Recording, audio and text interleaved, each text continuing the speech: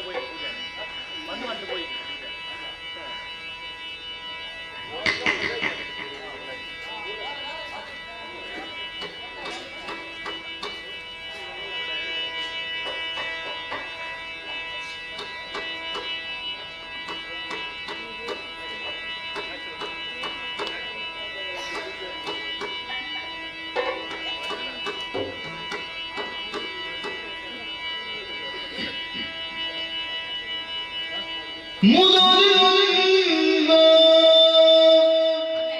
ನಿನ್ನ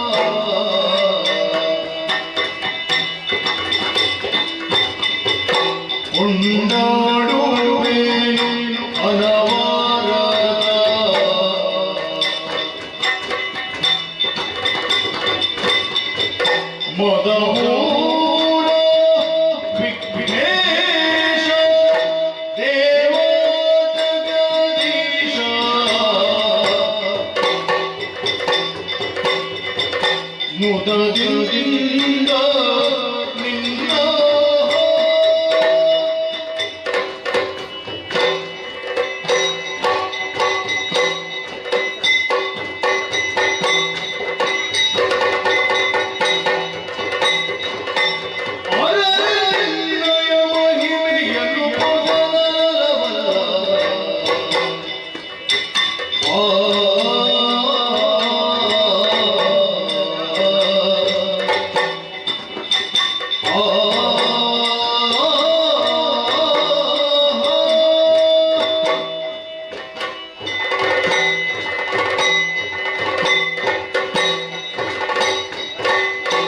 ಅರಣ್ಯ ಮಹಿಮೆಯನ್ನು ಪೊಗಲಬಲ್ಲ.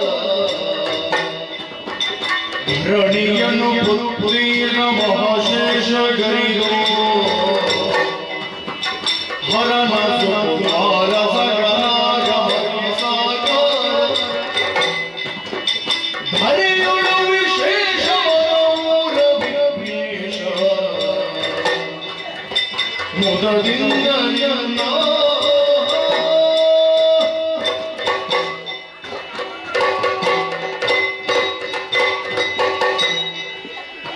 ಶರಣು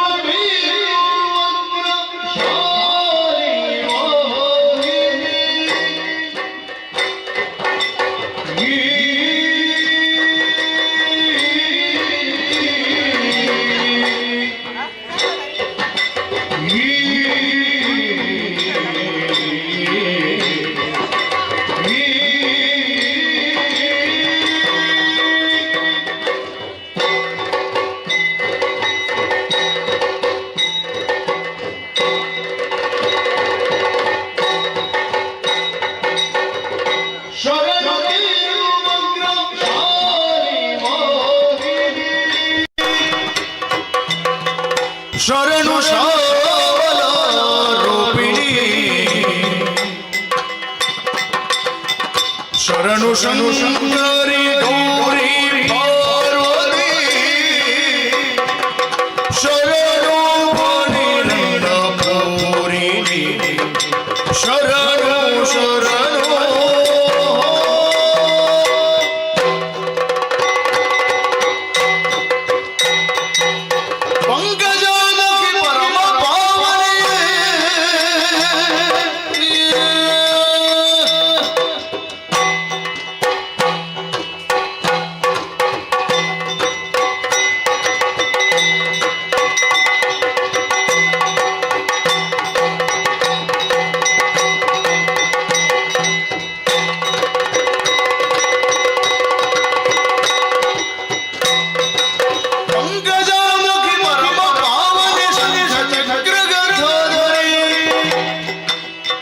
ಶಂಕರ ಪ್ರಿಯ ದೇವಿ ತವ ಪದ ಪಂಕರುಹಗೆ ನಮೋ ನಮೋ ಶಂಕರ ಪ್ರಿಯ ದೇವಿ ತವ ಪದ ಪಂಕರುಹಗೆ ನಮೋ ನಮೋ ಶರಣು ಶರಣು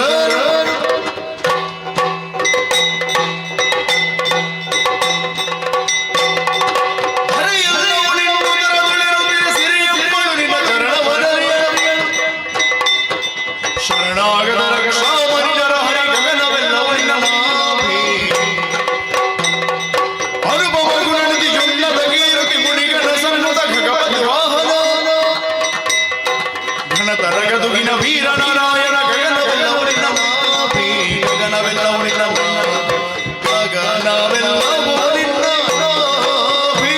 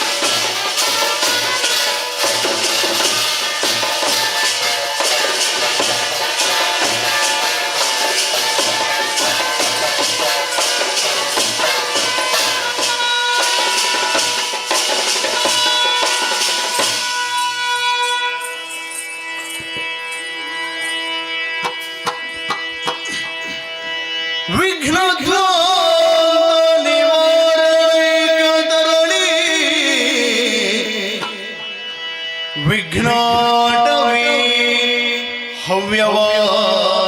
ಹವ್ಯವಾಟ್ ವಿಘ್ನವ್ಯಾಲ ಕುಲಾಭಿಮಾನ ಗರುಡೋ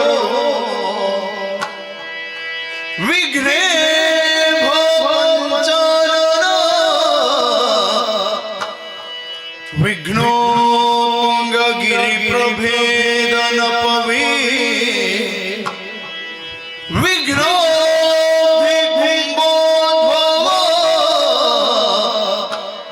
ವಿಘ್ನೌಘ ಪ್ರಕುಲ ಪ್ರಚಂಡ ಪವನೋ ವಿಘ್ನೇಶ್ವರ ಪಾಹಿ ವಿಘ್ನೇಶ್ವರ ಪಾಹಿ ಗಜಮುಖದ ಬಗೆ ಗಣಪಗೆ ಚಲ್ವಾದ್ರಿ ಜಾಗ ವಂದಿತನಿ ಆರತಿ ಎತ್ತೀರೆ ಆರತಿ ಎತ್ತೀರೆ ಗಜಮುಖದ ಬಗೆ ಗಣಪಗೆ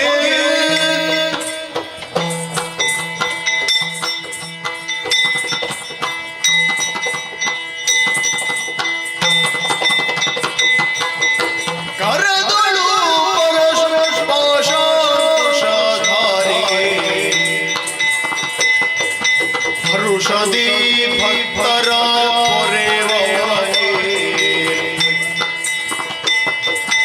ಮುರಗಭೂಷ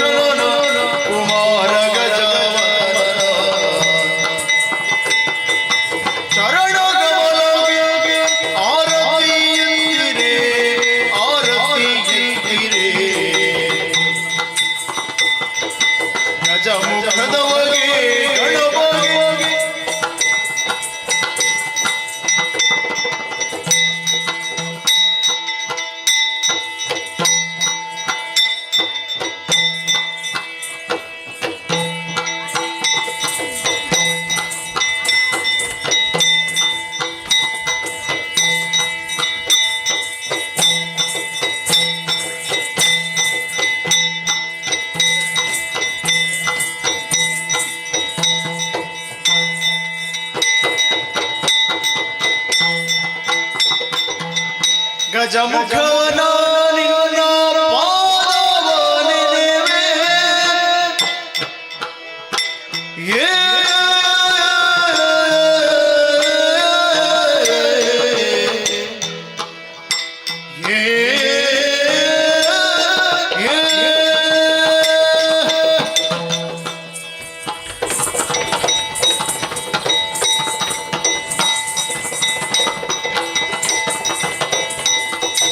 ಗಜಮುಖನ ನಿನ್ನ ಪಾದವ ನೆನೆವೆ.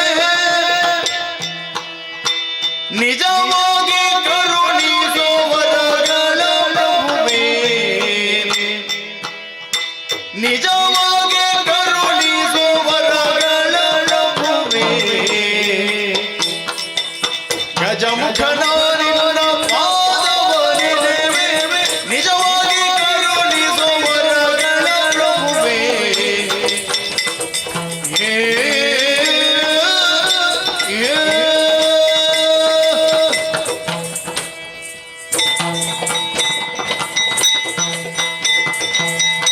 ಮೂಷಿಕ ವಾಹನ ಮೋದಕ ಹಸ್ತ ಪಾಶಾಂಕುಶಧರ ಕಮಲ ಪ್ರಶಸ್ತ. ಮೂಷಿಕ ವಾಹನ ಮೋದಕ ಹಸ್ತ ಪಾಶಾಂಕುಶಧರ ಕಮಲ ಪ್ರಶಸ್ತ. ಶ್ಯಾಮಲ ವರ್ಣ ಲಂಬಿತ ಸೂತ್ರ.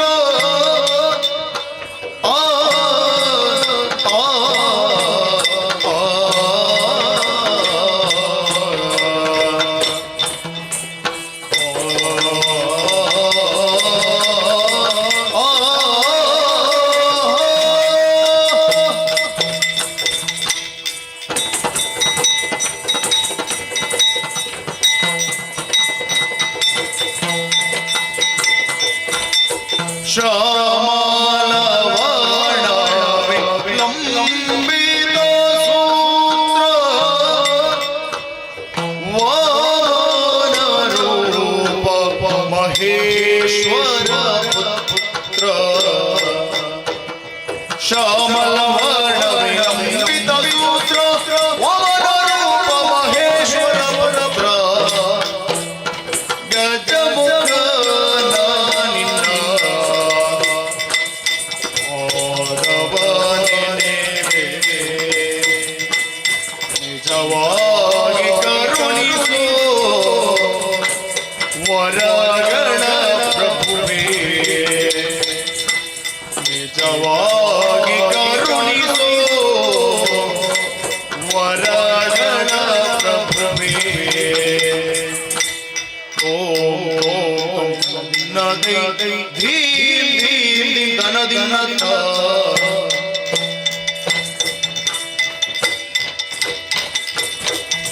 ತದೈ ದಿನ ದೈ ತದೈ ದಿನ ದೈ ತದೈ ದಿನ ದೈ ದೈ ದಿನ ದಾದಿನ ದೈ ದಿನ ದಾದಿನ ದೈ ದಿನ ದಾದಿನ ದೈ ದೈ ದತ್ತ.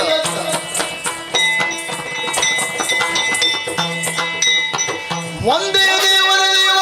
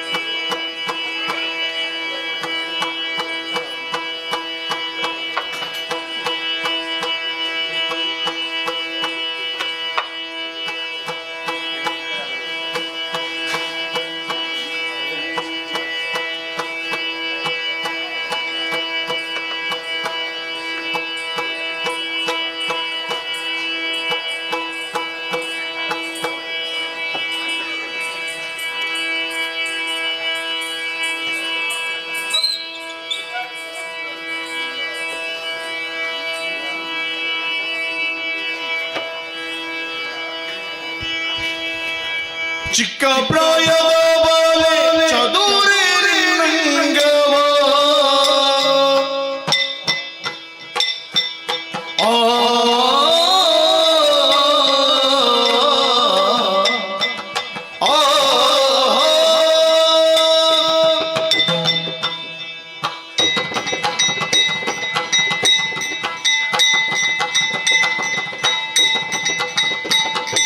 ಚಿಕ್ಕ ಪ್ರಾಯದ ಬಾಲೆ ಚದುರಿನಂಗವ ಉರಿವುದೇನೆ ಮದವ ಕೃತ ಬರುತ್ತಿದೆ ಮಾರನ ಮದದನೆ ಮದವ ಕೃತ ಬರುತ್ತಿದೆ ಮಾರನ ಮದದನೆ ಉರಿವುದೇನೆ ಉರಿವುದೇನೆ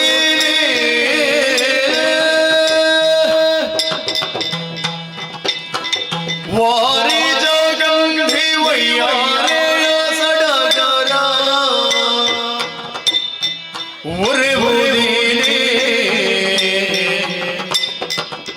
ಬಂಗಾರದ ಕಂಠಿಗೈ ಬಳ್ಳರ ಪಣಿಗಳ ಬಂಗಾರದ ಕಂಠಿಗೈ ಬಳ್ಳರ ಪಣಿಗಳ ಉರಿವುದೇನೆ ಚಿಕ್ಕ ಪ್ರಾಯದ ಬಾಲೆ ಚದುರಿನಂಗವ ಉರಿವುದೇನೆ ಉರಿವುದೇನೆ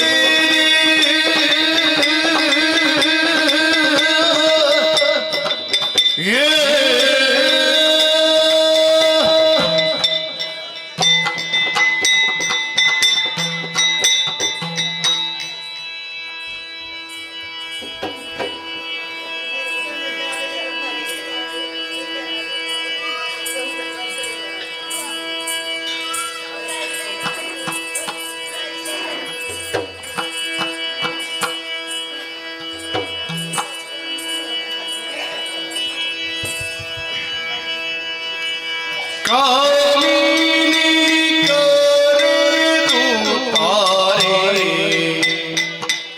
ಶ್ರೀ ಮಂಜುನಾಥ ಸ್ವಾಮಿಯ ಬಿಟ್ಟಿರೋರೆ ಶ್ರೀ ಮಂಜುನಾಥ ಸ್ವಾಮಿಯ ಬಿಟ್ಟಿರೋರೆ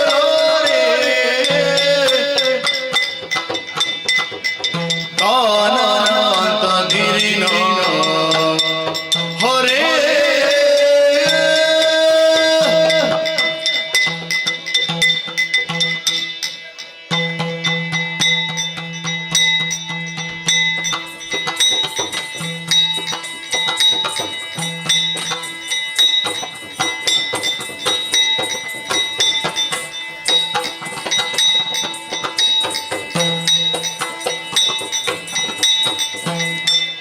ಕಾಮಿನಿ ಕರೆದು ತಾರೆ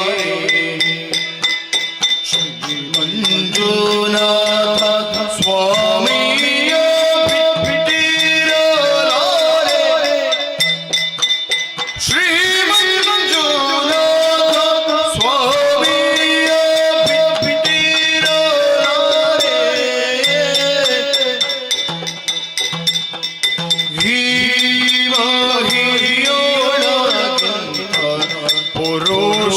ಪುರುಷನುಳ್ಳನೆ ಕಾತೆ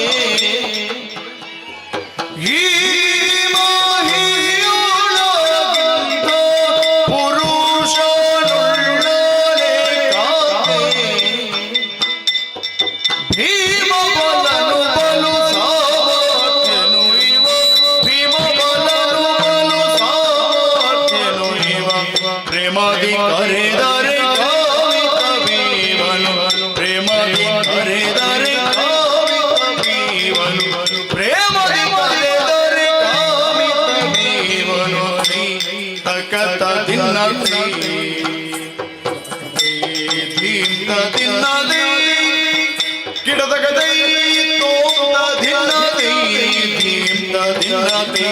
ತಕತ ದಿನ ದೈ ದಿನ ದೈ ದಿನ ದೈ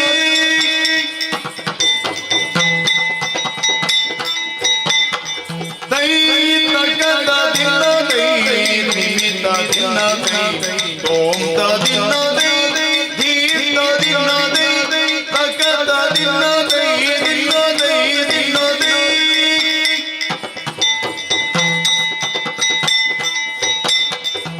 ಧಿತ್ತೋ ಗಿಡ ಗಿಡ ತಕ ದರಿ ಗಿಡ ಗಿಡ ತಕತ ಧಿತ್ತೋ ಗಿಡ ಗಿಡ ತಕ ದರಿ ಗಿಡ ಗಿಡ ತಕತ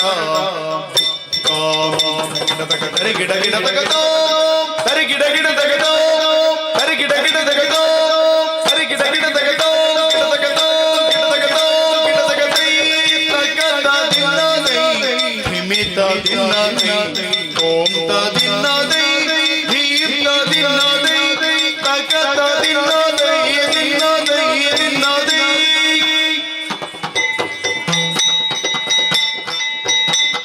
ಧೀಮ್ ಗಿಡ ಗಿಡ ತಕ ದರಿ ಗಿಡ ಗಿಡ ತಕ ಧೀಮ್ ಗಿಡ ಗಿಡ ತಕ ದರಿ ಗಿಡ ಗಿಡ ತಕ ಧೀಮ್ ಗಿಡ ಗಿಡ ತಕ ದರಿ ಗಿಡ ಗಿಡ ತಕ ಧಿತ್ತೋ ಧಿತ್ತೋ ಧಿತ್ತೋ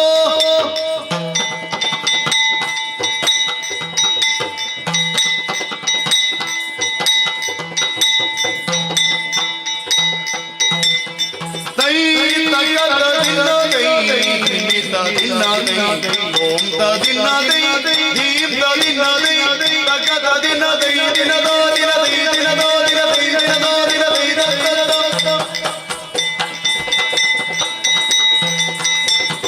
ತಾನಂತ ದಿರಿನ ಹೊರೆ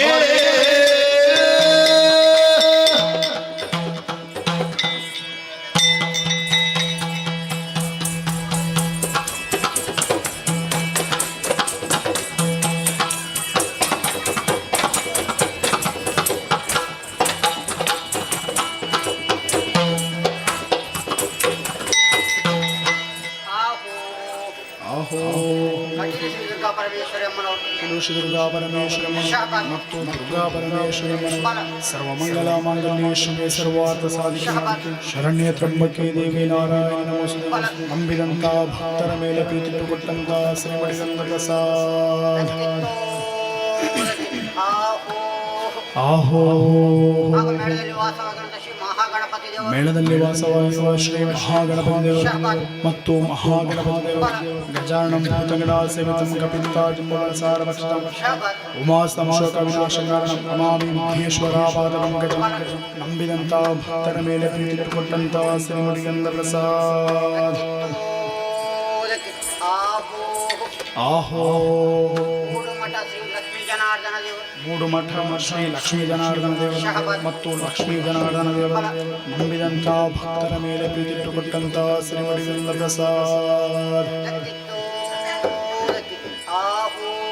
ಆಹೋ ಹಾಗೂ ಸ್ಥಳದಲ್ಲಿ ನೆಲೆಸಿರುವಂತಹ ಸಕಲ ದೈವ ದೇವರು ಸ್ಥಳದಲ್ಲಿ ನೆಲೆಸಿರುವಂತ ಸಕಲ ದೈವ ದೇವರು ಮತ್ತು ಸಕಲ ದೈವ ದೇವರು ನಂಬಿದಂತ ಭಕ್ತರ ಮೇಲೆ ಪ್ರೀತಿ ಕೊಟ್ಟಂತ ಶ್ರೀ ಮುಡಿಗಂಧ ಪ್ರಸಾದ ಆಹೋ ಕೊಡತ್ತೂರು ಶ್ರೀ ಸನತ್ ಕುಮಾರ್ ಶೆಟ್ಟಿ ಅವರು ಕೊಡತೂರು ಶ್ರೀ ಸನತ್ ಕುಮಾರ್ ಶೆಟ್ಟಿ ಮತ್ತು ಸನತ್ ಕುಮಾರ್ ಶೆಟ್ಟಿ ಆರ್ತಿಗಾರರು ಕುಶಲಗಾರರು ಮೋಜುಗಾರರು ನಮ್ಮ ಮೇಲೆ ಪ್ರೀತಿ ಕೊಟ್ಟಂತ ಬಟ್ಟೆ ಶಕ್ತಿ ಸಭೆಗೆ ಒಂದು ಕೇಳೆ ಗೋಪಿ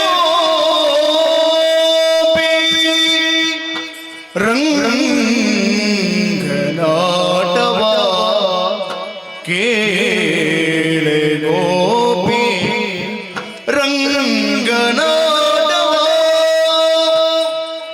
ನೀ ಕರುಣದಿಂದ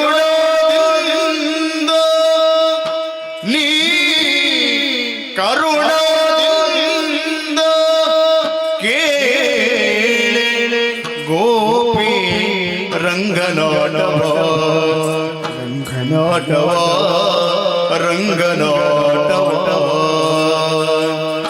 ಕೇಳೆ ಗೋಪಿ ರಂಗನಾಟವ ನೀ ಕರುಣದಿಂದ ಕೇಳೆ ಗೋಪಿ ರಂಗನಾಟವ ರಂಗನಾಟವ ರಂಗನಾಟವ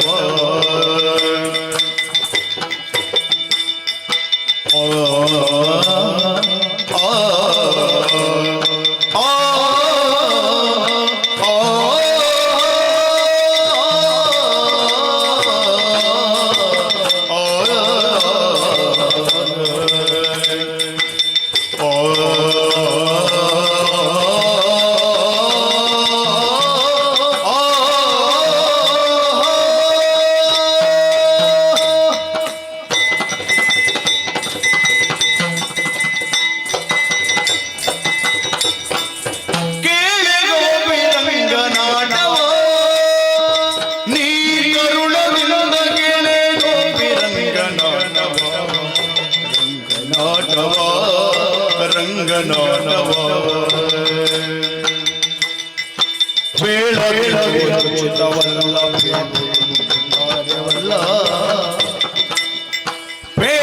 ಬೇಳಗಿರುವುದುಚಿತವಲ್ಲ ಬೇಳುವುದೊಂದು ಕಾರ್ಯವಲ್ಲ ಕೇಳೆ ಗೋಪಿ ರಂಗನಾಟವ ನೀ ಕರುಣದಿಂದ ಕೇಳೆ ಗೋಪಿ ರಂಗನಾಟವ ಬೇಳಗಿರುವುದುಚಿತವಲ್ಲ ಬೇಳುವುದೊಂದು ಕಾರ್ಯವಲ್ಲ ಕೇಳೆ ಗೋಪಿ ರಂಗನಾಟವ ಸರಿಯೊಳಗೆ ಬಾಗಿಲು ಮುರಿಯಲಾಗಿ ಬೆದರಿ ಕದವ ಸರಿಯೊಳಗೆ ಬಾಗಿಲು ಮುರಿಯಲಾಗಿ ಬೆದರಿ ಕದವ ತೆರೆಯೊಳಗೆ ಬಂದು ಅರಿಯದಿಯದೆ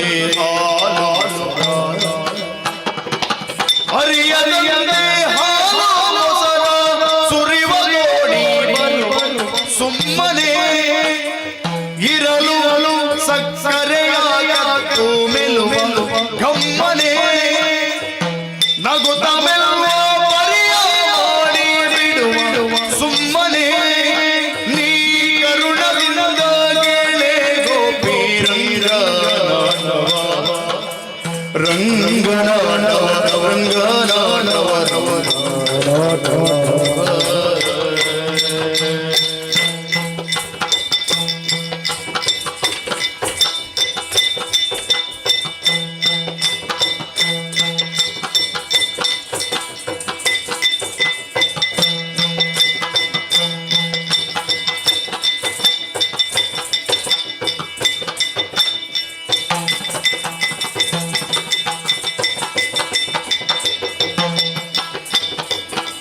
ಸರಿಯಾದ ಬಾಗಿ ಮುರಿಯಾದಾಗಿ ಬದರಿ ಗದವ ತೆರೆಯೊಳಗೆ ಬಂದು ಅರಿಯಾದರಿಯ ಹಾಲು ಮೊಸರ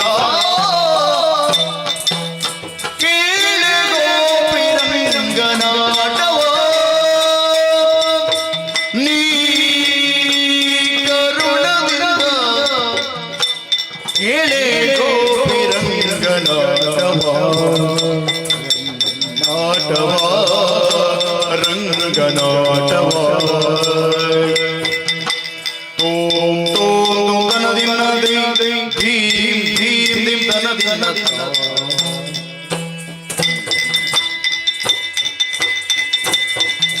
ದಿತ್ತ ಗಿಡದ ಗಿಡದ ಗಿಡದ ಗಿಡದ ಗಿಡದ ಗಿಡದ ಗಿಡದ ಗಿಡದ ಗಿಡದ ಗಿಡದ ಗಿಡದ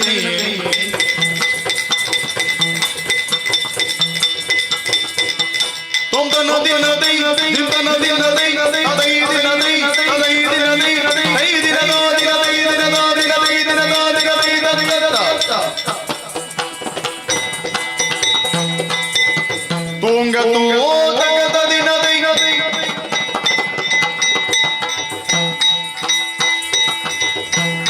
ಹೋಗಿ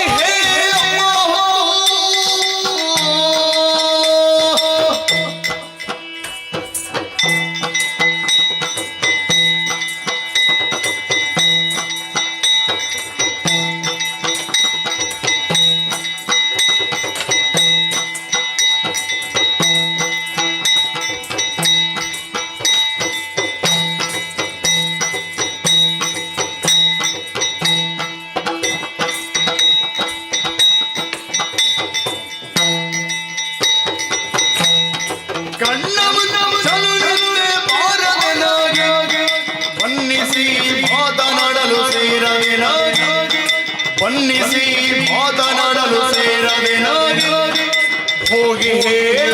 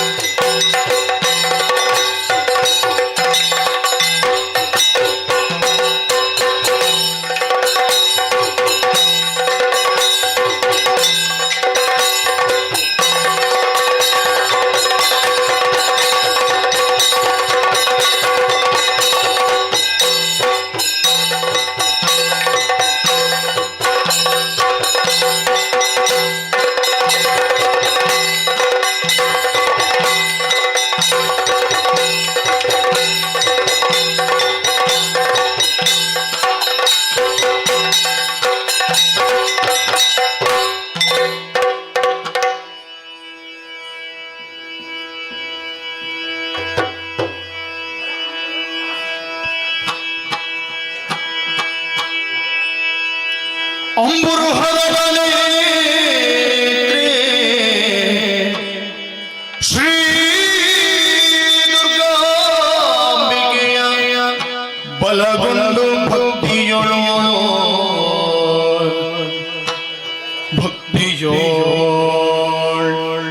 ಅಂಬಿಕಾ ವಿಘ್ನರ ಪಿರಿದು ಸಂಸ್ತುತಿಸಿ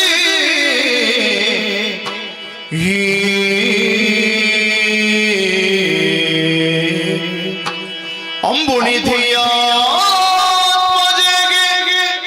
ಕೈ ಮುಗಿದು ಅಂಬುಜ ಪಾಣಿಯರ ಪಾದಾಲಗೆ ಪೊಡಮಡುತ್ತ ವರ್ಣಿಪೆನಿ ಕಥಾಮೃತವ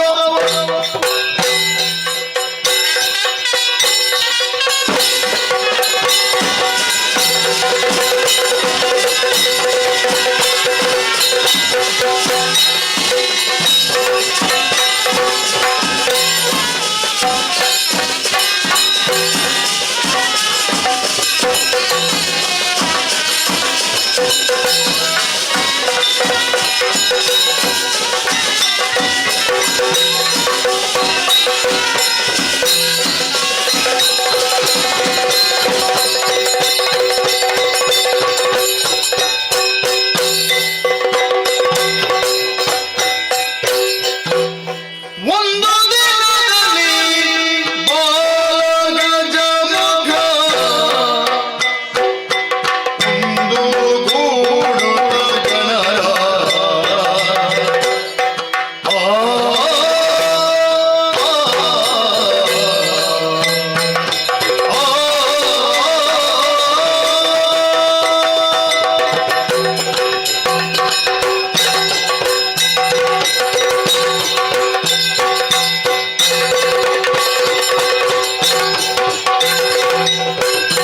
ಒಂದು ದಿನದಲ್ಲಿ ಬಾಲಗಜಮುಖ ಒಂದು ಗೂಡುತ್ತ ಜನರ ಆಮೋದದಿಂದ ಕೈಲಾಸದಲ್ಲಿ ನಡೆದರೆ ಆಮೋದದಿಂದ ಕೈಲಾಸದಲ್ಲಿ ನಡೆದರೆ ಚಂದ್ರಚಂದ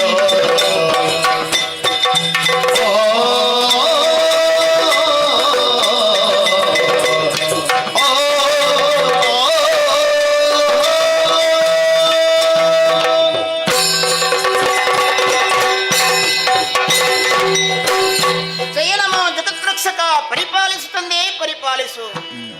ನಮ್ಮವರೇ, ಭವ್ಯವೂ ದಿವ್ಯವೂದಂತ ಈ ಪ್ರಪಂಚದಲ್ಲಿ ಯಾವನೆಬ್ಬ ವ್ಯಕ್ತಿಯಾಗಲಿ ಒಂದು ಉತ್ತಮವಾದ ಕ್ಷೇತ್ರದಲ್ಲಿ ಅಥವಾ ಸ್ಥಳದಲ್ಲಿ ಜನಿಸಬೇಕಾದರೆ ಆತನು ಪೂರ್ವಜನ್ಮದಲ್ಲಿ ಪುಣ್ಯವನ್ನು ಮಾಡಿರಬೇಕಂತೆ. ಆ ಬಗ್ಗೆ ಆಲೋಚನೆ ಮಾಡುವಾಗ ನಾವು ಭಾಗ್ಯಶಾಲಿಗಳೇ ಸರಿ. ಈ ಪ್ರಪಂಚದಲ್ಲಿರುವಂತಹ ಎಲ್ಲ ಜನಜೀವರಾಶಿಗಳು ಪ್ರಭು ಪರಮೇಶ್ವರನನ್ನು ದೇವರು ದೇವರು ಎಂಬುದಾಗಿ ಕೊಂಡಾಡುತ್ತಾ ಇದ್ದಾರೆ. ಆದರೆ ಆ ದೇವರಿಗೆ ಮಕ್ಕಳಾಗಿ ನಾವು ಜನಿಸಿಕೊಂಡಿದ್ದೇವೆ. ಇದು ಭಾಗ್ಯ, ಇದು ಭಾಗ್ಯ, ಇದು ಭಾಗ್ಯವಯ್ಯ. ಇದಕ್ಕಿಂತ ಭಾಗ್ಯ ಇನ್ನೇನಿದೆ ಹೇಳಿ. ಆದರೆ ಈ ಕೈಲಾಸದಲ್ಲಿ ಯಾಕೋ ಏನೋ ಮನಸ್ಸಿಗೆ ಒಂದು ರೀತಿಯ ಬೇಸರ. ಈ ಬೇಸರವನ್ನು ದೂರ ಮಾಡೋದು ಹೇಗೆ ಎಂಬುದಾಗಿ ನನ್ನಷ್ಟು ಆಲೋಚನೆ ಮಾಡುವಾಗ ಉತ್ತರವು ದೊರಕಿತು.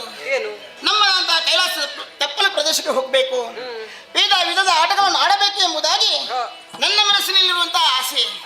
ನೇರವಾಗಿ ಅಪ್ಪ ಅಮ್ಮನ ಬಳಿಗೆ ಹೋದೆ, ವಿಚಾರವನ್ನು ಹೇಳಿದೆ. ಅವರು ಆಶೀರ್ವಾದ ಮಾಡಿದ್ರು. ಆದರೆ ಹೇಳಿದಂತಹ ಮಾತು, ಗಣೇಶ, ನಿನಗೆ ನಿನ್ನದೇ ಅಂತಹ ಕರ್ತವ್ಯ ಒಂದು ಇದೆ. ಆ ಕರ್ತವ್ಯವನ್ನು ಯಾವತ್ತೂ ಕೂಡ ನೀನು ಮರೆಯಬಾರದು ಎಂಬುದಾಗಿ ಆದ್ದರಿಂದ ಹೇಳಿದ್ದಾರೆ. ಆದಷ್ಟು ಬೇಗ ಬರಬೇಕು ಎಂಬುದಾಗಿ. ನಮ್ಮವರೇ, ಚಡಾನನ ಸಣ್ಣದ. ಆದರೆ ಈಗ ಒಂದು ವಿಚಾರ ಮಾಡುವ. ನಾನು ಕೈಲಾಸ ತಪ್ಪಲ ಪ್ರದೇಶಕ್ಕೆ ಆಟಗಳನ್ನು ಆಡುವುದಕ್ಕಾಗಿ ಹೋಗ್ತೇನೆ. ನನ್ನ ಜೊತೆಯಲ್ಲಿ ಬರ್ತೀರಾ? ಹೋಗುದಾ? ತಡ ಯಾಕೆ? ಬನ್ನಿ ಬನ್ನಿ ಬನ್ನಿ ಬನ್ನಿ.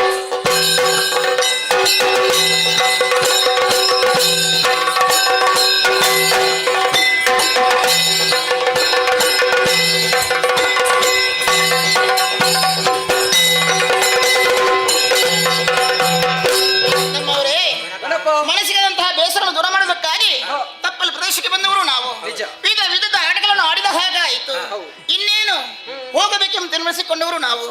ಬರುವಾಗಲೇ ಹೇಳಿದ್ದಾರಲ್ಲಮ್ಮ, ಅವರ ಅಪ್ಪ ಅಮ್ಮನ ಮನಸ್ಸು ಯಾವತ್ತೂ ನಾವು ನೋಯಿಸಲೇಬಾರದು. ಆದ್ರಿಂದ ತಡ ಮಾಡುದು ಸರಿಯಲ್ಲ. ಬನ್ನಿ ಬನ್ನಿ ಬನ್ನಿ ಬನ್ನಿ ಬನ್ನಿ. ನೋಡಿಯಲ್ಲಿ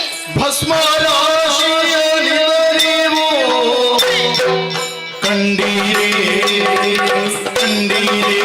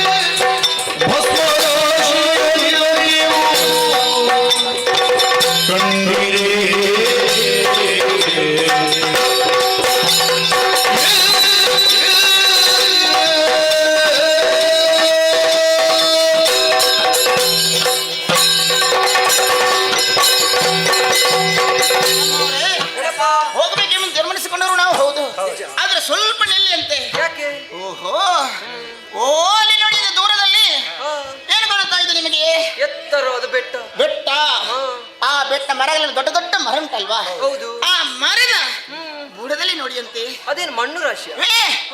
ಮಣ್ಣಲ್ಲ, ಭಸ್ಮದ ರಾಶಿ. ಹೌದಪ್ಪ. ಯಾರ ಭಸ್ಮದ ರಾಶಿ? ಯಾರದು? ಈ ಹಿಂದೆ ನಮ್ಮ ಅಪ್ಪನ ಮೂರನೇ ಕಿಚ್ಚು ಕಣ್ಣಿಗೆ ಸುಟ್ಟು ಹೋದಂತಹ ಆ ಮನ್ಮಥನ ಭಸ್ಮದ ರಾಶಿ.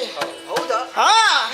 ಆ ಭಸ್ಮದ ರಾಶಿಯನ್ನು ಕಂಡಾಗ ನನ್ನ ಮನಸ್ಸಿನಲ್ಲಿ ಒಂದು ಆಸೆ. ಏನು? ಅದರಿಂದ ಏನಾದರೂ ಒಂದು ತಯಾರು ಮಾಡಬೇಕು. ಅದರಲ್ಲಿ ಏನು ಮಾಡುದು? ಅರ್ಥಾತ್ ಗೊಂಬೆಯನ್ನು ತಯಾರು ಮಾಡಬೇಕು ಎಂಬುದಾಗಿ. ಹಾಗಂತ ಹೇಳಿ ಗೊಂಬೆಯನ್ನು ತಯಾರು ಮಾಡಬೇಕಿದ್ರೆ ಕೆಲಸ ತುಂಬಾ ಉಂಟಪ್ಪ. ಹೌದಪ್ಪ. ಒಬ್ಬರಿಂದ ಆಗುವಂತದ್ದಲ್ಲ ಅಲ್ವಾ? ಅದಕ್ಕಾಗಿ ನಂದಿ ಗಣಪ ನೀನೊಂದು ಉಪಕಾರವನ್ನು ಮಾಡ್ತೀಯಾ? ಏನು ಗಣಪ? ಇಷ್ಟವರೆಗೆ ಯಾವ ಕೆಲಸವನ್ನು ಹೇಳಿದ್ರು ಕೂಡ ನಾನು ಕೇವಲ ಬೆರಳನ್ನು ತೋರಿಸಿದ್ರೆ ಸಾಕು, ತಲೆಯಲ್ಲಿ ಹೊತ್ತುಕೊಂಡು ಮಾಡ್ತಾ ಇದ್ದವನು ನೀನು. ಈಗಲೂ ಕೂಡ ಅಷ್ಟೇ. ಆ ಗೊಂಬೆ ಮಾಡ್ಬೇಕಿದ್ರೆ ನೀರು ಬೇಕಲ್ವಾ? ತಂದು ಕೊಡ್ತೀಯಾ ಗಣಪ? ನಿಂಗೆ ಅಮ್ಮ ಲಡ್ಡು ಕಡುಬೆಲ್ಲ ಕೊಡುವಾಗ ನನ್ನ ನೆನಪಾಗಲ್ಲ. ಅಯ್ಯೋ, ಈಗ ಅದು ದೂರದಲ್ಲಿ ಭಸ್ಮದ ರಾಶಿ ಕಾಣುವಾಗ ನನ್ನ ನೆನಪಾಗ್ತದೆ. ನನ್ನಿಂದ ಸಾಧ್ಯ ಇಲ್ಲ. ಅಲ್ಲ ಗಣಪ, ನಿನ್ನೆ ಕಬ್ಬು ಕೊಡ್ಲಿಲ್ವ? ನಾನು ಇಲ್ಲ ಕೊಡ್ಲಿಲ್ಲ. ಮೊದಲು ನಾನು ತಿಂದ್ರು ಕೂಡ ಆ ಬಳಿಕ ನಿನಗೆ ಕೊಡ್ಲಿಲ್ವಾ? ಬೇಡ ಬೇಡ, ನನಗೆ ಬೇಡ ಬೇಡ ಬೇಡ. ಸರಿ, ನೀನು ಸ್ವಲ್ಪ ಉಪಕಾರ ಮಾಡ್ತೀಯ. ಇವತ್ತು ಅವನ ಹಾಗೆ ನೀನಲ್ಲ, ಅದು ಗೊತ್ತು ನನಗೆ. ನೀನು ಮಾಡಿಯೇ ಮಾಡ್ತೀಯ. ಆಟ ಮಾಡಿದ್ದು ನಾವು ಯಾವ ಸ್ಥಳ? ಯಾವತ್ತಿನ ಹಾಗೆಲ್ಲ ಇವತ್ತು ಆಟ. ಇವತ್ತಿನ ಆಟದ ಕ್ರಮವೇ ಬೇರೆ ಅಲ್ವಾ? ಸರಿ, ಏನಿರ್ಲಿ, ಆ ಗೊಂಬೆಯನ್ನು ತಯಾರು ಮಾಡ್ಬೇಕಿದ್ರೆ ನೀರು ಬೇಕಲ್ವಾ? ಸ್ವಲ್ಪ ಸುಸ್ತು ಜಾಸ್ತಿ ಆಗಿದೆ. ಇವತ್ತು ಆಗೋದು ಸುಸ್ತಾಗಿದೆ. ತುಂಬಾ ಸುಸ್ತಾಗಿದೆ. ಹೌದಾ? ಉಪಕಾರ ಮಾಡೋದಿಲ್ವಾ? ಬೇಡ ಬನ್ನಿ. ನೀವು ಯಾವತ್ತಾದ್ರೂ ನನಗೆ ಉಪಕಾರ ಮಾಡಿದ್ದೀರಾ? ಇಲ್ಲ. ನಿಮಗೆ ಬೇಕಾದ್ರೆ ಹೇಳ್ತೀರಿ ಅದು ಮಾಡು ಇದು ಮಾಡು ಎಂಬುದಾಗಿ. ನಾನು ಉಪಕಾರ ಮಾಡಬೇಕು, ನನಗೆ ನೀವು ಉಪಕಾರ ಮಾಡೋದಿಲ್ಲ. ಬೇಡ ಬಿಡಿ. ನಮ್ಮ ಅಪ್ಪನ ಅನುಗ್ರಹ ನನಗಿದೆ. ಪ್ರಭು ಪರಮೇಶ್ವರ ಅವರ ಅನುಗ್ರಹ ಸದಾ ನನ್ನ ಮೇಲಿರುವಾಗ ಯಾವ ಕಷ್ಟ ಕಾರ್ಪಣ್ಯಗಳು ಬರುವುದಕ್ಕೆ ಸಾಧ್ಯವೇ ಇಲ್ಲ. ಮನಸಾರೆ ಅವರನ್ನೇ ಧ್ಯಾನಿಸಿ ಈ ಕ್ಷಣದಲ್ಲಿ ಗೊಂಬೆ ತಯಾರು ಮಾಡ್ತೇನೆ. ನೋಡ್ತಾ ಇರಿ ನೋಡ್ತಾ ಇರಿ ನೋಡ್ತಾ ಇರಿ.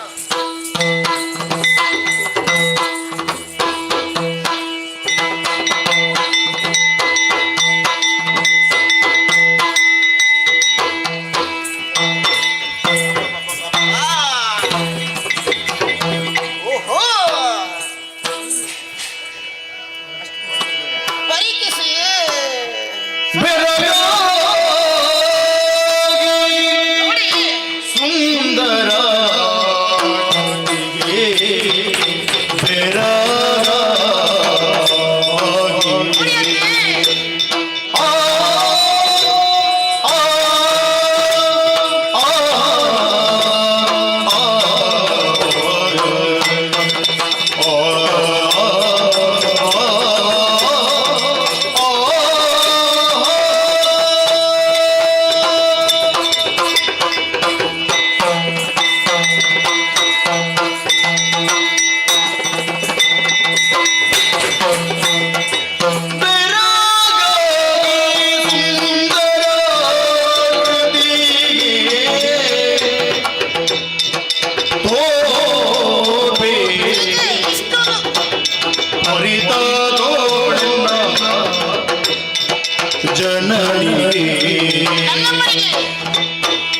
ಗೋಪಿ ತ್ವರಿತ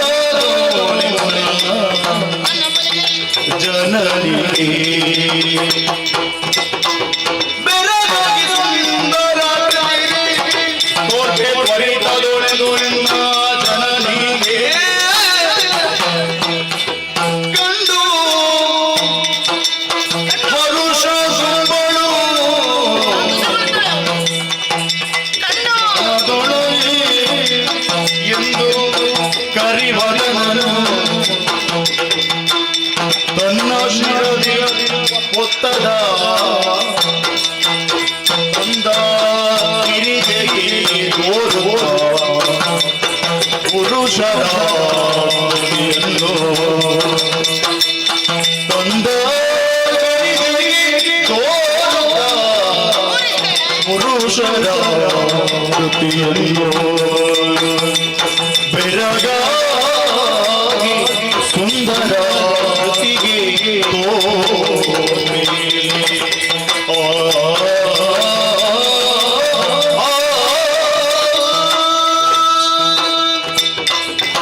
ನೋಡಿ ನೋಡಿ ನೋಡಿ ನೋಡಿ ನೋಡಿ ಗಣಪ ಓ ಎಷ್ಟು ಸುಂದರವಾಗಿದೆ. ಹೌದಾ? ಬೇಡ, ಯಾಕೆ? ನೀವು ನೋಡಬೇಡಿ. ಸ್ವಲ್ಪ ತೋರಿಸಿ ಸ್ವಲ್ಪವೂ ಇಲ್ಲ, ಹೆಚ್ಚಿಗೆಯೂ ಇಲ್ಲ. ಗಣಪ. ಉಪಕಾರ ಮಾಡಿ ಅಂತ ಹೇಳಿದಾಗ ನಿಮ್ಗೆ ಯಾರಿಗೂ ಕೂಡ ಉಪಕಾರ ಮಾಡೋದಕ್ಕೆ ಮನಸ್ಸೇ ಬರಲಿಲ್ಲ. ಈಗ ನೋಡಿ ಅಂತೆ ನಿಮ್ಮ ಯಾರ ಸಹಾಯವಿಲ್ಲದೆ ಗೊಂಬೆಯನ್ನು ತಯಾರು ಮಾಡಿದ್ದೇನೆ. ಹಬ್ಬಬ್ಬಬ್ಬ, ಆ ಹನೆ ನೋಡು, ಆ ಕಣ್ಣು, ಆ ಮೂಗು, ಆ ತುಟಿ, ಕೈ, ಕೊರಳು, ಹಬ್ಬಬ್ಬಬ್ಬ ನೋಡಿದರೆ ಪುರುಷಾಕೃತಿಯಲ್ಲಿ ಕಾಣುತ್ತಾ ಇದೆ. ಹೌದಾ? ಏ ಹೌದೇನು ನಂದಿ? ಏನು? ಇದನ್ನು ಇಲ್ಲೇ ಬಿಟ್ಟು ಹೋಗುದಾ? ಅಲ್ಲ. ಬೇಡಪ್ಪ, ಇದನ್ನು ತಲೆಯಲ್ಲಿ ಹೊತ್ತುಕೊಂಡು ಹೋಗ್ತೇನೆ. ಹಾ. ಎಲ್ಲಿಗೆ? ಎಲ್ಲಿಗೆ? ಕೈಲಾಸಕ್ಕೆ. ಓಹೋ. ಅಲ್ಲಿ ಹಾ. ನನ್ನ ಅಮ್ಮ ಇದ್ದಾರೆ. ಹೌದು. ಅವರು ಇದನ್ನು ನೋಡಿದ್ರೆ ಹಾ. ಖಂಡಿತವಾಗಿ ಸಂತೋಷಗೊಂಡೇಗೊಳ್ತಾರೆ. ಆದ್ರೆ ತಡ ಮಾಡೋದು ಸರಿಯಲ್ಲ. ಆದಷ್ಟು ಬೇಗ ಕೈಲಾಸಕ್ಕೆ ಹೋಗಿ ಬನ್ನಿ. ಬನ್ನಿ ಬನ್ನಿ ಬನ್ನಿ ಬನ್ನಿ ಬನ್ನಿ ಬನ್ನಿ.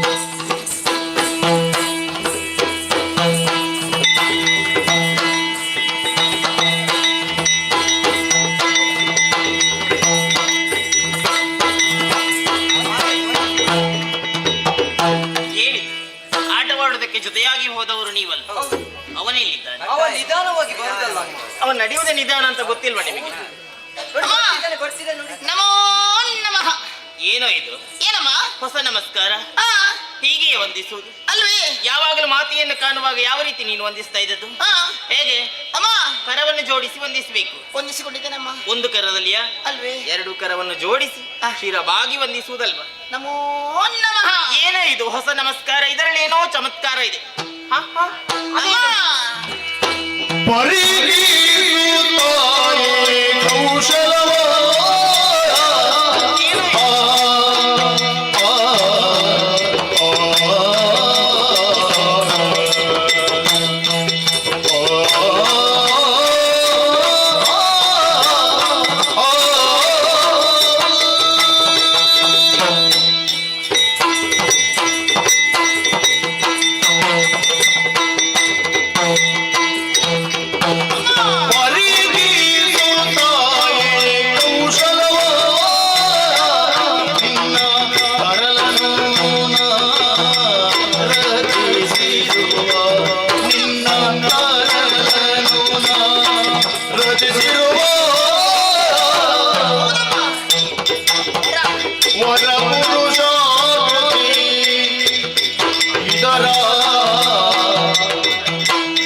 ಅನವರತನ ಬಲಿಯೊಳಿಸಿ ಕೊಂಡಾಡುವೆ ಬಲಿಯೊಳಿಸಿ ಕೊಂಡಾಡುವೆ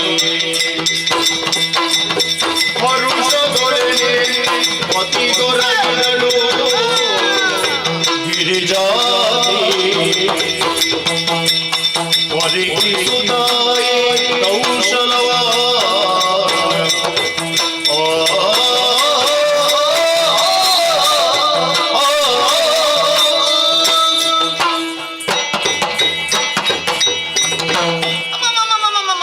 ಏನೋ ಇದು? ಅಮ್ಮ ಆ, ನೋಡಿ ಅಮ್ಮ ಇಲ್ಲಿ ನೋಡಿ. ಏನಿದು? ಗೊಂಬೆ ಇದು ಯಾಕೆ ನಿನಗೆ? ಗೊಂಬೆ ಗೊಂಬೆ ಅಮ್ಮ. ಗೊಂಬೆಯ? ಹೌದಮ್ಮ. ಯಾರು ಕೊಟ್ಟದ್ದು ನಿನಗೆ? ಅಮ್ಮ ಆ. ಯಾರ್ಯಾರೆಲ್ಲ ಕೊಟ್ಟ ನನಗೆ ಸಿಕ್ಕಿತ್ತು. ಆ. ನಿಮ್ಮಿಂದಲೇ ಆಶೀರ್ವಾದವನ್ನು ಪಡೆದು ಆ. ಆಟವನ್ನು ಆಡೋದಕ್ಕೆ ಹೋದವನು ನಾನು. ಇಲ್ಲಿ ಕೈಲಾಸ ತಪ್ಪಲ ಪ್ರದೇಶದಲ್ಲಿ ಆ. ಭಸ್ಮದ ರಾಶಿಯನ್ನು ಕಂಡೆ ನಮ್ಮ ನಾನು. ಭಸ್ಮವನ್ನು ಕಂಡೆಯ? ಹೌದಮ್ಮ. ಆ ಭಸ್ಮದ ರಾಶಿಯನ್ನು ಕಂಡಾಗ ಎಲ್ಲಿಲ್ಲದ ಆಸೆ ಏನು ಆಸೆ ಮನಸ್ಸಿನಲ್ಲಿ ಹುಟ್ಟಿತಮ್ಮ. ಆಸೆ ಬಿಟ್ಟಿತ್ತು ಆ. ಭಸ್ಮವನ್ನು ಕಾಣುವಾಗ. ಹೌದಮ್ಮ. ಅದು ಯಾಕೆ ನಿನ್ನೆ? ಆ ಭಸ್ಮದಿಂದ ಗೊಂಬೆಯನ್ನು ತಯಾರು ಮಾಡಬೇಕೆಂಬುದಾಗಿ ಆ. ಅಮ್ಮ ಅವರಲ್ಲಿ ಎಲ್ಲ ಕೇಳಿದೆ. ಸ್ವಲ್ಪ ಸಹಾಯ ಮಾಡಿ ಎಂಬುದಾಗಿ. ಯಾರಲ್ಲಿ? ನಂದಿ ಷಡಾನನ ಅವರೆಲ್ಲ ಇದ್ರಲ್ಲ. ಅಮ್ಮ ಈಗ ಭಸ್ಮ ತರುವುದಕ್ಕೆ ನೀನು ಯಾಕೆ, ನಾನಿಲ್ವಾ? ಅಯ್ಯೋ ತಂದೆಯವರಿಗೆ. ಅದು ತಂದೆಯವರಿಗೆ ಅಲ್ಲ ಅಮ್ಮ. ಮತ್ತೆ? ಆ ಭಸ್ಮದಿಂದ ಗೊಂಬೆ ತಯಾರು ಮಾಡಬೇಕೆಂಬುದಾಗಿ ನನ್ನ ಉದ್ದೇಶ. ನಿನಗೆ ಭಸ್ಮವನ್ನು ಕಾಣುವಾಗ ಅದರಿಂದ ಒಂದು ಆಕೃತಿಯನ್ನು ರಚಿಸಬೇಕು ಎನ್ನುವ ಹಾಗೆ ಆಲೋಚನೆ ಆಯ್ತು. ಮತ್ತೇನು ಮಾಡಿದೆ? ಗೊಂಬೆಯನ್ನು ತಯಾರು ಮಾಡಿದೆ. ರಚಿಸಿದ್ದೇನೆ. ಓ ಇವರ ಸಹಾಯವಿಲ್ಲದೆ? ಇಲ್ಲದೆ. ಹಾ. ಅವರು ಸಹಾಯ ಮಾಡುದಿಲ್ಲಮ್ಮ. ಅವರಿಗೆ ಸಹಾಯ ಮಾಡಬೇಕಂದ್ರೆ ಕೇಳ್ತಾರೆ ವಿನಃ ಏನೋ ಚೇಷ್ಟೆ ಮಾಡ್ತೀನಿ. ಇಲ್ಲ ಇಲ್ಲ ಇಲ್ಲ ಇಲ್ಲ ಇಲ್ಲ ಇಲ್ಲ ಇಲ್ಲ. ಏನು ಮಾಡಿದೆ? ಉಪಕಾರ ಮಾಡ್ಲಿಲ್ವಾ ಅವನಿಗೆ? ಆಟ ಸುಸ್ತಾಯ್ತು. ಅಕ್ಕ ಪಾಪ ಅಂತ ಕಾಣಿಸ್ತಮ್ಮ ನನಗೆ. ಸಣ್ಣವರಲ್ವೇ? ಅಲ್ವೇ? ಆಯ್ತೆಂದು ಒಪ್ಪಿಕೊಂಡೆ. ಆ ಬಳಿಕ ನನ್ನ ಅಪ್ಪನನ್ನೇ ಮನಸಾರೆ ಧ್ಯಾನಿಸಿ ಈ ಗೊಂಬೆಯನ್ನು ತಯಾರು ಮಾಡಿದನಮ್ಮ. ಆಯ್ತು. ನೋಡಿದರೆ ಪುರುಷ ಆಕೃತಿಯಲ್ಲಿ ಕಾಣುತ್ತಾ ಇದೆ. ಮುದ್ದಾಗಿದೆ, ಸೊಗಸಾಗಿದೆ. ಇರ್ಲಿ, ನನ್ನ ಮನಸ್ಸಿನ ಆಸೆ ಅಮ್ಮ. ಅನಾವೃತವು ಇದನ್ನು ಮಲ್ಲೆಯಲ್ಲಿ ಇರಿಸಿಕೊಂಡು ನನ್ನ ಮನಸ್ಸಿಗಂತ ಬೇಸರ ದೂರ ಮಾಡಬೇಕೆನ್ನುವುದಾಗಿ ನನ್ನ ಮನಸ್ಸಿನ ಆಸೆ. ಈಗ ಯಾವಾಗಲೂ ನಿನ್ನ ಜೊತೆ ಈ ವಿಗ್ರಹ ಬೇಕು ಎನ್ನುವ ಹಾಗೆ ಹೇಳ್ತಾ ಇದ್ದೀನಿ. ಇರ್ಲಿ, ಯಾರೀಗ ಬೇಡ ಅಂತ ಹೇಳಿದ್ರು? ಇರ್ಲಿ, ಇಟ್ಕೋ. ಇರ್ತದೆ. ಇರ್ಲಿ, ಆದ್ರೆ ಅಮ್ಮ ಇಟ್ಕೋ. ಆದ್ರೆ ಒಂದು ಆಸೆ ಅಮ್ಮ. ಏನಪ್ಪ? ಇದು ನೋಡಿ ಭಸ್ಮದಿಂದ ಮಾಡಿದ್ದಲ್ವಾ, ಇದು ಉಳಿತದಮ್ಮ. ಇವತ್ತಲ್ಲ ನಾಳೆ ಪುಡಿಯಾಗಿ ಹೋಗ್ತದೆ. ಅಲ್ವೇ? ಆದ್ರೆ ಮತ್ತೊಂದು ರಚಿಸಿದ್ರೆ ಆಯ್ತು. ಅಯ್ಯೋ, ಅಲ್ಲಿ ಭಸ್ಮ ಉಂಟಂದು ಹೇಳುವುದಕ್ಕಾಗ್ತದ? ಅಲ್ಲಿದ್ದ ಭಸ್ಮ ಎಲ್ಲ ಖಾಲಿ ಆಗಿದೆ ಅಲ್ವಾ? ಚಮತ್ಕಾರ ಮೆಚ್ಚಲೇಬೇಕು. ಹಾಗಾಗಿ ನೀವೊಂದು ಅನುಗ್ರಹ ಮಾಡ್ಬೇಕು. ಏನಂತ? ನೀವು ಮಾಡ್ತೀರೋ ಅಥವಾ ಅಪ್ಪ ಮಾಡ್ತಾರೋ ನಂಗೆ ಗೊತ್ತಿಲ್ಲ. ಅಲ್ಲ, ಏನು ಮಾಡ್ಬೇಕು? ಅದಕ್ಕೆ ಜೀವಕಲೆ ಕೊಡಿಯಮ್ಮ. ಇದಕ್ಕೆ ಜೀವಕಲೆಯನ್ನು? ಮಗನೇ, ನಿನ್ನ ಮಾತು ಸತ್ಯ. ಜೀವಕಲೆಯನ್ನು ಕೊಡುವಂತ ಶಕ್ತಿಯೂ ಸಾಮರ್ಥ್ಯವೂ ನಿನ್ನ ಮಾತೆಯಲ್ಲಿ ಇದೆ. ಆದ್ರೆ ಪ್ರಪಂಚಕ್ಕೆ ಆದರ್ಶ ಸತಿಪತಿಯರೆಂದೆನಿಸಿಕೊಂಡವರು ನಾವು. ನಿಜ. ಪ್ರಪಂಚದಲ್ಲಿ ಸಾಮಾನ್ಯರೇ ಆಗಲಿ, ಹೆಂಡತಿಯಾದವಳು ಒಂದು ಕಾರ್ಯವನ್ನು ಮಾಡ್ತಾಳೆ ತಾಗುವಾಗ ಗಂಡನ ಅನುಮತಿಯನ್ನು ಪಡೆದುಕೊಂಡು ಹೆಂಡತಿಯಾದವಳು ನಡಿಬೇಕು ಧಾರಾಳವಾಗಿ. ಇದು ಲೋಕಮುಖಕ್ಕೆ ಆದರ್ಶರಾದಂತಹ ನೋಡಿಯೇ ಹಾಗೆ ಅಮ್ಮ. ಹಾಗಿರುವಾಗ ನಿನ್ನ ತಂದೆಯಲ್ಲಿ ಒಂದು ಮಾತನ್ನು ಹೇಳಿದ್ರೆ ಹೇಗೆ? ಅವರು ಈಗ ಹೇಳುದು ನೀವು ಅಮ್ಮ. ಬೇಡಮ್ಮ, ಅಪ್ಪನಿಗೆ ಗೊತ್ತಾಗುದು ಬೇಡ. ಗೊತ್ತಾಯ್ತು. ಅದು ಯಾವುದೇ ಮಕ್ಕಳಿಗೆ ತಂದೆಯಲ್ಲಿ ಭಯವಿರ್ತದೆ, ತಾಯಿಯಲ್ಲಿ ಪ್ರೀತಿ ಇರ್ತದೆ. ಇಲ್ಲ, ನನ್ನ ಬಗ್ಗೆ ನೀವು ಆಲೋಚನೆ ಮಾಡಿ. ಆವತ್ತು ಒಂದು ದಿವಸ ಎಷ್ಟು ಸುಂದರವಾಗಿದ್ದವನು ನಾನು. ಕೇವಲ ಒಂದು ಕ್ಷಣದಲ್ಲಿ ಅಪ್ಪನ ಕೋಪಕ್ಕೆ ಬಲಿಯಾಗಿ ನನ್ನ ಮುಖ ನೋಡಿ ಅಮ್ಮ. ಗೊತ್ತಾಯ್ತು. ಅಪ್ಪ ಕೋಪ ಮಾಡಿಕೊಳ್ಳುದು ನಿನ್ನಲ್ಲಿ ಅಲ್ಲ, ಮಕ್ಕಳಲ್ಲಿ ಅಲ್ವಾ, ತಾಯಿಯಲ್ಲಿ ಕೋಪ. ಆ ಬಳಿಕ ಅನುಗ್ರಹ ಮಾಡಿದ್ದಾರೆ. ನಾನಿದ್ದೇನಲ್ಲ, ನನ್ನ ಮನದನ್ನ, ಅವರ ಮನಸ್ಸನ್ನು ಯಾವ ರೀತಿ ಬಲಿಸಬೇಕು ಎನ್ನುವುದನ್ನು ನಾ ಮನಗಂಡಿದ್ದೆ. ಹಾಗಾಗಿ ತಂದೆಯಲ್ಲಿ ಮಾತನಾಡುವ ತನಕ ಮೌನವಾಗಿದ್ದು ಅಲ್ಲಿ ವರ್ತಿಸಬೇಕು. ಸರಿಯಮ್ಮ, ಸುಮ್ಮನೆ ಇರ್ಲಿ. ಮೊದಲು ತಂದೆ ಹೇಗಿದ್ದಾರೆ ನೋಡಿಕೊ, ಮತ್ತೆ ಮಾತನಾಡಿ ಒಪ್ಪಿಸುವ. ನಂಗೆ ಗೊತ್ತಿಲ್ಲ, ನಂಗೆ ಬೇಕಮ್ಮ. ನಾನಿದ್ದೇನಲ್ಲ, ಕುಳಿತುಕೋ. ನಂಗೆ ಗೊತ್ತಿಲ್ಲಮ್ಮ. ಎಷ್ಟೇ ಮಾಡಬಾರ್ದು. ಓ ಪ್ರಾಣನಾಯಕ ಹೃದಯೇಶ್ವರಿ ಪ್ರಾಣನಾಯಕ ದೇವ ವೀಣಾಂಗ ಹರನೇ ದೇವಾ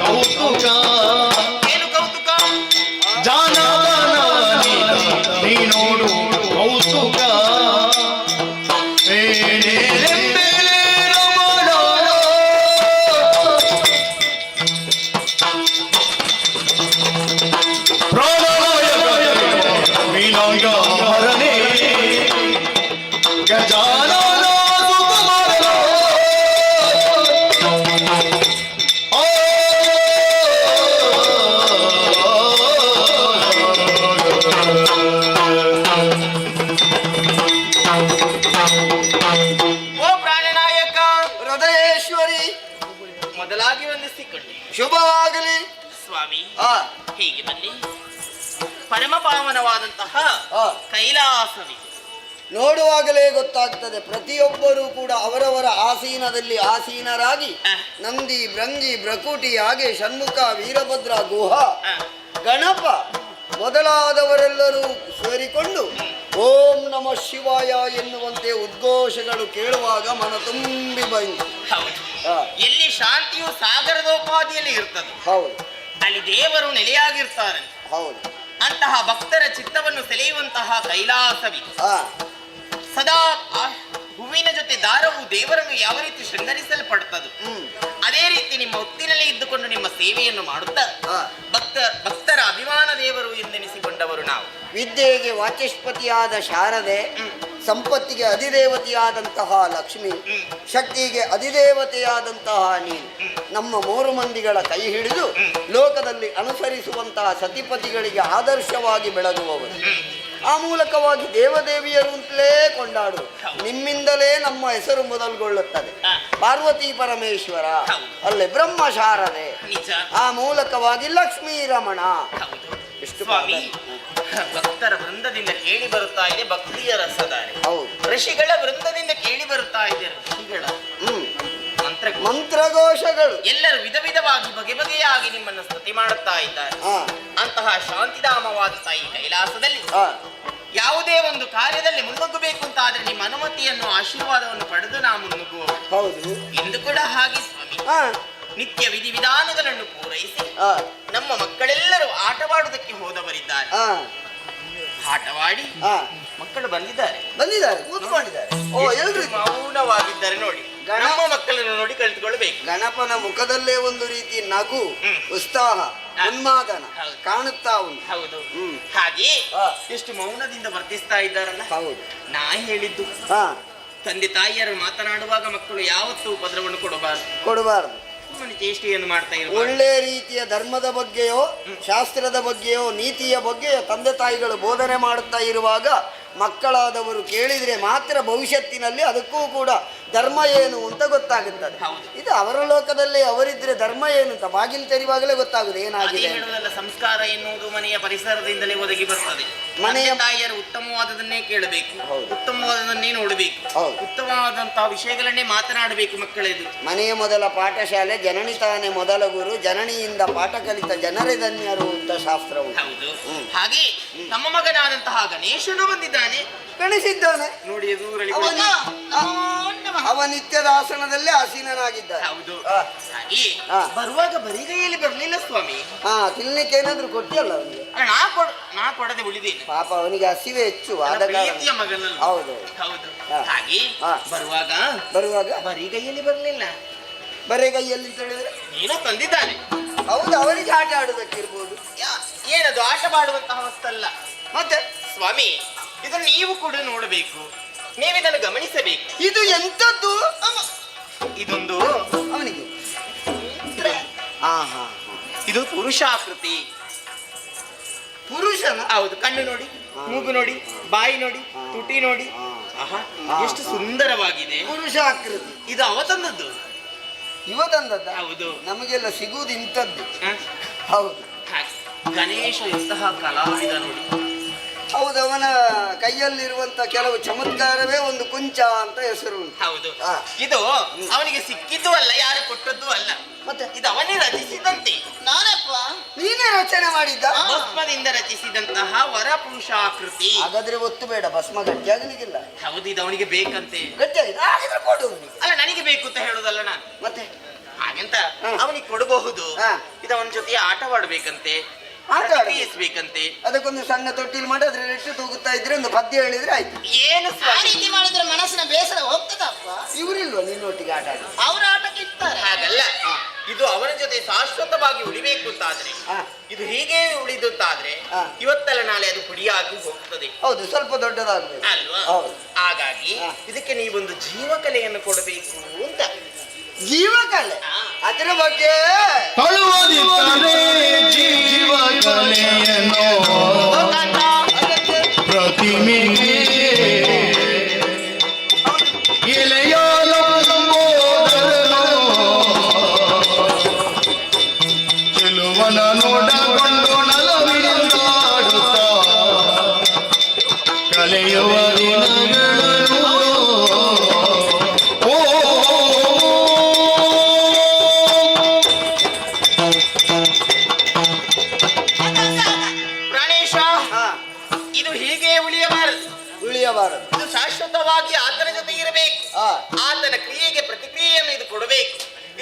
ಜೊತೆ ನುಡಿಬೇಕು, ನಡಿಬೇಕು. ಪ್ರತಿಕ್ರಿಯೆ ಕೊಡಬೇಕು, ನಡಿಬೇಕು, ಚಲನಾಶಕ್ತಿ ಬರಬೇಕು ಅಂತಾದ್ರೆ ಒಂದು ಏನಾದರೂ ಒಂದು ಜೀವ ಬೇಕಲ್ಲ. ಗೊತ್ತಾಯ್ತು ನೋಡಿ ನಿಮಗೆ. ಗೊತ್ತಾಗದೆ ಅಷ್ಟು ಗೊತ್ತಿಲ್ಲದೆ ಪರಮೇಶ್ವರನನ್ನು ದೇವಿ ಅನುಗ್ರಹಿಸಲಿಲ್ಲ. ಖಂಡಿತವಾಗಿ ಹಾ ನಮ್ಮಪ್ಪ ಹಾ ಹೌದು ಸ್ವಾಮಿ. ಹಾ.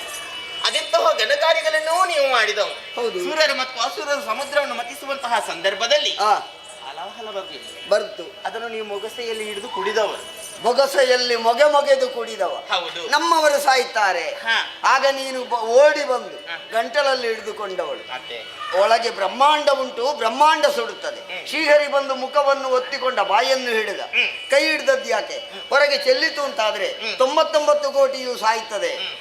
ಇದೆಲ್ಲವೂ ನೀವು ಮಾಡಿದ್ದು ಯಾಕೆ? ಹಾ. ಲೋಕ ಕಲ್ಯಾಣಕ್ಕಾಗಿ, ಲೋಕದ ಒಳಿತನ್ನು ಬಯಸಿ ನೀವು ಮಾಡಿದ್ದು. ಧರ್ಮವು ಹಾಗಿರುವಾಗ ಹಾ. ಸಾಂಸಾರಿಕ ಜೀವನ ನಮ್ಮದು. ಹಾ. ಇಲ್ಲಿ ಇರುವವ ನನ್ನ ಮಗನಾದಂತಹ ಗಣಪ. ಹಾ. ಹಾಗಾಗಿ ಹಾ. ಗಣಪ ರಚಿಸಿದಂತಹ ಈ ವಿಗ್ರಹಕ್ಕೆ ಸೂಕ್ತವಾಗಿ ಒಂದು ಜೀವಕಲೆಯನ್ನು ನೀವು ಕೊಡಬೇಕು. ಇಲ್ಲ ಅಂತ ಹೇಳಬಾರ್ದು. ಕೊಡಬಹುದೇ? ನನಗೆ ಮನಸ್ಸು ಅವತ್ತಿನದ್ದೊಂದು ಭಯ ಆಗುತ್ತಾ ಉಂಟು. ಏನು? ಅಗಜೆ ಅಗಜಯ ನೋಡಿ ಕೇಳಿ ಮೃಗಧರ ಸೂರಿದ ಮಗನ ಅಂತರಗೊಳಿದೆ. ಮೃಗವಿರೋಧನೆ ಪ್ರತಿಮೆಗೆ ಜೀವವನ್ನಿವ. ಮೃಗವಿರೋಧನೆ ಪ್ರತಿಮೆಗೆ ಜೀವವನ್ನಿವ.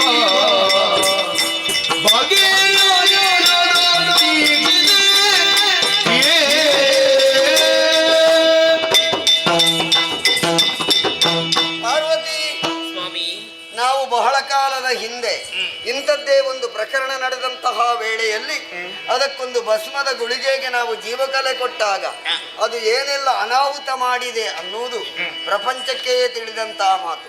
ಶ್ರೀಹರಿ ಅಲ್ಲದೆ ಇದ್ರೆ ನಮ್ಮ ಗತಿ ಏನಾಗುತ್ತಾ ಏನು? ಅವನೇ ಭಸ್ಮಾಸುರ ಅಲ್ಲವೇ?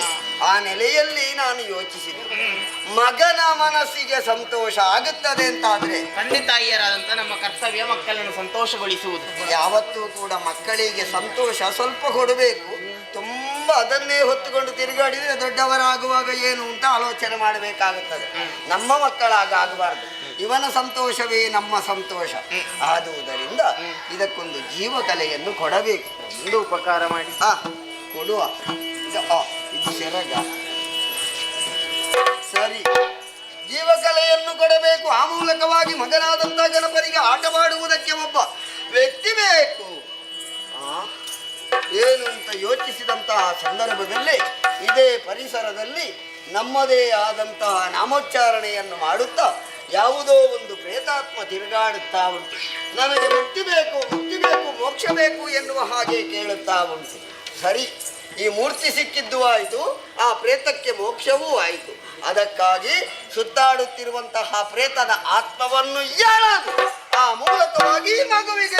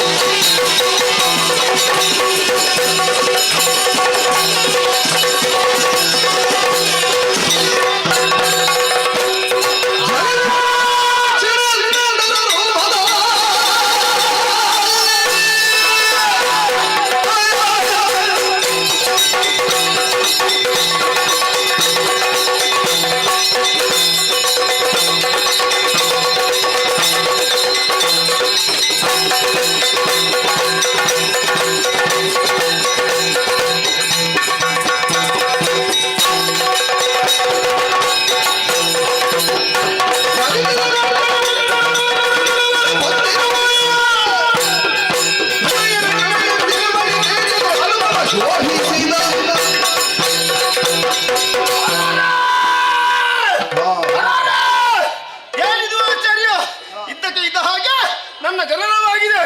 ಯಾರಿಂದ ಆಯ್ತು, ಯಾಕಾಯ್ತು, ಅತ್ತ ಇತ್ತ ನೋಡಿದ್ರೆ ಯಾರೂ ಕಾಣುವುದಿಲ್ಲ. ಅಬಾಬಾಬಾಬಾಬಾ, ನನ್ನ ವಿಚಾರವಾಗಿ ಯಾರಲ್ಲಿ ಕೇಳೋಣ ಯೋಚನೆ ಮಾಡಿ ದೂರಕ್ಕೆ ನೋಡಿದ್ರೆ ಓಹೋ, ದೂರದಲ್ಲಿ ಪರ್ವತವನ್ನು ಕಾಣ್ತಾ ಇದೆ. ಅಲ್ಲಿ ಹತ್ತಿದಿತ್ತ ಹೋಗುವಂತಹ ಕಾಣ್ತಾ ಇದೆ. ಅಲ್ಲಿಗೆ ಹೋಗಿ ವಿಚಾರಿಸ್ತಾರೆ.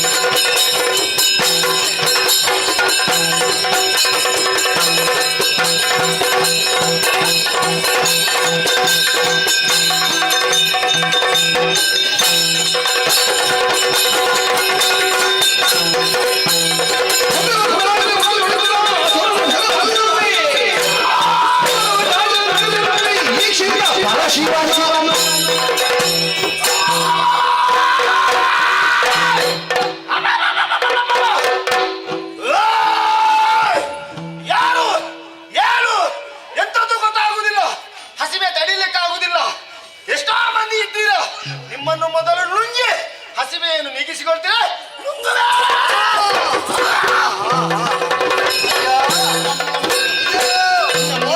ಮೊದಲು ನಿನ್ನ ಹಸಿವೆಯನ್ನು ನೀಗಿಸ್ತೇನೆ. ಇದು ನಿನ್ನ ಬಾಯಾರಿಕೆಯನ್ನು ನೀಗಿಸುತ್ತೇನೆ. ಸರಿ ಆಯ್ತಾ? ಎಂತದು ಇದೆಂತ? ಹೀಗೆ ಮಾಡಿದಾಗ ಹೌದು, ಎಲ್ಲ ಹೋಯ್ತು. ತಲೆಯಲ್ಲಿ ಗಂಗೆಯನ್ನು ಧರಿಸಿದ ಕಾರಣದಲ್ಲಿ ಅವಳು ಹರಿಬಿಟ್ಟಿದ್ದಾಳೆ ಪವಿತ್ರವಾದಂತಹ ಗಂಗಾ ನದಿ. ಅದರಿಂದಲೇ ಒಂದಂಶವನ್ನು ನಿನ್ನದ್ದಾದಂತಹ ಬಾಯಿಗೆ ಸುರಿದಾಗ ಅದೆಲ್ಲ ನಮ್ಮ ಸಂಕಲ್ಪ. ಆ ಸಂಕಲ್ಪದಲ್ಲೇ ನಿನ್ನ ಬಾಯಾರಿಕೆ ನಿವಾರಣೆಯಾಯಿತು. ಹಸಿವೆ ಬಾಯಾರಿಕೆ ನೀಗಿಸಿದೆ. ಆದರೂ ಹಸ್ತ ಎನ್ನುವಂಥದ್ದು ಪವಿತ್ರವಾದದ್ದು. ನಿನ್ನ ಮಸ್ತಕಕ್ಕೆ ಇಟ್ಟಂತಹ ಹೊತ್ತಿನಲ್ಲಿ ಆ ಹಸಿವೆ ಎನ್ನುವಂಥದ್ದು ದೂರವಾಗಿ ಹೊಟ್ಟೆ ತುಂಬಿ ಒಳಗಿನಿಂದ ಆಜ್ಯವಂತು ತುಂಬಿ ಹೋಯಿತು. ಆದ್ರೆ ಬರೇ ಹಸಿವೆ ಮಾತ್ರ ಅಲ್ಲ, ಇಲ್ಲಿ ಕೆಲವು ಪ್ರಶ್ನೆಗಳುಂಟು. ಏನು? ಹುಟ್ಟಿದ್ದು ನಾನು ಒಬ್ಬನೇ. ಎಲ್ಲಿಂದ ಹುಟ್ಟಿದ್ದೇನೆ, ಯಾಕಾಗಿ ಹುಟ್ಟಿದ್ದೇನೆ ಎನ್ನುವುದು ಒಂದೂ ತಿಳಿದಿಲ್ಲ. ಎಲ್ಲ ತಿಳಿಯಬೇಕು ಅಂತಾದ್ರೆ ನಿಮ್ಮಲ್ಲೇ ಆಗಿರಬೇಕು. ಹಾಗಾಗಿ ಎಲ್ಲವನ್ನು ತಿಳಿಸಿ ನನ್ನನ್ನು ಉದ್ಧರಿಸಬೇಕು ಅಂತ ಬೇಡಿಕೊಳ್ಳುವುದು. ಮಗನೇ, ಸರಿ, ಮಗನೇ ಅಂತ ಕರೆದ ಯಾಕೆ? ಅದ್ಯಾಕೆ? ಇವರೆಲ್ಲ ನನ್ನ ಹೆಸರು ಮಗನೇ ಅಲ್ಲ. ಮತ್ತೆ ಒಂದು ಯಾರನ್ನಾದರೂ ಕೂಡ ತಂದೆ ತಾಯಿಗಳು ಉಚ್ಚಾರಣೆ ಮಾಡುವುದಕ್ಕೆ ಒಂದು ಶಬ್ದವೇ ಮಗನೇ ಎನ್ನುವಂತ ಮೂರಕ್ಷರ. ಅದು ಪ್ರಪಂಚದಲ್ಲಿ ಪ್ರಾಧಾನ್ಯವನ್ನು ಪಡೆದಿದೆ. ಆದುದರಿಂದ ಪಕ್ಕನೆ ನನಗೆ ಮಗನೇ ಎನ್ನುವ ಹಾಗೆ ಬಾಯಿಂದ ಬಂದು ಹೋಯಿತು. ನೀನು ಯಾರು, ನಾನು ಯಾರು ಎನ್ನುವ ಹಾಗೆ ಕೇಳಿದ್ಯಲ್ಲ. ಹೌದು, ಕಾರಣ ಗೊತ್ತೇ ಇಲ್ಲ. ಕಾರಣ ಉಂಟು. ಆದ್ದರಿಂದ ಆ ಮೂಲಕವಾಗಿ ನಾನು ಅಪ್ಪ, ನೀನು ಮಗ. ನಾನು ಅಪ್ಪ, ನೀನು ಮಗ. ಒಳ್ಳೇದಾಯ್ತು, ಸಂಬಂಧ ಒಳ್ಳೇದಿತ್ತು. ನಾನು ಅಪ್ಪ, ನೀನು ಮಗ. ಮತ್ತೆ ನಾನು ನಿನ್ನಕ್ಕಿಂತ ಸ್ವಲ್ಪ ಎತ್ತರವಾಗಿದ್ದೇನೆ, ವಿಶೇಷವಾಗಿ ಕಾಣುತ್ತಾ ಇದ್ದೇನೆ. ಅವನು ನಾನು ಅಪ್ಪ, ನೀನು ಮಗ. ನಾನು ಅಪ್ಪ, ನೀನು ಮಗ. ನಾನು ಎನ್ನುವಂಥದ್ದು ಇಲ್ಲಿ, ನೀನು ಎನ್ನುವಂಥದ್ದಲ್ಲಿ. ನನ್ನಲ್ಲಿರುವ ನಾನು ಎನ್ನುವುದು ಇಲ್ಲಿಗೆ ಬರಬೇಕು, ಇಲ್ಲಿ ಇರುವುದು ನನಗೆ ಬರಬೇಕು.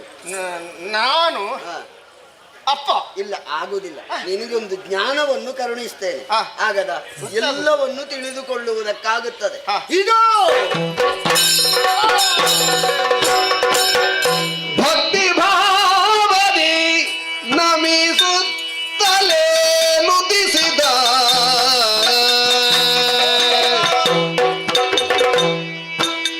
ಚಿತ್ತಜಾಂತಗನೇ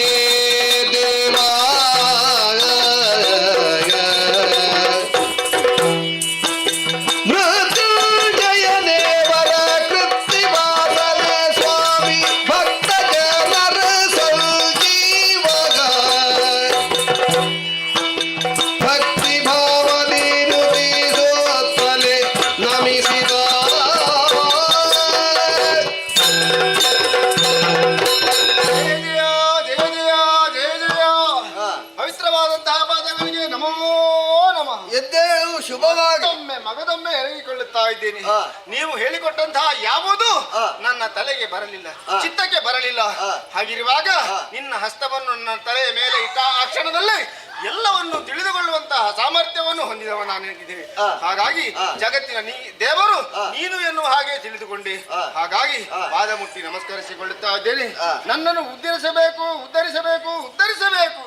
ಎದ್ದೇಳು. ಹಾ. ನಿನ್ನ ಭಕ್ತಿಗೆ ಒಲಿದಂತ ನಾನು ಹಾ. ಕರವನ್ನು ಬಿಡಿದೆತ್ತಿ ಹಾ. ಆ ಮೂಲಕವಾಗಿ ನಿನಗೆ ಅನುಗ್ರಹಿಸಿದ್ದೇನೆ. ಹೌದು, ಎತ್ತರವಾದಂತಹ ಗಿರಿಯನ್ನು ಏರಿ ಬಂದು ಹಾ. ಎಲ್ಲರನ್ನೂ ಕಂಡವನಿದ್ದೇನೆ. ಹೌದು. ಕಾಣುವಾಗ ಹಾ. ಒಬ್ಬರು ಬೇರೆ ಬೇರೆ ಬೇರೆ ಬೇರೆಯಾಗಿ ಕಾಣುತ್ತಾ ಇದ್ದಾರೆ. ಅನೇಕರಿದ್ದಾರೆ. ಕೈಲಾಸದ ಸಭೆ ತುಂಬಿ ತುಳುಕುತ್ತಾ ಉಂಟು. ಹೌದು, ಹಾ. ಹುಟ್ಟಿದಂತಹ ನಾನು ಅಲ್ಲಿಂದ ಇಲ್ಲಿಗೆ ಬರಬೇಕು ಅಂತಾದ್ರೆ ಹಾ. ಇಲ್ಲಿಯ ಶಕ್ತಿ ನನ್ನನ್ನು ಎಳೆದದ್ದು ಅನ್ನುವ ಹಾಗೆ ಭಾವಿಸಿಕೊಳ್ತಾ ಇದ್ದೇನೆ. ಸತ್ಯ ಅದು. ಹಾಗಾಗಿ ಹಾ. ಎಲ್ಲವನ್ನು ತಿಳಿಸಬೇಕು. ನೀನು ಯಾರು, ನಾನು ಯಾರು, ಅವರೆಲ್ಲರೂ ಯಾರು ಸಂಬಂಧ ಇದೆ ಎನ್ನುವ ಹಾಗೆ ಹಾ. ಸಕಲವನ್ನೂ ತಿಳಿಸಬೇಕು ದೇವ. ಮಗನೇ, ಓ ಎಲ್ಲವನ್ನೂ ತಿಳಿಸ್ತೇನೆ. ಹಾ.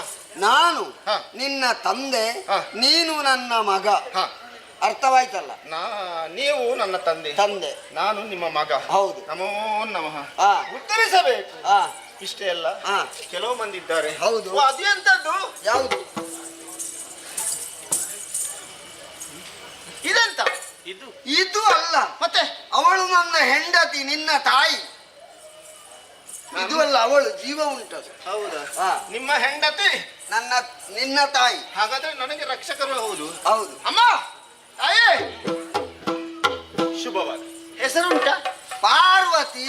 ಓ ಪಾರ್ವತಿ. ಓ ಪಾರ್ವತಮ್ಮ, ನಮೋ ನಮಃ. ಅಮ್ಮ ಹೇಳಿದ್ರೆ ಸಾಕು, ಅದು ಹೆಸರು ಹೇಳಬಾರ್ದು ಮಕ್ಕಳು.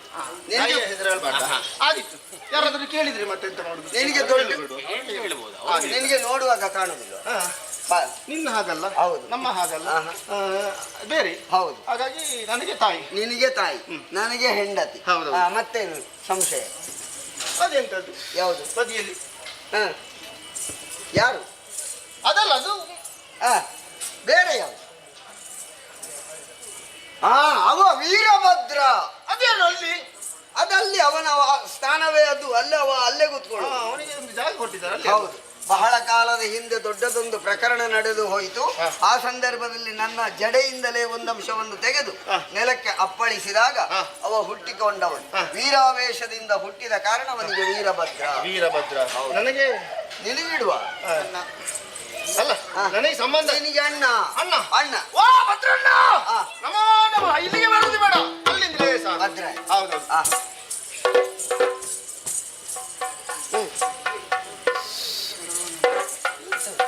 ಅದೆಂತದ್ದು? ಹೌದು. ಅವನನ್ನ ಮಗ. ಮಗ? ಹೌದು. ನಿಮ್ಮ ಮಗ? ಹೌದು. ಇದು ಷಡಾನನ. ಷಡಾನನ. ಹೌದು. ಹಾ. 6 ತಲೆ. 6? ನೋಡು, ಲೆಕ್ಕ ಮಾಡು. ನನಗಿಲ್ಲ. ನಿನಗೆ ಬರ್ತದೆ ಕ್ರಮೇಣ, ನಿನಗೆ ಬೇಡದು. ನಿನಗೆ ನಿಭಾಯಿಸುವುದಕ್ಕೆ ಕಷ್ಟ. ಒಂದೇ ಸಾಕು ನಿನಗೆ. ಹೌದಾ? ಹೌದು. ಒಂದರಲ್ಲಿ ಅವಾದ್ರೆ ಆಧರಿಸಿದ್ದಾನೆ ಅದನ್ನು. ಕಾರಣಾಂತರದಲ್ಲಿ ಒಂದು ಸಂದರ್ಭದಲ್ಲಿ ಕೈಲಾಸದ ತಪ್ಪಲಿನಲ್ಲಿ ಅನಿರೀಕ್ಷಿತವಾಗಿ ಹುಟ್ಟಿಕೊಂಡವನು. ಆ ಮೂಲಕವಾಗಿ ಅವನಿಗೆ ಹಾಲುಣಿಸುವುದಕ್ಕಾಗಿ 6 ಮಂದಿ ಸ್ತ್ರೀಯರು ಕನ್ಯೆಯರು ಬರುವಂತಹ ಹೊತ್ತಿನಲ್ಲಿ ನನ್ನನ್ನು ಧ್ಯಾನಿಸಿದ 6 ಮುಗ ಪ್ರತ್ಯಕ್ಷವಾಗಿ ಹೋಯಿತು. ಅದ ನಂತರದಲ್ಲಿ ಷಡಾನನ, ಷಣ್ಮುಖ, ಆ ಮೂಲಕ ಅನೇಕ ಹೆಸರುಂಟು ಅವನಿಗೆ. ಕಾರ್ತಿಕೇಯ. ನಿಮ್ಮ ಕುಮಾರ ನನ್ನ ಮಗ. ನನಗೆ ಅಣ್ಣ. ಅಣ್ಣ. ಹಾ. ನಿಮ್ಮ ಕುಮಾರ ನನಗೆ ಅಣ್ಣ. ಅಣ್ಣ. ಹಾಗಾದ್ರೆ ಕುಮಾರಣ್ಣ ಅಂತ ಹೇಳ್ಬೋದಾ? ಹೇಳ್ಬೋದು. ಕುಮಾರಣ್ಣ, ನಮೋ ನಮಃ. ಹೊಂದಿಸಿಕೊಂಡಿದ್ದೇನೆ. ಇದು ಇದಂತದಪ್ಪ? ಇದಲ್ವಾ? ಮತ್ತೆ ಅವನು. ಇವನು ಯಾರು? ಯಾರು? ನಿನಗೆಂತದ್ದು ಬಾಲಭಟವ? ಅಲ್ಲ. ಇವನು ಯಾರು? ಹಾ. ಇವನು ನಮ್ಮ ನಂದಿ. ಏನಂದಿ? ನಂದಿ. ನಂದಿ. ಅವನ ಹೆಸರು ನಂದಿ. ಅದು ಹಾಗೇನು? ಅವನಿಗೆ ಕೋಡು ನಂದಿ. ಅದೆಂತದು? ಕೋಡು. ನನಗಿಲ್ಲ, ನಿಮಗಿಲ್ಲ. ನಿನಗೆ ಬೇಡ. ಅಮ್ಮನಿಗಿಲ್ಲ, ಅಣ್ಣನಿಗಿಲ್ಲ. ಎಲ್ಲ ಅದು ವಿಶೇಷ. ಹಾ. ನೋಡು, 4 ಪಾದ ಕಾಲುಗಳು. ಕೋಡು ಬಂದಿದೆ, ಬುದ್ಧಿ ಕೂಡ ಕೋಡು. ಅದು ಅವನು ಯಾರು ಬಲ್ಲೆಯ? ಯಾರು? ನಮ್ಮ ಮನಸ್ಸಿಗೆ ಬೇಸರವಾದಂತಹ ಸಂದರ್ಭದಲ್ಲಿ ನಮ್ಮೆಲ್ಲರನ್ನು ಹೊತ್ತುಕೊಂಡು ಮನಸ್ಸಿಗೆ ಸಂತೋಷವನ್ನು ಕೊಡುವುದಕ್ಕಾಗಿ ಕೈಲಾಸದಲ್ಲಿ ತಿರುಗಾಡುವಂತಹ, ಸಂಚಾರ ಮಾಡುವಂತಹ ನಮ್ಮ ವಾಹನ ನಂದಿ. ನಿಮ್ಮ ವಾಹನ ನಂದಿ. ಹೌದು. ಒಳ್ಳೇದಾಯ್ತು, ಒಳ್ಳೇದಾಯ್ತು. ಈಗ ನಿಮ್ಮ ಇಲ್ಲಿಗೆ ಬಂದು ನಾನು ಕೂಡ ಸೇರಿಕೊಂಡಿದ್ದೇನೆ. ಹೌದು. ನಾನು ಒಮ್ಮೆ ಏರಿ ತಿರುಗಾಟ ಮಾಡಿ 6 ತಿಂಗಳು ಸಾಕು. ಎಂತದು ತಿರುಗಾಟ. ನೀನು ಏರ್ಲಿಕ್ಕೆ ಹೋಗಿ ಎಲ್ಲಿಯಾದ್ರೆ ಅವನಿಗೆ ಕೋಪ ಬಂದ್ರೆ ಆ ಕೋಡಿನಿಂದ ನಿನಗೆ ಚುಚ್ಚಿದ್ರೆ ಅದು ಹೀಗೆ ಮಾಡುದು. ಅವನಿಗೆ ಕೋಪ ಬರ್ತದೆ ಒಮ್ಮೊಮ್ಮೆ. ಹೌದೌದು. ಹಾಗಿದ್ರೆ ನಾನು ಬೇಡ, ನನ್ನ ಆಜ್ಞೆ ಇಲ್ಲದೆ ನಿನ್ನನ್ನು ಹೊತ್ತುಕೊಂಡು ಹೋಗ್ಲಿಕ್ಕಿಲ್ಲವ. ಹಾ ಹಾ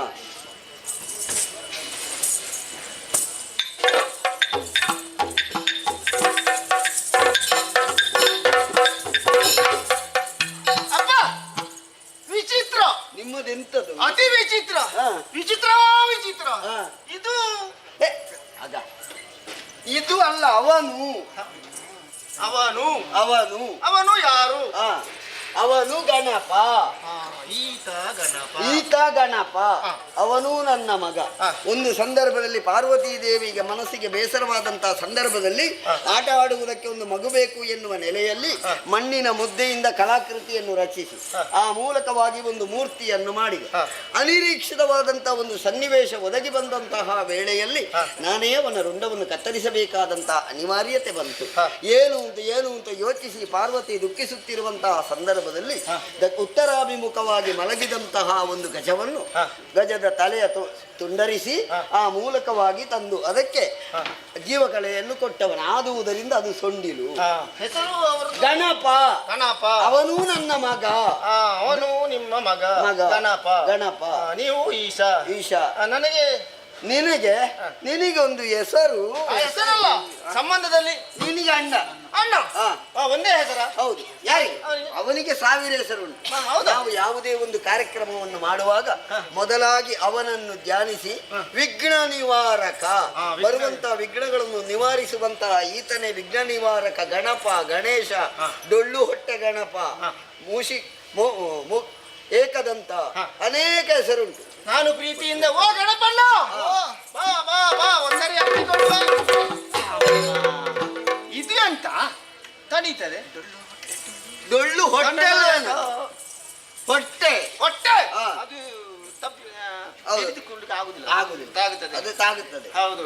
ಎಲ್ಲರಿಗೂ ಒಂದು ಹೆಸರಾಯ್ತು. ಹೌದು. ನನಗೂ ಒಂದು ಹೆಸರಾಗ್ಬಿಡುವ. ನಿನಗೊಂದು ಹೆಸರು ಬೇಕು. ಕಂಡದನ ನಲ್ದಿ ಕೊಳ್ಳಾಡಿದನು ನೆರೆ ಭಳ್ ಭಳ್ ಎನ್ನುತ್ತಲೇ ಕೇಳಿಯೇ ಕಂಡ ಪರಶು ಮುದಗೊಂಡ ನೀತನು ಭಂಡಾಸುರ ನೆನುದನಿ.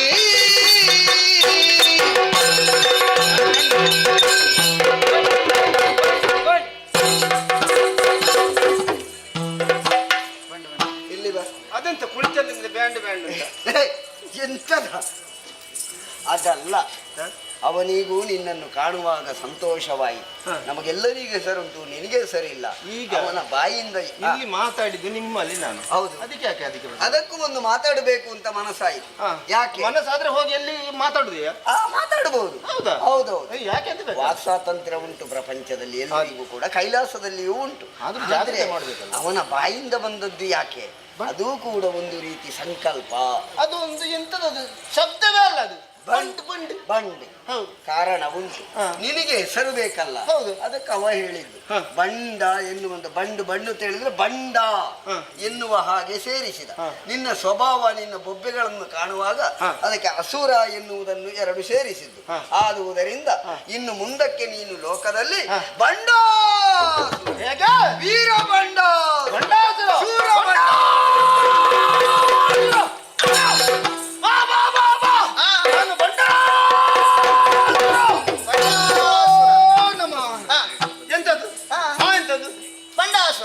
ಹೌದು, ಹೆಸರೌದು. ಹೌದಪ್ಪ. ಆಗ್ಲೇ ಹೇಳಿದ್ರೆ ನೀನು ಮಾತಾಡುದು ಸರಿಯಾಗುದಿಲ್ಲ, ಹೋಗು ಅಂತ. ಯಾಕೆ? ಎಲ್ಲರೂ ಎದ್ದು ಹೋದದ್ದಲ್ವಾ? ಅಯ್ಯೋ ಬಂಡಾಸುರ, ಅದು ಹಾಗಲ್ಲ. ಅದು ಎಂತದಪ್ಪ ಇದು? ಎಲ್ಲರೂ ಎದ್ದು ಹೋದದ್ದು ಕಾರಣ ಉಂಟು. ಬರುವಾಗಲೇ ಹೇಳಬೇಕು, ತುಂಬಾ ಮಾತಾಡ್ಲಿಕ್ಕಿಲ್ಲ ಅಂತ. ಪ್ರತಿಯೊಬ್ಬರಿಗೂ ಕೂಡ ಈ ಪ್ರಪಂಚದಲ್ಲಿ, ಬ್ರಹ್ಮ ಸೃಷ್ಟಿಯಲ್ಲಿ, ಕರ್ಮ ಪ್ರಪಂಚದಲ್ಲಿಯೂ ಕೂಡ ಉದ್ಯೋಗವನ್ನು, ಕರ್ತವ್ಯವನ್ನು ಕರ್ಮ ಅಂತ ಹೇಳಲ್ಪಡ್ತದೆ. ಆದುದರಿಂದ ಕೈಲಾಸದಲ್ಲಿರುವವರು ಕೂಡ ಉದಾಸೀನತೆಯಿಂದ ಇರಬಾರದು ಎನ್ನುವ ಕಾರಣಕ್ಕಾಗಿ ಪ್ರತಿಯೊಬ್ಬರಿಗೂ ಕೂಡ ಒಂದೊಂದು ಉದ್ಯೋಗ ಉಂಟು. ಉದ್ಯೋಗಂ ಪುರುಷ ಲಕ್ಷಣ. ಆದುದರಿಂದ ಅವರವರ ಕರ್ತವ್ಯಕ್ಕೆ ಅವರೆಲ್ಲರೂ ಜಾರಿ ಹೋದ್ರು ನೋಡಿ ಕೆಲಸದ ಕಡೆಗೆ. ನಾನು ಇಷ್ಟೆಲ್ಲ ಕೇಳದಿದ್ರೆ ಇದು ಗೊತ್ತಾಗ್ತದೆ. ಗೊತ್ತಾಗ್ದು ಒಳ್ಳೇದಾಯ್ತು. ಅಪ್ಪ, ಅವರೆಲ್ಲರೂ ನಿಮ್ಮ ಮಕ್ಕಳು ಒಂದೊಂದು ಉದ್ಯೋಗದಲ್ಲಿದ್ದಾರೆ. ಈಗ ನಾನು ಕೂಡ ನಿಮ್ಮ ಮಗ, ನನಗೂ ಒಂದು ಉದ್ಯೋಗ ಆಗಬೇಕು. ಒಂದು ಉದ್ಯೋಗ ಕೊಡಿಸಿ ಅಪ್ಪ. ಮಗನೇ, ಗಣಪನ ಸಂಕಲ್ಪದಲ್ಲಿ ನಿನ್ನನ್ನು ತಯಾರಿಸಿದ, ನಾನು ಜೀವಕಳೆಯನ್ನು ಕೊಟ್ಟೆ. ಇದಕ್ಕೆಲ್ಲ ಕಾರಣ ನಿನ್ನ ತಾಯಿ ಆದುದರಿಂದ ನಿನಗೆ ಉದ್ಯೋಗವನ್ನು ಕೊಡುವವಳು ಹೇಳುತ್ತಾಳೆ ಅವಳು.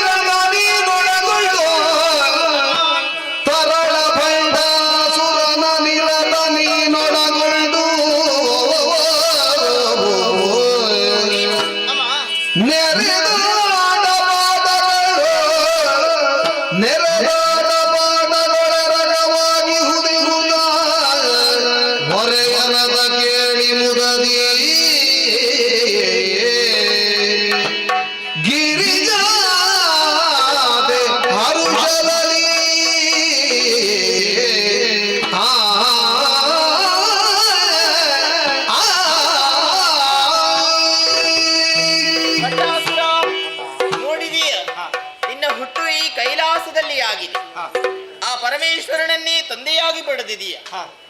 ಇದು ನಿನ್ನ ಅಭಿಮಾನವೂ ಹೌದು, ನಿನ್ನ ಪುಣ್ಯವೂ ಹೌದು.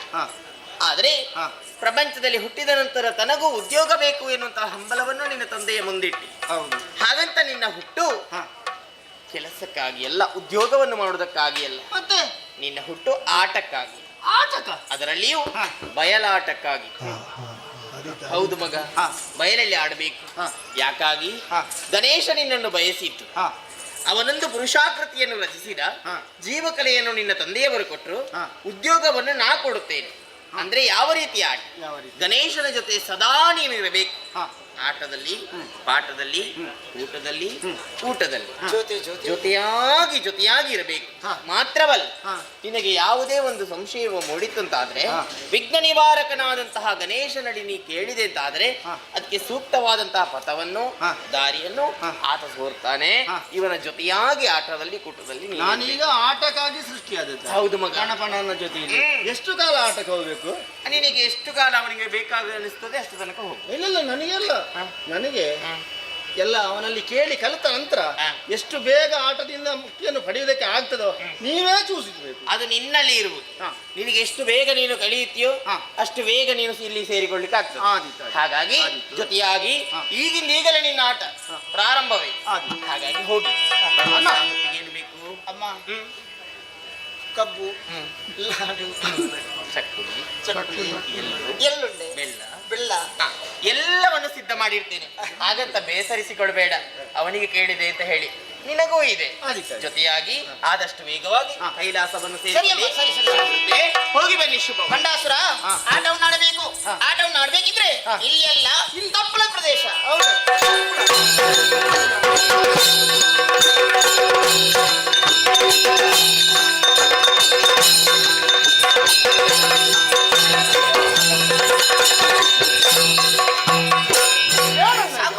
ಸಾಕಾಯ್ತು.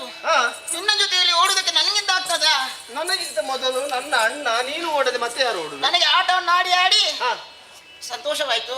ಈಗ ಇನ್ನು ಮುಂದಕ್ಕೆ ನನಗೆ ಓಡುವುದಕ್ಕಾಗುವುದಿಲ್ಲ. ಆಟ ಆಡುವುದು ಸಾಕು, ಆದ್ರೆ ನನ್ನ ಜೊತೆಯಲ್ಲಿ ಅಲ್ಲಿವರೆಗೆ ಪ್ರಕೃತಿಯನ್ನು ಅಣ್ಣ ಪ್ರಕೃತಿಯನ್ನು ಕಾಣುತ್ತಾ ಇಲ್ಲಿಯವರೆಗೆ ಬಂದವರಿದ್ದೇವೆ. ಇನ್ನು ಇಲ್ಲಿಗೆಲ್ಲ ಸ್ವಲ್ಪ ದೂರ ಹೋಗಿ ಆ ನಂತರ ಹೋಗುವ ಕೈಲಾಸ. ಪ್ರಕೃತಿ ವೀಕ್ಷಣೆ ಮಾಡ್ಬೇಕಾ? ಹೌದು. ಸರಿ, ಈಗ ಈ ಬಂಡೆಕಲ್ಲನ್ನೇರಿ ನಾನು ಇಲ್ಲಿ ಇರ್ತೇನೆ. ನೀನು ಸ್ವಲ್ಪ ವೀಕ್ಷಣೆ ಮಾಡಿ ಆದಷ್ಟು ಬೇಗ ಬರಬೇಕು. ನೀನು ಉಪಾಯದಲ್ಲಿ ತಪ್ಪಿಸಿಕೊಳ್ಳುವುದು. ನೀನು ಇಲ್ಲಿ ಕೂತ್ಕೊಳ್ತೀಯ, ನಾನು ಮುಂದೆ ಹೋಗ್ತೇನೆ. ನಾನು ಹೋದ ಆ ಕ್ಷಣದಲ್ಲಿ ನೀನು ಎದ್ದುಕೊಂಡು ನಿನ್ನನ್ನು ಯಾವತ್ತು ಕೂಡ ಬಿಟ್ಟು ಹೋದವಳು ನಾನೆಲ್ಲ. ಹೋಗುವುದೂ ಇಲ್ಲ, ಇಲ್ಲೇ ಇರ್ತೇನೆ. ಅಣ್ಣ ಅಣ್ಣ ಅಣ್ಣ ಒಂದು ಒಂದು ಅಲ್ಲಿವರೆಗೆ ಬಾ. ವೀಕ್ಷಣೆ ಮಾಡಿ ಬಾ ಪುಣ್ಯಾತ್ಮ. ಆದಿತ್ತು, ಮತ್ತೇನು ಮಾಡುದು? ನಾನು ಇಲ್ಲಿ ಕೂಡ್ಬೇಕಲ್ವಾ? ಆಯ್ತು, ಕುಳಿತುಕೋ, ನೋಡಿ ಬರ್ತೇನೆ. ಪರಿಹರಿಸಿ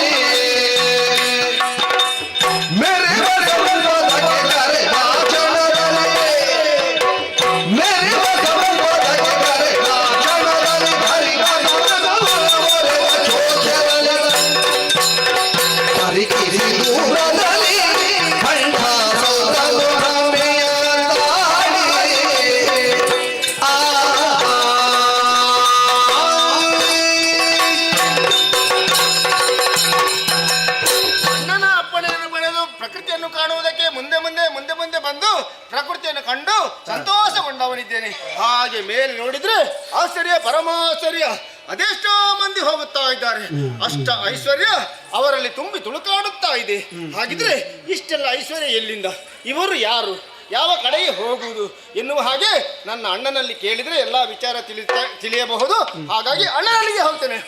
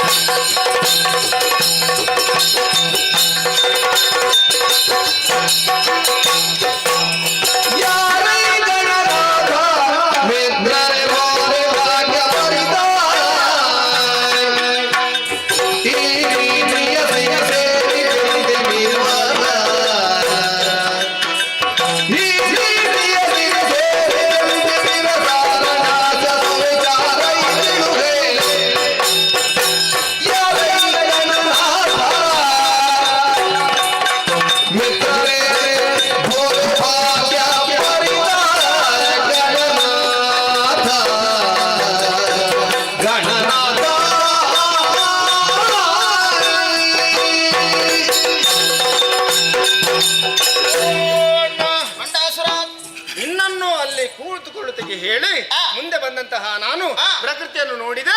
ಹಾಗೆ ಮೇಲೆ ನೋಡುವಾಗ ಆಕಾಶ ಮಾರ್ಗವಾಗಿ ಅದೆಷ್ಟೋ ಮಂದಿ ಹೋಗುತ್ತಾ ಇದ್ದಾರೆ.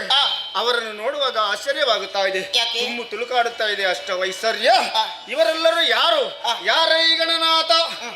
ಇವರಿಗೆ ಇಷ್ಟೆಲ್ಲ ಐಶ್ವರ್ಯ ತುಂಬುವುದಕ್ಕೆ ಕಾರಣ ಏನು? ಇವರು ಎಲ್ಲಿಗೆ ಹೋಗುವುದು? ಎಲ್ಲ ವಿಚಾರವನ್ನು ನನಗೆ ಅರುಹ ಬೇಕು. ಬಂಡಾಸುರ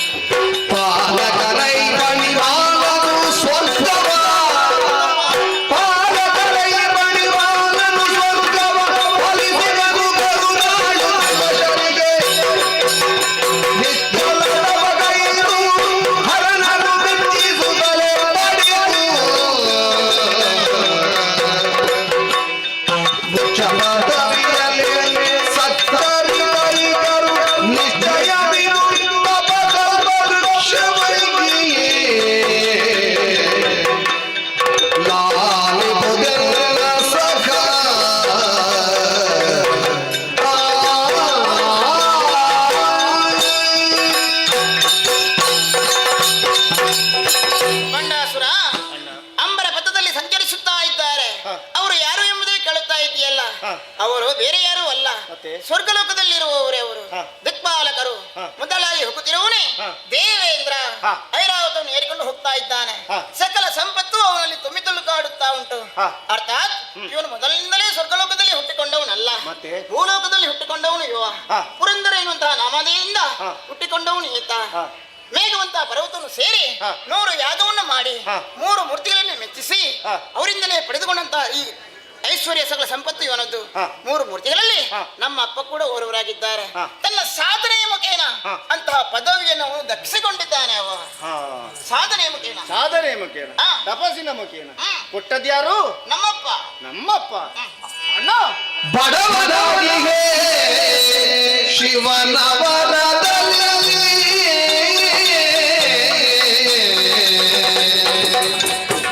ಬಡವನಾಗಿಗೆ ಶಿವನ ವರದಲ್ಲಿ ಪಡೆದು ಸುಸುಪದಗಳನ್ನು ಸೋಮರಸ ಒಡೆಯನನು ನೀಗಿಸುವನ ಕೊಡು ಗಣೇಶ.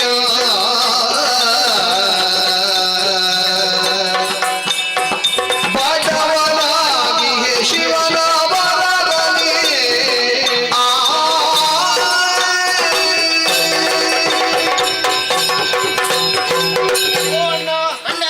ಇನ್ನ ಮಾತನ್ನು ಕೇಳುವಾಗ ಮನಸ್ಸಿಗೆ ಬಹಳ ಬೇಸರವಾಗಿ ಹೋಯಿತು. ಜಗದ ದೇವ ಪರಮೇಶ್ವರ ಹೌದು. ನಿನ್ನ ತಮ್ಮ ನಾನು ಆ ಆಗಿದ್ದು ನನ್ನಲ್ಲಿ ಏನಿದೆ ನೋಡು, ಬಡವನಾಗಿ ನೋಡು ಅಣ್ಣ. ಹಾಗಾಗಿ ಪ್ರಯತ್ನದ ಮುಖೇನ ಪಡೆದದ್ದು ಎನ್ನುವ ಹಾಗೆ ನೀನು ಹೇಳಿದೆ. ನಿಜ. ಅದೇ ರೀತಿಯಲ್ಲಿ ನಾನು ಕೂಡ ಪ್ರಯತ್ನವನ್ನು ಮಾಡಿ ನಮ್ಮಪ್ಪನನ್ನು ತಪಸ್ಸಿನಲ್ಲಿ ಮೆಚ್ಚಿಸುವುದರ ಮೂಲಕವಾಗಿ ಭಕ್ತಿಯಿಂದ ಅವರಿಂದಲೇ ಎಲ್ಲವನ್ನು ಪಡೆಯಬೇಕೆನ್ನುವಂತಹ ಆಸೆ ನನಗಾಗುತ್ತದೆ. ಸುರರೊಡೆಯನನ್ನು ಮಿಗಿಲೆನಿಸುವಂತಹ ಐಶ್ವರ್ಯ ನನ್ನಲ್ಲಿ ತುಂಬಿ ತುಳುಕಾಡಬೇಕು. ಅದಕ್ಕಾಗಿ ದಾರಿ ತೋರಿಸಣ್ಣ, ದಾರಿ ತೋರಿಸಿ. ಲೇಸನ್ನಾಡಿದ ಬಂಡಾಸುರ ಅವರ ಹಾಗೆ ಸಾಧನೆ ಮುಖೇನ ಅವರಿಗಿಂತಲೂ ಮಿಗಿಲಾಗಬೇಕು ಎನ್ನುವಂತ ನಿನ್ನ ಮನಸ್ಸಿನ ಆಸೆ. ಅರ್ಥಾತ್ ನಮ್ಮ ಅಪ್ಪನ ಅನುಗ್ರಹದಿಂದ ಅದಕ್ಕೊಂದು ದಾರಿ ಇದೆ ನಿನಗೆ. ನೀನು ನೇರವಾಗಿ ದಟ್ಟವಾದಂತ ಗೊಂಡಾರನ್ನು ಸೇರಿಕೋ. ನಮ್ಮ ಅಪ್ಪನ ಕುರಿತಾಗಿ ತಪಸ್ಸನ್ನು ಆಚರಿಸು. ತಪಸ್ಸಿಗೆ ಉಳಿದಂತ ಅಪ್ಪನಿಂದ ನಿನಗೆ ಏನೆಲ್ಲ ಬೇಕು ಎಲ್ಲವನ್ನು ಕೇಳಿಕೊಂಡು ಬಾ. ಶುಭವಾಗಲಿ. ನನ್ನಲ್ಲಿಲ್ಲದ್ದು ಅವರಲ್ಲಿ ಇದೆ ಎನ್ನುವ ಹಾಗೆ ಮತ್ಸರ ಭಾವದಿಂದ ನಾನು ಮಾಡಿಲ್ಲಪ್ಪ. ನಾನು ಮೆರೆಯಬೇಕೆನ್ನುವ ದೇವರ ಮಗನಾದಂತಹ ನೀನು ಅವರಾಗಿ ಆಗಬೇಕೆನ್ನುವಂತಹ ನಿನ್ನ ಆಸೆ. ಆಸೆ ತಪ್ಪಲ್ಲ. ಹೋಗಿ ಬಾ. ಶುಭವಾಗಿ. ಹೋಗಿ ಬರ್ತೇನೆ.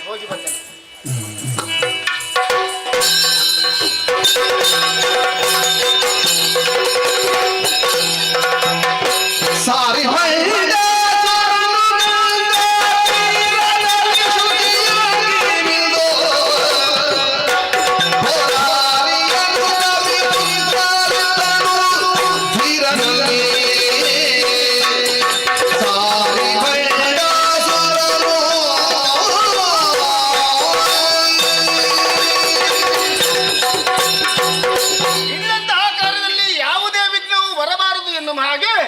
ನನ್ನ ಅನುಗ್ರಹವನ್ನು ಮಾಡಿದ್ದಾನೆ.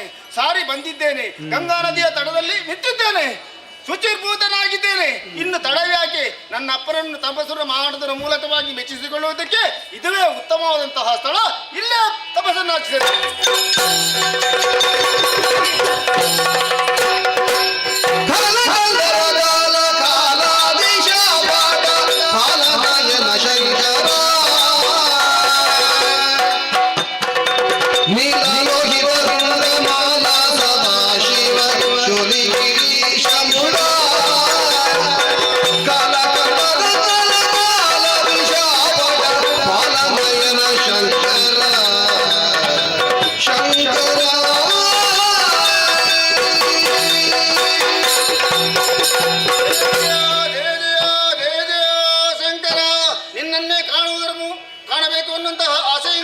ದೀರ್ಘವಾದಂತಹ ತಪಸ್ಸನ್ನು ಆಚರಿಸ್ತಾ ಇದ್ದೇನೆ. ನನಗೆ ವರವನ್ನು ಕೊಡುವುದಕ್ಕೆ ಬೇಕಾಗಿ ಇಳಿದು ಬಾ ತಂದೆ, ಇಳಿದು ಬಾ.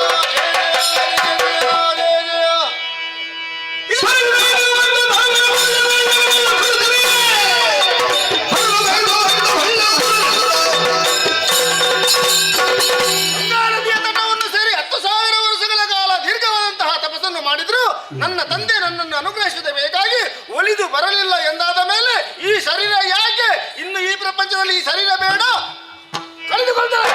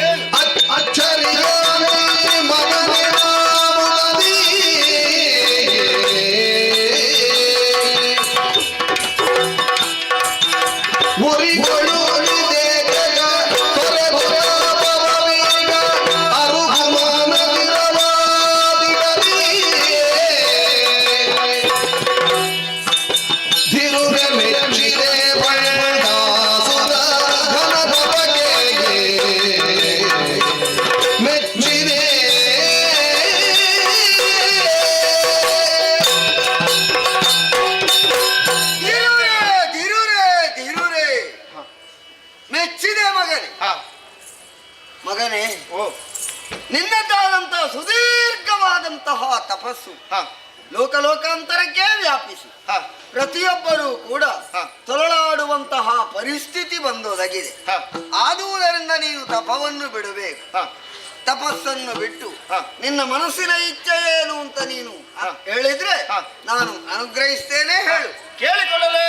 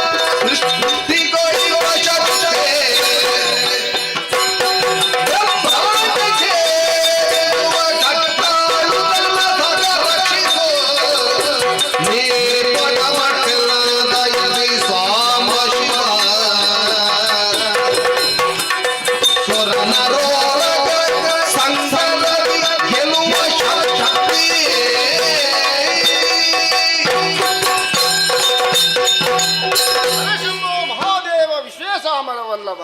ಶಿವಶಂಕರ ಸರ್ವಾತ್ಮಾನಂ ನೀಲಕಂಠಾಯ ನಮೋತುತೆ. ಶುಭವಾಗಲಿ ಹೇಳು. ಓ ತಂದೆ, ಹಾ. ನಿನ್ನನ್ನೇ ಕಾಣಬೇಕು, ನಿನ್ನಿಂದ ಪಡೆಯಬೇಕು ಅನ್ನುವಂತಹ ಮಹತ್ತರವಾದಂತಹ ಉದ್ದೇಶವನ್ನು ಹೊಂದಿದಂತಹ ನಾನು ಹಾ. ತಪವನ್ನು ಆಚರಿಸಿದೆ. ಸರಿ. ಕಟ್ಟ ಕಡೆಗೆ ಬಾರದೆ ಇರುವಂತಹ ಕಾಲದಲ್ಲಿ ಹಾ. ಪ್ರಾಣತ್ಯಾಗವೇ ಮೇಲು ಹಾ. ಎನ್ನುವ ಹಾಗೆ ಅದಕ್ಕೆ ಹೊರಟವನು. ಆ ಕಾಲದಲ್ಲಿ ಪ್ರತ್ಯಕ್ಷನಾಗಿ ಕೇಳು ಮಗನೇ ಏಳಬೇಕು ಎನ್ನುವ ಹಾಗೆ ಸಂತೋಷವಾಯಿತು. ಹಾ. ಬೇಕಾದನ್ನೇ ಕೇಳಬೇಕು ಹೌದು, ಅಲ್ವೇ? ಹೌದು. ಹಾಗಾಗಿ ಸುರನರೋರಗವು ಎಲ್ಲರೂ ಬಂದು ಕಾಳಗವನ್ನು ಕೊಟ್ಟರು ನನಗೆ ಸೋಲಾಗಬಾರದು. ಅವರನ್ನು ಸೋಲಿಸುವಂತಹ ಆ ಮಹಾಶಕ್ತಿಯನ್ನು ನನಗೆ ದಯಪಾಲಿಸು. ತಥಾಸ್ತು. ಮೂರು ಮೂರ್ತಿಗಳಂತಹ ನೀವು ಹಾ. ಮುಕ್ಕೋಟಿ ದೇವತೆಗಳು ಕೂಡ ಹಾ. ಕಾಳಗಕ್ಕೆ ಎದುರಾಗಿ ನಿದ್ದವೆ ಎಂದಾದ್ರೆ ಹಾ. ಅವರ ಅರ್ಧ ಬಲ ನನಗೆ ಒಲಿದು ಬರುವಂತೆ ಅನುಗ್ರಹಿಸುವುದೇವೋ ಅನುಗ್ರಹಿಸು. ಇಚ್ಛೆಯಂತೆ ಆಗಲಿ. ಹಾಗಾಗಲಿಲ್ಲ. ಸೃಷ್ಟಿ ಸ್ಥಿತಿ ಲಯ ಮೂರು ಮೂರ್ತಿಗಳು ಮೂರು ಕಾರ್ಯಗಳನ್ನು ಮಾಡ್ತಾರಂತೆ. ಅದೇ ರೀತಿ ಏಕಕಾಲದಲ್ಲಿ ಈ ಮೂರು ಕಾರ್ಯಗಳನ್ನು ನಾನು ಮಾಡುವ ಹಾಗೆ ಅನುಗ್ರಹಿಸುವುದೇವೋ ಅನುಗ್ರಹಿಸು. ಮನ ತುಂಬಿ ಅನುಗ್ರಹಿಸಿದ್ದೇನೆ. ಬ್ರಹ್ಮಾಂಡವನ್ನೇ ಭೇದಿಸಿ ಕಟ್ಟಾಳು ಬಂಡಾಸುರ ಎನ್ನುವ ಹಾಗೆ ನಾನು ಪ್ರಪಂಚದಲ್ಲಿ ಮೆರೆಯಬೇಕು. ಅನುಗ್ರಹಿಸು. ತಥಾಸ್ತು. ಆದರೆ ಎತ್ತೇನೋ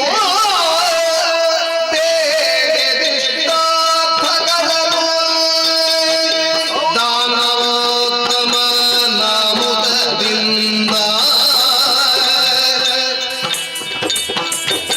ರತ್ನವಿಲ್ಲದೆ ಇರುವ 1000 ವರುಷ ರತ್ನವಿಲ್ಲದೆ ಇರುವ 10,000 ವರುಷ ರತ್ನೆಯ ನೀ ಮಾಡುವುದೆಂತ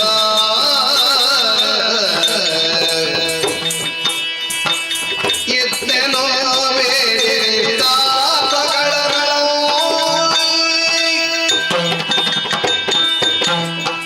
ಮಗನೇ, ಬದುಕಿನಲ್ಲಿ ಯಾವನೇ ಒಬ್ಬ ವ್ಯಕ್ತಿ ಹುಟ್ಟಿದಾತನು ಲೋಕದಲ್ಲಿ ಅದ್ವಿತೀಯಶೀಲನಾಗಿ ಪ್ರಪಂಚದಲ್ಲಿ ಬದುಕಬೇಕು. ನಾನು ಹಾಗೆ ಇರಬೇಕು, ನಾನು ಹೀಗೆ ಇರಬೇಕು ಎನ್ನುವಂತಹ ಇದಮಿತ್ತಮ ಎನ್ನುವಂತಹ ನಿರ್ಧಾರ ಅವನ ಮನಸ್ಸಿನಲ್ಲಿ ಮೂಡುತ್ತದೆ. ಅದು ಸಹಜ ಮಗನೇ.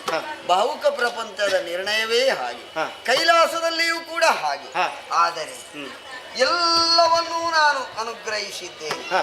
ಇನ್ನು ಅದ್ವಿತೀಯಶೀಲನಾಗಿ ಪ್ರಪಂಚದಲ್ಲಿ ರಾಕ್ಷಸ ಕುಲೋತ್ತಮನಾಗಿ ಬದುಕುವುದಕ್ಕೆ ಮಾಡುವಂತಹ ಸಾಧನೆಗೆ ನಿನಗೆ ವಿಶೇಷವಾದಂತಹ ಒಂದು ಆಯುಷ್ಯವನ್ನು ಅನುಗ್ರಹಿಸುವುದಕ್ಕಿದ್ದೇನೆ. 60,000 ವರ್ಷಗಳವರೆಗೆ ಸುದೀರ್ಘವಾಗಿ ಆಯುಷ್ಯವನ್ನು ನೀನು ಪಡೆದಿದ್ದೆ.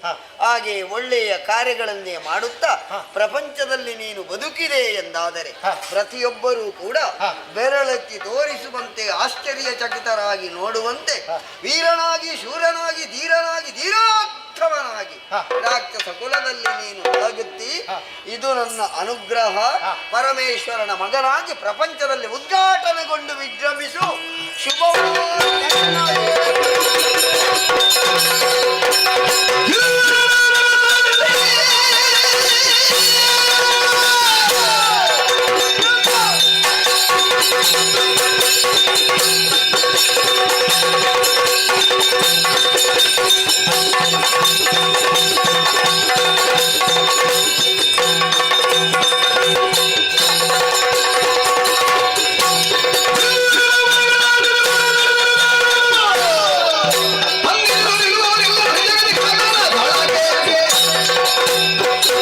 ಪರಮೇಶ್ವರನನ್ನು ಒಲಿಸಿಕೊಂಡು ಬೇಕು ಬೇಕಾದಂತಹ ವರವನ್ನು ಪಡೆದಿದ್ದೇನೆ.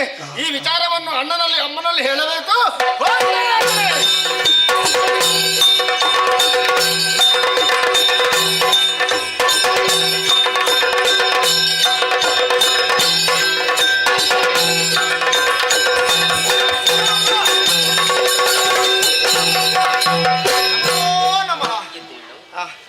ನೋಡಿದೆಯಾ ನೋಡಿದೆಯಾ ಏನು? ಹೇಗಿದ್ದೇನೆ?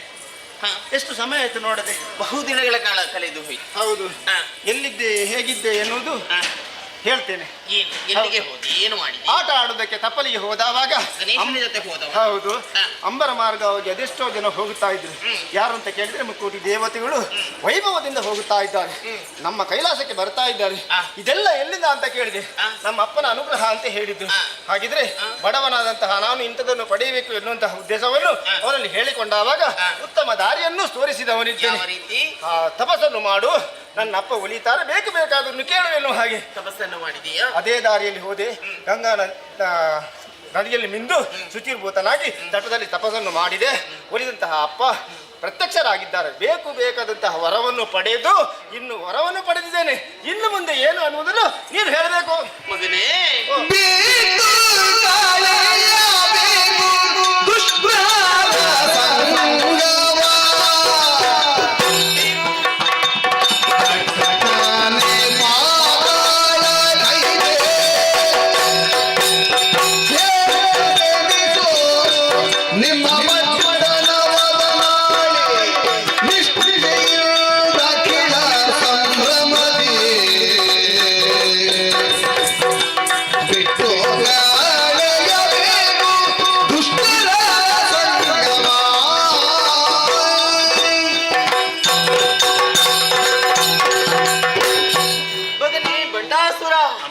ನಿನ್ನ ಬರುವಿಕೆಯನ್ನು ಕಾಣುವಾಗ ಮಾತ್ರ ಹೃದಯ ನನ್ನಲ್ಲಿ ಹುಕ್ಕಿ ಬಂತು. ನನ್ನ ಅಭಿಮಾನದ ಕೂಸು ನೀನು. ಬಂದೆಯ, ಬಂದದ್ದು ಮಾತ್ರವಲ್ಲ, ವಿಶೇಷವಾದಂತಹ ಸುದ್ದಿಯನ್ನೇ ತಂದೆಯ. ಪರಮೇಶ್ವರ ದೇವರನ್ನು ತಪಸ್ಸಿನ ಮೂಲಕ ಮೆಚ್ಚಿಸಿ ಬೇಕು ಬೇಕಾದಂತಹ ವರಗಳನ್ನು ನೀ ಪಡೆದೆ. ಇದಕ್ಕಿಂತ ನಿನಗಿನ್ನೇನು ಬೇಕು ಹೇಳು? ಪಡೆದಿದ್ದೇನೆ, ಸದುಪಯೋಗ ಪಡಿಸಿಕೊಳ್ಬೇಕಲ್ಲ ಮಗನೇ. ಹೇಗೆ? ಪಡೆದದ್ದೇನೋ ಸತ್ಯ, ಪಡೆದಂತಹ ವರವನ್ನು ಯಾವತ್ತೂ ದುರುಪಯೋಗ ಪಡಿಸಿಕೊಳ್ಳಬಾರದು, ಸದುಪಯೋಗ ಪಡಿಸಿಕೊಳ್ಳಬೇಕು. ಅಂದ್ರೆ ಭೂಲೋಕದಲ್ಲಿ ಬ್ರಾಹ್ಮಣರು, ಮಾನವತೆ ಸ್ತ್ರೀಯರು, ಹಾಗೆಯೇ ಪಂಚಮಹಾ ಪಾಪಗಳನ್ನು ನೀನು ಮಾಡಕೂಡದು, ದೇವತೆಗಳನ್ನು ಹಿಂಸಿಸುವುದಕ್ಕೆ ಮುಂದಾಗಕೂಡದು. ಒಳ್ಳೆಯ ದಾರಿಯಲ್ಲಿ ನೀನು ಸಾಗಬೇಕು. ಉತ್ತಮವಾದಂತಹ ಧರ್ಮದ ದಾರಿಯಲ್ಲಿ ನೀ ಸಾಗಿದೆ ಅಂತ ಆದ್ರೆ ಧರ್ಮವೇ ನಿನ್ನನ್ನು ರಕ್ಷಿಸ್ತದೆ ಮಗನೇ. ಮಾತ್ರವಲ್ಲ, ಅಧಿಕವಾದಂತಹ ಸಾಧನೆಯನ್ನು ನೀ ಇನ್ನೂ ಮಾಡಬೇಕು. ನೀ ಇಲ್ಲೇ ಇದ್ದೆ ಅಂತ ಆದ್ರೆ ನಿನಗೆ ಸೂಕ್ತವಾದಂತಹ ವೇದಿಕೆ ಎನ್ನುವುದು ಲಭಿಸುವುದಕ್ಕಿಲ್ಲ. ಹಾಗಾಗಿ ನೀ ತಟ್ಟನೆ ಪಾತಾಳವನ್ನು ತೆರಳಬೇಕು. ಅಲ್ಲಿ ಯಾರಿದ್ದಾರಮ್ಮ? ನಾನು ಹೋಗಿ ಏನು ಮಾಡುದು? ಅಲ್ಲಿ ಒಬ್ಬ ಮಹಾನ್ ವ್ಯಕ್ತಿಯ ಸಂದರ್ಶನದಿಂದ ನಿನ್ನ ಜೀವನವೇ ಪಾವನವಾಗ್ತದೆ. ಹಾಗೆಯೇ ಯಾವತ್ತು ನೀನು ಕೆಟ್ಟವರ ಸಂಘವನ್ನು ಮಾಡಕೂಡದು, ಮಾಡಬಾರದು. ಸಜ್ಜನರ ಸಂಘವದು ಹೆಜ್ಜೇನು ಸವಿದಂತೆ, ದುರ್ಜನರ ಸಂಘವದು ಹೆಜ್ಜೇನು ಕಡಿದಂತೆ. ಅಂದ್ರೆ ನಾವು ಒಳ್ಳೆಯವರ ಸಂಘವನ್ನು ಮಾಡಿದೆವು ಅಂತಾದ್ರೆ ಜೇನಿನ ರಸವನ್ನು ಕುಡಿದಂತ ಅನುಭವ ನಮ್ಮ ಪಾಲಿಗೆ ಆಗ್ತದೆ. ದುಷ್ಟರ ಸಂಘವನ್ನು ನಾವು ಮಾಡುತ್ತಾ ಹೋದೆವು ಅಂತಾದ್ರೆ ಜೇನಿನ ನುಣು ಕಡಿದಂತ ನೋವು ನಮ್ಮ ಪಾಲಿಗೆ ಆಗ್ತದೆ. ಹಾಗೆ ನಿನ್ನ ಜೀವನದಲ್ಲಿ ಆಗಬಾರದು. ಇದೆಲ್ಲವನ್ನು ನೀನು ತಿಳಿದು ವ್ಯವಹರಿಸಬೇಕು. ಮಾತ್ರವಲ್ಲ, ನಿನ್ನದಂತಹ ಪಟ್ಟಣವನ್ನು ಒಂದು ನಿರ್ಮಾಣ ಮಾಡು, ಅಲ್ಲಿ ನಿನ್ನ ಜೀವನವನ್ನು ಸಾಗಿಸು. ಬದುಕು ಬಂಗಾರವಾಗಲಿ, ಭವಿಷ್ಯವು ಪ್ರಜ್ವಲಿಸಲಿ. ಹೋಗಿ ಬಾ ಮಗನೇ, ಶುಭವ.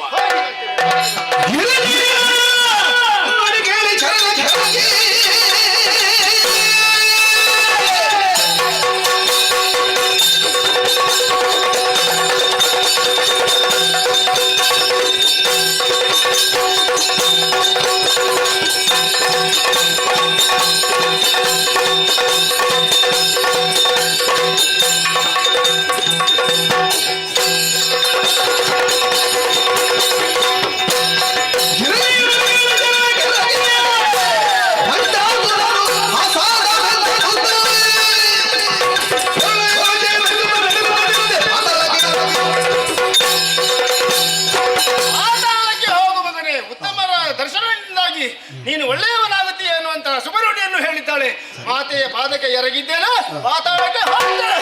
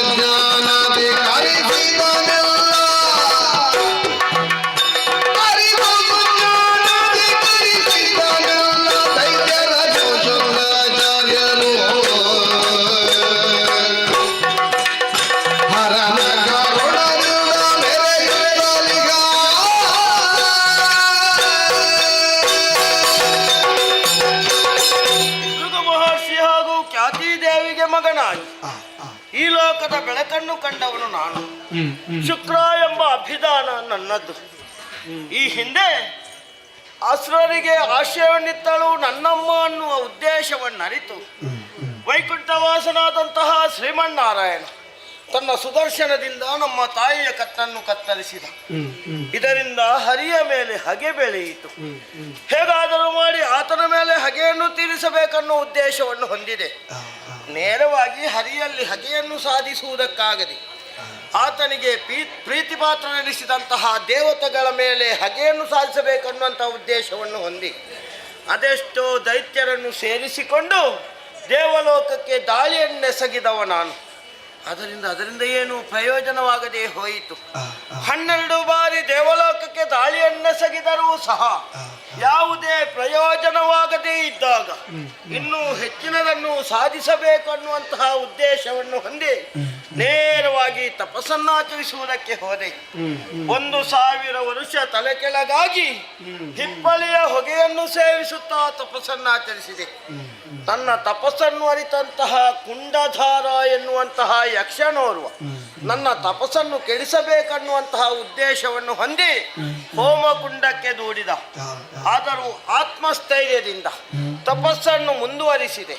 ಬೆಚ್ಚಿದಂತಹ ಪರಮೇಶ್ವರ ತಪಸ್ಸು, ಬುದ್ಧಿ, ಫಲ, ಆತ್ಮಸ್ಥೈರ್ಯ, ತೇಜಸ್ಸು ಇವುಗಳಿಂದ ದೇವತೆಗಳನ್ನು ಮೀರಿಸುವವನಿದ್ದಿ ಎಂಬುದನ್ನು ತಿಳಿದು ಮೃತ ಸಂಜೀವಿನಿ ವಿದ್ಯೆಯನ್ನು ಅನುಗ್ರಹಿಸಿದ. ಆ ಬಳಿಕ ಇದ್ದಂತಹ ಅಸುರರನ್ನೆಲ್ಲ ಒಂದುಗೂಡಿಸಿದೆ. ಅವರಿಗೆ ಅಸುರ ಗುರು ಎಂದೆನಿಸಿದವ ನಾನಾಗಿದ್ದೇನೆ. ಆದರೆ ನಮ್ಮಲ್ಲಿ ಅದೆಷ್ಟೋ ಮಂದಿ ಅಸುರರಿದ್ದರೂ ಸಹ ಅವರಲ್ಲಿ ನಾಯಕತ್ವದ ಕೊರತೆ ಎದ್ದು ಕಾಣುತ್ತಾ ಉಂಟು. ಹಾಗಾಗಿ ಅವರಿಗೆಲ್ಲ ಒಬ್ಬ ನಾಯಕನಾಗಿ ಹೊರಹೊಮ್ಮಬೇಕಿದ್ರೆ ಏನು ಅನ್ನುವ ಹಾಗೆ ಯೋಚಿಸುತ್ತಾ ಇದ್ದ ಹಾಗೆ ನನ್ನ ದೃಷ್ಟಿಗೆ ಗೋಚರವಾದದ್ದು ಹರಣ ಕರುಣೆಯಿಂದ ಜನಿಸಿದಂತಹ ಬಂಡಾಸುರ. ತಡ ಮಾಡುವುದು ಯಾಕೆ? ನನ್ನಷ್ಟಕ್ಕೆ ನಾನು ತೀರ್ಮಾನ ಕೈಗೊಳ್ಳುವುದಲ್ಲ. ಇದ್ದಾರಲ್ಲ ನನ್ನ ಶಿಷ್ಯರು.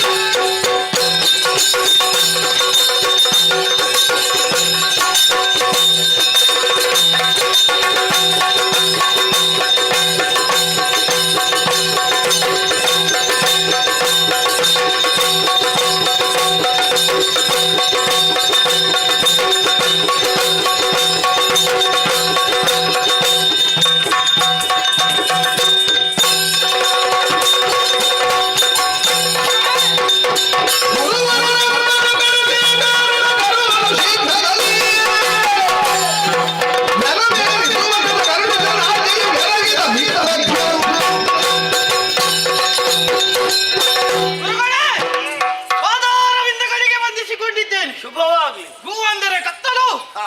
ರು ಅಂದರೆ ಬೆಳಕು. ಕತ್ತಲಿನಿಂದ ಬೆಳಕಿನೆಡೆಗೆ ವ್ಯಕ್ತಿ ಓರ್ವನ ಜೀವನವನ್ನು ಯಾರು ಕರೆದುಕೊಂಡು ಹೋಗ್ತಾನೆ ಆತನನ್ನು ಗುರು ಅಂತ ಕರೀತಾರೆ. ನಮ್ಮ ಜೀವನದಲ್ಲಿ ಗುರುಗಳಾಗಿ ಒದಗಿ ಬಂದವರು ನೀವು. ಈಗ ನಮ್ಮನ್ನು ಕರೆದಿದ್ದೇರಲ್ವೇ? ಏನಾಗಬೇಕು ಗುರುಗಳೇ? ಕುಶ ಸಮಿತಿಗಳನ್ನು ಏನಾದರೂ ತರಬೇಕೆ? ಏನು ಹೇಳಿ?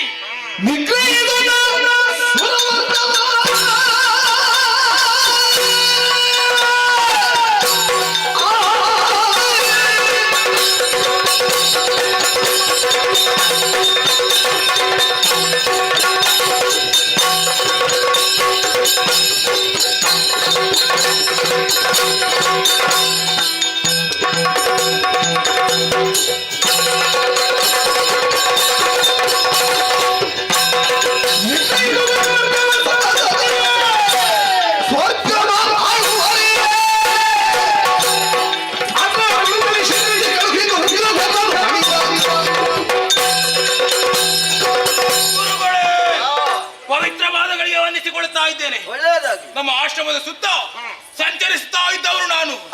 ಏಕಕಾಲದಲ್ಲಿ ನಿಮ್ಮ ಕರೆ ಆಯಿತು. ಕಾರಣವಿಲ್ಲದೆ ಕರೆಯುವವರು ನೀವಲ್ಲ. ನಮ್ಮಿಂದ ಏನಾಗಬೇಕು ಅಪ್ಪಣೆ ಆಗಬೇಕು.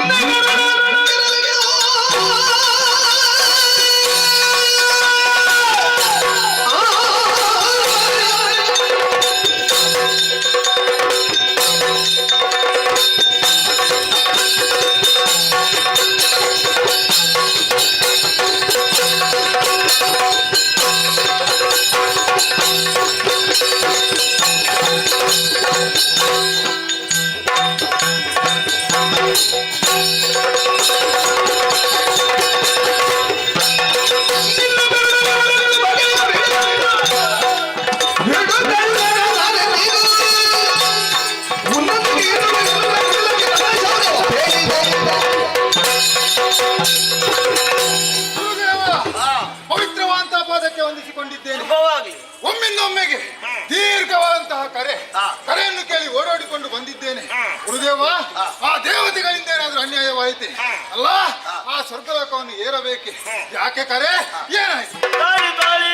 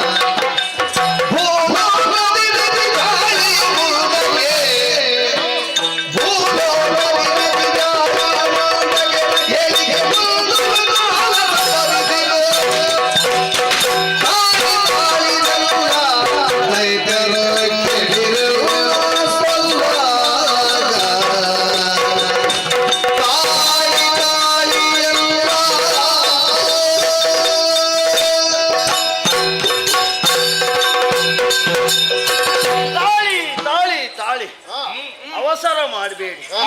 ತಣ್ಣೀರನ್ನಾದ್ರೂ ತಣಿಸಿ ಕುಡಿಯಬೇಕು ಎನ್ನುವಂತಹ ಮಾತುಂಟು. ಕೋಪದ ಕೈಗೆ ಯಾವತ್ತು ಬುದ್ಧಿಯನ್ನು ಕೊಡಬಾರದಂತೆ ತಾಳ್ಮೆಯಿಂದ ವರ್ತಿಸಿದಲ್ಲಿ ನಮಗೆ ಜಯ ಯಾವತ್ತೂ ಒದಗಿ ಬರುವುದು ಎಂಬ ಹಾಗೆ ಭಾವಿಸಿದವನಿದ್ದೇನೆ. ಈ ಹೊತ್ತು ನಿಮ್ಮನ್ನೆಲ್ಲ ಕರೆಯುವುದಕ್ಕೆ ಬಲವಾದ ಕಾರಣ ಉಂಟು. ಏನು ಗುರುಗಳೇ? ಅದೆಷ್ಟೋ ಸಮಯದಿಂದ ನನ್ನೊಂದಿಗೆ ನೀವಿದ್ದವರು, ನಿಮಗೇನೆಲ್ಲ ಬೇಕು ಅದೆಲ್ಲವನ್ನು ಕಳಿಸಿಕೊಟ್ಟು ಸಮರ್ಥನೆನಿಸಿಕೊಂಡವರಿದ್ದೀರಿ ನೀವು. ಈ ಸಮಯದಲ್ಲಿ ನನ್ನ ಮನಕ್ಕೆ ವೇದ್ಯವಾದದ್ದು ಬೇರೆ ಏನೂ ಅಲ್ಲ.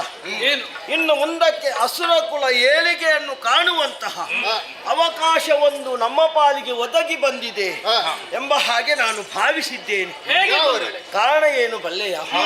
ಇಷ್ಟರವರೆಗೆ ನಾನು ಗುರುವಾಗಿ ನಿಮ್ಮನ್ನು ಮುನ್ನಡೆಸಿದವ. ಅಂದ್ರೆ ಕೇವಲ ಗುರುವಾಗಿದ್ದವನು ಮಾತ್ರ. ಅಸುರ ಕುಲ ಎನ್ನುವಂತಹ ಈ ಕುಲಕ್ಕೆ ಒಬ್ಬ ಎಲ್ಲವನ್ನೂ ಸಹಿಸಿಕೊಂಡು ಎಲ್ಲವನ್ನೂ ವಿಚಾರಿಸಿಕೊಂಡು ನಿಮ್ಮನ್ನೆಲ್ಲ ಏಳಿಗೆಯ ಪಥದತ್ತ ಸಾಗಿಸುವಂತಹ ಒಬ್ಬ ನಾಯಕ ಇಲ್ಲ ಎಂಬ ಹಾಗೆ ನಾನು ಯೋಚಿಸಿದವ. ಆದ್ರೆ ಅದಕ್ಕೂ ಕಾಲ ಕೂಡಿ ಬಂದಿದೆ. ಬೇರೇನು ಅಲ್ಲ, ಎಲ್ಲಿ ಬಲ್ಲಿರ, ಎಲ್ಲಿ ಯಾರು ಬಲ್ಲಿರ,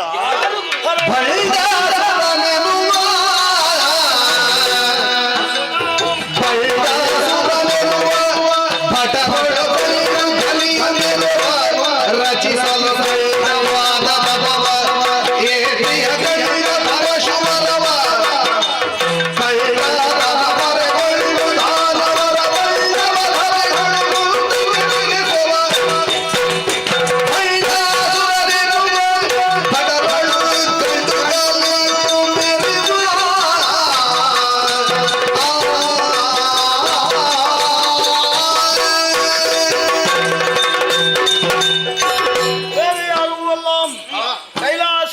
ಪರಮೇಶ್ವರನ ವಿಶೇಷ ಅನುಗ್ರಹಕ್ಕೆ ಪಾತ್ರನಾದವನು.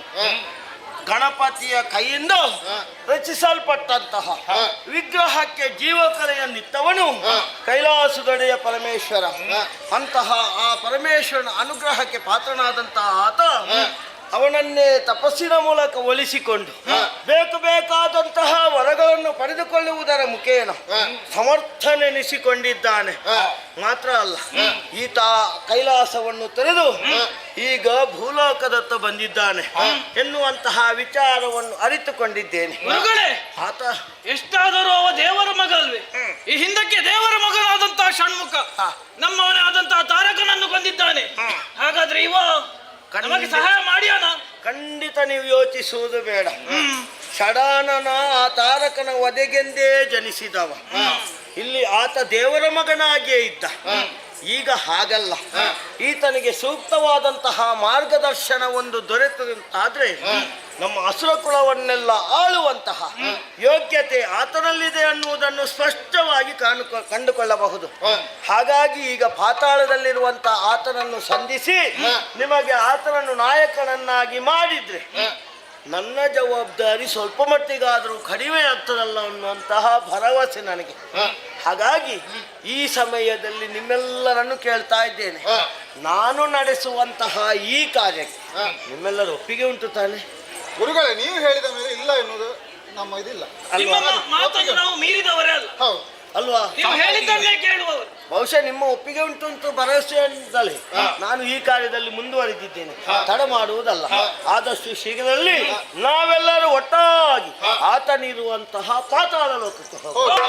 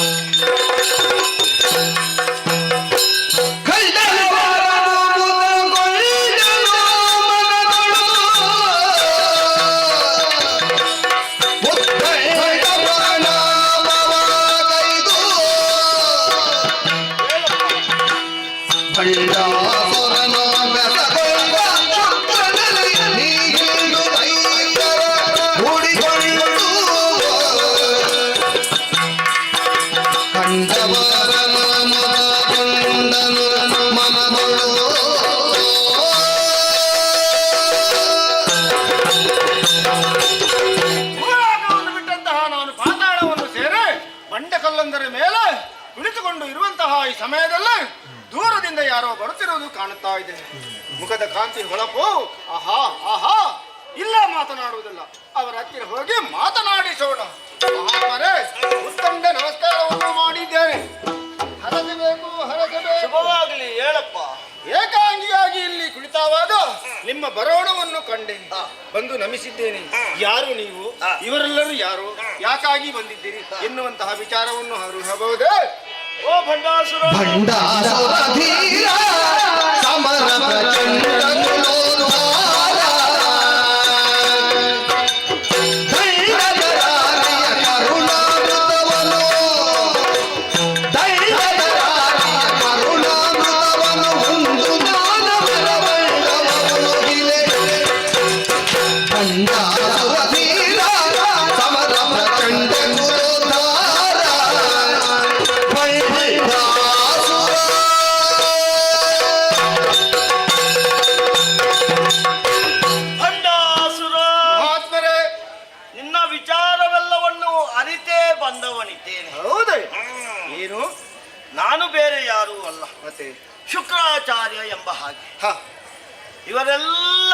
ಶಿಷ್ಯಂದಿರು. ಹ.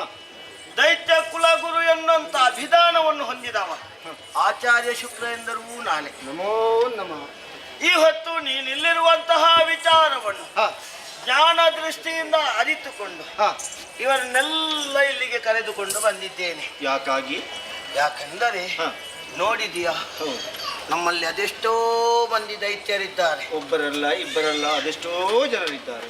ಎಲ್ಲರೂ ಒಟ್ಟಾಗಿ ಬಂದಿದ್ದೀರಾ. ನಿನ್ನ ಬಳಿಗೆ ಇಷ್ಟು ಮಂದಿಯನ್ನು ಮಾತ್ರ ಕರೆದುಕೊಂಡು ಬಂದದ್ದು. ಹ. ಹೆಚ್ಚಿನವರೆಲ್ಲ ಹೊರಗೆ ನಿಂತಿದ್ದಾರೆ. ಹ. ಅಲ್ಲಿಯೇ ನಿನ್ನ ಸಂದರ್ಶನವನ್ನು ಆ ಬಳಿಕ ಮಾಡಿಸುವ ಅನ್ನುವ ಹಾಗೆ ಆದೀತು. ಈ ಹೊತ್ತು ಹ. ಇವರನ್ನೆಲ್ಲ ಕರೆದುಕೊಂಡು ಬರುವುದಕ್ಕೆ ಕಾರಣ ಉಂಟು. ಅದ್ಯಾವುದು? ಅಸುರರಿಗೆಲ್ಲ ನಾನು ಗುರು ಹೌದು, ಹ. ಆದ್ರೆ ಅಸುರರನ್ನೆಲ್ಲ ಮುನ್ನಡೆಸುವಂತಹ ಹ. ಒಬ್ಬ ನಾಯಕ ಬೇಕು ಅನ್ನುವ ಹಾಗೆ ನಾನು ತೀರ್ಮಾನಿಸಿದವನಿದ್ದೇನೆ. ಅದೆಷ್ಟೋ ಮಂದಿ ನಿಮ್ಮಲ್ಲೇ ಇರುವಾಗ ತೀರ್ಮಾನ ನೀವೇ ಮಾಡಿಕೊಳ್ಳಬೇಕಲ್ವೇ? ಹೌದೌದು, ಉನ್ನತ ವ್ಯಕ್ತಿಗಳು ಯಾರು ಇಲ್ಲೂ ಇದರಲ್ಲಿ ಇದ್ದಾರೆ. ಹ. ಅದೆಷ್ಟೋ ಮಂದಿ ಇದ್ದಾರೆ. ಹ. ಆದ್ರೆ ಅಂತಹ ಮುನ್ನಡೆಸುವಂತಹ ಹ. ಚಾಕಚಕ್ಯತೆಯವರು ಬೇಕು, ಸಮರ್ಥರೆನಿಸಿಕೊಂಡವರು ಬೇಕು ಹ. ಎಂಬ ಹಾಗೆ ತೀರ್ಮಾನವನ್ನು ಗೈದಿ. ಈಗ ತಾನೇ ನಾನು ನೋಡ್ತಾ ಇದ್ದೇನೆ. ಇದರಲ್ಲಿ ನಾನು ಆಯ್ಕೆ ಮಾಡಬೇಕು ಅಂತ ಹೇಳಿದ್ರೆ ನಾನು ಎಲ್ಲಿಂದ ಆಯ್ಕೆ ಮಾಡಲಿ? ನೀನು ಆಯ್ಕೆ ಮಾಡಬೇಕು ಅಂತ ಇಲ್ಲ, ಮತ್ತೆ ನಾನೇ ಆಯ್ಕೆ ಮಾಡಬೇಕನ್ನುವ ತೀರ್ಮಾನವನ್ನು ಕೈಗೊಂಡೇ ಬಂದವನಿದ್ದೇನೆ. ಹೌದಾ? ಹೌದೌದು. ಹ, ಹ, ಹ. ಇವರನ್ನೆಲ್ಲ ನಾಯಕನಾಗಿ ಹ. ಮುನ್ನಡೆಸುವಂತಹ ಸಾಮರ್ಥ್ಯ ಇರುವವರು ಯಾರು ಯಾರು ಎಂಬ ಹಾಗೆ ತೀರ್ಮಾನ ಮಾಡಿದ್ರೆ ಅದಕ್ಕೆ ನೀನೇ ಸೂಕ್ತ ವ್ಯಕ್ತಿ ಎನ್ನುವ ಹಾಗೆ ನಾನು ತೀರ್ಮಾನ ಮಾಡಿದ್ದೇನೆ. ಹ, ಹ. ಹಾಗಾಗಿ ನಾಯಕ ನೀನಾಗಬೇಕು. ಆದೀತು. ನಾಯಕನಾಗಬೇಕಿದ್ರೆ ಹ. ಅದಕ್ಕೊಂದು ಅರಮನೆ ಅಂತ ಆಗಬೇಕು ಹ. ಅಲ್ವಾ? ಹೌದು. ಒಂದು ಅರಮನೆ ಇದ್ರೆ ಹ. ಅಲ್ಲಿ ಅರಸನಾಗಿ ಪ್ರಭುವಾಗಿ ಮೆರೆಯಬೇಕಾದವನು ನೀನು. ಹ. ಹಾಗಾಗಿ ಹ. ಈಗೊಂದು ಅರಮನೆ ನಿರ್ಮಾಣ ಆಗಬೇಕಲ್ಲ. ಅರಮನೆ ನಿರ್ಮಾಣ ಆಗಬೇಕು, ಹ್ಮ್. ನಾಯಕನಾಗಬೇಕು. ಹ. ನಾಯಕನಾದ ಮೇಲೆ ನನಗೆ ಸರಿಯಾದಂತ ಬುದ್ಧಿಯನ್ನು ಹೇಳುವುದಕ್ಕೆ ಹ. ಎಲ್ಲವಕ್ಕೂ ಜನ ಬೇಕು. ಹ್ಮ್. ಹಾಗಿರುವಾಗ ನೀವು ನನ್ನ ಜೊತೆಯಲ್ಲಿ ಇರುವಾಗ ಹ. ಇನ್ನೇನು ಕಷ್ಟ? ಈಗಾಗಲೇ ಪುರವನ್ನು ನಿರ್ಮಾಣ ಮಾಡ್ತೇನೆ.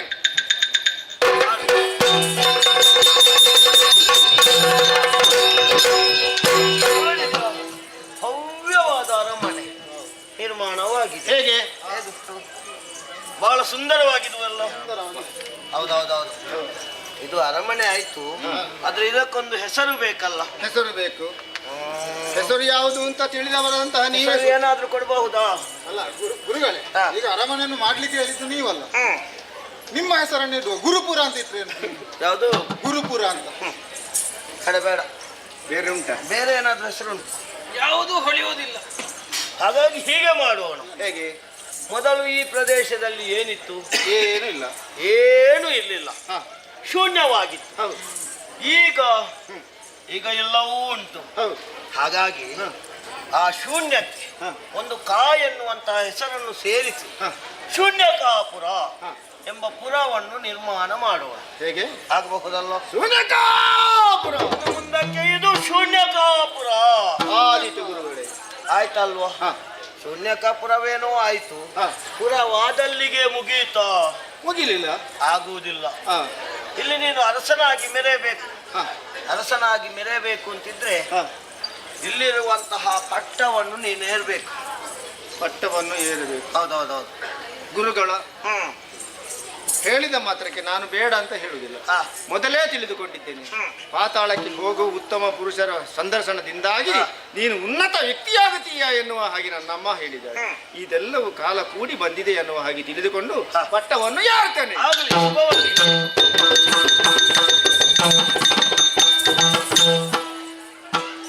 ಇಲ್ಲಿಗೆ ಮುಗಿಯಿತು.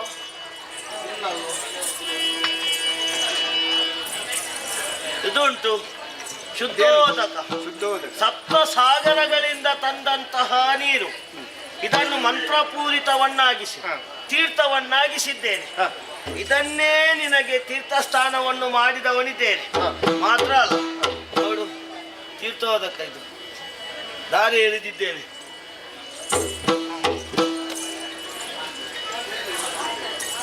ಇದು ಮಹಾರಾಜನಾದ ಲೆಕ್ಕ. ಹ.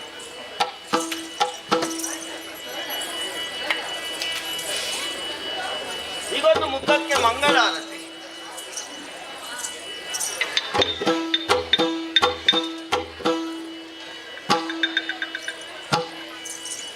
ಇನ್ನೊಂದು ಹ. ಇದು ಪಟ್ಟದ ಕತ್ತಿ. ಹೌದೌದು, ಹಿಂದಿನಿಂದಲೂ ಸಂಪ್ರದಾಯ ಇದು. ಕೈಯಲ್ಲಿ ಕೈದುವನ್ನು ಹಿಡಿದು ಬರುವಂತಹ ದುಷ್ಟರನ್ನು ದಂಡಿಸುವುದಕ್ಕೆ. ಆಯ್ತಲ್ವಾ? ಮುಗೀತಲ್ವಾ? ಇಲ್ಲಿಗೆ ಮುಗೀತಲ್ವಾ? ಏನಾದ್ರು ಕಡಿಮೆ ಆದಾಗೆ ಕಾಣ್ತಾ ಉಂಟು. ಕೊರತೆಯ? ಹೌದು, ಇಷ್ಟೆಲ್ಲ ಮಾಡಿ ನನ್ನನ್ನು ನೋಡಿ ಕಡಿಮೆ ಅಂತ ಹೇಳ್ತಾರೆ. ಹೌದು, ಏನಾದ್ರೂ ಕೊರತೆ ಉಂಟಾ? ಕೊರತೆ ಇದು ಕಾಣ್ತಾ ಉಂಟು. ಒಂದುಂಟು. ಯಾವುದು? ವನಜ ಬೀದನು ಹಿರುಗೆ ಕನಕ ಕಶ್ಯಪಗಿತ್ತ ದಿನಕರ ತೇಜವಿ ಮೆರಿವ ಅನುಪಮ ದೇವರ ಪ್ರಥಮ ಕೋಟವಾದ ನವನ ಶಿವ ಶಿವಣ್ಣನಾಚಾರ್ಯ. ನೋಡಿದಿರಾ? ಹೊಳಿತಾ ಉಂಟು, ತಡಿಲಿಕ್ಕೆ ಆಗುತ್ತಾ ಇಲ್ಲ. ಈ ಕಿರೀಟವನ್ನು ನಾನು ನೋಡ್ಲಿಲ್ಲ, ಎಲ್ಲಿದ್ದು? ನೋಡ್ಲಿಲ್ವಾ? ನಿಮಗೆ ನೋಡ್ಲಿಕ್ಕೆ ಸಿಕ್ಕಿದ್ರೆ ತಾನೆ. ಅದೇ ಒಂದು ವೇಳೆ ಇದು ನೋಡ್ಲಿಕ್ಕೆ ಸಿಕ್ಕಿರುತ್ತಿದ್ರು, ಇದು ಹೀಗೆ ಉಳಿಯುತ್ತಿರ್ಲಿಲ್ಲ. ಹೊಚ್ಚ ಹೊಸತಿನ ಹಾಗೆ ಉಂಟು.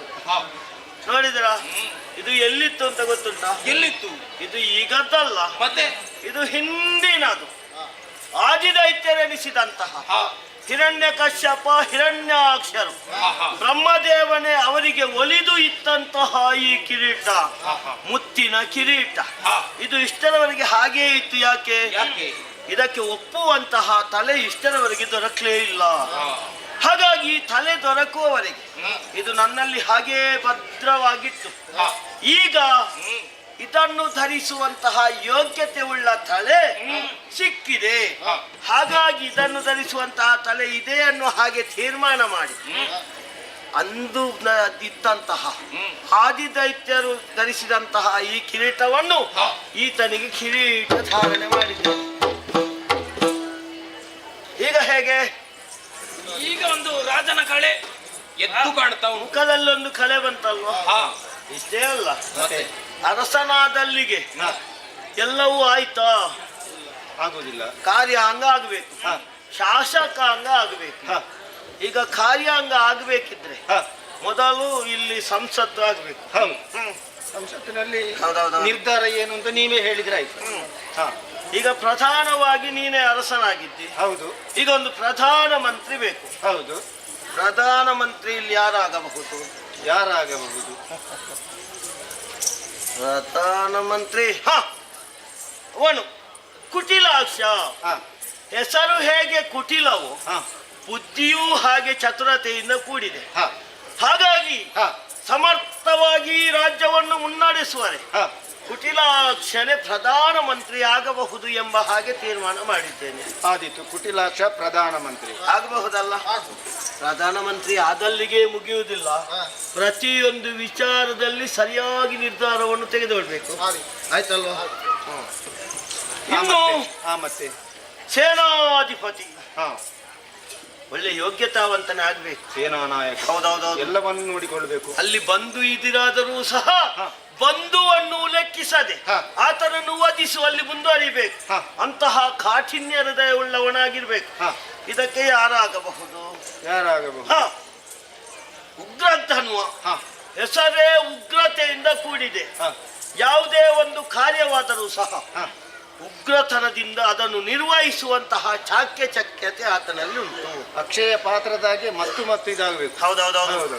ಹಾಗಾಗಿ ನೀನು ಇನ್ನು ಮುಂದಕ್ಕೆ ಸೇನಾಧಿಪತಿ. ನಿಮ್ಮ ಆಶೀರ್ವಾದ. ಈಗ ಒಬ್ಬ ವಿತ್ತ ಮಂತ್ರಿ ಆಗ್ಬೇಕು. ಜಾಗೃತನಾಗಿರಬೇಕು. ಸರಿಯಾಗಿ ಯೋಚಿಸಿ ಎಲ್ಲಿ ಯೋಜನೆಗಳನ್ನು ರೂಪಿಸಬೇಕು ಅಲ್ಲಿ ಮಾತ್ರ ವಿನಿಯೋಗಿಸುವಂತಹ ಒಬ್ಬ ವಿತ್ತ ಸಚಿವ. ಹೌದೌದು. ಅವನೇ ಆಗಬಹುದು. ಅಮಿತಜ್ಞ. ಅವನಿಗೆ ಪ್ರತಿಯೊಂದರಲ್ಲೂ ಉತ್ಸಾಹ ಉಂಟು, ಅಮಿತ ಉತ್ಸಾಹ. ಹಾಗಾಗಿ ಯಾವುದೇ ಕೊಟ್ಟರು ಸರಿಯಾಗಿ ನಿಭಾಯಿಸ್ತಾನೆ ಆತ. ಹೌದೌದೌದು. ಪ್ರತಿಯೊಂದು ವಿವರಿಸುವಂತಹ, ಪ್ರತಿಯೊಂದರ ಬಗ್ಗೆ ಯೋಚಿಸುವಂತಹ, ಯೋಜನಾಬದ್ಧವಾಗಿ ರೂಪಿಸುವಂತಹ ಬುದ್ಧಿ ಉಂಟು. ಹಾಗಾಗಿ ಅವನಿಗೆ ವಿತ್ತ ಸಚಿವ. ನಿಮ್ಮ ಆಶೀರ್ವಾದ. ಅವರೆಲ್ಲರ ಚಿತ್ತವನ್ನು ಅಪಹರಿಸಿ ಎಲ್ಲವನ್ನು ತಿಳಿದುಕೊಂಡಿದ್ದೀರಾ. ಒಳ್ಳೆಯದು. ಇಷ್ಟೇ ಅಲ್ಲ, ಮತ್ತೆ ಇನ್ನು ಕೆಲವಾರು ಮಂದಿ ಇದ್ದಾರೆ.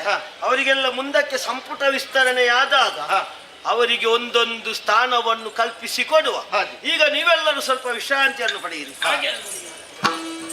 ನಾನು ಹೋಗಬಹುದೇ? ಇಲ್ಲ, ನಿಮಗೆ ಹೇಳುವುದಕ್ಕುಂಟು. ತಿಳುಹಿದನು ನೀತಿಗಳ ಬಳಿಕ ಶುಕ್ರಾಚಾರ್ಯ ಮರೆತು ದಾನವ ತಿಲಕ ಕೇಳು. ನೀನು ಎಳೆಯಲಿ ಸದಾಚಾರಗಳಲ್ಲಿ ಸತ್ಕೀರ್ತಿಯನ್ನು ತಳೆದರದ ಮೇಲೆ ನಿಮ ಮಾಡೋ. ತಿಳುಹಿದನು ನೀತಿಗಳ ಬಳಿಕ ಶುಕ್ರಾಚಾರ್ಯ.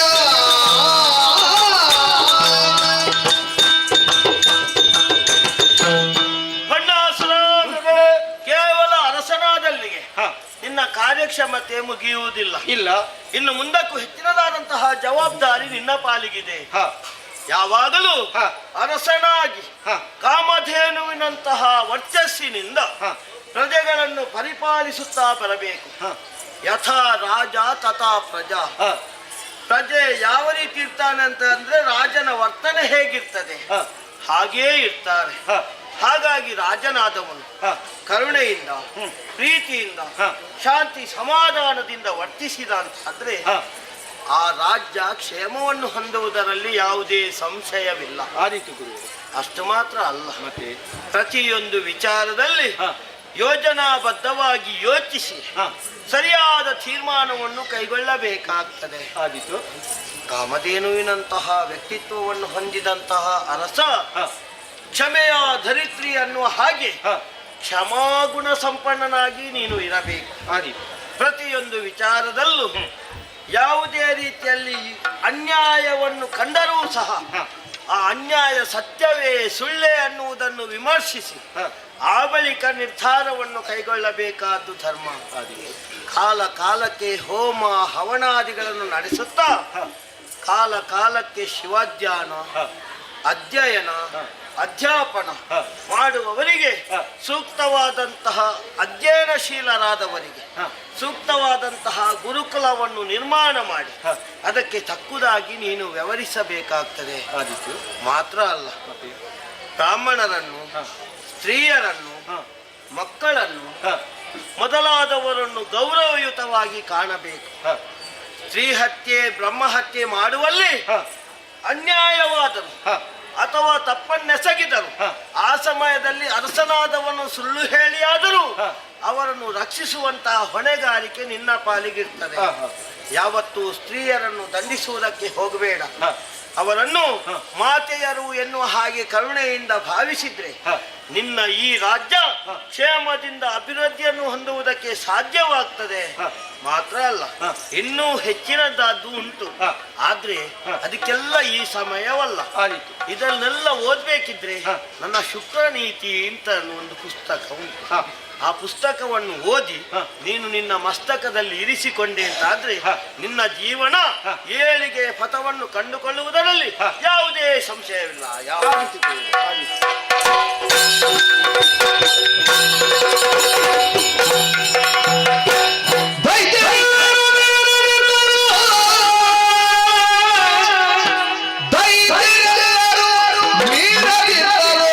ಸತ್ಯ ಧರ್ಮಗಳನ್ನು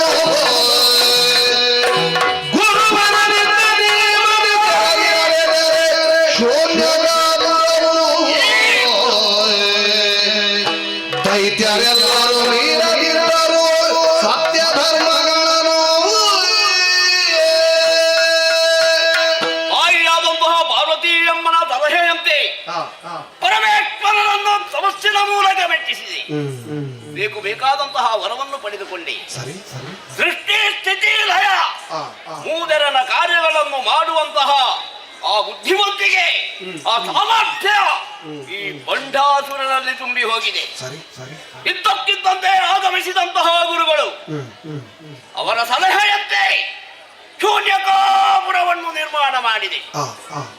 ಆಮೇಲೆ ಅರುಹಿದನು ನೀತಿಗಳ ಆ ನೀತಿ ವಾಕ್ಯವನ್ನು ಕೇಳಿ ಆಳ್ವಿಕೆಯನ್ನು ನಾನು ಮಾಡಿಕೊಂಡು ಬಂದ ಕಾರಣ ನಮ್ಮ ಈ ಶೂನ್ಯಕಾಪುರದಲ್ಲಿ ಸತ್ಯ ಧರ್ಮ ಎಂಬುದು ತಲೆ ಎತ್ತಿ ನಿಂತಿದೆ. ಯಾರಲ್ಲಿ ಯಾರಲ್ಲಿ ಯಾರಲ್ಲಿ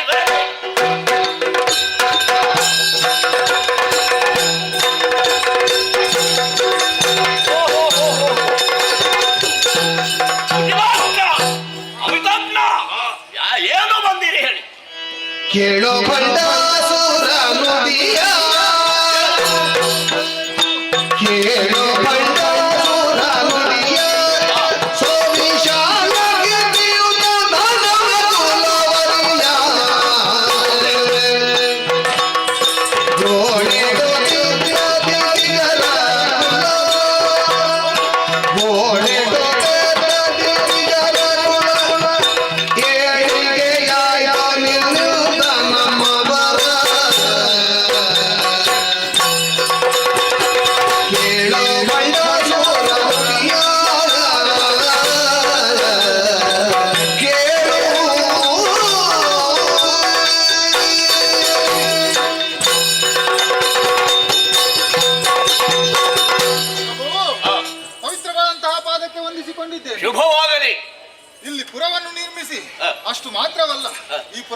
ದಾಸನಾಗಿ ನಮಗೊಂದೊಂದು ಉದ್ಯೋಗವನ್ನೇ ನಾವು ಕೊಟ್ಟಿದ್ದೀರಿ.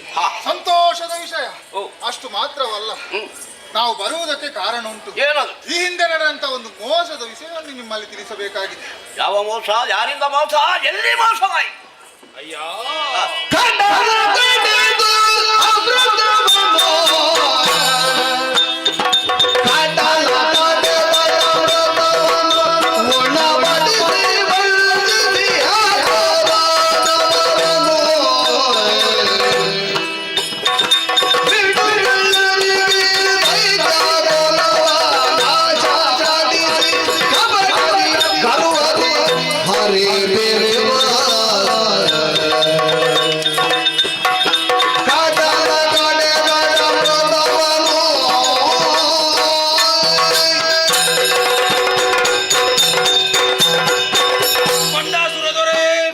ಮತ್ತೊಮ್ಮೆ ಪವಿತ್ರ ಮಾತುಗಳಿಗೆ ವಂದಿಸಿಕೊಳ್ತಾ ಇದ್ದೇನೆ.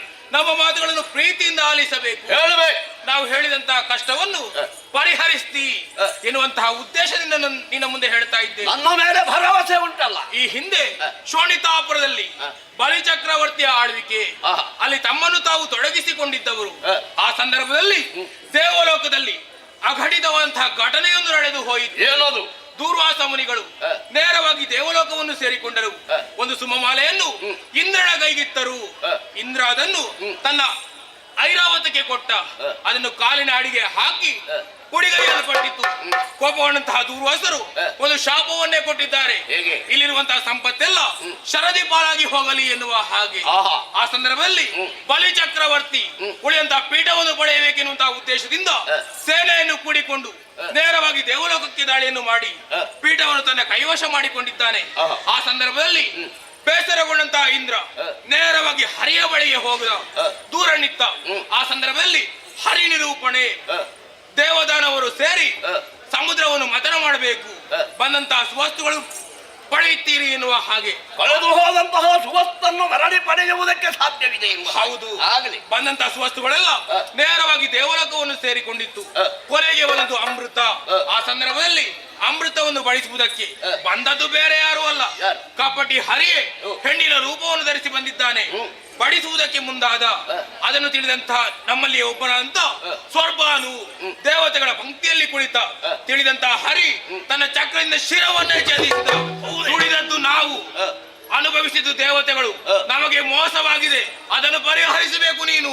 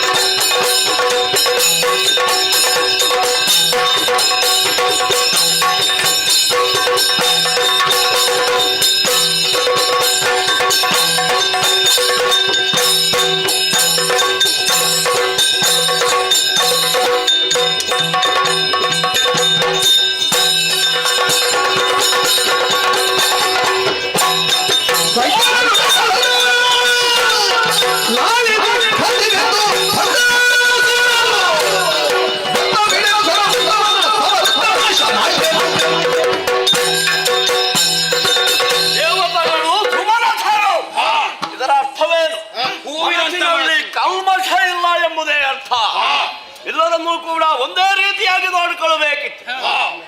ನಿಮ್ಮ ಆ ಕಾಲದಲ್ಲಿ ಅನ್ಯಾಯವನ್ನೇ ಮಾಡುವುದಕ್ಕೆ ಮುಂದಾದನೇ ದೇವೇಂದ್ರ. ದುಡಿಯುವುದಕ್ಕೆ ರಾಕ್ಷಸರು ದೇವತೆಗಳು, ತಿನ್ನುವುದಕ್ಕೋ ಅದರಲ್ಲಿ ಬಂದಂತಹ ಸಂಪತ್ತನ್ನು ಅನುಭವಿಸುವುದಕ್ಕೋ ದೇವತೆಗಳು ಮಾತ್ರ ಸೀಮಿತ ಎಂಬ ಭಾವನೆಯನ್ನು ಇಟ್ಟುಕೊಂಡಿದ್ದಾನೆ. ಆದ ಇಂದ್ರ ನಿಮಗೆ ಮಾಡಿದಂತಹ ಅಪಮಾನ, ನಿಮಗೆ ಮಾಡಿದಂತಹ ಮೋಸ, ಅದಕ್ಕೆ ಸರಿಯಾದ ಶಿಕ್ಷೆ ಆಗಲೇಬೇಕು. ನಾವೆಲ್ಲ ಒಟ್ಟಾಗಿ ದೇವಲೋಕವನ್ನು ಸೇರೋಣ. ಹಾಗೆ ಆಗಲಿ.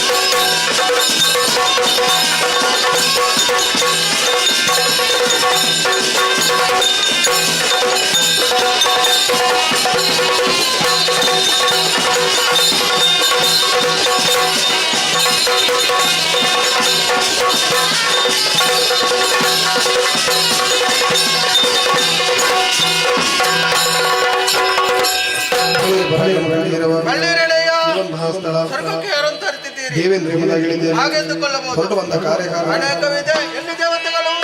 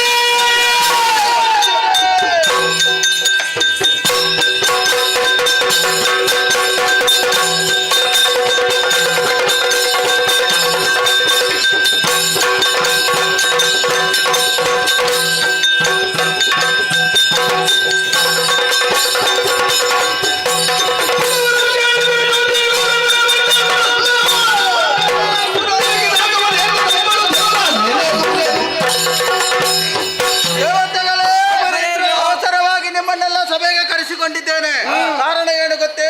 ಸೂರ್ಯಕಾಪುರದ ರಸ ಬಂಡಾಸುರನೆಂಬವ ದೇವಲೋಕದ ಅಧಿಕಾರವನ್ನು ಪಡೆಯುವ ಉದ್ದೇಶದಿಂದ ಸೇನೆಯನ್ನು ಕೂಡಿಕೊಂಡು ನಮ್ಮ ದೇವಲೋಕಕ್ಕೆ ಮುತ್ತಿಗೆ ಇಟ್ಟಿದ್ದಾನೆ. ಬಂದವನಿಗೆ ಉತ್ತರ ಕೊಡಬೇಕಾದ್ದು ನಮ್ಮ ಕರ್ತವ್ಯ.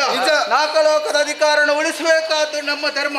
ಅದಕ್ಕಾಗಿ ಆಯುಧವನ್ನು ಹಿಡಿದುಕೊಳ್ಳಿ, ವಾಹನವನ್ನು ಏರಿಕೊಳ್ಳಿ, ಹತ್ತಿರದಾರಿಯಾಗಿ ಐರಾವತನ್ನೇರಿ ನಾಡ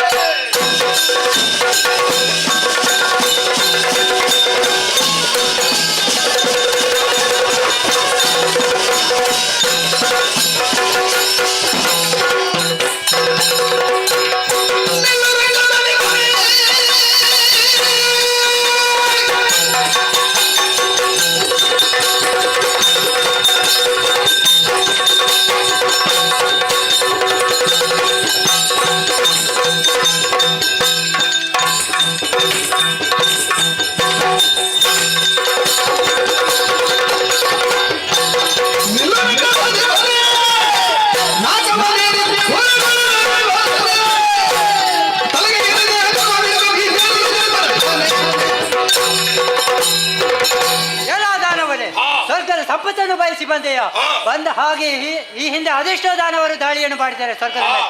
ಯಾರು ಹಿಂದೆ ನಡೆದವರಿಲ್ಲ. ಹಿಂದೆ ಮುಂದೆ ಬಂದರೆ ನೀವು ಶಿರ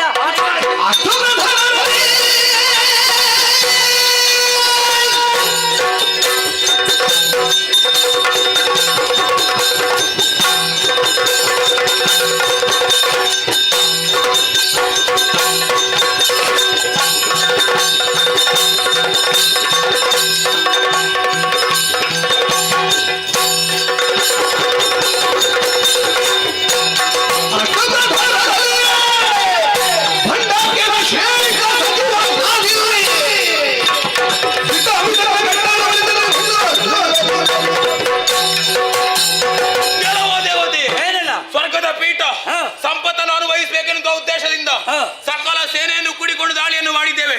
ಬಿಟ್ಟು ಕೊಡದಿದ್ರೆ ಬೆನ್ನಿಗೆ ಬಾರಿಸ್ತೇನೆ.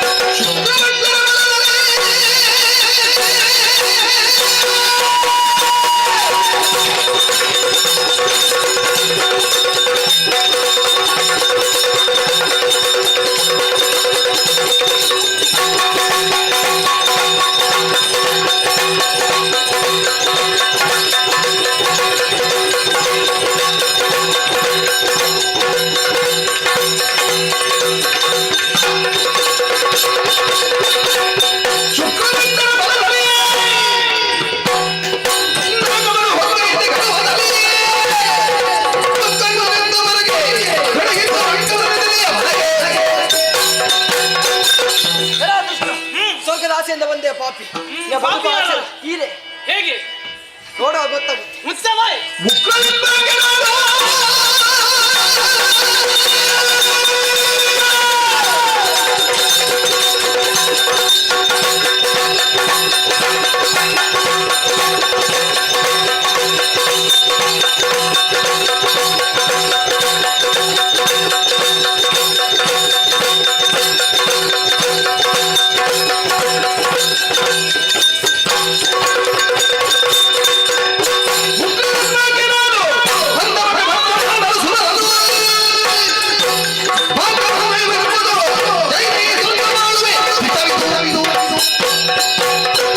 ಅಕ್ಷಯವಾದಂತಹ ಸ್ವರ್ಗಲೋಕ ನಿನ್ನನ್ನು ಕ್ಷಯ ಮಾಡಿ ಸ್ವರ್ಗವನ್ನು ನಾವು ಪಡಿತೇವೆ.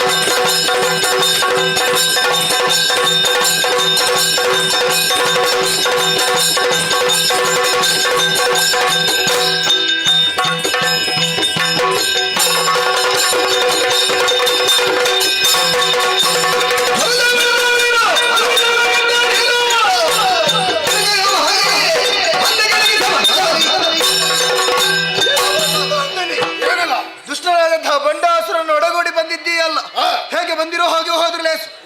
ಶೈಬನಿಗೆ ಗಟ್ಟಿಯೇನು ಮುಚ್ಚಿ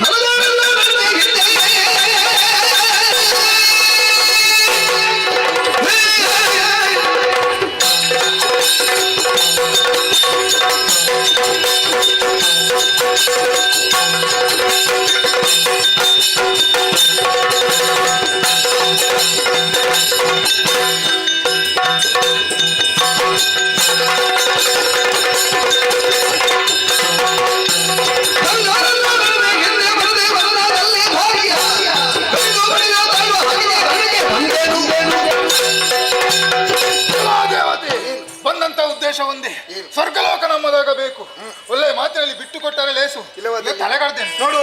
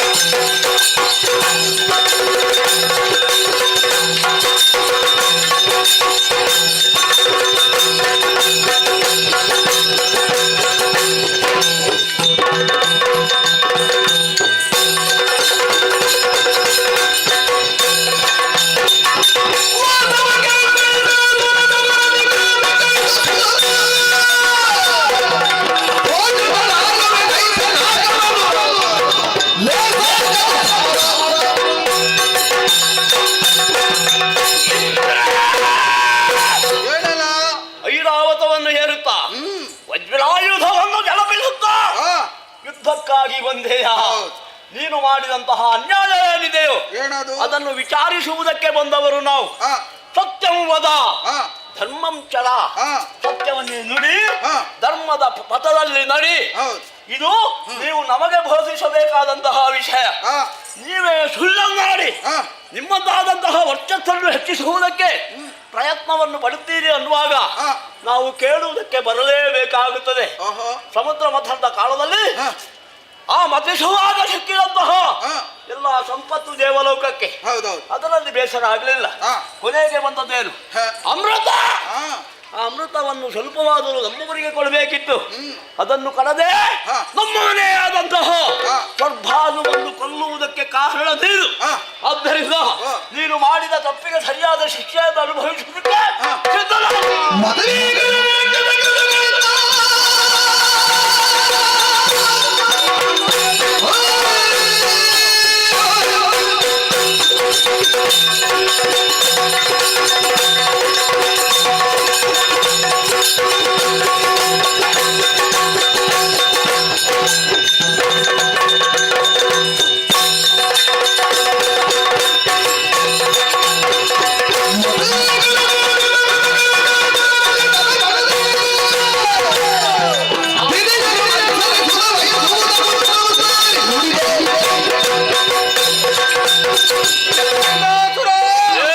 ಸಮುದ್ರ ಮತ ಕಾಲದವನ್ನೇ ಹಿಡ್ಕೊಂಡು ಬಂದಿದ್ದೆ ನೀನು. ಅಂದ್ರೆ ನಿಮ್ಮವರಿಗೆ ಸಮುದ್ರ ಮತನ ಕಾಲದಲ್ಲಿ ನಾನು ಮೋಸ ಮಾಡಿದ್ದೇನೆ.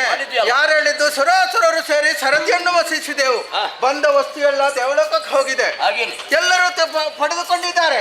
ಆದ್ರೆ ಕೊನೆಗೆ ಬಂದದ್ದು ಅಮೃತ. ಹೌದು, ಅದನ್ನು ನಾನು ಬಡಿಸಿದ್ದಲ್ಲ, ನಾರಾಯಣನೇ ಬಡಿಸಿದ್ದಾನೆ. ನಿನ್ನ ಪಕ್ಷದಲ್ಲಿ ಬಂದಂತಹ ನಾರಾಯಣ ಹೌದೌದು. ಬಡಿಸಿದ್ದಾನೆ ಎಂಬುದು ನನಗೂ ಗೊತ್ತು. ಆದ ಕಾರಣ ನಾನು ಮೋಸ ಮಾಡಲಿಲ್ಲ. ಅದನ್ನು ಅವರು ನಿನ್ನಲ್ಲಿ ಹೇಳಿದ್ದಾರೆ. ಅಂದ್ರೆ ನಾನು ತಪ್ಪು ಮಾಡಿದ್ದೇನೆ. ನಾನು ತಪ್ಪು ಮಾಡಿದ್ದಲ್ಲ. ಅಮೃತವನ್ನು ನಾರಾಯಣನ ಬಡಿಸಿದ ಕಾರಣ ಅದಕ್ಕೆ ನಾನು ಹೊಣೆ ಅಲ್ಲ. ಯಾರು ಸತ್ಯದ ದಾರಿಯಲ್ಲಿ ಹೋದದ್ದು ಎಂಬುದನ್ನು ಈಗ ಇತ್ಯರ್ಥ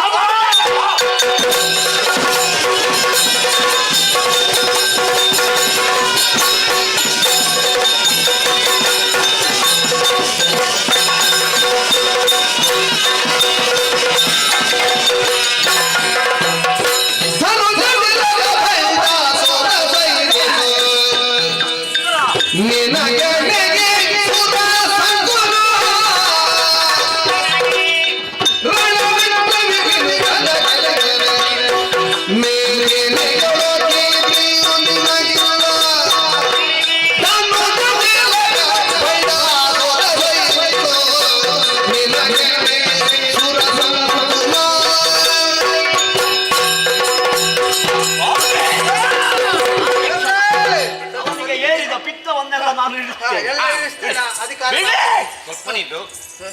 ದೇವೇಂದ್ರ, ನೀ ಯಾಕೆ ಮಧ್ಯಕ್ಕೆ ಬಂದದ್ದು? ನಾನು ಬರ್ಲೇಬೇಕಾಯ್ತು. ಹೌದಾ?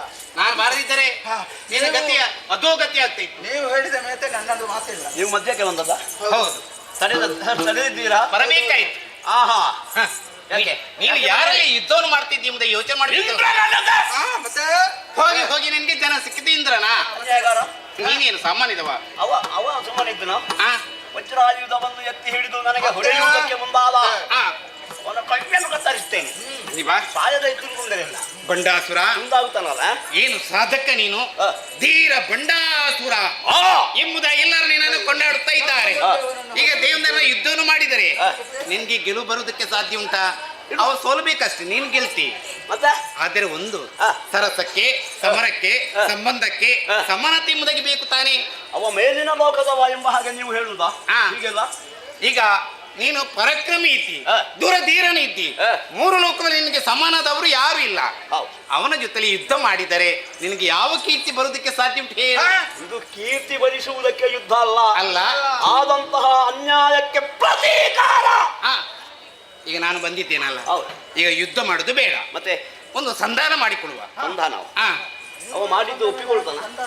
ಅವ ಒಪ್ಪಿಕೊಳ್ಳಬೇಕು. ನಾನು ಹೇಳ್ತೇನೆ, ಒಪ್ಪಿಸುವ ಹಾಗೆ ನಾನು ಮಾಡ್ತೇನೆ. ಯಾವುದಾದ್ರು ಸಂಧಾನ ಯಾವ ರೀತಿ ನಿನಗೆ ಏನು ಬೇಕು ಅದನ್ನು ಕೇಳಿಕೋ, ದೇವೇಂದ್ರನಲ್ಲಿ ಹೇಳಿಸಿ ನಾನು ಕೊಡಿಸ್ತೇನೆ. ನನಗೆ ಬೇಕಾದ್ದನ್ನು ನಾನು ಕೊಡಿಸ್ತೇನೆ.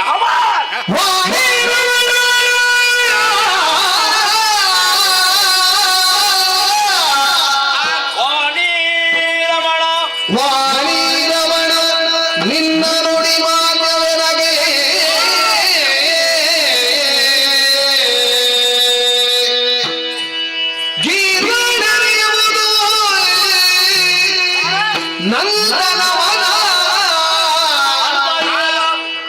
ಸರೆಯರ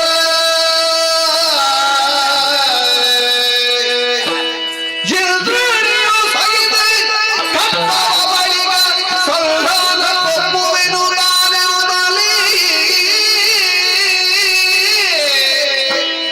ವಾಣಿ ರಮಣ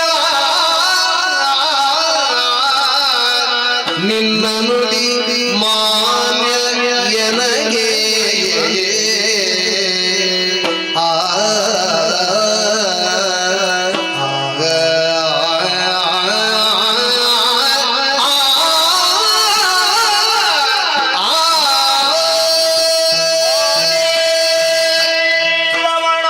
ಭಂಡಾಸುರ ನುಡಿ ಮಾನ್ಯವೆನಗೆ. ನಿನಗೆ ನೀನು ಹೇಳಿದಂತಹ ಮಾತನ್ನು ಖಂಡಿತವಾಗಿಯೂ ನಾನು ಒಪ್ಪಿಕೊಳ್ಳುತ್ತೇನೆ. ಆ, ಸಂಧಾನ ಎಂಬ ಹಾಗೆ ಹೇಳಿದೆಯಲ್ಲ, ಆ, ಆ ಸಂಧಾನವನ್ನು ಮಾಡಬೇಕಿದ್ರೆ ಅದಕ್ಕೆ ಮೊದಲು ನನ್ನೊಂದು 2-3 ಮಾತುಗಳು. ಏನದು? ಆ ಮಾತನ್ನು ನಡೆಸಿಕೊಡ್ಬೇಕು. ಆ, ನಾನು ಕೇಳಿದ್ದನ್ನು ಕೊಡಬೇಕು. ಆ, ಆದರೆ ಮಾತ್ರ ಸಂಧಾನ ಕೊಡುವುದಕ್ಕೆ ಅವನಿಗೆ ಮನಸ್ಸುಂಟು ಕೇಳಿ. ದೇವೇಂದ್ರ, ದೇವ್ರೆ, ಈಗ ಯುದ್ಧ ಮಾಡುದು ಸರಿಯಲ್ಲ. ಮತ್ತೆ ಸಂಧಾನ ಮಾಡಿ ಕೊಡ್ಬೇಕು. ಸಂಧಾನ ಯಾವ ರೀತಿಯಲ್ಲಿ? ಅವ ಏನನ್ನು ಕೇಳ್ತಾನೋ ಅದನ್ನು ನೀನು ಕೊಡುವುದಕ್ಕೆ ಸಿದ್ಧನಿರ್ಬೇಕು.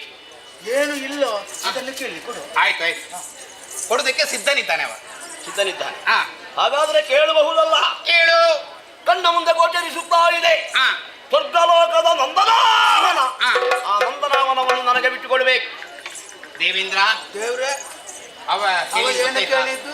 ನಂದನವನವನ್ನು ನನಗೆ ಬಿಟ್ಟುಕೊಡ್ಬೇಕು. ಬೇಸರ ಆದಾಗ ತಿರುಗುವುದಕ್ಕೆ ಬೇಕಾದ ನಂದನವನವನ್ನು ಕೊಡುವುದ, ಅದನ್ನು ಬಿಟ್ಟು ಬೇರೆ ಕೇಳಿದ್ದೇವೆ, ಕೊಡು. ನೀನು ಎಷ್ಟು ಸಮಯ ಅಲ್ಲಿ ತಿರುಗಾಟ ಮಾಡ್ತಾ ಇರುವುದು? ಹೌದು. ಸ್ವಲ್ಪ ಹೊತ್ತು ತಿರುಗಾಟ ಮಾಡ್ಲಿ. ಆದಿತ್ತು, ನೀವು ಹೇಳಿದ ಮೇಲೆ ನನ್ನದು ಮಾತಿಲ್ಲ. ನಂದನವನನ್ನು ಕೊಡುವುದಕ್ಕೆ ಸಿದ್ಧನೇ ಇದ್ದಾನೆ. ಬಿಟ್ಟುಕೊಟ್ಟ. ಸಿದ್ಧ ಆಗಿದ್ದಾನಲ್ಲ, ಆ, ಅವನನ್ನು ನಂಬುವುದಕ್ಕಾಗುವುದಿಲ್ಲ. ನಾನಿದ್ದೇನೆ ನಂಬಿಕೆ ಬರೋದಕ್ಕೆ. ಹಾಗಾದ್ರೆ ನಂದನಾವನ ನನಗೆ ಕೊಡುತ್ತೇನೆ. ಬಿಟ್ಟುಕೊಟ್ಟ. ಆ, ಎರಡನೆಯದಾಗಿ ಯಾವುದು? ಇವನ ಸುರ ಸಭೆಯಲ್ಲಿ ಆ. ನರ್ತನವನ್ನು ಮಾಡುತ್ತಾ ಇದ್ದಾರಲ್ಲ ಆ. ಅಪ್ಸರಾಂಗನೆಯರು, ಆ. ಅವರನ್ನು ಬಿಟ್ಟುಕೊಡ್ಬೇಕು. ದೇವೇಂದ್ರ, ದೇವ್ರೆ, ಅಪ್ಸರಾಂಗನೆಯರು ಅವನಿಗೆ ಬಿಟ್ಟು ಕೊಡಬೇಕು. ಹೇ, ನಾನು ಸಭೆಯನ್ನು ಸೇರಿದಾಗ ನರ್ತನ ಮಾಡುವುದಕ್ಕೆ ಇರುವವರು ಅವರಿಗೆ ಬೇರೆ ಕೇಳಿದೆ. ನಿನ್ಗೆ ಆಟ ನೋಡಿ ನೋಡಿ ಸಾಕಂತ ಆಗ್ಲಿಲ್ವಾ? ಅದು ಹಾಗೆ ಆಗಲಿಕ್ಕಿಲ್ಲ. ಅವರ ಆಟವನ್ನು ಎಷ್ಟು ನೋಡ್ತಾ ಇರೋದು? ಆಗ ಸಾಕಾಗ್ಲಿಲ್ಲ, ಅದು ಯಾವಾಗಲೂ ಇದ್ದಂತೆ. ಆದಿತ್ಯವರೇ, ನೀವು ಹೇಳಿದ ಅಪ್ಸರಾಂಗನನ್ನು ಬಿಟ್ಟು ಕೊಟ್ಟ. ಹೌದಾ? ಆ, ಬಿಟ್ಟುಕೊಟ್ನ. ಕೊಟ್ಟ. ಕೊನೆಯದಾಗಿ ಒಂದು ಮಾತು. ಯಾವುದು? ಬ್ರಹ್ಮದೇವ ಆ, ಆತ ಸಿಂಹಾಸನವನ್ನು ಏರುವಾಗ ಆ. ಅವನ ವಾಮ ಭಾಗವನ್ನು ಅಲಂಕರಿಸುವಂತಹ ಆ. ಆ ಶಕ್ತಿಯ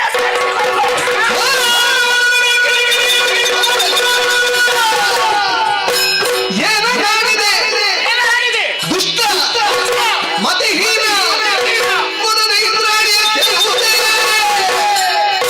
ನಿನ್ನ ಬೆಸರಿಗೆ ತಕ್ಕ ಹಿಡಿದೆ ಭಯ ಒಳಗೆ ಒಳಗೆ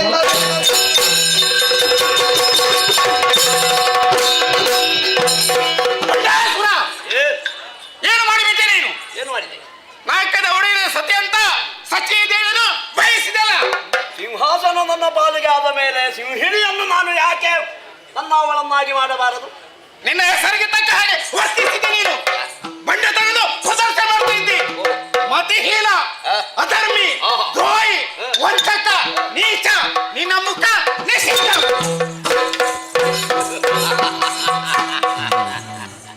ಈ ಬ್ರಹ್ಮನಿಗೂ ತಲೆ ಸರಿ ಇಲ್ಲ. ಯಾಕೆ? ಮೊದಲು ಹೇಳಿದ ಏನನ್ನು ಕೇಳುತ್ತೀಯೋ ಅದನ್ನು ನಾನು ಕೊಡಿಸುತ್ತೇನೆ ಎಂಬ ಹಾಗೆ ಸತಿಯನ್ನು ಕೇಳಿದವಾಗ ಇವನಿಗೂ ಮುಳ್ಳು ಚುಚ್ಚಿದಂತಾಯಿತು. ಯಾಕೆ?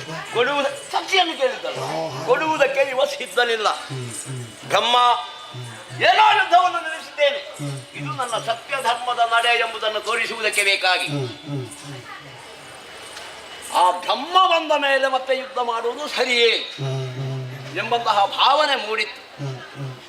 ಏನೋ ಮಾತಾಡಿ ಹೋದ, ಹೋಗಲಿ, ಅವನ ಅಗತ್ಯವೇ ನಮಗಿಲ್ಲ. ಸೃಷ್ಟಿ ಸ್ಥಿತಿ ಲಯ ಮೂದರೆನ ಕಾರ್ಯಗಳನ್ನು ಮಾಡುವಂತಹ ಸಾಮರ್ಥ್ಯ ಈ ಭಂಡಾಸುರನಲ್ಲಿದೆ. ಆದ್ದರಿಂದಲೇ ಸೃಷ್ಟಿ ಮಾಡುವಂತಹ ಬ್ರಹ್ಮ ಇಲ್ಲಿಂದ ತೊಲಗಿದರೆ ಏನಂತೆ ನಮ್ಮ ಲೆಕ್ಕಾಚಾರಕ್ಕೆ ಸಿಲುಕದೇ ಇದ್ದದ್ದಿಲ್ಲ. ಆಗಲೇ ಸ್ವರ್ಗ ಮಧ್ಯ ಪಾತಾಳ ಎಂಬಂತಹ 3 ಲೋಕವನ್ನು ಕೂಡ ಸ್ವಾಧೀನಪಡಿಸಿಕೊಂಡೆ. 3 ಲೋಕವನ್ನು ಸರಿಯಾಗಿ ನೋಡಿಕೊಳ್ಳಬೇಕಲ್ಲ, ಒಬ್ಬನಿಂದ ಅಸಾಧ್ಯ. ಹಾಗಾದ್ರೆ ಏನು ಮಾಡೋಣ? ನಿಮ್ಮ ನಾನು ಇಬ್ಬರನ್ನು ಸೃಷ್ಟಿ ಮಾಡುವಂತಹ ಸಾಮರ್ಥ್ಯ ನನ್ನಲ್ಲಿದೆ. ಆದ್ದರಿಂದ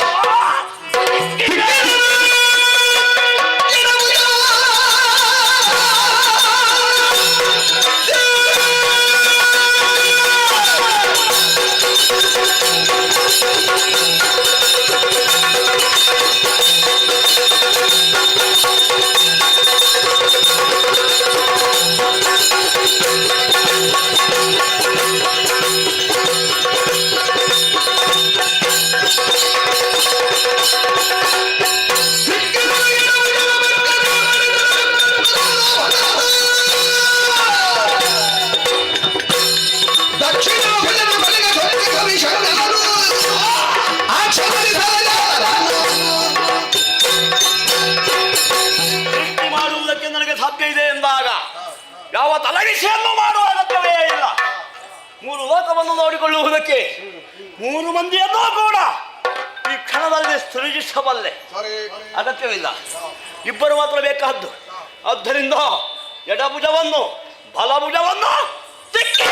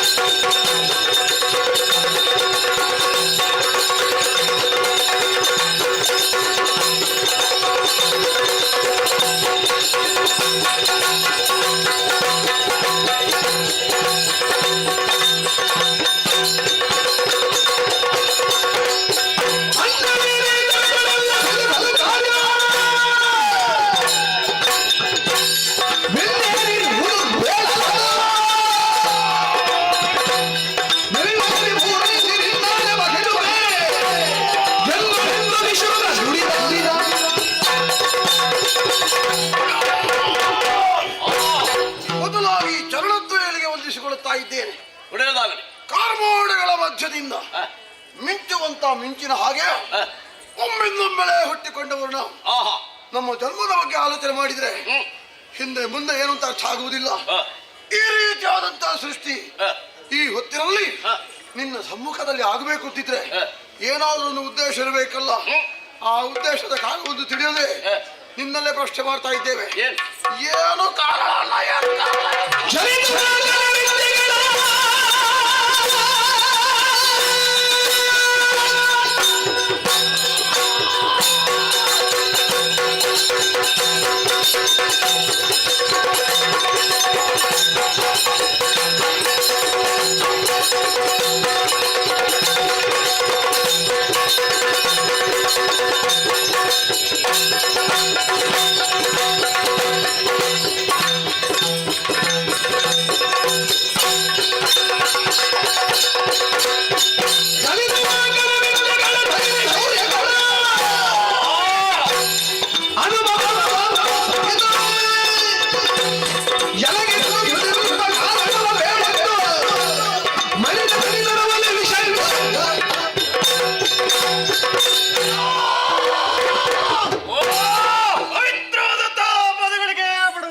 ಶುಭವಾಗಲಿ. ಏಕಾಏಕಿಯಾದಂತಹ ನಮ್ಮ ಸೃಷ್ಟಿ ಯಾಕೆ ಎಂಬುದಾಗಿ ಕಾರಣ ತಿಳಿಯಲಾಗಿ ಹೋದೆವು. ದೀರ್ಘವಾದ ದೇಹವುಳ್ಳವಾಗಿ ಎತ್ತರವಾದಂತಹ ಪೀಠವನ್ನು ನೀವು ಅಲಂಕರಿಸಿದ್ಯಾ. ಹಾಗಾಗಿ ನೀನು ಅಣ್ಣ ಎಂಬುದಾಗಿ ಸಂಬೋಧಿಸಿದೆ. ಅಣ್ಣ, ನಮ್ಮನ್ನು ಸೃಜಿಸುವರೇ ಕಾರಣವೇನು? ನಮಗೆ ಹೆಸರು ಯಾವುದು? ನಾವು ಮಾಡಬೇಕಾದಂತ ಕಾರ್ಯವೇನು? ನಮ್ಮ ಕಾರ್ಯಸ್ಥಳ ಯಾವುದು ಎಂಬುದನ್ನು ನೀನು ಅರುಹಿರಿ ಎಂದಾದ್ರೆ ಆ ಕ್ಷಣದಲ್ಲೇ ಮಾರಿ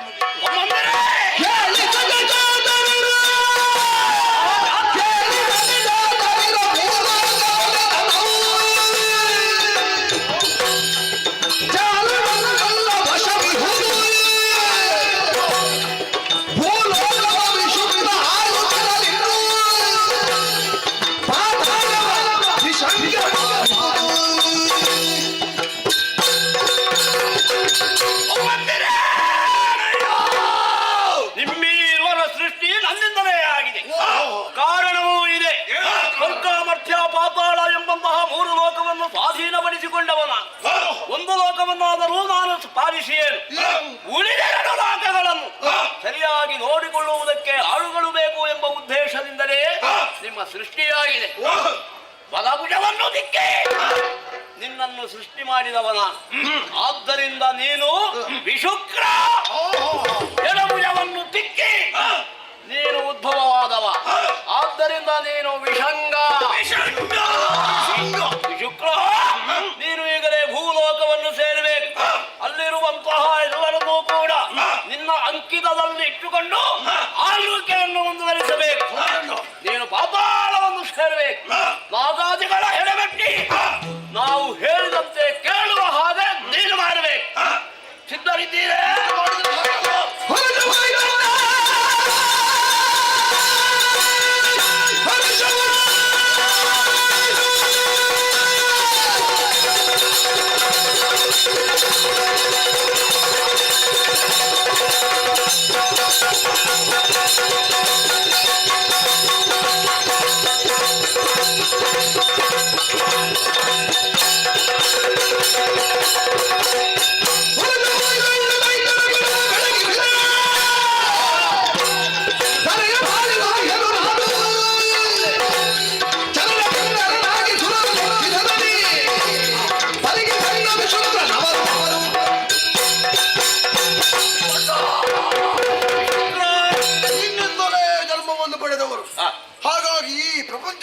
ಕಂಡಿದ್ದೇವೆ.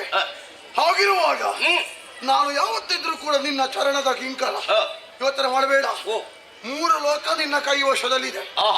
3 ಕೈಯಲ್ಲಿರುವಾಗ ದೊಡ್ಡ ಸಮಸ್ಯೆ ಆಗ್ತದೆ. ಹೌದೌದು. ಒಂದೊಂದು ಇದ್ದವನಿಗೆ ಬಹಳ ಕಷ್ಟ. ಈಗ 3 ಇದ್ರೆ ಸಮಸ್ಯೆ ಅಲ್ಲ. ಹೌದೌದು. ಹಾಗಾಗಿ ಯೋಚನೆ ಮಾಡಬೇಡ. ಇರುವುದನ್ನು ನೀನು ಪಾಲು ಮಾಡಿದ್ದಿ.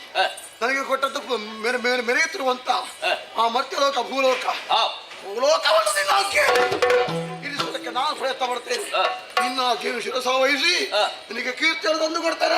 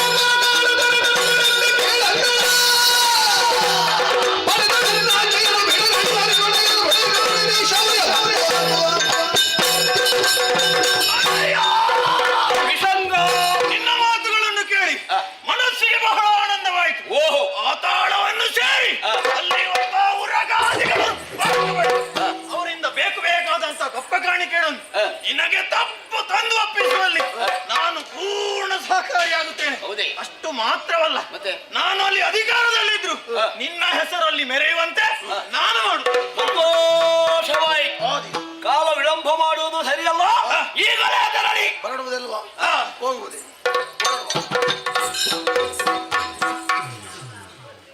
ಆದರೆ ಏನು ಆದರೆ? ನಾವು ಇಬ್ಬರೇ ಇರುವುದಿಲ್ಲ, ಹೌದು. ಇಲ್ಲಿ ಯಾರು ಇಲ್ಲ. ನಾವು ಅಷ್ಟೆಲ್ಲ ಕೆಲಸ ಮಾಡಿ ಬರುವಾಗ ಆಯಾಸವನ್ನು ನೀಗಿಸುವುದಕ್ಕೆ ಮನೆಯಲ್ಲಿ ಯಾರಾದ್ರೂ ಬೇಕಲ್ವಾ? ಇಲ್ವಾ ಮನೆಯಲ್ಲಿ ಜನ ಯಾರಿದ್ದಾರೆ? ತುಂಬ ಮಂದಿ ಇದ್ದಾರೆ. 50 ಜನ ಉಂಟು. ಎಷ್ಟು? ಯಾರಾದ್ರೂ ನಾರಿಯಾರು ಇದ್ರೆ ನಮಗೆ ಆರೈಕೆ ಓಲೈಕೆ. ನಾಯಿ ಅಂತ ತಕ್ಕ ನಾರಿಯಾರು, ಸ್ತ್ರೀಯರು. ನಾರಿಯ ಹಾ. ನಿನಗೆ ವಿಷಯ ಗೊತ್ತಾಯ್ತಲ್ಲ? ಗೊತ್ತಾಗ್ಲಿಲ್ಲಲ್ಲ. ಈಗ ನಮ್ಮಲ್ಲಿ ನಿನ್ನ ಕೀರ್ತಿಯನ್ನು ಹೆಚ್ಚಿಸುವುದಕ್ಕೆ ನಾವೆಲ್ಲ ಇದ್ದೇವೆ. ನಮಗೊಂದು ಆರತಿಗೆ ಜನ ಬೇಡ. ಓ, ಕೀರ್ತಿಗೊಬ್ಬ ಮಗ, ಆರತಿಗೊಬ್ಬಳು ಮಗಳು. ಆರತಿ ಎತ್ತುವುದಕ್ಕಲ್ಲ, ಅಲ್ಲಲ್ಲ, ಪ್ರಚಾರ ಮಾಡುವುದಕ್ಕೆ, ಹೌದು, ಒಂದು ಮನೆಯನ್ನು ಬೆಳಗಿಸುವುದಕ್ಕೆ, ನಿನ್ನ ವಂಶವನ್ನು ಉದ್ಧಾರ ಮಾಡುವುದಕ್ಕೆ ಒಬ್ಬಳು ಹುಡುಗಿ ಬೇಕು ಅಂತ ಹೇಳುವುದವ. ಹೌದಾ? ಕನ್ಯಾವನ್ನಿ.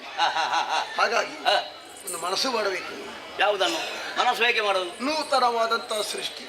ಈಗ ನಮ್ಮನ್ನು ತಿಕ್ಕಿದ್ದು ಭುಜದಿಂದ. ಇನ್ನು ಭುಜ ತಿಕ್ಕುವುದು ಬೇಡ.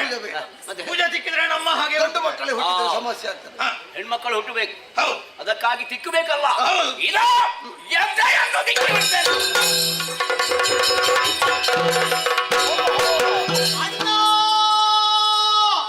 ನನಗೆ ಮದುವೆ ಮಾಡು. ಹೆದರಬೇಡ ತಂಗಿ, ನಿನಗೆ ನಾನಿದ್ದೇನೆ. ಏನಾದ್ರು ಎಂತ? ಅವಳಿಗೆ ಹೇಳ್ತಾಳೆ ಮದುವೆ ಆಗಬೇಕು. ಅವಳು ಹೇಳಿದ್ದಂತದ್ದು ಮದುವೆ ಮಾಡಬೇಕು ಅಂತಲ್ವಾ? ನೀನು ನಾನಿದ್ದೇನೆ ಅಂತ ಹೇಳ್ತಾ ಇದ್ದೀಯಲ್ಲ. ನಾನಿದ್ದೇನಂತ ಹೇಳಿದ್ ಯಾಕೆ? ಯಾಕೆ? ನಿನಗೆ ಮದುವೆ ಮಾಡಿಸುವುದಕ್ಕೆ ನಾನಿದ್ದೇನೆ. ಓ, ಹಾಗೆ ಗಂಡು ಹುಡುಕುವುದಕ್ಕೆ. ಹುಡುಗ ನಾನಲ್ಲ, ನಾನು ಹುಡುಕಬೇಕಿನ್ನು.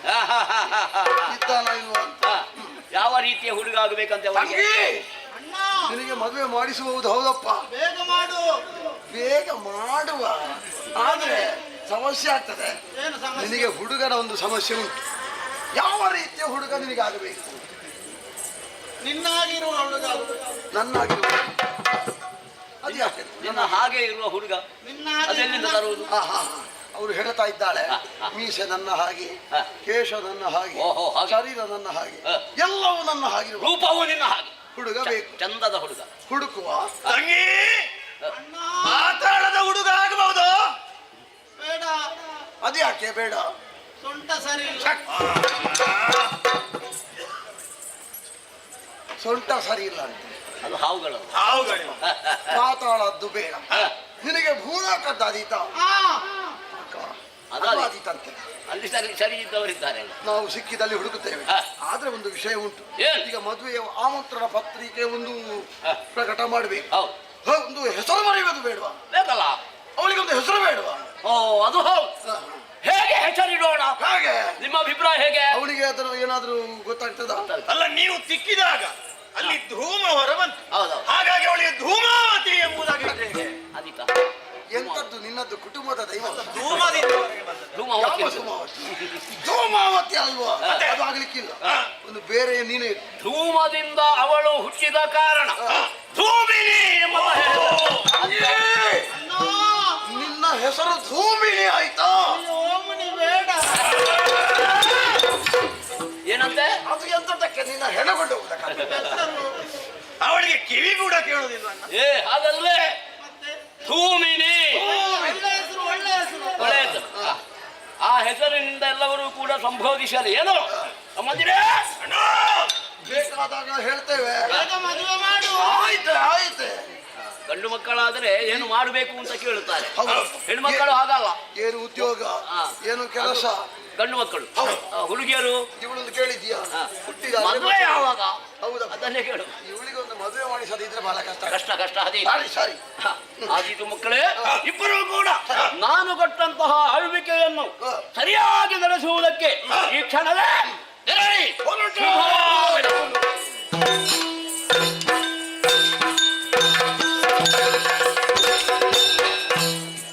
ಸಭಾಸದರಲ್ಲೊಂದು ವಿಜ್ಞಾಪನೆ. ಇಂದಿನ ಸೇವಾ ಬಯಲಾಟಕ್ಕೆ ಸಹಕರಿಸಿದ ಎಲ್ಲ ಕಲಾಭಿಮಾನಿಗಳಿಗೂ ಕೃತಜ್ಞತೆಗಳನ್ನು ಸಲ್ಲಿಸ್ತಾ ಇದ್ದೇವೆ.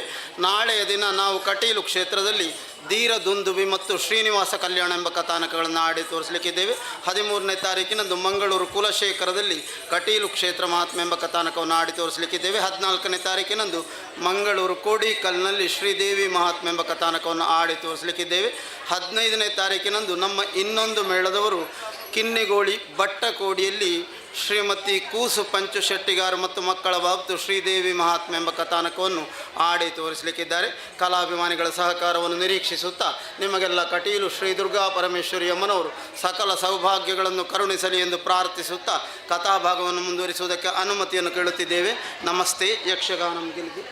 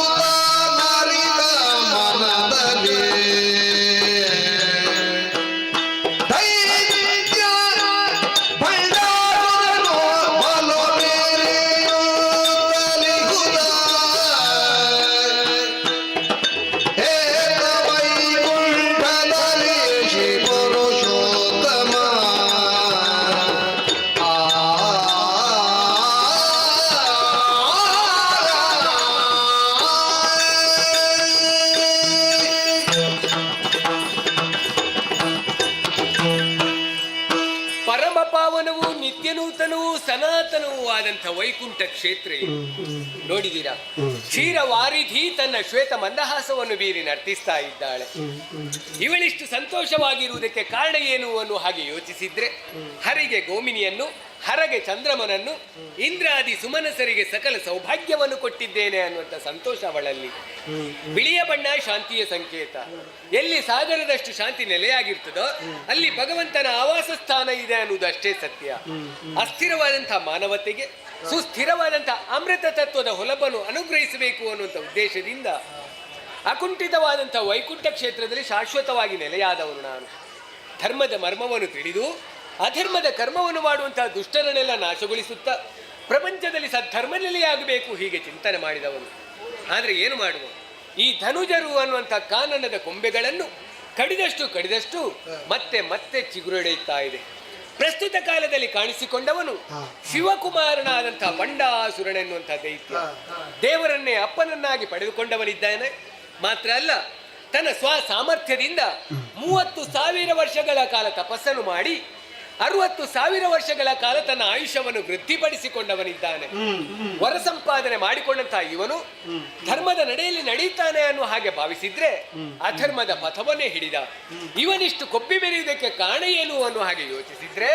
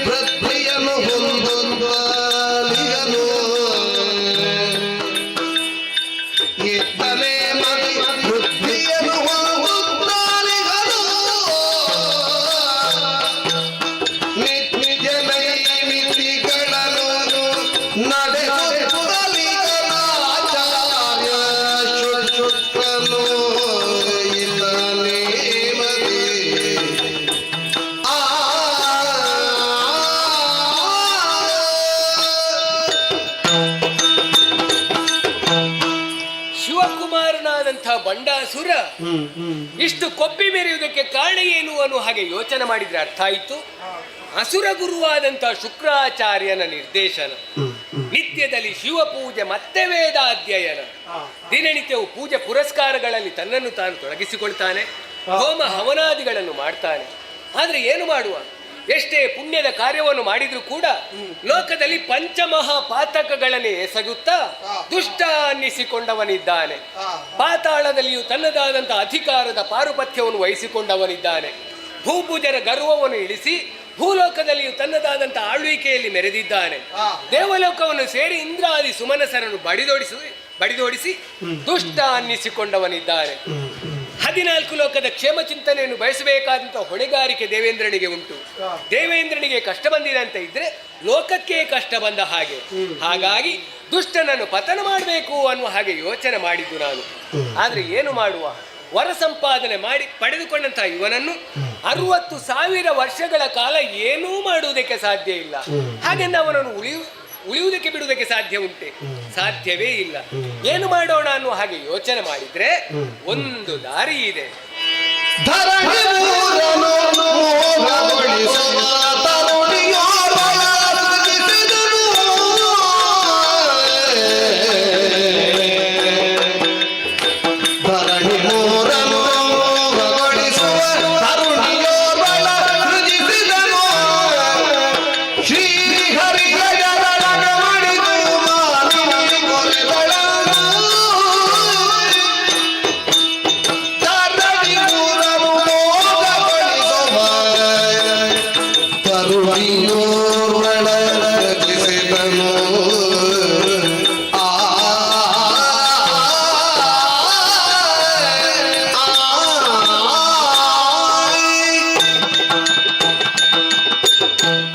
ಲೋಕದಲ್ಲಿ ಅನ್ಯಾಯ ಅನಾಚಾರವನ್ನು ಎಸಗಿದಂಥ ಬಂಡಾಸುರನನ್ನು ನಾನು ಉಳಿಯುವುದಕ್ಕೆ ಬಿಟ್ಟೆ ಅಂತ ಆದ್ರೆ ಪ್ರಪಂಚದಲ್ಲಿ ಧರ್ಮ ಉಳಿಯುವುದಕ್ಕೆ ಸಾಧ್ಯ ಇಲ್ಲ.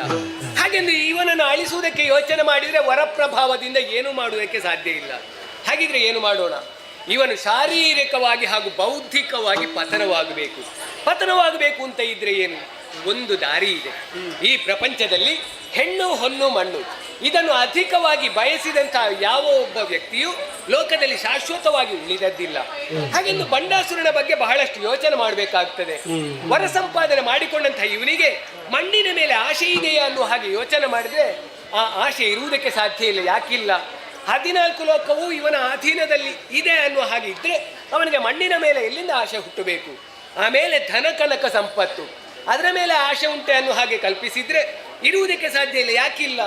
ಸಂಕಲ್ಪ ಮಾತ್ರದಿಂದ ಎಲ್ಲವನ್ನು ಸೃಜಿಸುವಂತ ಸಾಮರ್ಥ್ಯವನ್ನು ಹೊಂದಿದವನು. ಏನು ಬೇಕೋ ಅದನ್ನು ಅವನೇ ಸೃಷ್ಟಿ ಮಾಡ್ತಾನೆ. ಹಾಗಿದ್ರೆ ಅದರ ಮೇಲೆ ಆಶೆ ಇರುವುದಕ್ಕೆ ಸಾಧ್ಯ ಇಲ್ಲ. ಉಳಿದದ್ದು ಹೆಣ್ಣು. ಈ ಪ್ರಪಂಚದಲ್ಲಿ ಅಂದವಾದಂತಹ ರೂಪಲಾವಣ್ಯವನ್ನು ಹೊಂದಿದಾಕಿಯೊಬ್ಬಳು ಕಾಣಿಸಿಕೊಂಡಳು ಅಂತಾದ್ರೆ ಎಂಥ ವಿಟಪುರುಷನ ಮನಸ್ಸಾದ್ರೂ ಚಂಚಲಗೊಳ್ಳುವುದು ಸಹಜ. ಆದ್ದರಿಂದ ಯೋಚನೆ ಮಾಡುವುದಲ್ಲ, ಭುವನ ಮೂರನ್ನು ಮೋಹಗೊಳಿಸುವಂತ ತರುಣಿಯೋರ್ವಳನ್ನು ಸೃಜಿಸಿದೆ.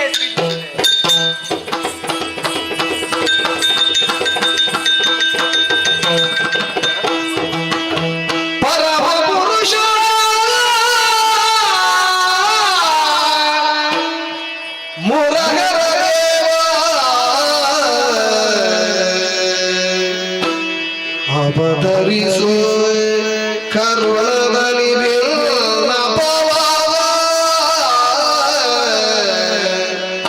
ಪರಮ ಪುರುಷ ಮುರಹರ ದೇವ ಅವತರಿಸು ಕರುಣದಲ್ಲಿ ಮುರಹರ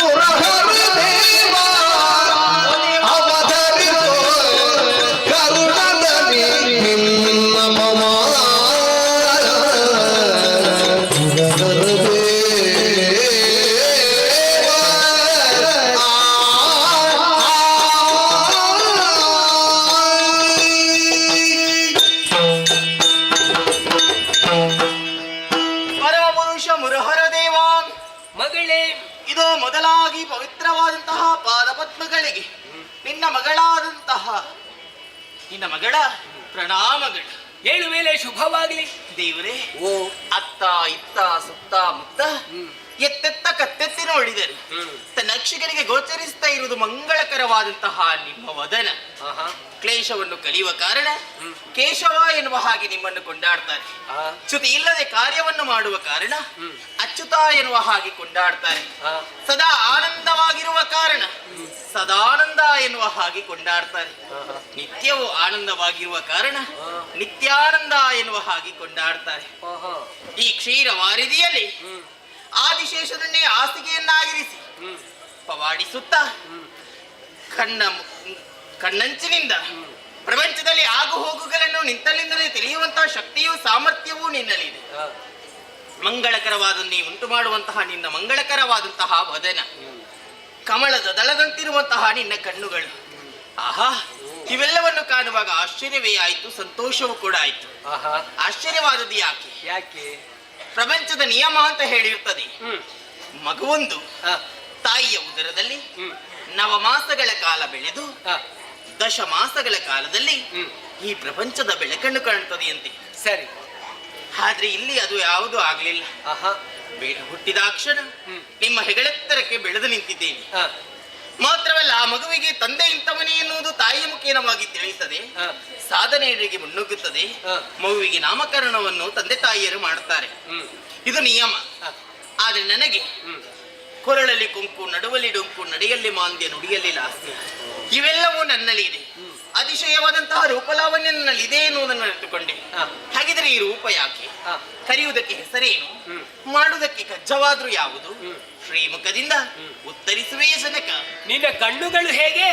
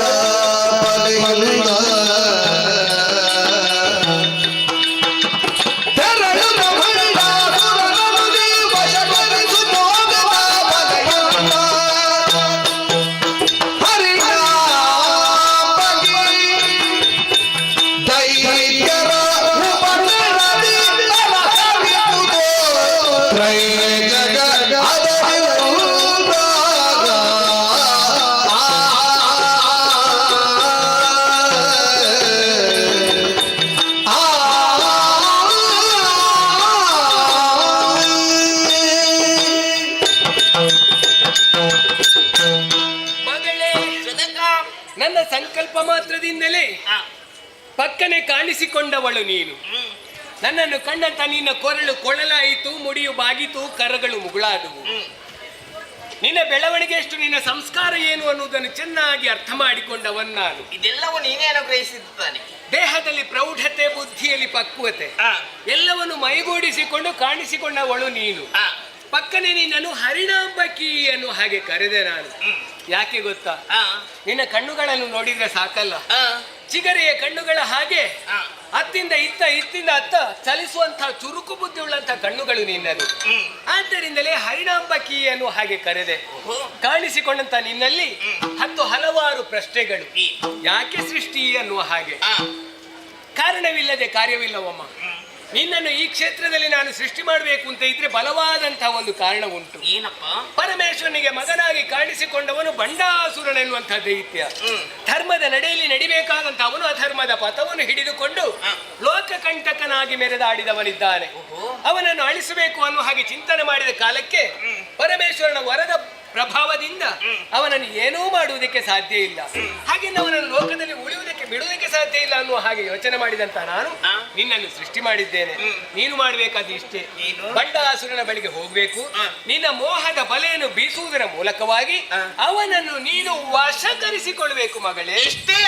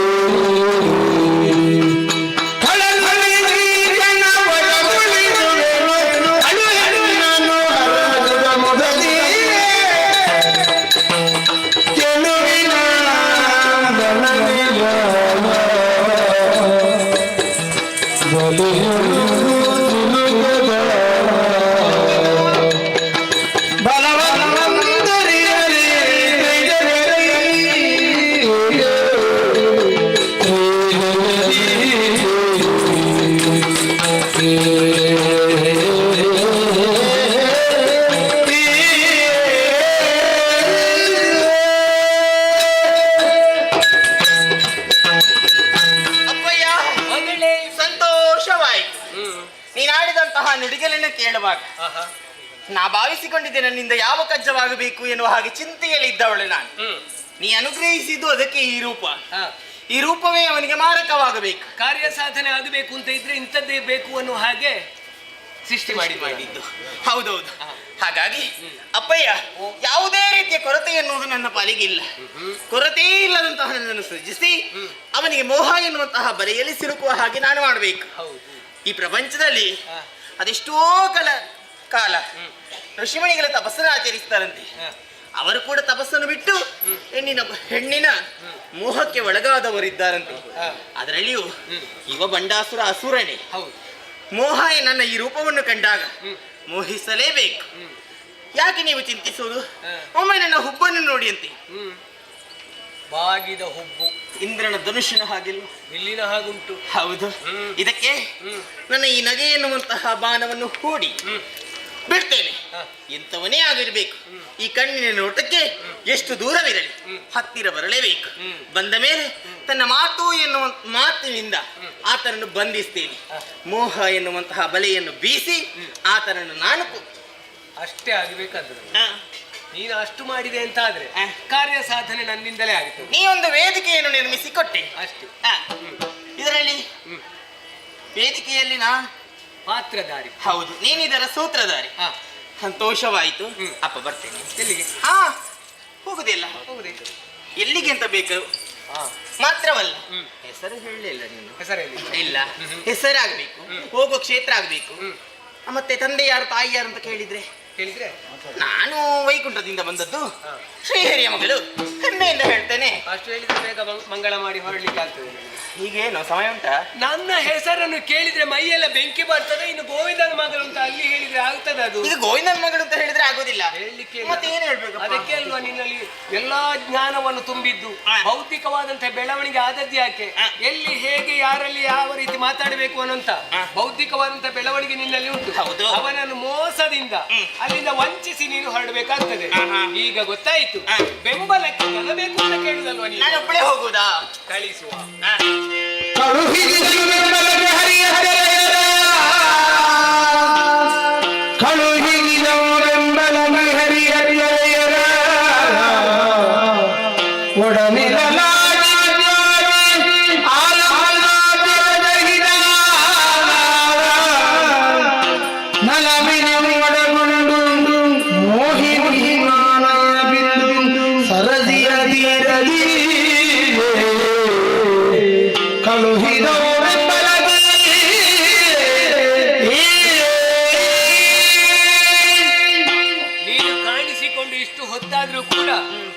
ನಾಮಕರಣವನ್ನು ಮಾಡುವಲ್ಲಿ ಬಹಳಷ್ಟು ಹಿಂದೆ ಉಳಿದವನು ನಾನು. ಯಾಕೆ ಗೊತ್ತಾ? ಯಾಕಪ್ಪ?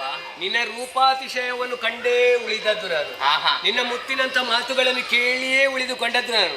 ಹಾಗೆಂದು ಕರೆಯುವುದಕ್ಕೆ ಒಂದು ಚಂದದ ಹೆಸರಾಗಬೇಕು ಅನ್ನೋ ಹಾಗೆ ಯೋಚನೆ ಮಾಡಿದ್ರೆ ಕೇಳಲಿಕ್ಕಿಲ್ವ? ನಿನ್ನ ಹೆಸರೇನು, ತಂದೆ ಯಾರು ಅಂತ ಹೇಳಿದ್ರೆ ಅದು ತಪ್ಪಿಸ್ಬೇಕು ಅಂತ. ಈ ಪ್ರಪಂಚದಲ್ಲಿ ಕಾಣಿಸಿಕೊಂಡಂತ ಯಾವ ಜೀವಿಗಾದ್ರೂ ಗುರುತಿಸಲ್ಪಡುವುದಕ್ಕೆ ಕರೆಯುವುದಕ್ಕೆ ಒಂದು ಹೆಸರು ಅನ್ನುವುದು ಅಗತ್ಯ. ಅಂತೆಯೇ ನಿನಗೂ ಒಂದು ಹೆಸರಾಗಬೇಕು. ಹೇಗೆ? ಎಂಥ ವಿಟಪುರುಷರ ಮನಸ್ಸನ್ನಾದ್ರೂ ಮೋಹಗೊಳಿಸುವಂತ ರೂಪಲಾವಣ್ಯ ನಿನ್ನದು. ಆದ್ದರಿಂದ ಇನ್ನು ಮುಂದಕ್ಕೆ ನಿನ್ನ ಹೆಸರು ಮೋಹಿನಿ. ಹೆಸರು ಆಯ್ತು, ನೀನು ಮೋಹಿನಿ. ಹೌದು, ಕರೀದಕ್ಕೆ ಹೆಸರಾಯ್ತು. ಹೋಗುವ ಕ್ಷೇತ್ರ. ಆಮೇಲೆ ನೀನು ಕೇಳಿದೆಯಲ್ಲ, ನನಗೆ ಬೆಂಬಲಕ್ಕೆ ಜನ ಬೇಕು, ನಾನು ಒಬ್ಬಳೇ ಹೋಗುವುದು ಸರಿಯಲ್ಲ ಅನ್ನೋ. ಹೌದು, ಹಾಗಲ್ಲಪ್ಪ. ಅವನು ಅಧಿಕವಾದಂತಹ ಜನ ಬೆಂಬಲವನ್ನು ಹೊಂದಿದವ. ಹೌದು, ಮತ್ತೆ ಉತ್ತಮವಾದಂತಹ ಕ್ಷೇತ್ರದಲ್ಲಿ ಉಳ್ಳವ. ತಿರುಗಾಡುವುದಕ್ಕೆ ಬರುವಾಗ ಒಬ್ಬನೇ ಬರುವುದಿಲ್ಲ. ಅದು ದೊಡ್ಡವರು ಬರುವಾಗಲೇ ಹಿಂದೆ 4 ಜನ ಮುಂದೆ 4 ಜನ ಎಲ್ಲ ಸೇರಿಸಿಕೊಂಡೇ ಬರುವುದು. ಹೌದು, ಹಾಗೆ ನೀನು ಈಗ ನಾವು 4 ಜನ ಬರುವಾಗ ನನ್ನಲ್ಲಿ 2 ಜನ ಆದ್ರೂ ಬೇಡುವ. ಬೇಕಪ್ಪ. ಹೌದು, ಅಥವಾ ಸಂಕಲ್ಪಿಸಿದ್ದೇನೆ. ನನ್ನ ಜೊತೆ ಸೇರಿ ವಿಶೇಷವಾಗಿ ನಿನ್ನ ಜೊತೆಯಲ್ಲಿದ್ದಾರೆ ಯಾರು? ಅಲಂಬುಸ ಹಾಗೂ ವಿಶ್ವಾಚಿ ಜೊತೆಗಾತಿಯರು ಆಯ್ತು.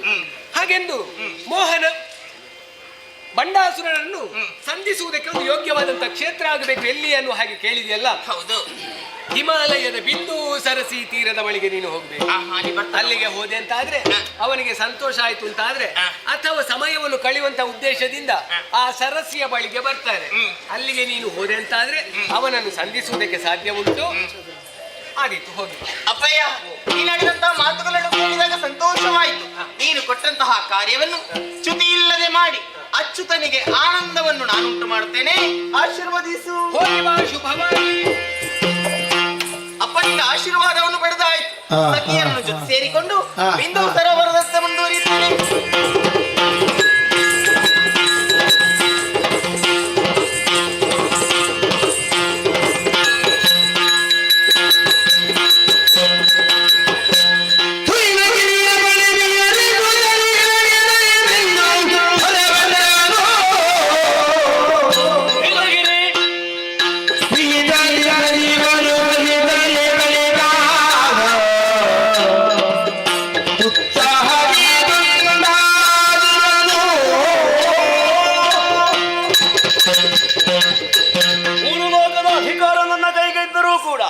ಎರಡು ಲೋಕಕ್ಕೆ ಇಬ್ಬರನ್ನು ಸೃಷ್ಟಿ ಮಾಡಿ ಕಳುಹಿಸಿದ್ದೇನೆ.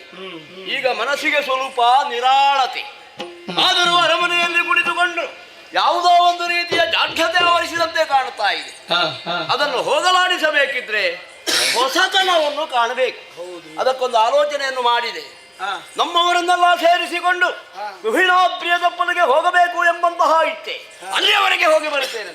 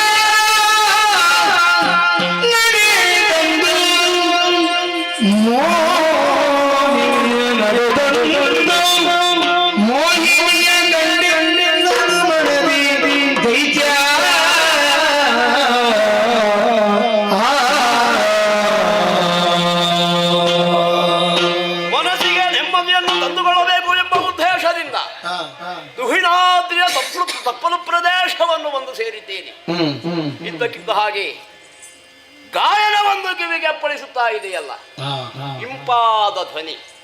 ಇಷ್ಟರವರೆಗೆ ಕೇಳರಿಯದಂತಹ ಈ ಸಂಗೀತವನ್ನು ಹಾಡುವವರು ಯಾರು ಎಂಬ ಹಾಗೆ ಮುಂದೊತ್ತಿ ಬಂದಾಗ ಏನು ವಿಚಿತ್ರವಿದೆ. ಕಣ್ಣಂಚಿನಲ್ಲಿ ಮಿಂಚೊಂದು ಸಂಚರಿಸಿದಂತಹ ಅನುಭವ, ಕರುಣಿ ಬಿಂಬದ ಮರಿಯ ಹೇಳುವುದಕ್ಕೆ ಅಸಾಧ್ಯ. ಇಷ್ಟರವರೆಗೆ ನಾನು ನೋಡದಂತಹ ದೃಶ್ಯವನ್ನೇ ಕಾಣುತ್ತಾ ಇದ್ದೇನಲ್ಲ. ಎಲ್ಲಿಂದಲೋ ಇಲ್ಲಿಯವರೆಗೆ ಬಂದು ಮರದ ಅಡಿಯಲ್ಲಿ ಕುಳಿತಿರುವಂತಹ ಓರ್ವಳು ನಾರಿ, ಸುರಲೋಕದ ಅಪ್ಸರಲ್ಲಿ ಒಬ್ಬಳು ಅಲ್ಲ, ಬ್ರಹ್ಮನ ರಾಣಿಯು, ಆ ಶಿವನ ಮಡದಿಯು ಅಲ್ಲ, ವೈಕುಂಠವಾಸಿಯಾದಂತಹ ಆ ನಾರಾಯಣನ ಹೆಂಡತಿಯಾದಂತಹ ಲಕ್ಷ್ಮಿಯು ಎಂಬಂತಹ ಭ್ರಮೆ ನನ್ನ ಮನದಲ್ಲಿ ಮೂಡುತ್ತಾ ಇದೆ. ಯಾಕೆ ಹೀಗೆ? ಒಬ್ಬಂಟಿಯಾಗಿ ಇದ್ದಾಳೆ ಅನ್ನುವಾಗ ನನ್ನಂತಹ ವೀರರು ವಿಚಾರಿಸದೆ ಹೋದ್ರೆ ಅದು ನನ್ನ ತಪ್ಪಾಗಿ ಹೋಗುತ್ತದೆ. ಅವಳಲ್ಲಿ ಮಾತಾಡೋಣ.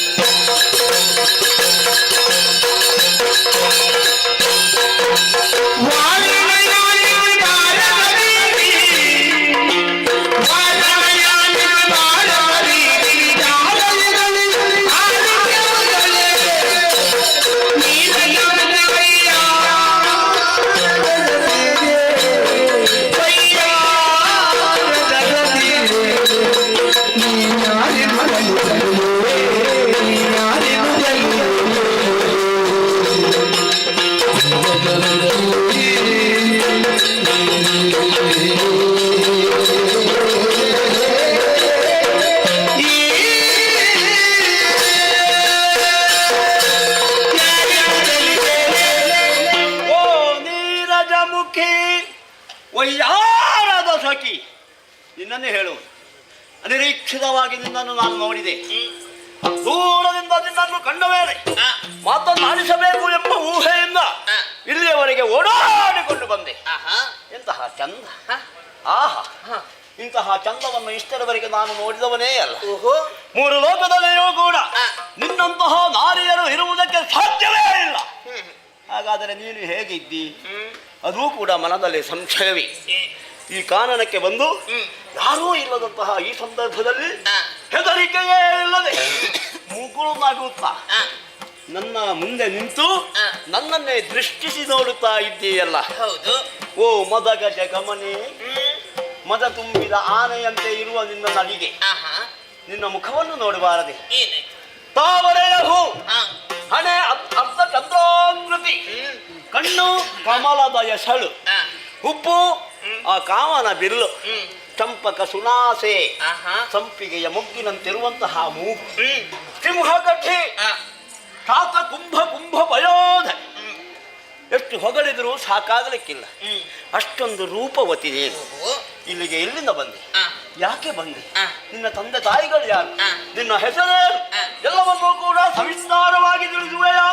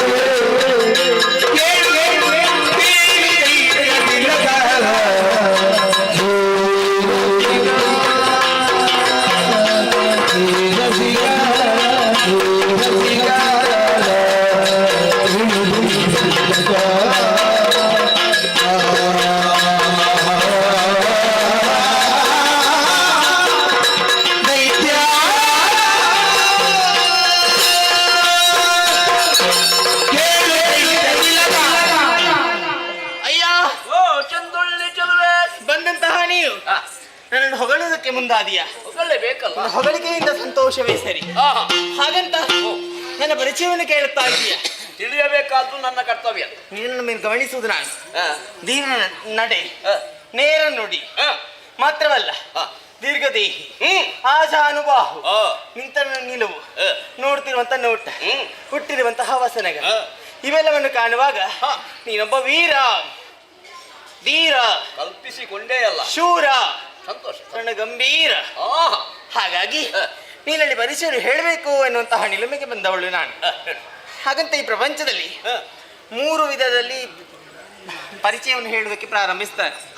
ಒಂದು ಜನನಿಯಿಂದ, ಮತ್ತೊಂದು ಜನ್ಮಭೂಮಿಯಿಂದ, ಮತ್ತೊಂದು ಜನಕನಿಂದ. ನಾ ತೊಡಗುವುದು ಮೊದಲಾಗಿ ಜನನಿಯಿಂದ. ಆದ್ರೆ ಅಮ್ಮ ಇಂತ ಅಪ್ಪ ಎನ್ನುವುದು ತೋರಿಸುವುದಲ್ವಾ? ಅದು ಹಾಗಾಗಿ ನನ್ನ ಅಮ್ಮ ಅಮ್ಮ ಅಮ್ಮ ಅಮ್ಮ ಅಮ್ಮ ಅಮ್ಮ ಅದು ಯಾವ ಭಾಷೆ? ನನಗೆ ಅರ್ಥ ಆಗಲಿಲ್ಲ.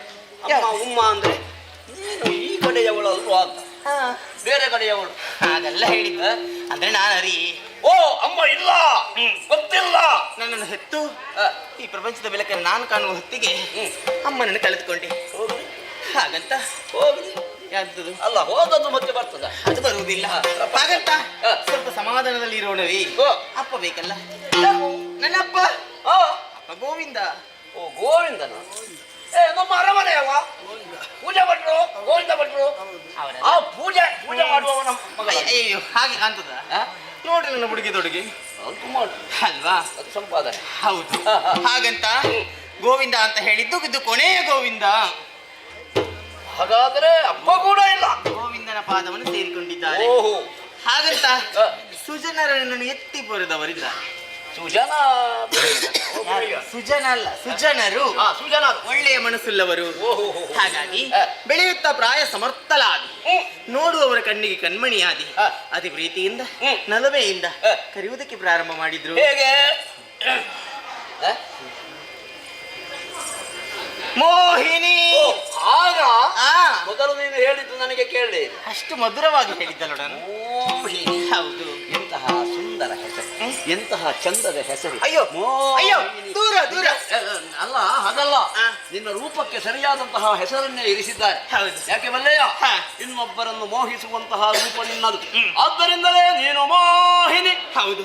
ನಿನ್ನ ಮಾತುಗಳನ್ನು ಕೇಳಿದಾಗ, ನಿನ್ನನ್ನು ನೋಡಿದಾಗ ರಸಿಕತೆ ಉಂಟು ನಿನ್ನಲ್ಲಿ. ಅದು ಇರಲೇಬೇಕಲ್ಲ. ಪುರುಷನಾದವನಲ್ಲಿ ರಸಿಕತೆ ಎನ್ನುವುದು ಬೇಕಂತೆ. ರಸಿಕನಾಡಿದಂತಹ ಮಾತು ಶಶಿ ಉದಯಿಸಿದಂತೆ. ಮತ್ತೆ ರಸಿಕನಲ್ಲದವನು ಆಡಿದಂತಹ ಮಾತು ಕಾದ ಸೀಸವನ್ನು ಕಿವಿಗೆ ರಚಿದಂತೆ. ಹಾಗಾಗಿ ರಸಿಕತೆ ಎನ್ನುವುದು ಪುರುಷನಾದವನಲ್ಲಿ ಉಂಟು. ಆ ಮಾತಿನಲ್ಲಿ ನಾನು ಅರ್ಥವಿಸಿಕೊಂಡೆ. ಆದ್ರೆ ನನ್ನ ಪರಿಚಯನ ಕೇಳಿದ್ಯಲ್ಲ, ಯಾರಂತ ನನಗೆ ಗೊತ್ತಾಗ್ಬೇಕಾ ಬೇಡುವ? ಯಾರೆಂಬುದು ಗೊತ್ತಿಲ್ರಿ. ಯಾರು?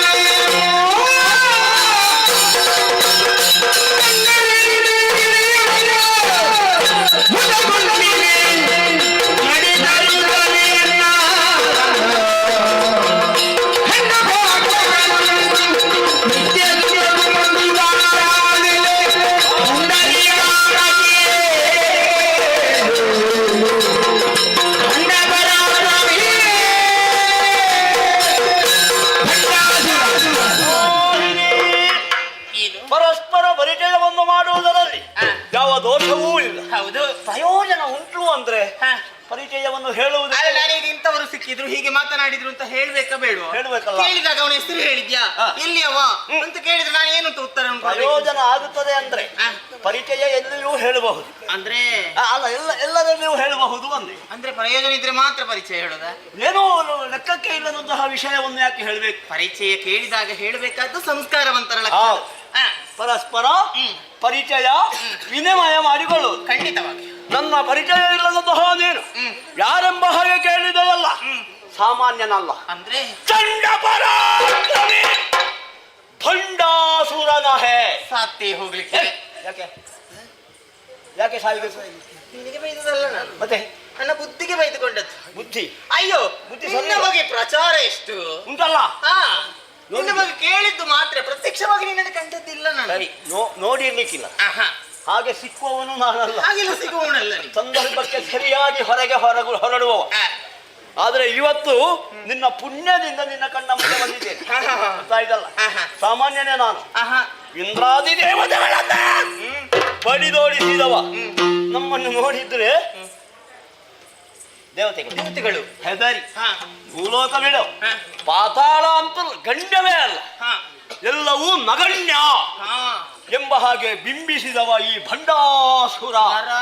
ನಾಗಲೋಕ ಎಲ್ಲವನ್ನು ಸ್ವಾಧೀನಪಡಿಸಿಕೊಂಡಿದ್ದೇನೆ, ನನ್ನ ಅಧೀನದಲ್ಲಿದೆ. ಇಷ್ಟೆಲ್ಲ ಸಾಧನೆ ಮಾಡಿದವ ಇಂತಹ ದೊಡ್ಡ ವ್ಯಕ್ತಿ ಕಾರಣದಲ್ಲಿ ಕಾರಣ ಇದೆ.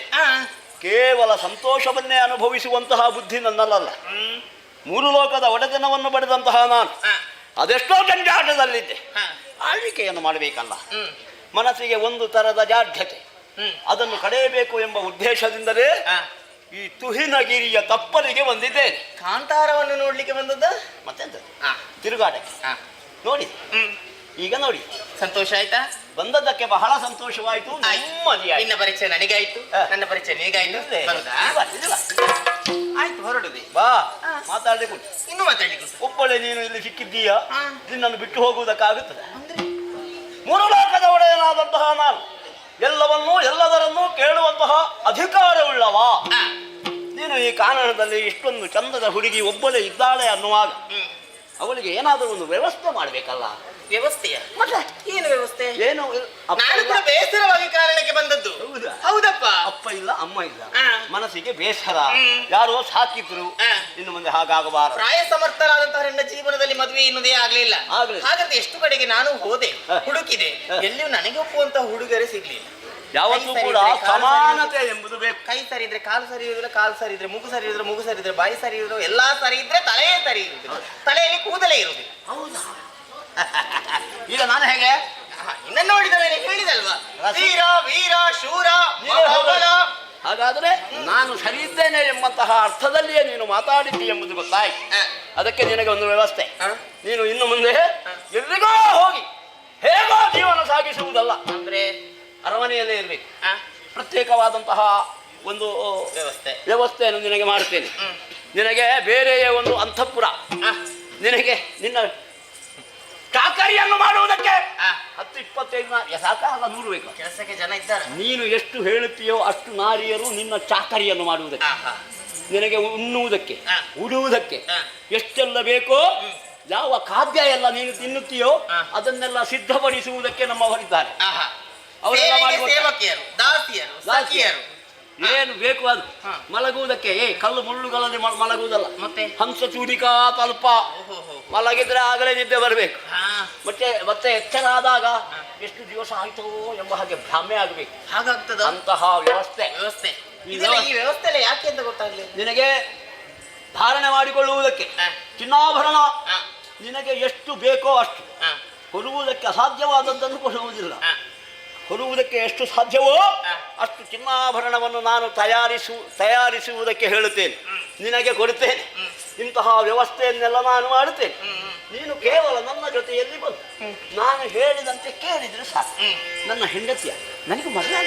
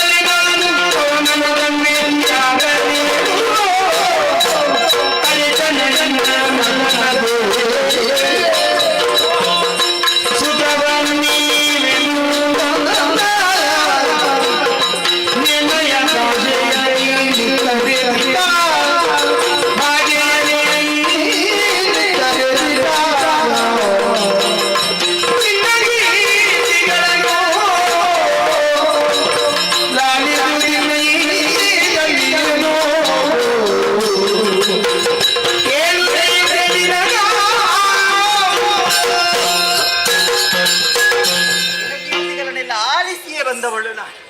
ಅಂದ್ರೆ ನಿನ್ನನ್ನು ಕಾಣಬೇಕು ಅಂತ ನನಗೂ ಆಸೆ ಇತ್ತು. ಓಹೋ, ಆದ್ರೆ ಯಾವತ್ತು ಸಮಯ ಅನ್ನೋದು ಒದಗಿ ಬರಲಿಲ್ಲ. ಈ ಸಮಯದಲ್ಲಿ ಒದಗಿ ಬಂತು. ನಿನ್ನ ಪುಣ್ಯ. ಹೌದು, ಒದಗಿ ಬಂದದ್ದು. ಹೌದಪ್ಪ. ಯಾವತ್ತು ನೀನು ಕಾಣ ಸಿಗೋದವನು ನನಗೆ ಸಿಕ್ಕಿದಂತ ಹೇಳಿದ್ರೆ ಅದು ಪುಣ್ಯವೇ. ಹಾಗಂತ ಮದುವೆ ಆಗ್ಬೇಕು ಅಂತ ಹೇಳ್ತಾ ಇದೆಯಲ್ಲ. ಜೊತೆಯಲ್ಲಿ ಬಂದ್ರೆ ಸಾಕು, ಮದುವೆ ಆಗದಿದ್ದರೂ ತೊಂದರೆ ಇಲ್ಲ, ಜೊತೆಯಲ್ಲಿ ಇರಬೇಕು. ಆಯ್ತು, ನಿನ್ನ ಜೊತೆಯಲ್ಲೇ ಇರಬೇಕು. ನಾನು ಜೊತೆಯಲ್ಲಿ ಇರಬೇಕು ಅಂತ ಆದ್ರೆ ನೀನು ರಾಜಕೀಯದಲ್ಲಿ ಇರುವವ. ಹೌದು, ಕಿರೀಟ ಹೊತ್ತಂತಹ ತಲೆ, ನಿನಗೆ ಕಿರುಕುಲ ಎಂಬುದು ತಪ್ಪುವುದಿಲ್ಲ. ಹೊಣೆಗಾರಿಕೆ ಸ್ವಲ್ಪ ಹೆಚ್ಚುಂಟು. ಪ್ರಜೆಗಳ ಯೋಗಕ್ಷೇಮವನ್ನು ವಿಚಾರಿಸಬೇಕಾದ್ದು ನಿನ್ನ ಕರ್ತವ್ಯ. ಹಾಗಂತ ಹೇಳಿ ನೀನು ಮನೆಯಲ್ಲಿ ಇರ್ತೀಯ, ತಿರುಗಾಟದಲ್ಲಿ ಇರುವುದು ತಾನೆ. ಸ್ವಲ್ಪ ತಿರುಗಾಟ ಮಾಡಬೇಕಾಗ್ತದೆ. ತಿರುಗಾಟದಲ್ಲಿ ಇದ್ದವ ಮದುವೆಯಾಗಿ ಏನು ಪ್ರಯೋಜನ? ನೀನು ಎದ್ದು ತಿರುಗಾಟಕ್ಕೆ ಹೋಗುದು, ನಾನು ಮನೆಯಲ್ಲಿ ಕೂತ್ಕೊಂಡು ಏನು ಭೋಜನೆ ಮಾಡುದಾ? ಹಾಗಾಗಿ ಹೋಗುದಿಲ್ವಾ? ತಿರುಗಾಟ ನಿಲ್ಲಿಸುವುದೇ? ಹೌದಾ? ನೀನು ಬರುವುದಾದ್ರೆ ತಿರುಗಾಟವೂ ಬೇಡ, ಯಾವುದು ಬೇಡ ನನಗೆ. ಇನ್ನು ತಿರುಗಾಟ ನಿಲ್ಲಿಸುದೇ? ಹಾಗಿದ್ರೆ ನಿನ್ನ ಜೊತೆ ಬರ್ತೇನೆ. ಅರೆ ಕ್ಷಣವು ನನ್ನನ್ನು ಬಿಟ್ಟು ಹೋಗುವುದಿಲ್ಲ ಅಂತ ಹೇಳಿ ಕಾಯೇನ ವಾಚ ಮನಸ್ಸ ಪ್ರಮಾಣವನ್ನು ಮಾಡಿ ಹೇಳಬೇಕು. ಹೌದು, ಪ್ರಮಾಣ. ಒಂದಾನೆ. ಮೋಹಿನಿ, ನಿನ್ನ ನಗುವನ್ನು ನೋಡಿದಾಗ ಯಾವ ಆಣೆಯಾದರೂ ಹಾಕೋಣ ಎಂಬ ಹಾಗೆ. ಅದು ಮತ್ತೊಂದು ಇಂಥ ಪೂಜೆ ಮಾಡ್ತಾ ಇದೆಯಲ್ಲ ನೀನು. ಯಾವುದು? ಶಿವಪೂಜೆ. ಇನ್ನ ಶಿವಪೂಜೆಗೆ ಬೆಂಕಿ ಬಿತ್ತು. ನೀನು ದೇವಿ ಪೂಜೆ ಮಾಡ್ಬೇಕು. ನೀನು ಯಾರ? ನಾನು ನಿನಗೆ. ನೀನಲ್ಲಿ ಪೂಜೆ ಮಾಡಿಕೊಂಡು ಒಳಗೆ ದೇವರ ಕೋಣೆಯಲ್ಲಿ ಇದ್ರೆ ಮತ್ತೆ ನನಗೆ ಎಲ್ಲಿಗೆ ಸಮಯ ಸಿಗುದು? ಮಧ್ಯಾಹ್ನ ಸಂಜೆವರೆಗೆ ನಿನಗೆ ಪೂಜೆ ಆಯ್ತು. ತ್ರಿಕಾಲ ಮಾತ್ರ, ಆಗಲೇ ಹೊರಟು ಬರ್ತದೆ. ಅದಾಗುದಿಲ್ಲ, ಆ ಪೂಜೆ ಬಿಡ್ಬೇಕು. ನನ್ನ ಜೊತೆಯೇ ಅರೆ ಕ್ಷಣವೂ ನನ್ನ ಬಿಟ್ಟು ಹೋಗಬಾರ್ದು. ನಿನ್ನನ್ನು ಅರೆ ಕ್ಷಣವೂ ಬಿಟ್ಟು ಹೋಗಲಾರೆ. ತ್ರಿಕಾಲ ಪೂಜೆ ನಿಲ್ಲಿಸುತ್ತೇನೆ. ಹೀಗೆ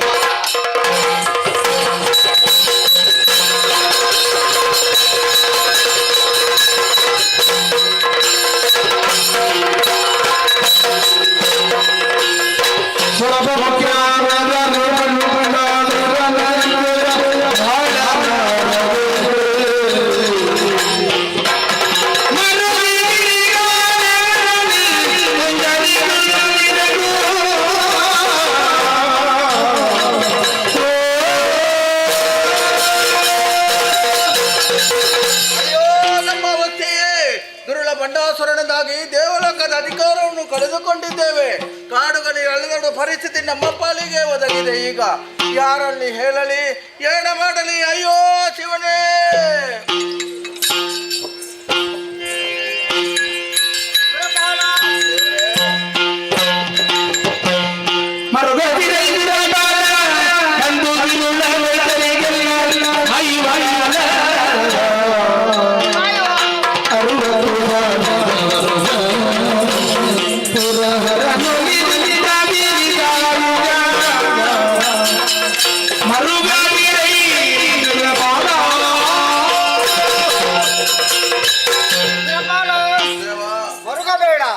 ಯಾಕಂತ ಹೇಳಿದರೆ ದೈತ್ಯರಿಗೆಲ್ಲ ಸಾಯುವ ಕಾಲ ಬಂದಿದೆ. ಹೇಗೆ ದೇವ್ರೆ? 60,000 ವರ್ಷ ಕೊಟ್ಟಿದ್ದಾನೆ ಪರಮೇಶ್ವರ, ಅದು ಮುಗಿತಾ ಬಂದಿದೆ ಈಗ. ಹೌದಪ್ಪ, ಅವನನ್ನು ವಧೆ ಆಗಲೇಬೇಕು. ಆದರೆ ಆತನನ್ನು ವಧಿಸುವುದಕ್ಕೆ ನಮ್ಮಿಂದ ಸಾಧ್ಯವಿಲ್ಲ, ಆಗುವುದಿಲ್ಲ. ಹೌದಯ್ಯ, ಅಂಬಿಕೆಯಿಂದ ಮಾತ್ರ ಸಾಧ್ಯ. ಹಾಗಾಗಿ ಅಂಬಾ ಯಜ್ಞವನ್ನು ಮಾಡಬೇಕಾಗಿದೆ. ಪುಣ್ಯಗಿದ್ದಿ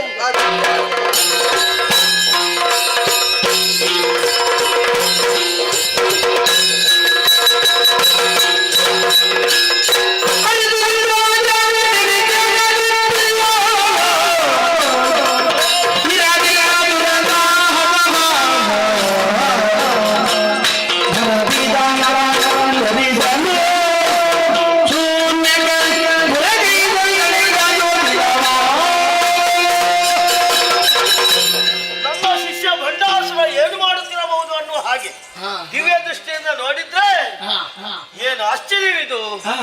ಹೆಣ್ಣಿನ ಮೋಹದಲ್ಲಿ ಸಿಕ್ಕಿಕೊಂಡಿದ್ದಾಳೆ, ಅವನನ್ನು ಎಚ್ಚರಿಸಬೇಕು. ಹಾಗಾಗಿ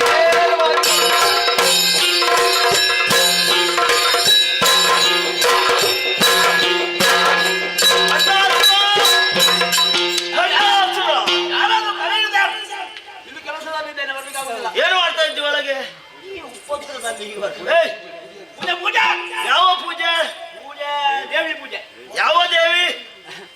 ಮೋಹಿನಿ ಪೂಜೆ. ಬಾರ ಹೊರಗೆ. ನಿನ್ನ ಗುರು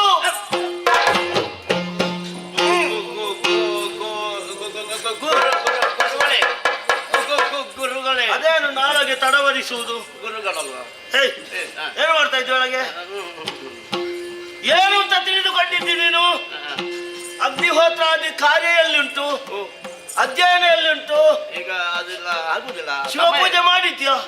ಅದು ಕೂಡ ಸಮಯ ಇಲ್ಲ. ನಿನಗೇನು ಹೇಳಿದ್ದೆ ನಾನು? ಹೌದು. ನಾನು ಹೇಳಿದ್ದು ಕಡಿಮೆ ಆದ್ರೆ ನನ್ನ ಶುಕ್ರ ನೀತಿ ಉಂಟು, ಅದನ್ನು ಓದಿಕೊಂಡಿರು ಅಂತ ಹೇಳಿದ್ದೆ. ನಿತ್ಯ ಶಿವ ಪೂಜೆಯಲ್ಲಿ ಓದಿದ್ಯಾ?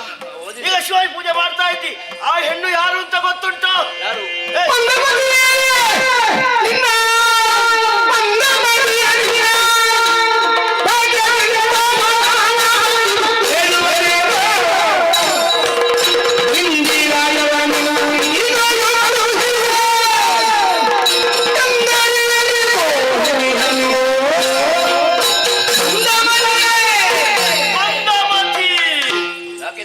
ಈಗ ನೀನು ಹಾಗೆ ವರ್ತಿಸ್ತಾ ಇದ್ದಿ. ಹೌದಾ? ಹೌದು.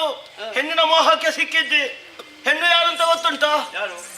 ವೈಕುಂಠವಾಸನ ಅಂತ ಶ್ರೀಮನ್ನಾರಾಯಣನೇ ಆ ಮೋಹಿನಿಯನ್ನು ನಿನ್ನವರಿಗೆ ಕಳಿಸಿದ್ದು. ಯಾಕಂದ್ರೆ ನಿನ್ನ ಅಧಪತನವನ್ನೇ ಆತ ಬಂಡವಾಳನಾಗಿಸಿಕೊಳ್ಳಬೇಕು. ಹಾಗಾಗಿ ಈಗ ಅವಳ ಮೋಹವನ್ನು ತೊರೆದೆ ಸರಿ. ಅಲ್ಲಿ ಅಂಬಾಧ್ವರ ನಡೆಯುವುದಕ್ಕುಂಟು. ಒಂದು ವೇಳೆ ಅಂಬಾಧ್ವರ ಪೂರ್ತಿ ಆಯಿತು ಅಂತಾದ್ರೆ ನಿನ್ನ ಅಧಪತನ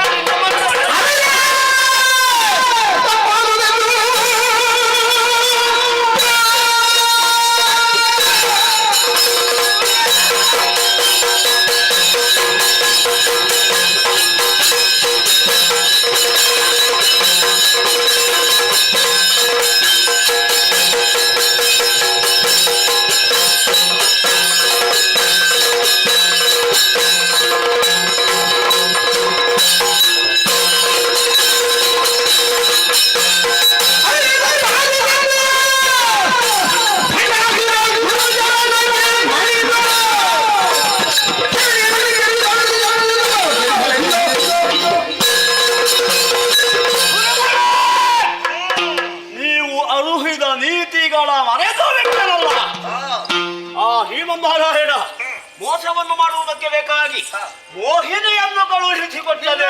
ಕಳುಹಿಸಿದ್ದವನೇ. ಇದೆಲ್ಲ ಇಂದ್ರಾದಿ ದೇವತೆಗಳ ಕುತಂತ್ರ. ನನ್ನ ಅಧಪ್ಪತನವನ್ನು ಬಯಸಿದಂತಹ ಅವರು ಅಂಬಾಧ್ವರವನ್ನು ಮಾಡುತ್ತಾ ಇದ್ದಾರೆ. ಹೌದು. ನನ್ನ ಬಳಿಯಲ್ಲಿರುವಂತಹ ಮೋಹಿನಿಯನ್ನು ಓಡಿಸುತ್ತೇನೆ. ಅಂಬಾಧ್ವರವನ್ನು ನಿಲ್ಲಿಸುತ್ತೇನೆ.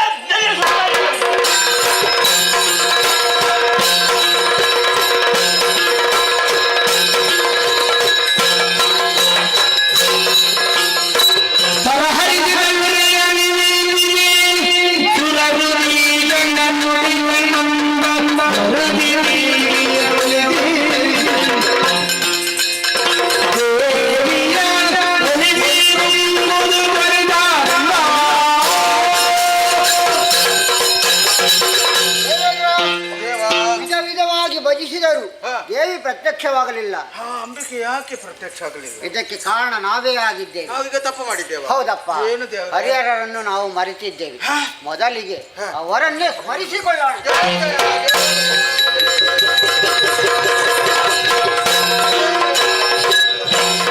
ಅಜಭವ ಸುರಭ ಮುಖ್ಯರೇ, ಅತಿ ಶೀಘ್ರದಲ್ಲಿ ಅಮ್ಮನನ್ನು ಕಂಡುಕೊಳ್ಬೇಕು ಅನ್ನುವಂತ ಉದ್ದೇಶದಿಂದಲೇ ಅಂಬಾಧ್ವರದಲ್ಲಿ ತೊಡಗಿಕೊಂಡವರು.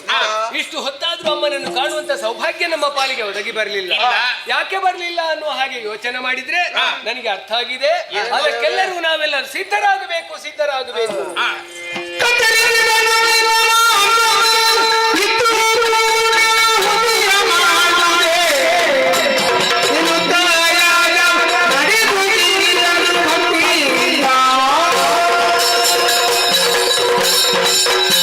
ಅಮ್ಮನನ್ನು ಕಾಣುವಂತ ಸೌಭಾಗ್ಯ ನಮ್ಮ ಪಾಲಿಗೆ ಯಾಕೆ ಒದಗಿ ಬರಲಿಲ್ಲ ಅನ್ನುವುದನ್ನು ನಾನು ಚೆನ್ನಾಗಿ ಅರ್ಥ ಮಾಡಿಕೊಂಡಿದ್ದೇನೆ.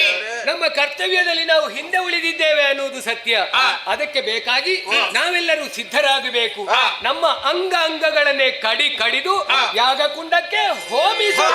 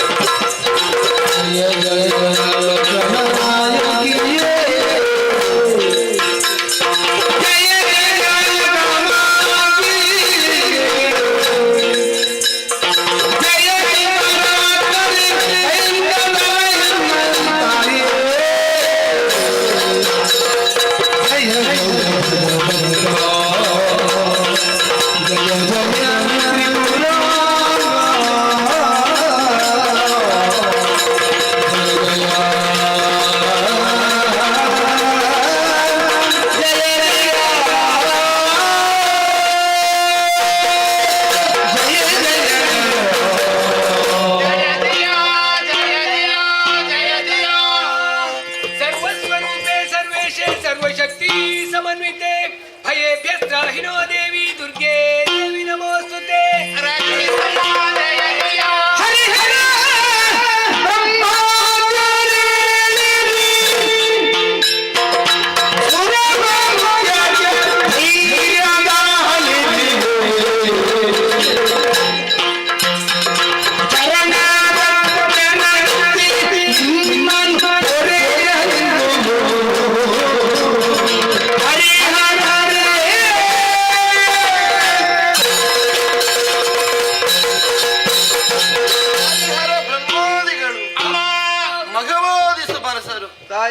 ಎಲ್ಲವರೂ ನಿರ್ಭಯರಾಗಿರಿ. ಯಾರಿಂದ ಏನು ಕಷ್ಟ ಬಂತು ಹೇಳಿ. ಅಮ್ಮ ಏನಂತ ಹೇಳಿ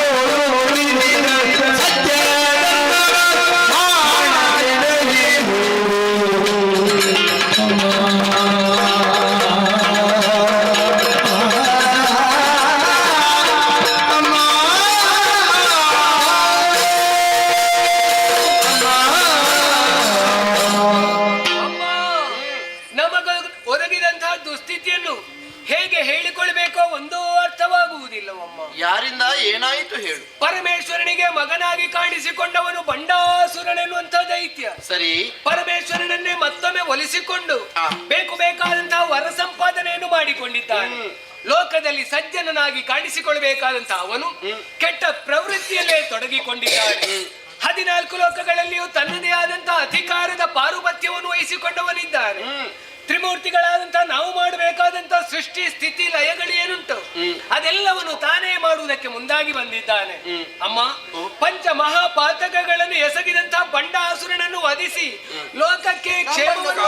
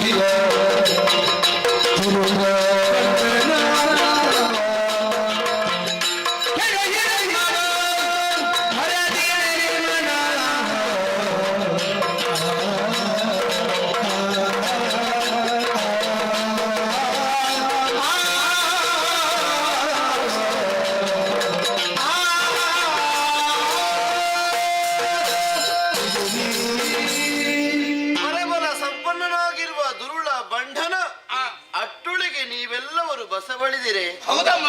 ಭೀತ ಮಾನಸರಾದಿರೆ. ಭಯ ನಿವಾರಣೆಯಾಗದಂತಹ ನಾನೇ ಒಲಿದು ಅಭಯಪುದಳಾದ ಬಳಿಕ ಇನ್ನೇಕೆ ಭೀತಿ? ಬಿಡಿರಿ ಭೀತಿಯ. ಧರ್ಮದ ಮರ್ಮವನ್ನು ಅರಿತು ವ್ಯವಹರಿಸಬೇಕಾದಂತಹ ಬಂಡ ಅದನ್ನು ಅತಿಕ್ರಮಿಸಿ ತನ್ನ ಪ್ರಭುತ್ವವನ್ನು ಸ್ಥಾಪಿಸುವುದಕ್ಕೆ ಮನಸ್ಸು ಮಾಡುತ್ತದೆ ಅಂತ ಆದರೆ ಅಂಥವನನ್ನ ಮಡುಹಿ ಕ್ಷಮೆಯ ಕ್ಷೇಮವನ್ನ ನಾನು ಸ್ಥಿರಗೊಳಿಸ್ತೇನೆ. ಎಲ್ಲರೂ ನಿರ್ಭಯರಾಗಿ ಶ್ರೀ ಮಹಾದೇವಿ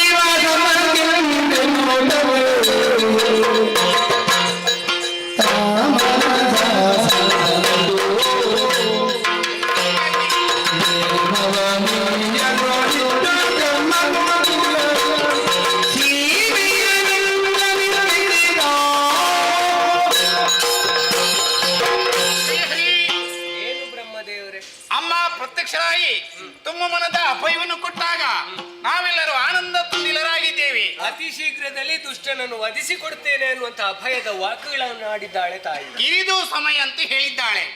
ಅಮ್ಮನ ಕಿರಿದು ಎಷ್ಟು ಹೇರಿದೆ ಎಂಬುದಾಗಿ ಯಾರಿಗೆ ಗೊತ್ತು? ಇಂದೋ ನಾಳೆಯೋ ಅಂತ ಹೇಳಿಲ್ಲ. ಆಗುವುದಿಲ್ಲ. ಎಷ್ಟು ಸಮಯಗಳು ಕಳೆದು ಹೋಗ್ತದೋ ಯಾರಿಗೆ ಗೊತ್ತು? ಅದು ಅಮ್ಮನಿಗೆ ಗೊತ್ತು. ಹಾಗಂತ ಅಮ್ಮನಿಗೆ ವಾಸ ಮಾಡೋದಕ್ಕೆ ಒಂದು ಸೀಮೆಯ ಅಗತ್ಯ ಉಂಟಲ್ಲ, ಒಂದು ಪುರದ ನಿರ್ಮಾಣ ಆಗ್ಬೇಕಲ್ಲ.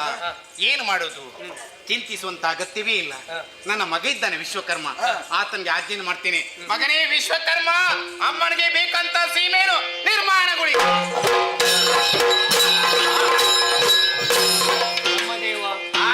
ಖಳವದೆಗೆ ಅಮ್ಮನಿಗೆ ಒಂದು ಯೋಗ್ಯವಾದಂತಹ ಕ್ಷೇತ್ರ ಸಿದ್ಧ ಆಗಬೇಕು ಅನ್ನೋ ಹಾಗೆ ಸಂಕಲ್ಪ ಮಾಡಿದಂತ ನೀನು ಕೋಟಿ ಸೂರ್ಯ ಪ್ರಭೆ ಉಳ್ಳಂತ ಭವ್ಯವಾದಂತಹ ಭವನವನ್ನೇ ಸಿದ್ಧಗೊಳಿಸಿದ್ದು. ವಿಶ್ವಕರ್ಮ ಕೈ ಚಳಕನ್ನು ಮೆಚ್ಚಲೇಬೇಕು. ಸಂತೋಷ ಆಯ್ತು. ಹಾಗೆಂದು ಅರಮನೆ ಮಾತ್ರ ಇದ್ರೆ ಸಾಕಾಗುವುದಿಲ್ಲ. ಅಮ್ಮನ ಸೇವೆಗೆ ಜನ ಬೇಡುವ. ನೋಡು ಬರ್ತಾ ಇದ್ದಾರಲ್ಲ, ಬ್ರಾಹ್ಮಿ, ಮಹೇಶ್ವರಿ, ವೈಷ್ಣವಿ, ವಾರಾಹಿಯರು, ಶ್ಯಾಮಲಾದೇವಿ ತಾನು ಮುಂದು ಅನ್ನೋ ಹಾಗೆ ಮುಂದೊತ್ತಿ ಬರ್ತಾ ಇದ್ದಾರೆ. ಸೇವೆಗೆ ಬರ್ತಾ ಇದ್ದಾರೆ ಅಲ್ವಾ? ಸೇವೆಗೆ ಬಂದವರಿಗೆ ಅವಕಾಶ ಇಲ್ಲ ಅಂತ ಆಗಬಾರ್ದು. ಅಮ್ಮನಿಗೆ ಇರುವುದಕ್ಕೆ ಕ್ಷೇತ್ರ ಆಯ್ತು, ಸೇವೆಗೆ ಜನ ಆಯ್ತು. ಆದ್ರೂ ನಿಮ್ಮಲ್ಲಿ ಒಂದು ಚಿಂತೆ ಕಾಣ್ತದೆ.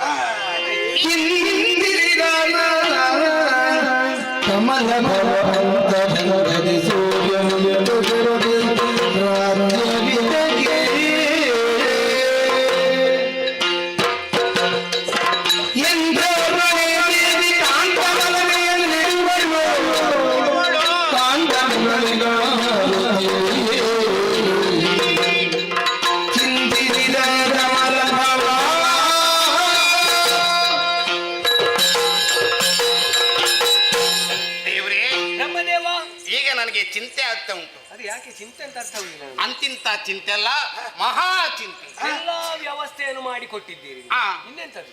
ಅಮ್ಮಳು ಒಬ್ಬಳೇ ಇರ್ಬೇಕಲ್ಲ, ಸೇವೆಗೆ ಜನ ಉಂಟಲ್ಲ, ಜನ ಇದ್ದಾರೆ. ಅಮ್ಮನಿಗೆ ಒಂಟಿತನಂತ ಆಗ್ಬಾರ್ದು ತಾನೆ.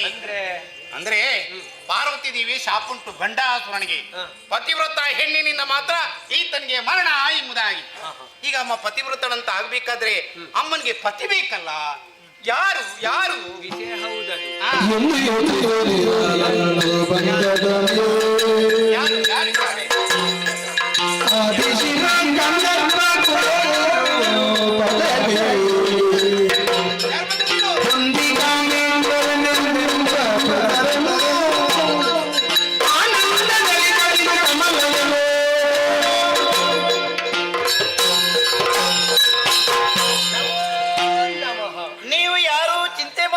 ಅವಶ್ಯಕತೆ ಇಲ್ಲ. ನಿಮ್ಮ ಮನಸ್ಸಿನ ಇಚ್ಛೆ ಏನೆಂಬುದಾಗಿ ನಾನು ಅರಿತುಕೊಂಡಿದ್ದೇನೆ. ಆದ ಕಾರಣದಿಂದಲೇ ಆದಿ ಶಿವನಾದಂತಹ ನಾನು ಇಂದಿನ ದಿವಸದಲ್ಲಿ ಕಾಮೇಶ್ವರನಾಗಿ ಬಂದಿದ್ದೇನೆ. ಬ್ರಹ್ಮದೇವ ನಮ್ಮೆಲ್ಲರ ಮನದ ಕಾಮನೆಗಳನ್ನು ಈಡೇರಿಸಬೇಕು ಅನ್ನುವಂತ ಉದ್ದೇಶದಿಂದ ಸಕಾಲದಲ್ಲಿ ಕಾಮೇಶ್ವರನಾಗಿ ಕಾಣಿಸಿಕೊಂಡಿದ್ದಾನೆ. ಆದ್ರೆ ಅಮ್ಮನಲ್ಲಿ ಒಂದು ಮಾತು ಕೇಳುವುದಕ್ಕೆ ಒಂದು ಅವಕಾಶ ಬೇಕು ನಮಗೆ. ಅಮ್ಮ, ನಿನ್ನ ಮಕ್ಕಳಾದಂತಹ ನಾವೆಲ್ಲರೂ ಒಂದು ತೀರ್ಮಾನಕ್ಕೆ ಬಂದಿದ್ದೇವೆ.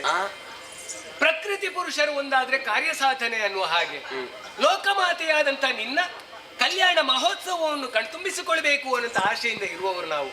ಆದ್ದರಿಂದ ತವಮನ ಏನು ಅರ್ಥ ಆಗುವುದಿಲ್ಲ.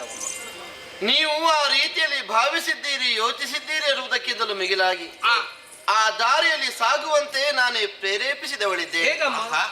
ಲೋಕ ಮುನ್ನಡೆಸುವ ಶಕ್ತಿಯಾದ ನನಗೆ ಅನುರೂಪನಾದ ವರ ಅರಸಿದರೂ ಸಿಗುವುದಕ್ಕೆ ಇದ್ದವರಮ್ಮ ನಾವು.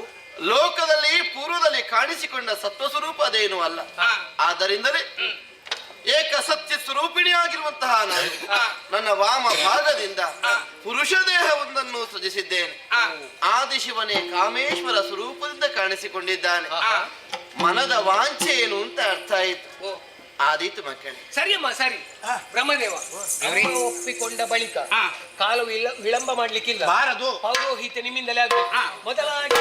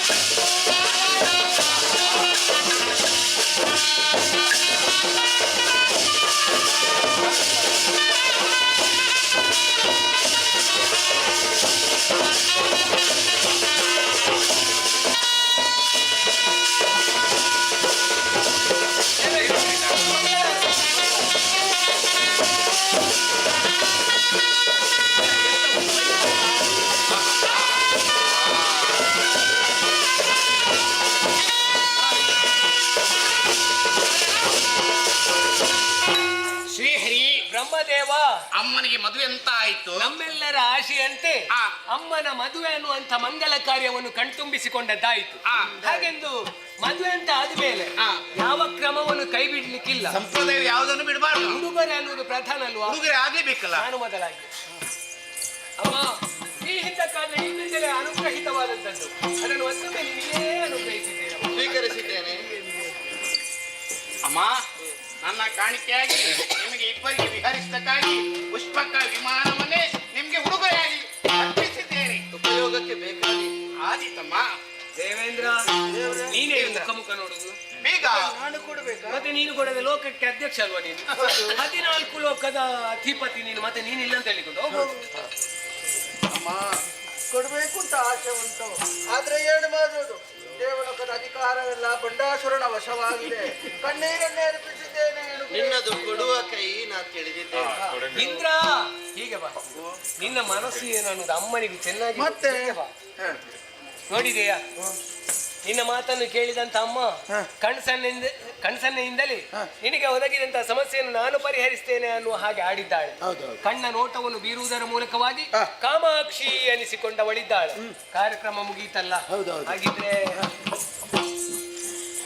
ನಮಗೆ ಇನ್ನೂ ಇಲ್ಲೇ ಅಲ್ಲ, ಏನೋ ಮಾತನ್ನ ಹೇಳಿದ್ದೀವಿ ಅಮ್ಮ, ಆದರೆ ಮನಸ್ಸಲ್ಲಿ ಮಾತ್ರ ದುಃಖ ಮಾತ್ರ ಹಾಗೆ ಇದೆ ಅಮ್ಮ.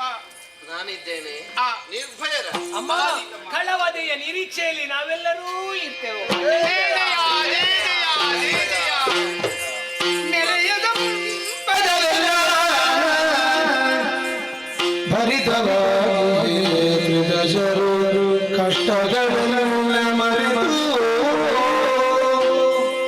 ಮಕ್ಕಳ ಕಣ್ಣೀರನ್ನು ಕಂಡಿರಲ್ಲ. ಹೌದು, ಆದ್ದರಿಂದಲೇ ಅದನ್ನ ಪರಿಹರಿಸಬೇಕು ಅಂತಾದರೆ ಪೂರಕವಾದ ವ್ಯವಸ್ಥೆಗೆ ನಾನು ಮುಂದಾಗಬೇಕು. ಅವಕಾಶವಿದೆಯೇ? ಖಂಡಿತವಾಗಿಯೂ ನಿನ್ನ ಮನಸ್ಸಿನ ಇಚ್ಛೆ ಏನಿದೆಯೋ ಅದೆಲ್ಲವನ್ನು ಶೀಘ್ರದಲ್ಲಿ ಈಡೇರಿಸು. ಆದಿ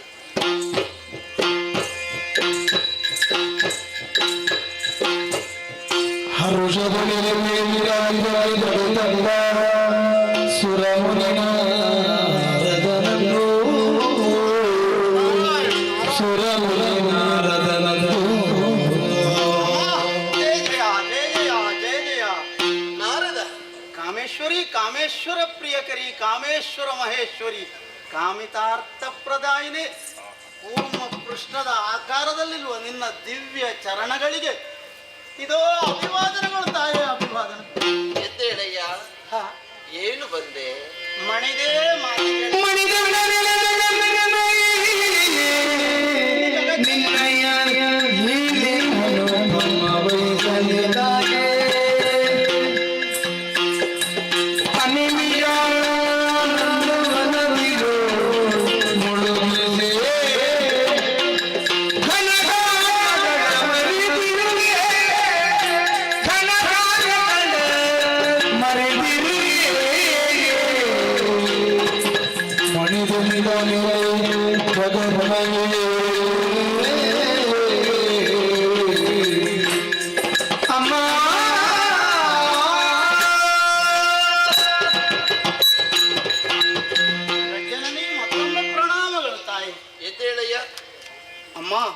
ನಿನ್ನ ಲೀಲೆಗಳು ಅನುಪಮವಾದುದು.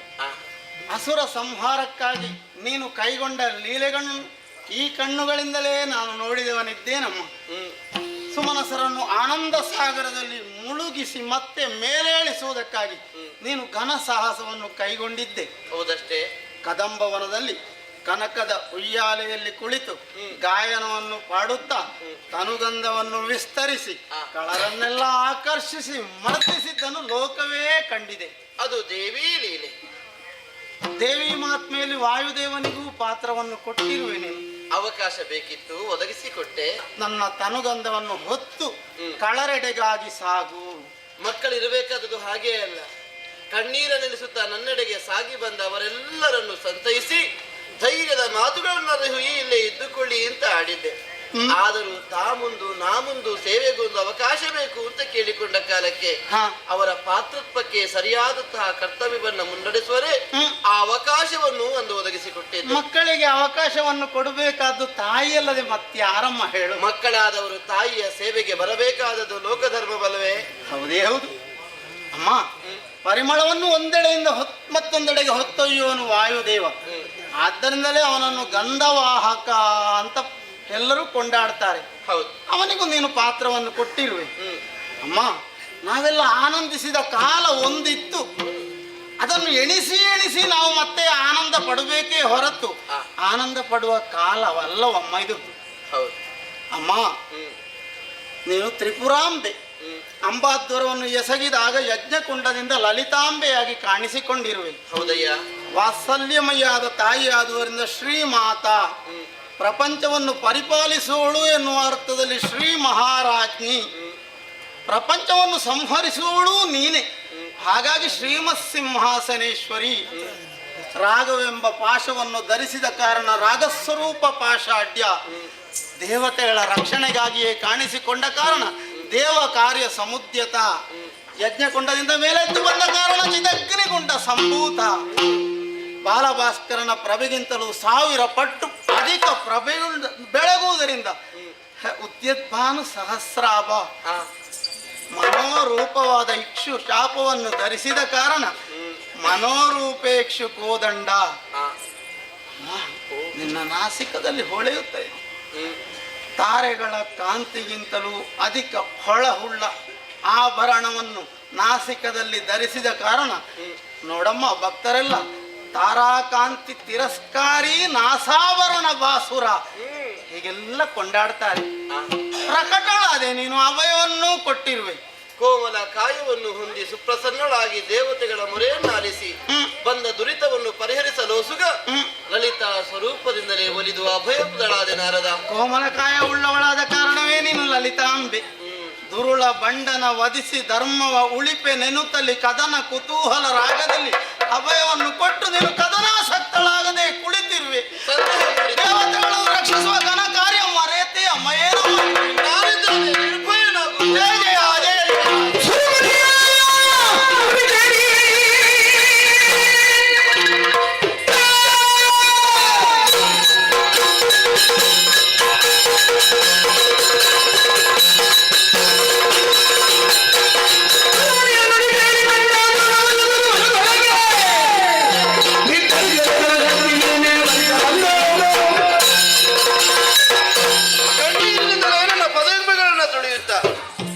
ದೈತ್ಯರು ಪಟಲವನ್ನು ಬಗೆ ಬಗೆಯಿಂದ ಭಿನ್ನಯಿಸುವುದಕ್ಕೆ ಮುಂದಾದವನು ನಾರದ.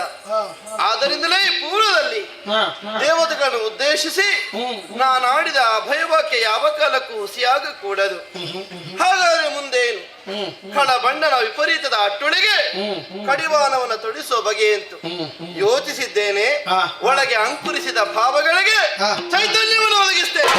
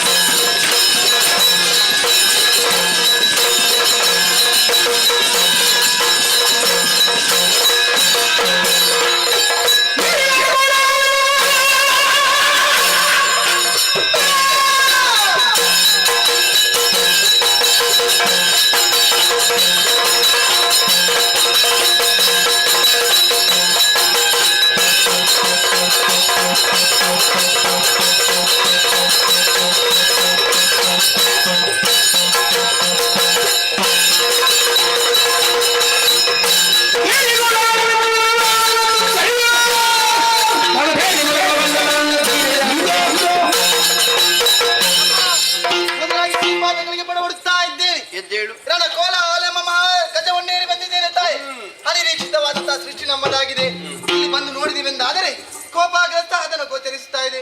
ನಮ್ಮ ಸೃಷ್ಟಿಗೆ ಕಾರಣ ಏನೆಂದು ಹೇಳ್ಬೇಕಮ್ಮ.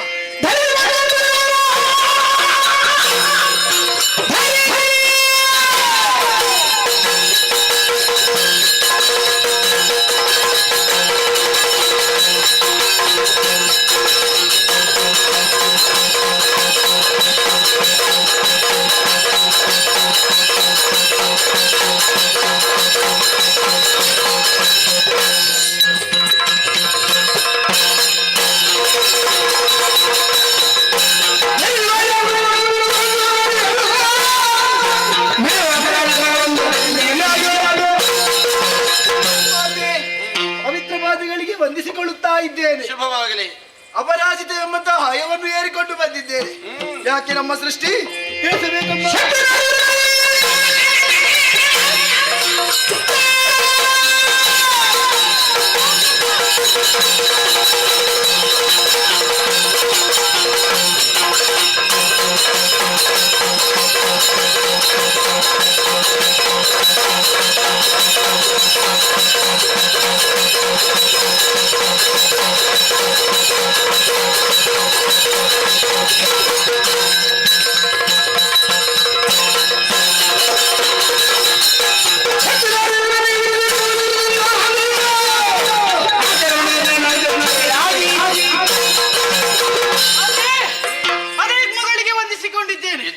ಕಿರಿಚಕ್ರ ಎಂಬ ರಥವನ್ನು ಏರಿ ಬಂದವಳು ನಾನು.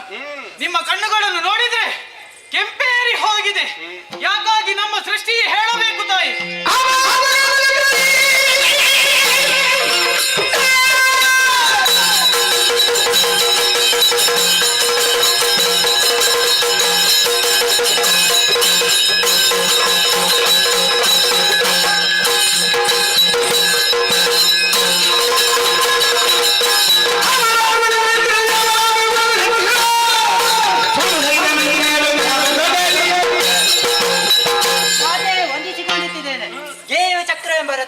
ಬಂದಿದ್ದೇನೆ.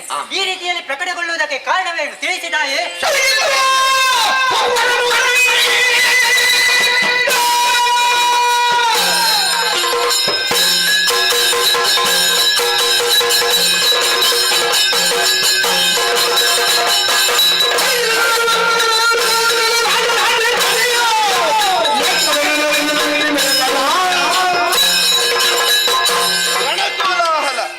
ಎಂಬ ವಾರಣವನ್ನು ಏರಿ ಬಂದವಳು ಸಂಪತ್ಕರಣಿ.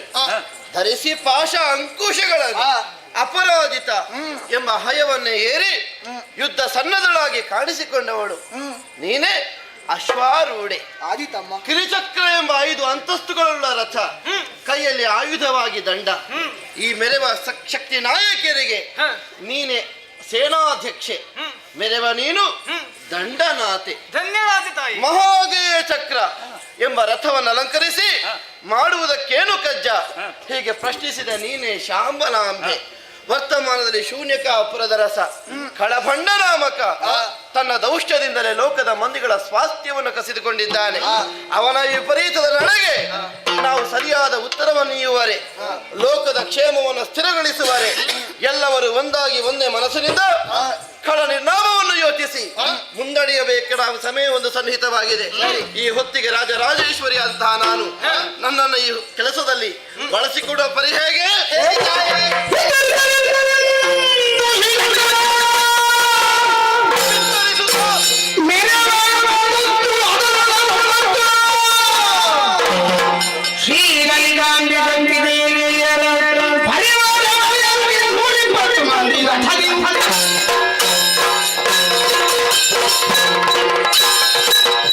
ಚಕ್ರದಾಕಾರದಲ್ಲಿ ರಥವನ್ನು ವಿಸ್ತರಿಸಿದ್ದೇನೋ ಆಯಿತು.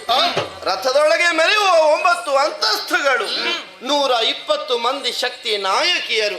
ಚತುರ್ಭುಜಿಯಾಗಿರುವ ನಾನು ಕಳ ನಿರ್ನಾಮವನ್ನು ಮಾಡುವುದಕ್ಕೆ ದೇವ ದುಂದುಬಿ ಮೊಳಗುತ್ತಿರುವ ಈ ಶುಭ ವೇಳೆ ಮಣಿರಥವನ್ನು ಏರಿಕೊಳ್ತೇನೆ.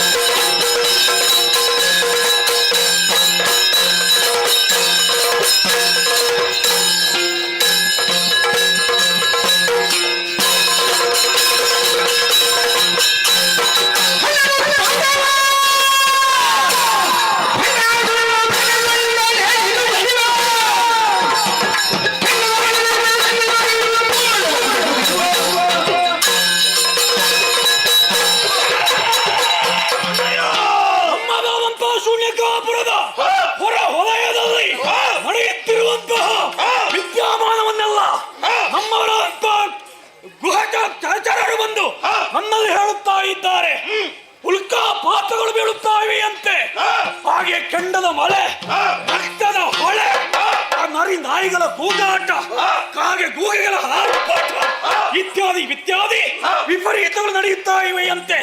ಯಾವಳೋ ಒಬ್ಬಳು ನಾರಿ ತನ್ನ ಶ್ರೀಶಕ್ತಿಯನ್ನೆಲ್ಲ ಒಟ್ಟು ಸೇರಿಸಿಕೊಂಡು ಲಲಿತಾಂಬಿಕೆ ಎಂಬವಳು ಈ ಶೂನ್ಯಕಾಪುರವನ್ನು ಪ್ರವೇಶ ಮಾಡಿದ್ದು ಮಾತ್ರವಲ್ಲ, ತೋರು ಮಂಡಲ ಎನ್ನುವಂತ ನುಡಿಯನ್ನಾಡುತ್ತಾ ಇದ್ದಾಳಂತೆ. ಹೋಗಿ ಆ ನಾರಿ ಸೇನೆಯನ್ನು ಹಿಮ್ಮೆಟ್ಟಿಸಿ ನಮಗೆ ಗೆಲುವನ್ನು ಸಾಧಿಸಿ ಶೂನ್ಯಕಾಪುರವನ್ನು ಉಳಿಸುವಂತ ಜವಾಬ್ದಾರಿ ನಿಮ್ಮೆಲ್ಲರಿಗಿದೆ. ಏನು ಹೇಳುತ್ತೀರಿ?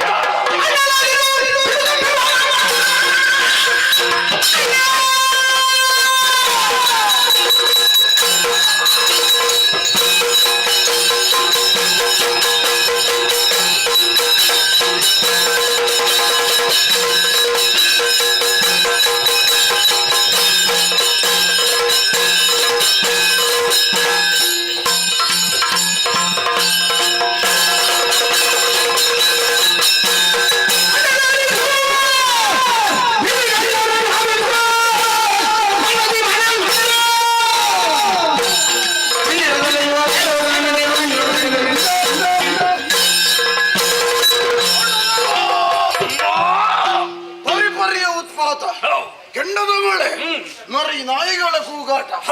ಕಾರಣ ಏನು ಅಂತ ಕೇಳಿದ್ರೆ, ನಾರಿಯರ ಸೇನೆ ನಮ್ಮ ಪುರವನ್ನು ಪ್ರವೇಶ ಮಾಡಿದೆ. ನೀನೇ ಯೋಚನೆ ಮಾಡು. ಒಂದು ಕಾಲದಲ್ಲಿ ದೇವತೆಗಳನ್ನು ಖಂಡಿಸಿ ಅದರ ಪರಿಣಾಮ ಎಂಬಂತೆ ಲಲಿತೆ ಎಂಬವಳ ಉದ್ಭವ ಆಗಿದೆ. ಅವಳೇ ಇದಕ್ಕೆಲ್ಲ ಮೂಲ ಕಾರಣ ಇರುವಂತ ನೆಲೆಯಲ್ಲಿ ಈ ಸಂದರ್ಭದಲ್ಲಿ ನಿರ್ಧಾರವನ್ನು ಕೈಗೊಂಡವ. ಯೋಚನೆ ಮಾಡಬೇಡ, ಒಂದು ಅಪ್ಪಣೆಯನ್ನು ಕೊಡು. ನಾರಿ ಸಂಹಾರ ಮಾಡಿ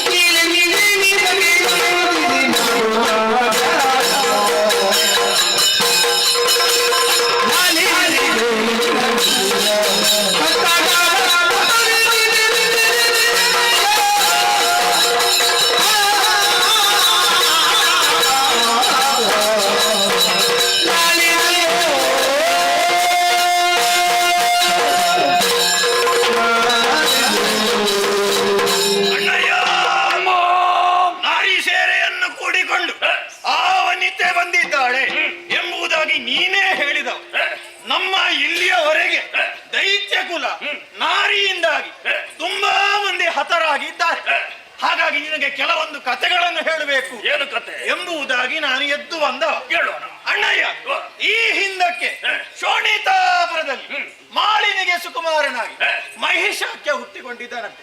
ಬೇಕಾದಂತ ವರಗಳನ್ನು ಪಡೆದಂತ ಆತ 3 ಲೋಕಗಳನ್ನು ಗೆದ್ದವ. ಅವಳನ್ನು ದೇವಿಯು ಬಂದು ವಧಿಸಿದ್ದಾಳೆ. ಅಂದ್ರೆ ಈ ನಾರೀ ರೂಪವನ್ನ ಅಂತ ವಧಿಸವಳಿಲ್ಲ. ಆ ನಂತರದಲ್ಲಿ ಹಿಂದೆ ಕಾಲಾಂತರಕ್ಕೆ ಶುಂಭ ಹೌದು, ಅವರ ಕಥೆಯು ಹಾಗೆ. ಅವರು ಕೂಡ ಬೇಕಾದಂತಹ ವರಬಲಗಳನ್ನು ಪಡೆದು 14 ಲೋಕಗಳನ್ನು ಗೆದ್ದುಕೊಂಡವರಿದ್ದಾರೆ. ಹಾಗಾಗಿ ಅವರನ್ನು ಕೊಲ್ಲುವುದಕ್ಕೆ ಕೂಡ ದೇವಿ ಬಂದಿದ್ದಾಳೆ. ಈಗ ಇವ ಕತೆ ಹೇಳುವುದು ದೇವಿ ಮಹಾತ್ಮೆಯ ಕತೆ, ಪ್ರಸಂಗ ಬೇರೆ ಆಯ್ತಾ? ಅವರು ಒಬ್ಬೊಬ್ಬರನ್ನೇ ಕಳಿಸಿಕೊಟ್ಟಿದ್ದಾರೆ. ಧೂಮ್ರಾಕ್ಷಣನ್ನು ಕಳಿಸಿಕೊಟ್ರೆ ಹೂಂಕಾರ ಮಾತ್ರದಿಂದ ಸುಟ್ಟು ಬಿಟ್ಟಳು. ಆಮೇಲೆ ಚಂಡಮುಂಡರನ್ನು ಕಳಿಸಿಕೊಟ್ರೆ ಚಂಡಿಕೆಯಾಗಿ ತರಿದಳು. ಹೌದು, ರಕ್ತ ಬೀಜರನ್ನು ಕಳಿಸಿಕೊಟ್ರೆ ರಕ್ತೇಶ್ವರಿಯಾಗಿ ಕೊಂದಳು. ಅದೇ ದೇವಿ ಇವರು ಶುಂಭರನ್ನು ವಧೆ ಮಾಡಿದ್ರೆ ಅದೇ ದೇವಿ ಇವಳು ಆಗಿರಬಹುದು ಎಂಬುದಾಗಿ ನನ್ನ ಯೋಚನೆ. ಹಾಗಾಗಿ ನಾವೊಂದು ಕೆಲಸ ಮಾಡೋಣ. ಏನು? ಅಲ್ಲಿಗೆ ಯಾರನ್ನಾದ್ರೂ ನಮ್ಮ ದೂತರನ್ನು ಕಳಿಸಿ ಅವಳು ದೇವಿಯೋ ಅಥವಾ ನಾರಿಯೋ ಎಂಬುದಾಗಿ ತಿಳಿದುಕೊಳ್ಳುವುದು ಒಳ್ಳೆಯದು ಎಂಬುದಾಗಿ ನನ್ನ ಅಭಿಪ್ರಾಯ. ಒಂದು ವೇಳೆ ಅವಳು ನಾರಿಯೇ ಆಗಿದ್ರೆ ನನ್ನನ್ನು ಕಳಿಸು, ನಾನಲ್ಲಿಗೆ ತೆರಳಿ ಅವಳ ಶಿರವನ್ನು. ಒಂದು ವೇಳೆ ದೇವಿ ಅಂತ ಹೇಳಿದ್ರೆ ದೇವಿ ಅಂತ ಆದ್ರೆ ನಾವು ನೇರವಾಗಿ ಯುದ್ಧಕ್ಕೆ ಹೋಗುವುದಲ್ಲ, ಮತ್ತೆ ಅವಳ ಪಾದ ಹಿಡಿದು ಶಿರ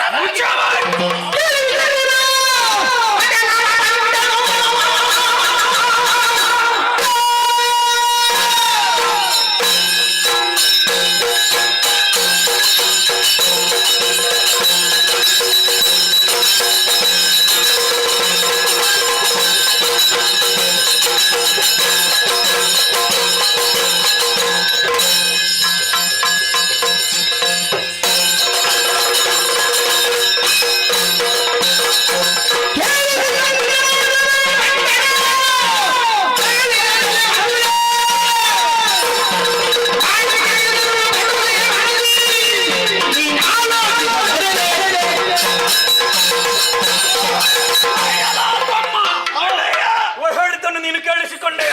ಖಂಡಿಕೆ ಎಂದೆಂಬ ನಾರಿ ಘೋರ ಮಹಿಷನಿಗಾದಳು ಮಾರಿ. ಹೀಗೆ ಈ ಕಥೆಯನ್ನು ಹೇಳುತ್ತಾ ನನ್ನನ್ನು ಭಯಗೊಳಿಸಿದಲ್ಲ. ಅವ ಹೇಳಿದ್ ಯಾಕೆ ಅಂತ ನನಗೀಗ ಅರ್ಥ ಆಯ್ತು. ಯಾಕೆ? ನಿನ್ನೆ ಎಲ್ಲಿಯೋ ದೇವಿ ಮಹತ್ವ ಆಟಕ್ಕೆ ಹೋಗಿದೆ. ಆಗಿರಬಹುದು, ನಿದ್ರೆ ಸರಿ ಆಗ್ಲಿಲ್ಲ. ಈಗ ಅದನ್ನು ಆ ಕಥೆಯನ್ನು ಇಲ್ಲಿ ಹೇಳಿದ ಇವ.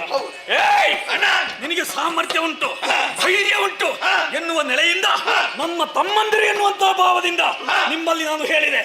ಆದರೆ ಇವ ಕಥೆಯನ್ನು ಹೇಳುತ್ತಾ ನನ್ನನ್ನು ದಾರಿ ತಪ್ಪಿಸುವಂತ ಅಡ್ಡದಾರಿಯನ್ನು ಹಿಡಿಯುವಂತ ಪ್ರಯತ್ನವನ್ನು ಮಾಡುತ್ತಾ ಇದ್ದಾನೆ. ಹಾಗಲ್ಲ, ನಾವು ಹೋಗಿ ಸಾಯಬಾರ್ದಲ್ಲ, ಅದಕ್ಕಾಗಿ ಹೇಳಿ.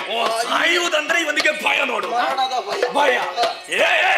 ಬಂದವರು ಎಂತಹ ಶಕ್ತಿ ಸಂಪನ್ನೆಯೇ ಆಗಲಿ, ನಾವು ಹೆದರುವವರು ಮಾತ್ರ ಅಲ್ಲ. ನಿನ್ನಲ್ಲಿ ಒಂದು ಮಾತು, ನಿನಗೆ ಶಕ್ತಿ ಉಂಟು, ಸಾಮರ್ಥ್ಯ ಉಂಟು, ಹೋರಾಟಕ್ಕೆ ಸಿದ್ಧನಾಗು, ಇಲ್ಲ ಹೇಡಿಯಾಗಿ ನಡೆಯಲ್ಲ.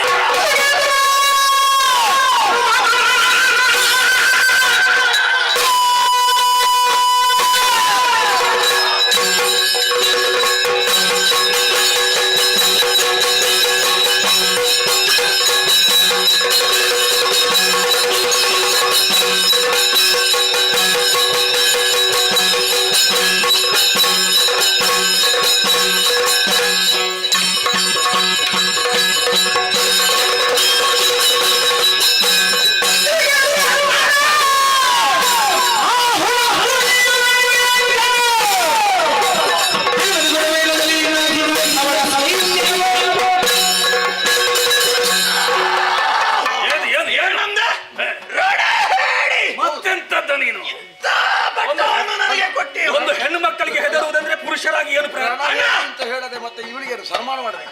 ನನ್ನ ಸೃಷ್ಟಿಯಾದದ್ದು ಹೇಗೆ? ನನ್ನ ಪೂಜಾ ಪೂಜಾವನ್ನು ಆರೋಗಿಸಿ ಮೊದಲೇ ಆಲೋಚನೆ ಮಾಡಬೇಕಿತ್ತು, ಈಗ ಸೃಷ್ಟಿಯಾದಂತ ನೀನು. ಅಲ್ಲ, ಶಕ್ತಿ ಸಾಮರ್ಥ್ಯ ಏನು ಅದು ನಿನ್ನಿಂದ ನೋಡಿ ಕಲಿಬೇಕನ್ನ. ಅಲ್ಲ, ನಾರಿ ಸೇನೆ ಎಷ್ಟೇ ಇರ್ಲಿ ನನಗೊಂದು ಅಪ್ಪಣೆಯನ್ನು ಕೊಡು, ಈ ಕ್ಷಣವೇ ತೆರಳಿ ಆ ನಾರಿಯರನ್ನು. ಈಗ ಗೊತ್ತಾಯ್ತಾ? ಮಾತು ಅಂತ ಹೇಳಿದ್ರೆ ಇದು ಅಪ್ಪಡಿಗೆ ಹುಟ್ಟಿದ ಮಾತು. ಈ ಮಾತನ್ನು ಮೊದಲೇ ಹೇಳುತ್ತಿದ್ರೆ ರಣಹೇರಿ ಅಂತ ಒಂದು ಹೆಸರನ್ನು ಕೇಳಬೇಕಿತ್ತಲ್ವಾ? ಇದೀಗ ಮಾತು, ಈಗ ಮೀಸೆ ಹೊತ್ತ ಗಂಡಸು ಅಂತ ಹೇಳುವುದಕ್ಕೆ ಇದಕ್ಕೀಗ. ನಾವು ಹೊರಡೋದು ಒಂದು ವೀಳ್ಯ ಕೊಡು. ಯಾರಿಗೆ? ನನಗೆ ಕೊಡ. ವೀಳ್ಯ ನನಗೆ ವೀಳ್ಯ ಯಾಕೆ ಅಂತ ಹೇಳಿದ್ರೆ ನಾನು ಹೊರಡುತ್ತೇನೆ ಅಂತ ಹೇಳಿದವ, ಹಾಗಾಗಿ ನನಗೆ ಮೊದಲು ನೀನು ವೀಳ್ಯ ಕೊಡ್ಬೇಕು. ವೀಳ್ಯ ಕೊಡ್ಲಿಕ್ಕೆ ಹೊತ್ತಾಯ್ತು. ಅವನಿಗೆ ಬೇಡ, ನನಗೆ ಈಗ ಅವನಿಗೆ ಬುದ್ಧಿ ಮಾತು ಹೇಳಿದ್ದು ನಾನು, ಹೋಗಬಾರದು ಅಂತ ಹೇಳಿ ಹೋಗ್ತೇನೆ ಅಂತ ಹೇಳಿದವ ನಾನು, ಹಾಗಾಗಿ ನನಗೆ ಮೊದಲು ವೀಳ್ಯ ಕೊಡ್ಬೇಕು. ಏನು ನನ್ನನ್ನು ಬುದ್ಧಿಹೀನನಾಗಿ ಮಾಡಿದ್ದೆ? ಹಾಗೆ ಅಲ್ಲ ಅಣ್ಣ, ನೀತಿಯನ್ನು ಸ್ವಲ್ಪ ಹೇಳಿದಂತೆ. ನೀತಿ ಹೇಳಿದವ ನಾನು. ಈಗ ನಿಮಗೆ ಇಬ್ಬರಿಗೆ ನಾನು ವೀಳ್ಯ ಕೊಡುವುದಿಲ್ಲ, ಮತ್ತೆ ಕೊಡುವುದಿಲ್ಲ. ಅವ ಬೈತಾನಲ್ಲ, ಹಾಗೆ ತಿಂಕೊಂಡು ಮಲಗುವ ನನ್ನ ಅಳಿಯ ಕರಂಕ, ನನ್ನ ಅಳಿಯ. ನಮಗೆ ಸಿಗುವುದನ್ನು ಅವ ಅಲ್ಲ ಅಲ್ಲ, ನಿಮಗೆ ಈಗ ಕೊಡುವುದಿಲ್ಲ ನಾನು ವೀಳ್ಯ. ಇಲ್ಲ ಇಲ್ಲ, ಕೊಡುವ ನಿಮಗೆ ವೀಳ್ಯ ನಿನಗುಂಟು ವೀಳ್ಯ. ಕರೆಯುತ್ತೇನೆ, ಮೊದಲು ಅವರನ್ನು ಎಬ್ಬಿಸಿ ಕಳಿಸಿಕೊಡಿ. ಯಾರಲ್ಲಿ ಕರಂಕ?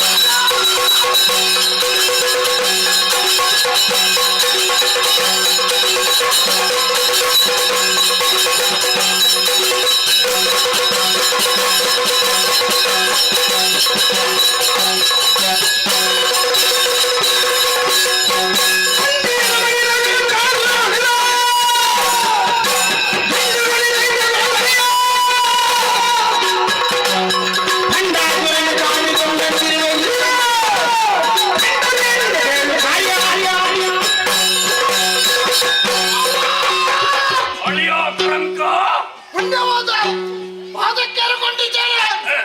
ಕರಂಕ ಸಭೆಗೆ ಬರಲಿ ಎಂದು ಆಜ್ಞೆಯನ್ನು ಮಾಡಿದ್ದೀರಿ. ನಿಮ್ಮ ಕರೆಯನ್ನು ಹೋಗ್ಕೊಂಡು ಓಡೋಡಿಕೊಂಡು ಬಂದಿದ್ದೇವೆ. ಪ್ರಭುವೇ, ನಿಮ್ಮ ಮುಖವನ್ನು ನೋಡುವಾಗ ರೋಷಾವೇಶದಲ್ಲಿದ್ದೀರಿ. ಹಾಗಾದ್ರೆ ನನ್ನನ್ನು ಕರೆಯಬೇಕಾದ್ರೆ ಬಲವಾದ ಕಾರಣ ಇದೆ ಅಂತ ತಿಳಿದು ಬಂದಿದ್ದೇನೆ. ಏನಾಗಬೇಕು?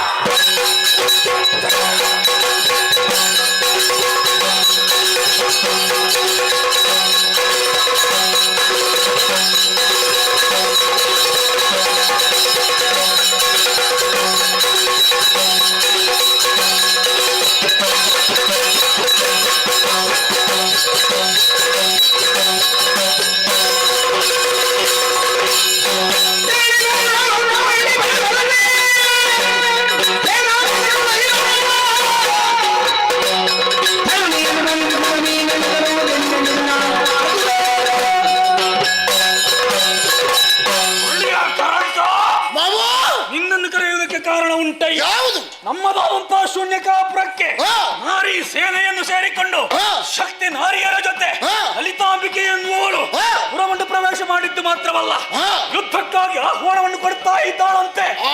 ಹೋಗಿ ಆ ನಾರಿ ಸೇನೆಯನ್ನು ಹಿಮ್ಮೆಟ್ಟಿಸಿ ಮಾತ್ರವಲ್ಲ, ಕೈಗೆ ಸಿಕ್ಕಿದಂತಹ ನಾರಿಯರನ್ನು ಎಡೆಮುಡಿ ಬಂಧಿಸಿ ದರದರನೆ ಎಳೆತಂದು ಪಾದ ಮೂಲಕ್ಕೆ ಒಪ್ಪಿಸಬೇಕು.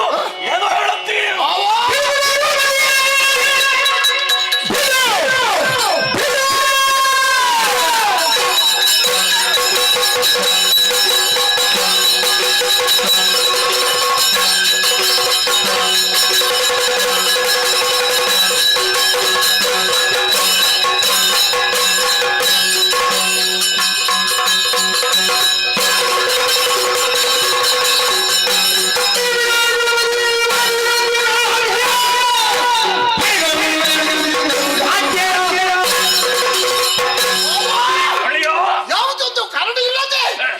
ಶೂನ್ಯಕಾಪುರಕ್ಕೆ ನಾರ್ಯವರ ಪ್ರವೇಶ ಯುದ್ಧಕ್ಕಾಗಿ ಅವರು ಸಾಯ್ತಾರೋ?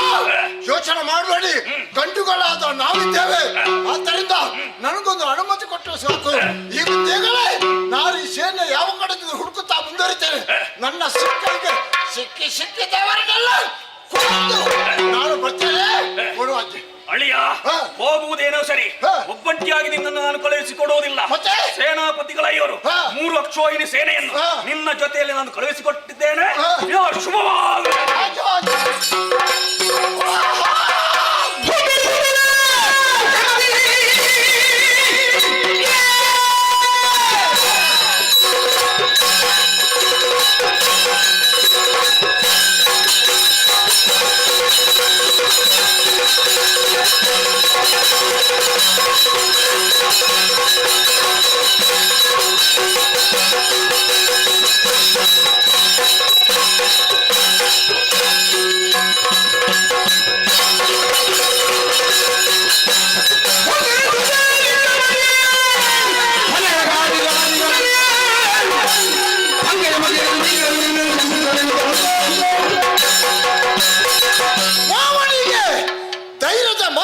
ಕಳಿಸಿದ್ದೇನೆ. ಆದರೂ ಮಾವನಿಂದ ಆಶೀರ್ವಾದ ಪಡೆದ ಹಾಗೆ ಆಯಿತು. ನಾರ್ಯವರ ಬಂದವರು ಹೆಂಗಸರಲ್ಲಿ ನಾವು ಯುದ್ಧವನ್ನು ಮಾಡುವುದೇ, ಆದರೂ ಉಪಾಯ ಇಲ್ಲ. ಹಾಗಾದರೆ ಈಗಲೇ ತೆರಳಬೇಕು. ನಾನು ಹೋಗುವುದೇ ಸರಿಯಲ್ಲ. ನಾವು ಮಾಯಾವಿಗಳು, ಮಾಧ್ಯಷ್ಟ ಸ್ಥಿತಿಯನ್ನು ಬಲ್ಲವರು. ಆದ್ದರಿಂದ ಈಗಿಂದೀಗಲೇ ನನಗೆ ಸೃಷ್ಟಿ ಮಾಡುವುದಕ್ಕೆ ಸಾಧ್ಯ ಇದೆ. ಆದ್ದರಿಂದ ಈಗಿಂದೀಗಲೇ ಸರ್ಪಿಣಿಯನ್ನು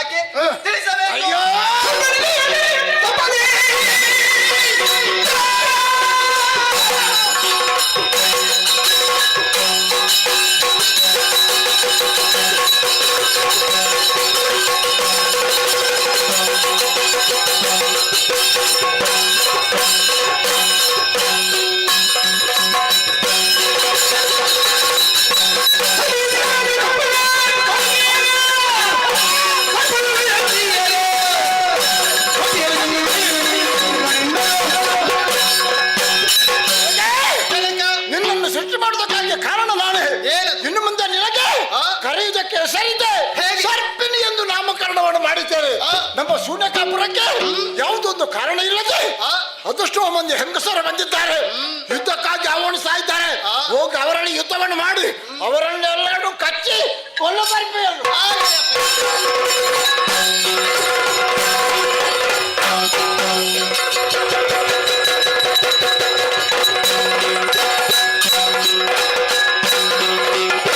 ವಿಷವನ್ನೇ ಕಾರುವ ಸರ್ಪಿಡಿಯನ್ನು ಸಜಿಸುವ ಮೂಲಕವಾಗಿ ನಮ್ಮವರೆಲ್ಲ ಹಿಮ್ಮುಖರಾಗುವಂತೆ ತನ್ನ ಶೌರ್ಯವನ್ನು ಮೆರೆಸುವುದಕ್ಕೆ ಮುಂದಾಗಿದ್ದಾನೆ ಕರಂಕ ದೈತ್ಯ. ಇದಕ್ಕೊಂದು ಪರಿಹಾರವನ್ನು ಒದಗಿಸ್ತೇನೆ. ಬಾಯಿದೆರೆದು ನಕುಲೇಶ್ವರಿಯನ್ನು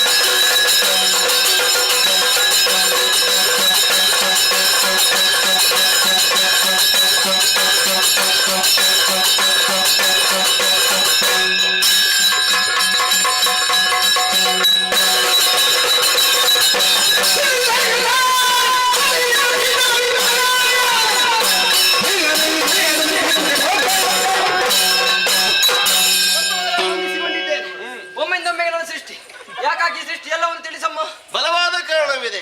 ಮುಂಗುಸಿ ಮೊಗದ ನೀನೆ ನಕುಲೇಶ್ವರಿ, ನಿನ್ನ ಬಾರಣಕ್ಕೆ ಬೇಕಾಗಿ ಸರ್ಪಿಣಿ ಸಿದ್ಧವಾಗಿದ್ದಾಳೆ. ಹೋಗಿ ತಿಂದು ಬಾ.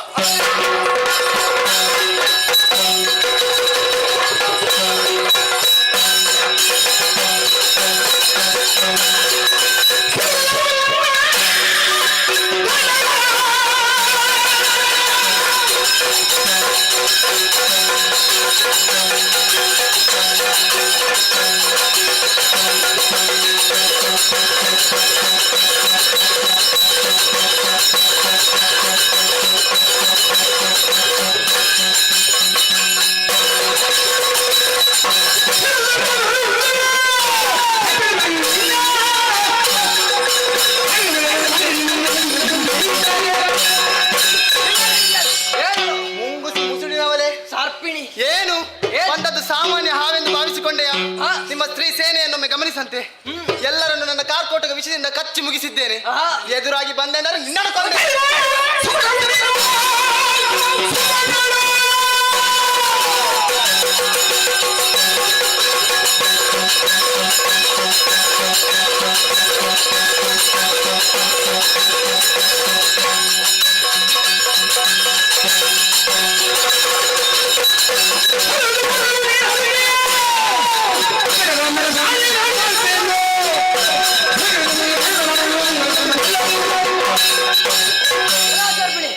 ಬದುಕುವಾಸಿದ್ದ ನಡಿ, ಇಲ್ಲದಿದ್ದರೆ ಏನ್ ಮಾಡ್ತಿ? ಹಚ್ಚಿಕೊಳ್ತೇನೆ ಪಾಪಿ.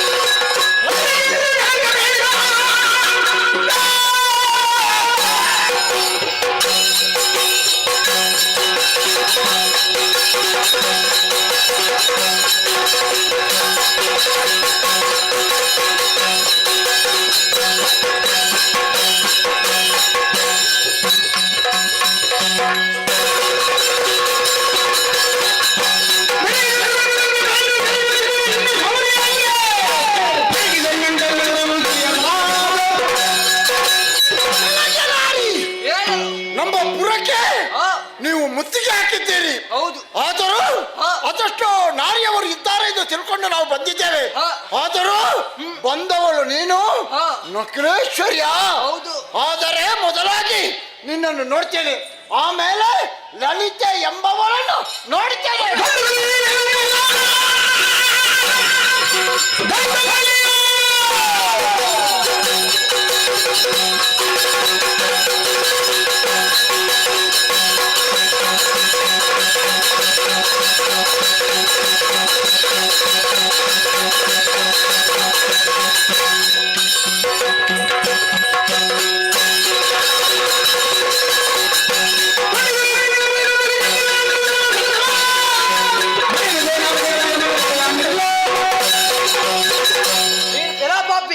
ನೀನು ಕಳಿಸಿಕೊಟ್ಟು ಎಲ್ಲರನ್ನು ಕಚ್ಚಿ ಕಚ್ಚಿಗೊಂದಿದ್ದೇನೆ.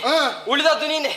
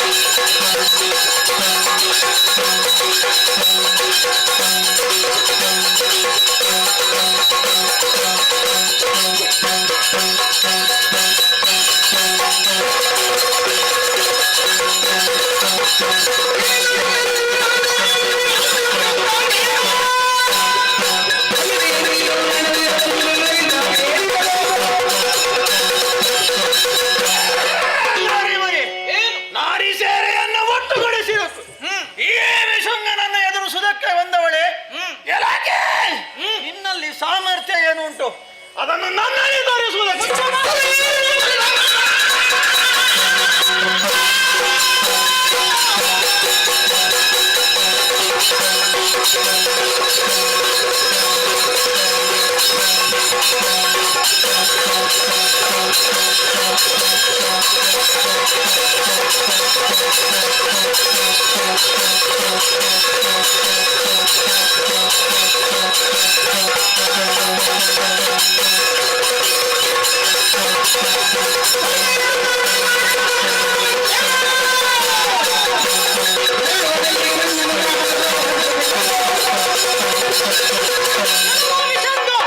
ಮಾತಾಡೋ ಲೋಕದಲ್ಲಿ ಅಧಿಕಾರವನ್ನು ನಡೆಸಬೇಕಾದವಳು ನೇರವಾಗಿ ದಿವಭೂಮಿಯನ್ನು ಸೇರಿ ಇಂದ್ರ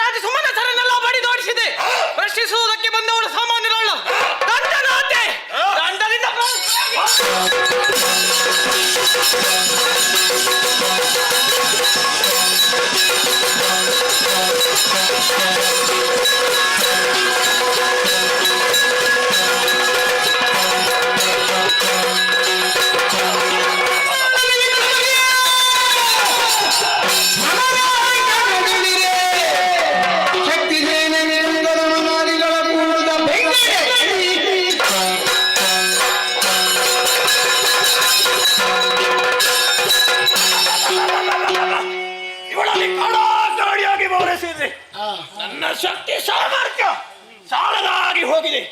ಹಾಗಂತೇಳಿ ನಾನು ಮಾಡುವುದೇ ಸಾಧ್ಯವಿಲ್ಲ. ಅನಿವಾರ್ಯ ಅಷ್ಟಸಿದ್ಧಿಗಳನ್ನು ಬಲ್ಲವರು ನಾವು.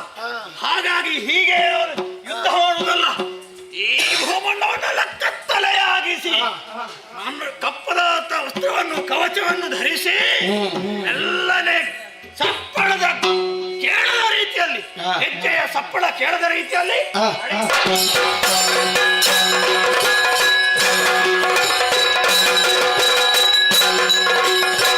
ಕತ್ತಲಿನಿಂದಲೇ ಆವೃತಗೊಂಡಿದೆ ರಣಭೂಮಿ. ಇರಲಿ, ಈ ಪೂರ್ವದಲ್ಲಿ ಜ್ವಾಲಾ ಮಾಲಿನಿಯ ಸ್ವರೂಪದಿಂದಲೇ ಅಗ್ನಿ ಪ್ರಾಕಾರವನ್ನು ಮಾಡುವ ಮೂಲಕ ಮೊದಲ ಹಂತದಲ್ಲಿ ಕಳನನ್ನು ತಡೆಯುವ ಪ್ರಯತ್ನಕ್ಕೆ ನಾನು ಮುಂದಾಗಿದ್ದೆ. ಮತ್ತೊಮ್ಮೆ ಜ್ವಾಲಾ ಮಾಲಿನಿಯನ್ನು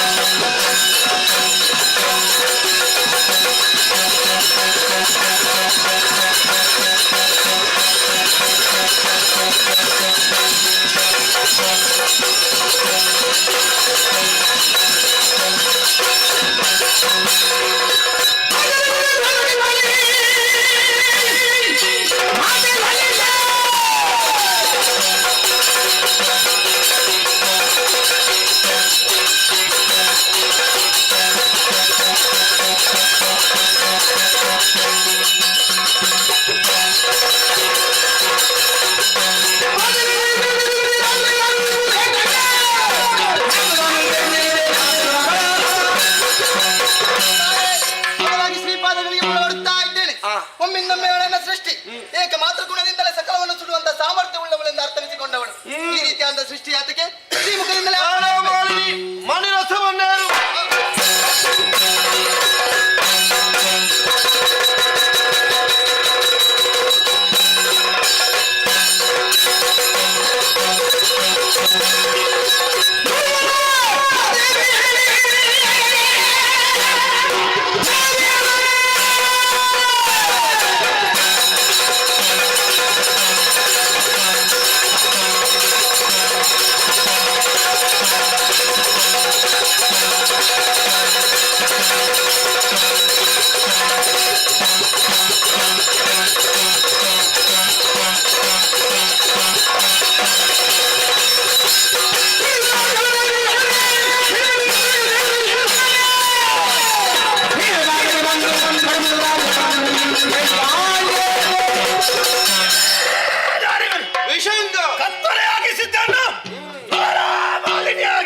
ಬೆಳಗಿಸುತ್ತಾ ಮುಂದುವರಿದವಳು ನೀನು. ರಣಧಾರುಣಿಯನ್ನು ತಿಳಿಯಾಗಿಸಿದ್ದೇನೆ. ಅಷ್ಟು ಮಾತ್ರ ಅಲ್ಲದೆ ಒಬ್ಬೊಬ್ಬರನ್ನು ತರೆಯುತ್ತಾ ಮುಂದುವರಿಯುತ್ತಾ ಇದೆಯಾ. ವಿಷಂಗನಾದಂತ ನನ್ನಲ್ಲಿ ಯುದ್ಧ ಮಾಡುವುದಕ್ಕೆ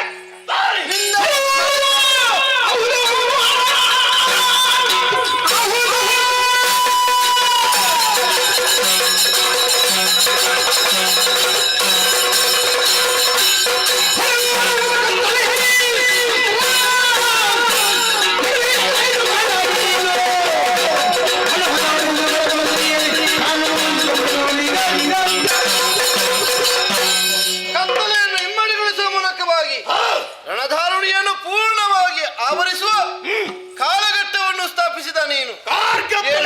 ನೇಮಿಸಿದೆ. ನಮ್ಮವರನ್ನ ಗೆಲ್ಲುವುದಕ್ಕೆ ಸುಲಭ ಅಂತ ಭಾವಿಸಿದೆಯೇನು? ಲೋಕವನ್ನೇ ಬೆಳಗುವ ಶಕ್ತಿ, ಸೂರ್ಯನಿಗಾದರೂ ಪ್ರಖರವಾದ ತೀಕ್ಷ್ಣತೆಯನ್ನು ಕೊಡುವ ಶಕ್ತಿ ಸ್ವರೂಪಿಡಿ. ಆದ್ದರಿಂದಲೇ ಜ್ವಾಲಾ ಮಾಲಿನ್ಯ ಸ್ವರೂಪದಿಂದಲೇ ಕಾಣಿಸಿಕೊಂಡು ರಣಧಾರುಣಿಯನ್ನು ಬೆಳಗಿಸಿದ್ದೇನೆ. ಆವರಿಸಿರುವ ಬೆಳಕು ನಿನ್ನ ಬದುಕೆಂಬ ತಮವನ್ನು ಕಳೆಯುವುದಕ್ಕೆ ಬಂದಿದ್ದನ್ನು ಹಾಗೆ ಭಾವಿಸು. ಬಲು ಭಟನೆ ಹೌದು ಅಂತಾದ್ರೆ ಸಮರ ಸನ್ನದ್ಧನಾಗು.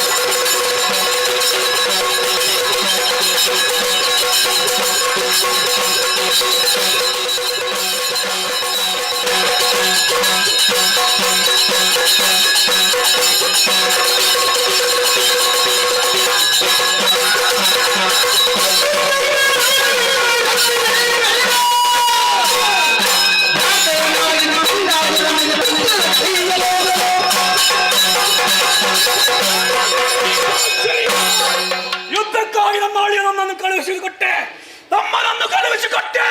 ಎಲ್ಲರೂ ಹತರಾಗಿ ಹೋದರಲ್ಲ, ಕಾಲಂದು ಎಂದು ಹೋಗಿ ಯುದ್ಧರಂಗದಲ್ಲಿ ಅಗ್ನಿ ಪ್ರಾಕಾರವನ್ನು ಬೆಳೆದಿದ್ದಾಳಂತೆ. ಇಲ್ಲಿ ನೋಡೋಣ, ಅದನ್ನು ಭೇದಿಸಿ ಯುದ್ಧ ಮಾಡುವಂತಹ ಛಲಗಾರ ನಮ್ಮಲ್ಲಿ ಯಾರಿದ್ದಾರೆ ಎನ್ನುವಾಗಿ ಆಲೋಚಿಸಿದರೆ ನನ್ನ ಕಂದನಾದಂತಹ ಚತುರ್ಬಾಹು ಮಗನೇ.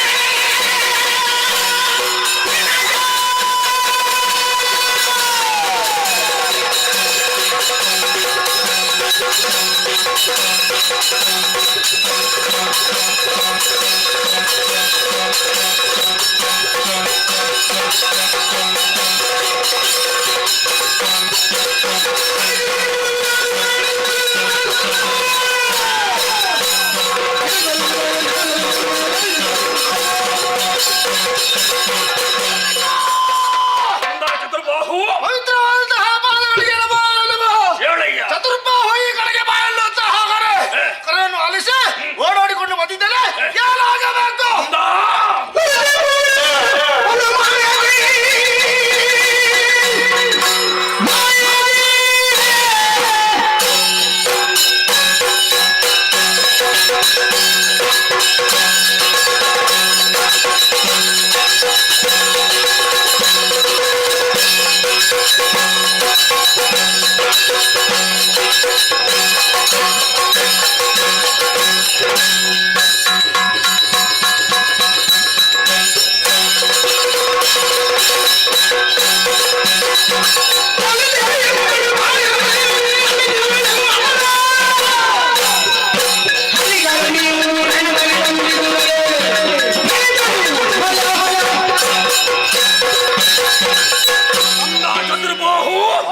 ಲಲಿತಾಂಬಿಕೆ ಎನ್ನುವವಳು ಬಲು ಮಾಯಾವಿಯಾಗಿದ್ದಾರೆ.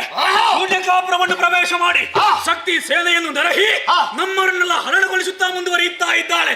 ಹೋಗಿ ಆ ಸೇನೆಯನ್ನು ಹಿಮ್ಮೆಟ್ಟಿಸಿ ಜಯ ಲಲನೆಯನ್ನು ತಂದುಕೊಳ್ಳಿ.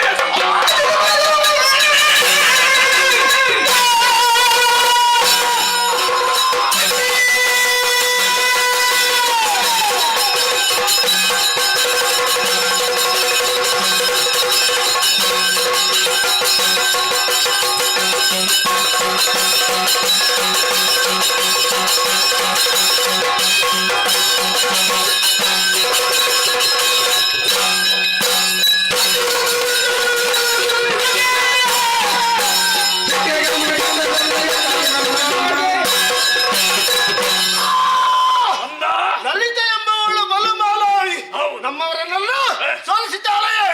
ಅಹಂಕಾರದಿಂದ ಮೆರೆಯುತ್ತಾ ಇದ್ದಾಳೆ. ಅನಿಮಾಯ ಅಷ್ಟಸಿದ್ಧಿಯಲ್ಲ ಬಲ್ಲವರು ನಾವು. ನಮ್ಮ ಶಕ್ತಿಯಿಂದ ಹೋಗುತ್ತೇವೆ. ಅವರನ್ನು ಬಗ್ಗು ಮಾಡಿದು ಹೆಣಮುಡಿ ಬಿಗಿದು ಬಂದು ಲೋಕದಿಂದ ಹೋಗಿ ಮಾಕಲ್ಲ ಒಂಬಟ್ಟರಲ್ಲಿ ರಣವೀಳ್ಯವು ನಿಂತಿದ್ದೇನೆ. ಯುದ್ಧದಲ್ಲಿ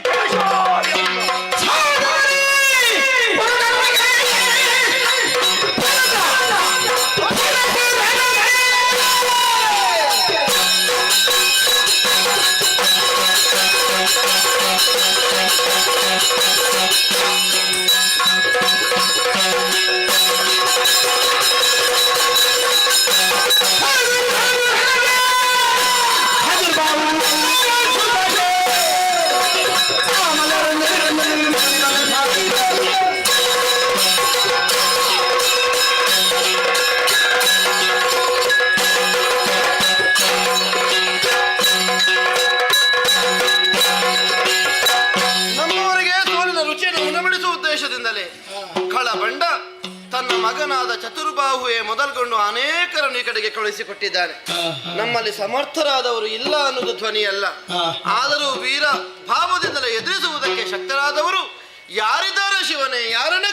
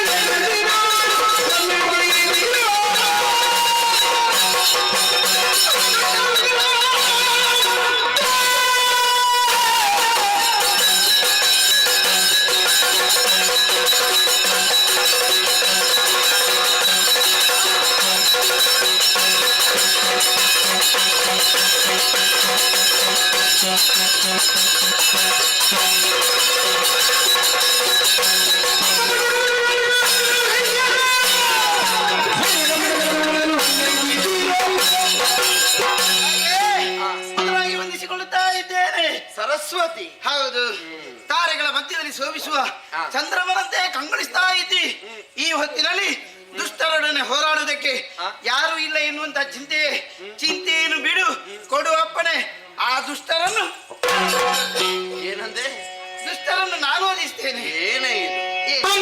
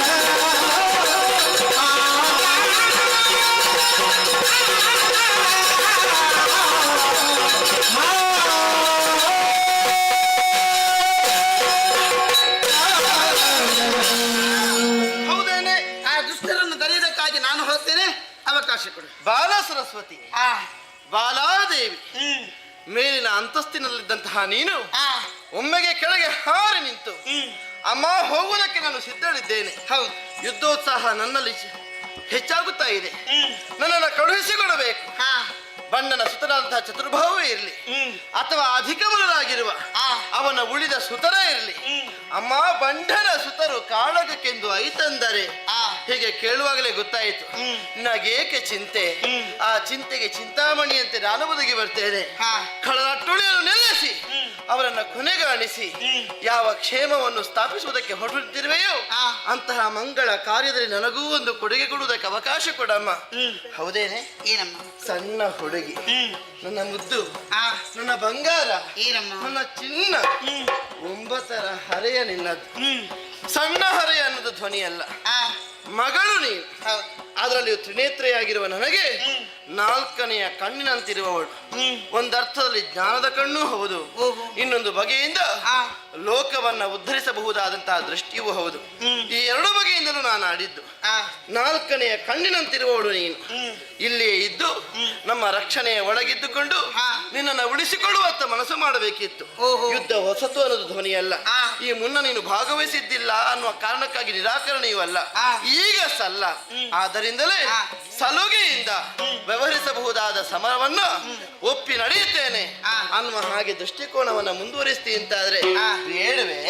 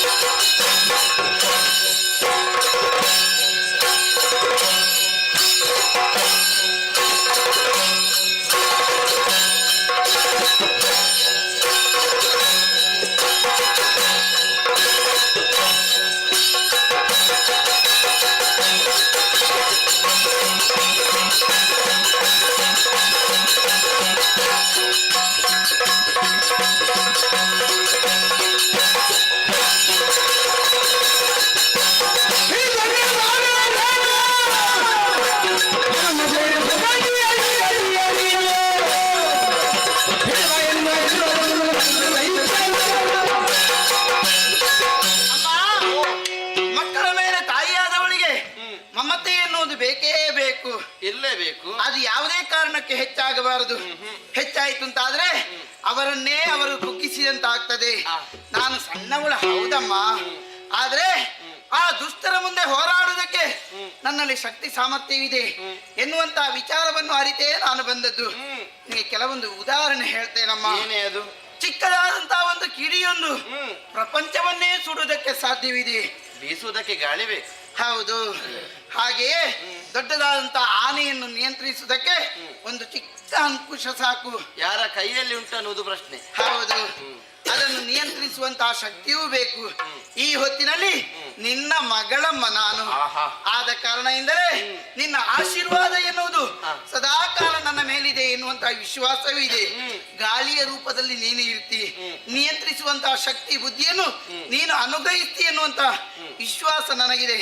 ಆದ ಕಾರಣದಿಂದಲೇ ಆ ಕೂಳ ಬಂಡಾಸುರು ಕುಡಿ ಮಾಡಿ ನಾನು ಬರ್ತೇನೆ, ಅನುಗ್ರಹಿಸಿ. ಛಲ ಬಿಡುವುದಿಲ್ಲ ಅಂತ. ಮಗಳ ಮುಂದಿಸಿ ಮಗಳ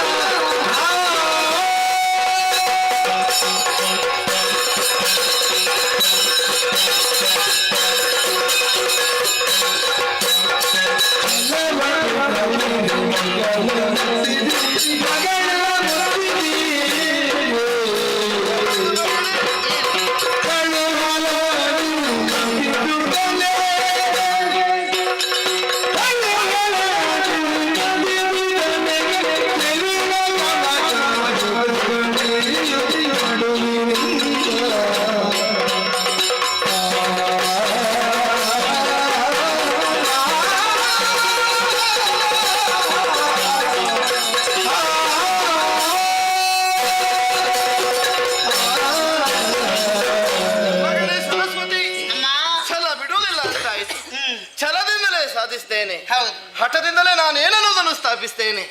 ಈ ಬಯಕೆಯೇ ಬಲ ಹೌದು ಅಂತಾದ್ರೆ ನಿನಗೆ ಆ ರಾಕ್ಷಸರ ನಾಶ ಮಾಡಬೇಕು ಎನ್ನುವಂತ ಹಠ ನಿನ್ನ ಮೂಲದಲ್ಲಿದೆ.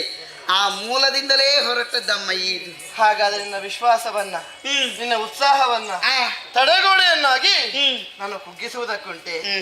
ನಿನ್ನ ವೀರೋಕ್ತಿಗಳನ್ನು ಕೇಳಿ ಹರುಷ ಮಾನಸಳಾಗಿದ್ದೇನೆ. ಕಳುಹಿಸಿಕೊಡ್ತೇನೆ ಮಗಳೇ. ಆದ್ರೆ ಹೀಗೆ ಹೋಗುವುದಲ್ಲ, ಮತ್ತೆ ಕರುಣಿಸುತ್ತಲೇ ಚೆಲುವ ಕವಚಾಯುಧಗಳ ಇದು ನನಗೆ ಬೇಕಾದಂತಹ ದಿವ್ಯವಾದ ಆಯುಧ, ಜೊತೆಗೆ ನಿನ್ನ ರಕ್ಷಣೆಗೆ ಒದಗಿ ಬರುವ ಹಾಗೆ, ನಿನ್ನ ಶೋಭೆ ಕುಗ್ಗದ ಹಾಗೆ, ನಿನ್ನನ್ನು ಕಾದಿರಿಸಿಕೊಳ್ಳಬಹುದಾದ ನಿನ್ನ ಸಾಮರ್ಥ್ಯವನ್ನು ಸ್ಥಾಪಿಸಬಹುದಾದ ಹೆಚ್ಚಿಸಬಹುದಾದಂತಹ ಯೋಗ್ಯತೆಯನ್ನು ಹೊಂದಿರುವಂತಹ ಕವಚ. ಈ ಎರಡರ ಸರಿಯಾದ ಬಳಸುವಿಕೆಯಿಂದ ರಣಧಾರುಣಿಯಲ್ಲಿ ನೀನೇನೆನ್ನುವುದನ್ನು ಸ್ಥಾಪಿಸುವುದಕ್ಕೆ ಸಾಧ್ಯವುಂಟು. ನನ್ನ ಮಗಳು ಹೋಗಿ ಆಯಿತು, ಬರುವಾಗ ಬರೆಗೈ ಅಂತ ಆಗಬಾರದು. ಜಯ ಲಲನೆಯ ತುರುಬಿಗೆ ಕೈ ಇಕ್ಕಿ ಶೀಘ್ರಾತಿ ಶೀಘ್ರವಾಗಿ ಬಾಮಗಳು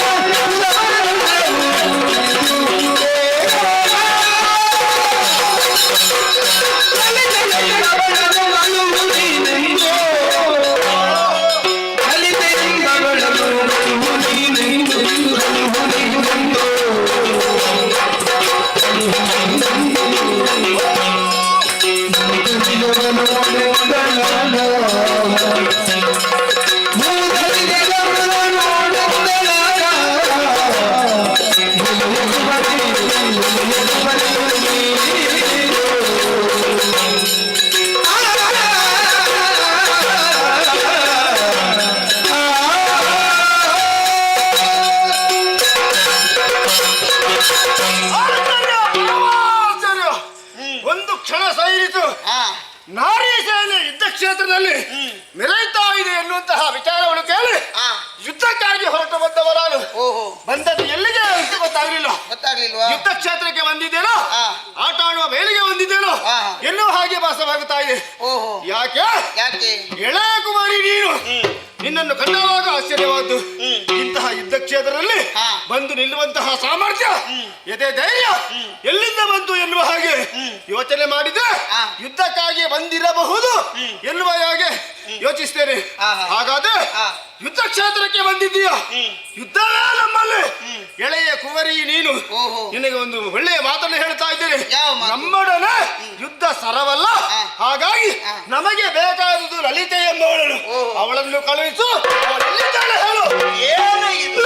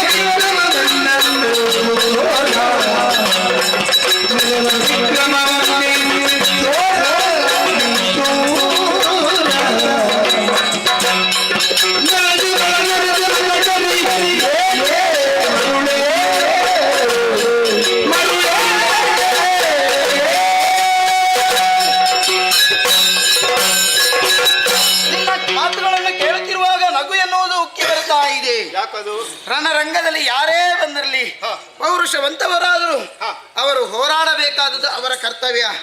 ಅಂಥದ್ರಲ್ಲಿ ಎಳೆಯ ಹೆಣ್ಣೊಬ್ಬಳು ನಾನು ಬಂದಿದ್ದೇನೆ ಎನ್ನುವಂತಹ ವಿಚಾರವನ್ನು ಅರಿತು ಯುದ್ಧದಿಂದ ಹಿಂದೆ ಸರಿ ಎನ್ನುವಂತ ಮಾತುಗಳನ್ನು ಆಡ್ತಾ ಇದೆಯಲ್ಲ, ಬಹುಶಃ ಹೀಗಾಗಿರ್ಬೋದು.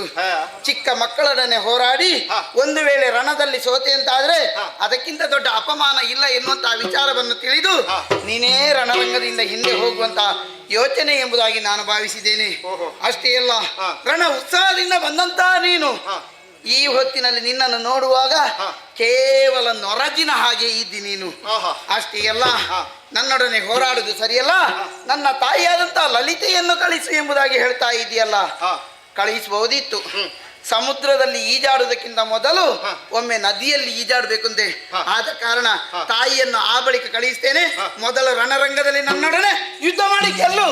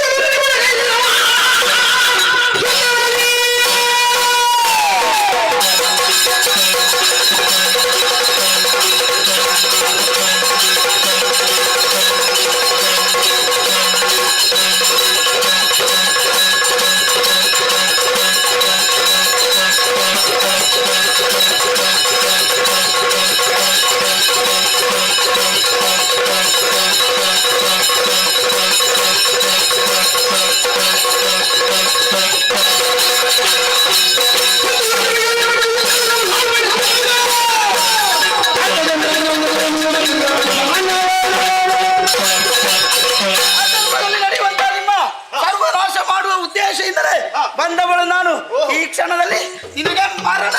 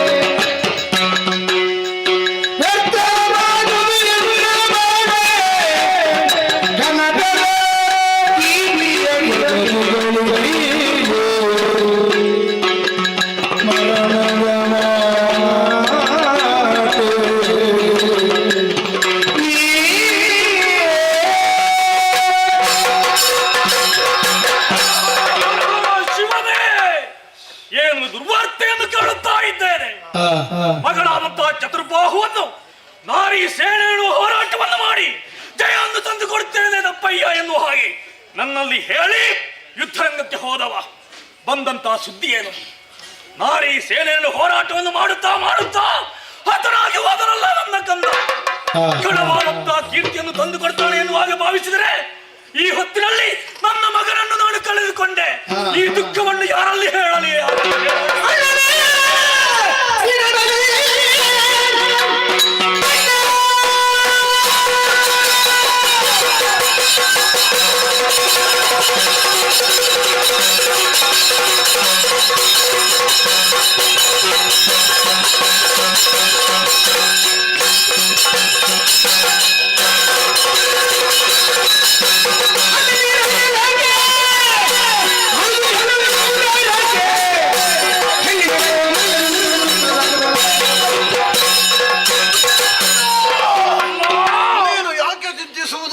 ಯೋಚನೆ ಮಾಡಬೇಡ.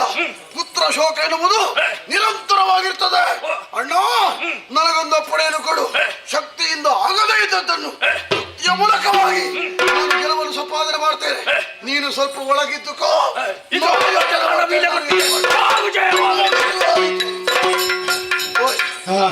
ಕತೆ ಮೋಸ ಆಯ್ತಾ? ನಾವು ಬೇರೆ ಪ್ರಯೋಗಕ್ಕೆ ಹೊರಟದ್ದು. ಯಾವ ಪ್ರಯೋಗ? ಮಾರಣ, ಮಾಟ ಮಾಡಬೇಕು ಅಂತ ಆಲೋಚನೆ ಮಾಡಿದ್ದೇನೆ.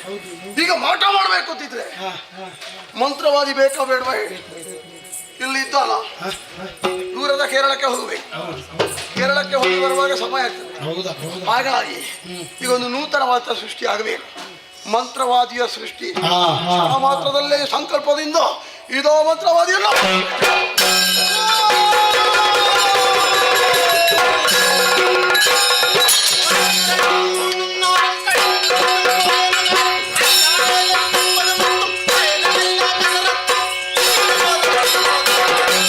ವೇದಗಳನ್ನು ಭೂತಂ ಬೇತಾಳವನ್ನು ಇವಡ ತಾಣವನ್ನು ಹೊಡೆದ ಜ್ಞಾನಂಬ ತಪ್ಪನ್ನು ಅದು ಆಯಿ ಇದು ಆಯಿ ಎಲ್ಲ ಆಯಿ ಪಂಡಿತ. ಯಾರಾದ್ರೂ ನಾಯಿಯನ್ನು ಬಿಟ್ಟದ್ದು ಅದಲ್ಲ ಅದಲ್ಲ ನಾಯಿ ಅದಲ್ಲ, ಪಂಡಿತನು ಇಪ್ಪು ಆಯಿ. ಪಂಡಿತ ನಾಯಿ ಅಲ್ವಾ? ಪಂಡಿತ ನಾಯಿ ಅಲ್ಲ, ಪಂಡಿತನು ಆಯಿ ಪಂಡಿತನ ನಾಯಿ. ನಾನು ನಾಯಿ ಪಂಡಿತ ಅಂತ ನವಸಾಗರ ಉಂಟು. ಎಂತದ್ದು? ನವಸಾಗರ. ಎಂತದ್ದು? ನವಸಾಗರ. ನಮಸ್ಕಾರ. ನಿನಗೆ ಭಾಷೆ ಮಲಯಾಳ. ಮಲಯಾಳಿ? ಹೌದು. ನಾವು ಕೋಯಿಗೂಡಿನಿಂದ. ಇಂಥದ್ದು ಕೋಳಿಗೂಡಿ? ಯಾವ ಕೋಳಿಗೂಡು? ಅದು ಕೋಯಿಗೂಡಿನಿಂದ ಬೇರೆ ಮಂತ್ರವಾದ. ಇದು ಈಗ ಚಿಟ್ಟಿ ಆದದ್ದು. ಸೃಷ್ಟಿ ಯಾರು ನನ್ನನ್ನು ಚಿಟ್ಟಿ ಮಾಡಿ? ಎಂತದ್ದ ಸೃಷ್ಟಿ? ನಿನ್ನ ಧರ್ಮಕ್ಕೆ ಕಾರಣೀಕರ್ತ ಯಾರು? ಅಮ್ಮೇರೆ ನಮಸ್ಕಾರ. ಅದೆಂತದ್ದು ಅಮ್ಮೇರೆ? ಅನ್ನೇರೆಯೋ ಅಮ್ಮರೆ? ಅಣ್ಣೇರೆ ಅಲ್ಲ, ಅಮ್ಮೇರೆ. ಅದರಲ್ಲಿ ಅದು ಮಲಯಾಳದಲ್ಲಿ ಅಚ್ಚ ಅಂತ ಹೇಳ್ತಾರೆ. ಅಚ್ಚ ಅಚ್ಚ ಅಮ್ಮೇರಿಗೆ, ತುಳುವಿನಲ್ಲಿ ಅಮ್ಮೇರೆ. ನಾವು ಮಲಯಾಳದಲ್ಲಿ ಸಂಸಾರ ಮಾಡುದು. ಸಂಸಾರ? ಕನ್ನಡ ಸ್ವಲ್ಪ ಸ್ವಲ್ಪ ಬರ್ತಾರೆ ಮಾತಾಡುದು. ಆಮೇಲೆ ತುಳು ದಾಳವರ್ ಪೂಜೆ ಉಂಡ ದಾಳವರ್ ಪೂಜೆ ಎಂತದದ್ದು? ಅಷ್ಟೇ ಹೇಳಲಿಕ್ಕೆ ಬರ್ಪುಂಡು ಅಷ್ಟೇ. ಇಷ್ಟು ಮಾತ್ರ? ಮಲಯಾಳದಲ್ಲಿ ಅಚ್ಚ ಅಚ್ಚ ಅಚ್ಚ ಅಚ್ಚ ನೋಕಿಯಾ. ಎಲ್ಲಿ ಉಂಟದು? ಈಗ ಇಲ್ಲ ಅಂತ ಕಾಣ್ತದೆ. ನನ್ನನ್ನು ನೋಡಿದೀಯಾ? ನಿನ್ನನ್ನು ನೋಡಿದೆಯಾ? ಅಚ್ಚ ಅಮ್ಮೇರು. ನಾನು ಅಚ್ಚ. ಹಚ್ಚ ನೋಕಿಯಾ. ಹಚ್ಚ ನೋಕಿಯಾ? ಅಚ್ಚ ಅಮ್ಮೇರು. ಅಚ್ಚ ನೋಕಿಯಾ ನೋಡಿದೆಯಾ? ನಾನು ಒಡಾಪೋನು. ಎಲ್ಲಿಗೆ ಹೋಗ್ಬೇಕು? ಎಲ್ಲಿಗೆ ಹೋಗುದು? ಎಲ್ಲಿಗೆ ಹೋಗುವಂತ ಹೇಳಲಿಕ್ಕೆ ಅಮ್ಮೇರೆ ನಿಮಗೇನು ಬೆಚ್ಚ? ಅಚ್ಚ ತಲೆಗೆ ಬರ್ತೇನೆ ಗೊತ್ತಾ? ಅಚ್ಚ ಇರಿಗೆ ದಾನ ಬೆಚ್ಚ. ಈಗ ಬಿಸಿ ಆಗದೆ ಮತ್ತೆ ಯಾವಾಗ ಬಿಸಿ ಆಗುದು? ಯಾಕೆ ಸಿಟ್ಟು? ನೋಡಿದ್ಯಾ? ಯಾರಲ್ಲಿ ಕೋಪ? ಕೋಪ ನಿನಗೆ ಕಣ್ಣು ಕಾಣಿಸ್ತದ? ಎಲ್ಲ ಪೆಣ್ಣು. ಎಂತದ್ದು? ಹುಡುಗಿಯರು ನಾರಿಯರು. ಮಲಯಾಳದಲ್ಲಿ ಪೆಣ್ಣು. ನಾರಿಯರ ಸೇನೆ. ಹೌದು. ಎಲ್ಲ ಬೊಬ್ಬೆ ಆಗ್ತಾರೆ. ಹೌದಾ? ನಮ್ಮವರೆಲ್ಲ ಮಲಗಿದ್ದಾರೆ. ನಮ್ಮವರು ಮಲಗಿದ್ದಾರೆ. ಹೌದು. ಕುಳಿತವರು ಕುಳಿತಲ್ಲಿ ಮೇಲೆ ಏಳುವ ಹಾಗಿಲ್ಲ. ಇಲ್ಲ. ನಮ್ಮವರ ಅವಸ್ಥೆ ನೋಡು. ಜಪ್ಪಿದವರು ಜಪ್ಪಿದಲ್ಲಿ. ಎಂತದ್ದು ಜಪ್ಪಿದವರು? ಜಪ್ಪಿದವರು? ಜಪ್ಪಿನವರಲ್ಲ, ಅದು ಜಪ್ಪಿದವರು. ಮಲಗಿದ್ದವರು. ಇದಕ್ಕೆಲ್ಲ ಮೂಲ ಕಾರಣ ನಾರಿ ಸೇನೆ. ನಾರಿ ಸೇನೆ. ನಮ್ಮ ವಿರೋಧಿಗಳಿದ್ದಾರೆ. ನಮ್ಮ ಪಕ್ಷದವರಲ್ವಾ? ನಮ್ಮ ಪಕ್ಷದವರಲ್ಲ, ನಮ್ಮ ವಿರೋಧ ಪಕ್ಷದವರು. ಹಾಗಾಗಿ ಅವರು ಶತ್ರುಗಳವೇನು ಅಂತ ನೆಲೆಯಲ್ಲಿ ಶತ್ರು ನಾಶ ಆಗಬೇಕು. ಹಾಗಾಗಿ ಸಂಕಲ್ಪ ಮಾತ್ರದಿಂದ ನಿನ್ನನ್ನು ಸೃಷ್ಟಿ ಮಾಡಿದೆ. ಯಾಕೆ ಬಲ್ಲೆಯ? ಯಾಕೆ? ಎಂದಿನಿ ಚಿಟ್ಟಿ ಹಾಕಿದೆ. ಎಂದಿನಿ ಚಿಟ್ಟಿ? ನೀನು ಚಿಟ್ಟಿ ಮಾಡಿದ್ರೆ ಅವ ಎಂತದ್ದು ಮಾಡುದು? ಅಲ್ಲ, ಚಿಟ್ಟಿ ಸೃಷ್ಟಿ. ಸೃಷ್ಟಿಗೆ ಕಾರಣೀಕರ್ತ ನಾನು ನಿನ್ನ ಅಪ್ಪ, ನೀನು ನನ್ನ ಮಗ. ಅದಕ್ಕೆ ನಾನು ಕೇಳಿದ್ದು ಅಚ್ಚ ಹಿರೇಗೆ ದಾನೆ ಬೆಚ್ಚ. ಹೆದರ್ಬೇಡಿ ಹೆದರ್ಬೇಡಿ. ಅವರಿಗೆ ಒಂದು ಕೆಲಸ ಮಾಡಬೇಕು. ಅವರು ಯುದ್ಧ ಮಾಡಬಾರ್ದು. ಯುದ್ಧ ಮಾಡಬಾರ್ದು. ಹೌದು. ತೆಲಿಪುವರು ತೆಲಿಪಿಕೊಂಡೇ ಇರಬೇಕು. ಮಲಗಿದವರು ಮಲಗಿದಲ್ಲಿರಬೇಕು. ಕುಳಿತವರು ಕುಳಿತುಕೊಂಡಲ್ಲೇ ಇರಬೇಕು. ನಿಂತವರು ನಿಂತಲ್ಲೇ ಇರಬೇಕು. ಯಾರು ನಗ್ತಾ ಇದ್ದಾರ ಅವರು ನಗುತ್ತಾರೆ. ಅವರು ಬದು ನಗುತ್ತಾ ಮನೆಗೆ ಹೋಗ್ಬೇಕು. ಹಾಗೆ ಕಳಿಸ್ಬೇಕು ಅವರನ್ನು. ಮತ್ತೆ ಅಳ್ತಾ ಬಂದ್ರು ತೊಂದರೆ ಇಲ್ಲ. ಈಗ ನಗುತ್ತಾ ಹೋಗ್ಬೇಕು. ಪೋಡಿ ಬೇಡ. ಎಂತದ್ದು ಪೋಡಿ? ಹೆದರ್ಬೇಡ. ಪೋಡಿಯ ಮತ್ತೊಂದು ಹೆದರ್ಬೇಡ. ಹೆದರಬೇಡ. ಹೌದು. ಏನು ಮಾಡ್ತೀವಿ ಹೇಳು? ನಾಯಿಂಡು ನಾಯಿ ಇರ್ತದೆ. ನಾಯಿಂಡು ನಾಯಿಂಡು ನಾ ನೀರು ಜ್ಞಾನಿಂಡು ನೀರು ಯಾಕೆ? ಹೌದು. ಈ ಹುಡುಗಿಯರಿಗೆಲ್ಲ ಮಾಟೆ ಮಾಡ್ತೇನೆ. ಮಾಟೆ? ಮಾಟ ಮಾಟ ಅಲ್ಲ, ಮಾರಣ ಮಾಡಬೇಕು. ಮಾರಣ ಮಾಡ್ತೇವೆ. ಅಧ್ವರ ಮಾಡಬೇಕು. ಅವರಿಗೆಲ್ಲ ಹುಚ್ಚು ಹಿಡಿಯುವಾಗೆ ಮಾಡ್ತೇನೆ. ಹುಚ್ಚು ಹುಚ್ಚು ಹುಚ್ಚು ಅದು ಎಲ್ಲಿ ಅದ್ರ ಕೆರೆಯ ಬದಿಗೆ ಹೋಗಿ ಹುಚ್ಚು ಹುಚ್ಚು ಹಿಡಿಯುವಾಗ ಮತ್ತೆ ಈ ಭ್ರಮಣೆ ಮಾಡ್ತೇನೆ. ತಲೆ ಕೆಡಿಸುವಿ. ನಿಮಗೆ ಬೇಕಾಗಿ ಪ್ರಾಣವು ಕೊಟ್ಟೇವೆ. ಅದೆಂತ ಎದಕ್ಕೆ? ವಿಶ್ವಾಸ. ವಿಶ್ವಾಸಕ್ಕೆ ಬೇಕು. ಸರಿ. ಹೌದು. ಏನೆಲ್ಲ ಆಗಬೇಕು ವ್ಯವಸ್ಥೆ? ಆಟ ಮಾಡಬೇಕು. ಕೆಲವು ವಸ್ತುಗಳೆಲ್ಲ ಆಗಬೇಕು. ಪಟ್ಟಿ ಉಂಟಾ? ಪಟ್ಟಿ ಉಂಟು. ಮೂಳು ಬಾರ್ ಉಂಡ. ನಮ್ಮವರು ಗುಡ್ಡೆ ಗುಡ್ಡೆ ತಿರುಗಿ ಆಗಿದೆ. ಎಂತದ? ಅಕ್ಕಿಗಿಂತ ಮೊದಲು ಭತ್ತ ಬಾರು ಅಂತ ಹೇಳ್ತಾರೆ. ಅಧಿಕ 2 ಸೇರು ಬರುತ್ತೆ. 2 ಸೇರು? 2 ಸೇರು ಯಾಕೆ? ಒಂದು 2 ಗೋಡಿ ಬೇಕಾದ್ರೆ ತರಿಸಿ ನಿಮಗೆ ಅಲ್ವ? ಹೌದು. ಆಮೇಲೆ ಅರಳ ಉಂಟ. ಯಾರು? ಗಣೇಶನ? ಅರಳದ ಗಣೇಶ. ಇದು ಭತ್ತವನ್ನು ಹಾಕುವಾಗ ಅದು ಪಟ ಪಟ ಹೇಳ್ತಾರೆ. ಅರಳು ಅದು 4 ಸೇರು ಬರುತ್ತೆ. 4 ಸೇರು. ಆಮೇಲೆ ಆಮೇಲೆ ಬೋಂಡ ಉಂಟ. ಅದು ಮುಗೀತು ಅಂತ ಕಾಡ್ತಾರೆ. ಮರದ ಮೇಲೆ ಉಂಟ ಎಳನೀರು. ಎಡನೀರು. ಎಡನೀರು ಎಡನೀರಲ್ವಾ? ಎಳನೀರು. ಅದು 2 ವೇಣು. ಅದೆಂತ ರಂಡು?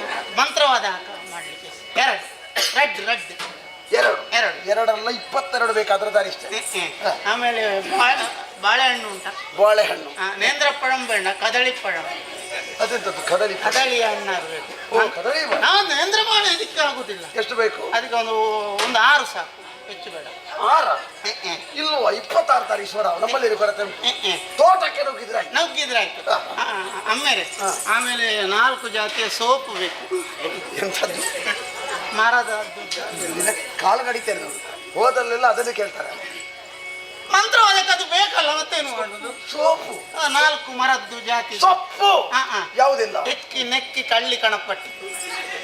ಎಕ್ಕಿ ನೆಕ್ಕಿ ಕಳ್ಳಿ ಕಟ ಎಕ್ಕಿ ನೆಕ್ಕಿ ಸಮಾಯುಕ್ತಂ ಕಳ್ಳಿ ಕಣಪಟ್ಟಿ ಥದ. ಎಷ್ಟು ಬೇಕು ವ್ಯವಸ್ಥೆ ಮಾಡಿ. ಇನ್ನೊಂದು ಕೋಳಿ ಬೇಕು. ಕೋಳಿ ರಕ್ತ ಕೊಡ್ಬೇಕಲ್ಲ. ನಾಯಿ ಬೇಡ, ಕೋಳಿ ಬೇಕು. ಯಾವ ಯಾವ ಯಾವ ಕೋಳಿ? ಹೆದರಿಕಾಯ್ತು, ನಾಯಿ ಕಡಿತೇವೆ ನಾವು. ನಿನಗೆ ಬೇಕಿದ್ರೆ ತರಿಸು. ಹೆಣ್ಣು ಕೋಳಿ. ಯಾವ ಕೋಳಿ? ಗಂಡು ಕೋಳಿ ಪೂಂಜ. ಪುಂಜ? ಯಾವ ಪುಂಜ? ಗಂಡು ಕೋಳಿಗೆ. ಗಂಡು ಕೋಳಿ ಯಾವ ಜಾತಿಯದ್ದು? ಜಾತಿ ಉಂಟು ಅದಕ್ಕೆ? ಅದು ಕರ್ಬೊಳ್ಳೆ.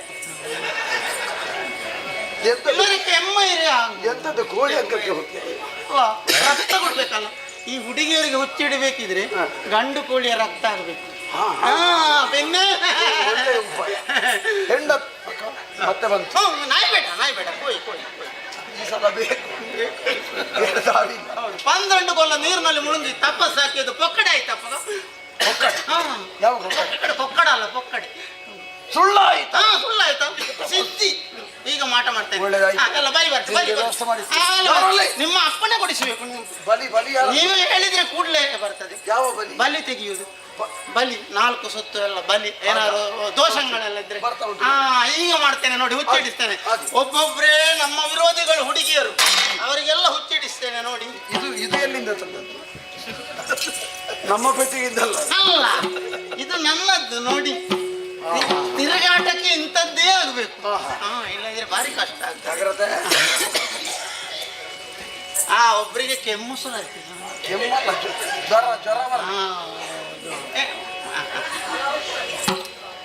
ಎಲ್ಲರಿಗೂ ಹುಚ್ಚಿಡೀತ ಅಂತ ಹೇಳಿಸ್ತೇನೆ. ಈಗ ಅಡಿಗಟ್ಟು ಮುಡಿಗಟ್ಟು ಗಂಡದ ಗಡಿಗಟ್ಟು ಜಾಗಿದುವುದು ಇಲ್ಲಿ ಕಟ್ಟು ಎಂಕಿತ್ತೆ ಇಕ್ಕಟ್ಟು ಕೊರ್ಪುನೆ ತೊಕ್ಕೊಟ್ಟು ಸಕಲ ದೋಷತ್ತಿನ ಈಡುಕಟ್ಟು ಶೂನ್ಯ ಕಾಪುರ ಕೈಯಿಟ್ಟು ದೂರ ಹೋಗಲಿ.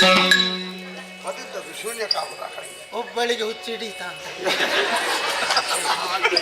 ಇಲ್ಲದಿದ್ದರೆ ಬರ್ಲಿಕ್ಕೆ ನಾನು ಈ ಬದಿಯಿಂದ ಆಮೇಲೆ ಕೋಡಿ ಬೇಡ. ಎಂತದ ಕೋಡಿ? ಬೇಡ. ಕಾಳಿ, ಮಹಾಕಾಳಿ, ಬೆದ್ರಕಾಳಿ. ಮಂತ್ರಕಾಳಿ. ಕೈ ಕಾಲಿ ಕಿಸೆ ಕಾಲಿ, ಈ ತಿಂಗಳು ಪೂರ್ತಿ ಕಾಲಿ. ಎಂತದ್ದು ಖರ್ಚು ಬಟ್ಟೆ? ನೀವು ಮನಸ್ಸು ಮಾಡಿದ್ರೆ ಖಾಲಿ. ನಾನು ಮನಸ್ಸು ಮಾಡ್ತೇನೆ. ಹೌದಪ್ಪ, ದುಂದು ವೆಚ್ಚ ಮಾಡಿದ್ರೆ ಹೌದು. ಒಬ್ಬರಿಗೆ ಹಿಡಿಯಿತು, ಒಬ್ಬರಿಗೆ ಹಿಡಿಯಿತು. ನೋಡಿದ್ರೆ ನಿತ್ತವರು ನಿತ್ತಲ್ಲೇ ಹೋಗ್ತಾ ಇದ್ದಾರೆ.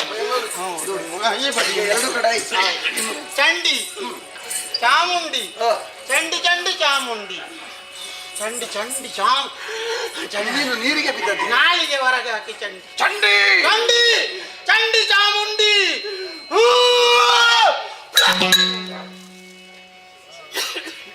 ಈಗ ಸುದ್ದಿ ಇಲ್ಲ. ಹಿಡೀತು ಹಿಡೀತು ನೋಡಿ. ಇನ್ನು ಒಂದು ಸೋಪ್ ಹಾಕ್ತೇನೆ.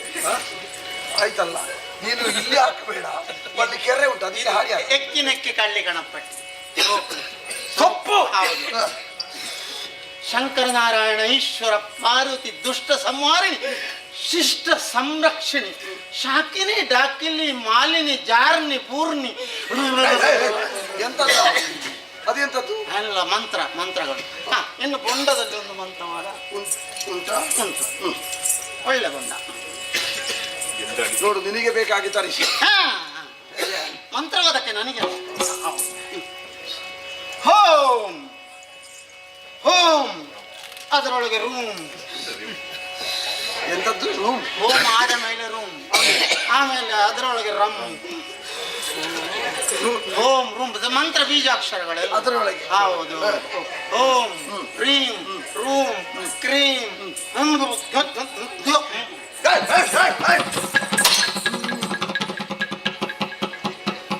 ನಿನ್ನ ಗ್ರಹಚಾರ ಬಿಡಿಸ್ತಾರೆ ಪಾಪಿ ಮಗನೇ. ಇದನ್ನು ಕುಡಿಲಿಕ್ಕೆ ಇಲ್ಲಿಗೆ ಬರಬೇಕಾ ನೀನು? ಯಾಕೆ ಕೊಡ್ದದ್ದು? ಸುಮ್ಮನೆ ಕೊಡ್ದದ್ದಲ್ಲ. ಸುಮ್ಮನೆ ನಷ್ಟ ಮಾಡಿದ್ಯಲ್ಲ. ಅಲ್ಲ, ಮತ್ತೆ ಮಂತ್ರ ದೇವತೆಗಳೆಲ್ಲ ನನ್ನ ಬಂಜಿಯೊಳಗೆ ಉಂಟು. ಅದು ಹೊರಗೆ ಬರುವುದಿಲ್ಲ, ಅದಕ್ಕೆ ಉಷ್ಣ ಆಗಿದೆ. ಅದು ಯಾವಾಗ ಹೊರಗೆ ಬರ್ತದೆ? ಅದು ನೀರು ಹೋದ ಕೂಡಲೇ ತಂಪಾಗಿ ಸ್ವಲ್ಪ ಹೊತ್ತಿನಲ್ಲಿ ಬರ್ತದೆ. ಈಗ ಅಂತೂ ಈಗ ನಮಗೆ ಈ ಕ್ಷಣಕ್ಕೆ ಈಗ ಆಗ್ತದೆ. ಈಗ ಆಗ್ತದೆ. ಅದರಿಂದ ತಿರುಗಿಸುತ್ತೆ. ಬಾವೆ ಉಂಡ? ಯಾರು ನಿನ್ನ ಅಕ್ಕನ ಗಂಡನೆ ಅಲ್ಲ, ಮತ್ತೆ ಹೊಂಡದ ಬಾವಿ. ಅಂತೂ ಅದನ್ನು ಬಿಡುವುದಿಲ್ಲ. ನಿಮಗೆ ಏನು ದೋಷ ಬರ್ಬಾರ್ದು? ನಿಮಗೆ ಇದು ಯಾರಿಗೆ? ನಿಮಗೆ ಯಾವ ದೋಷವೂ ಬರ್ಬಾರ್ದು. ನನಗೆ ದೋಷ, ನನಗೆ ರೋಗ ಇಲ್ಲ ಪುಣ್ಯಾತ್ಮ. ಇಲ್ಲ, ಆದರೂ ದೋಷ ಪರಿಹಾರಕ್ಕೆಲ್ಲ ಮಾಡಬೇಕು.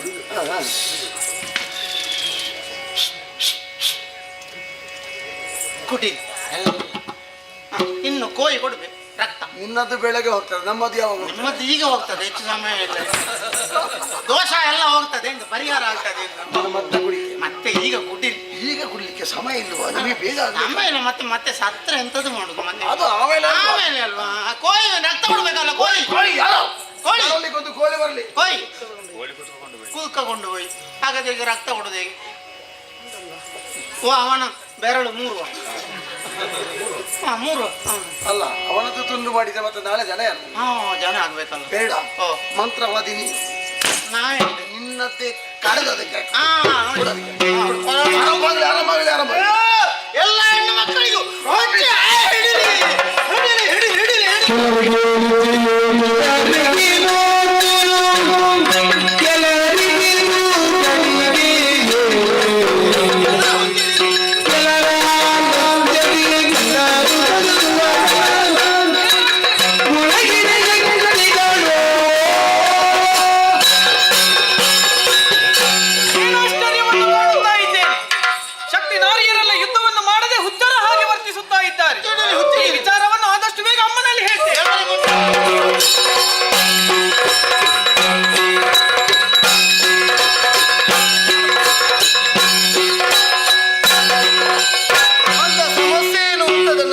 ತಿಳಿಯಿತು.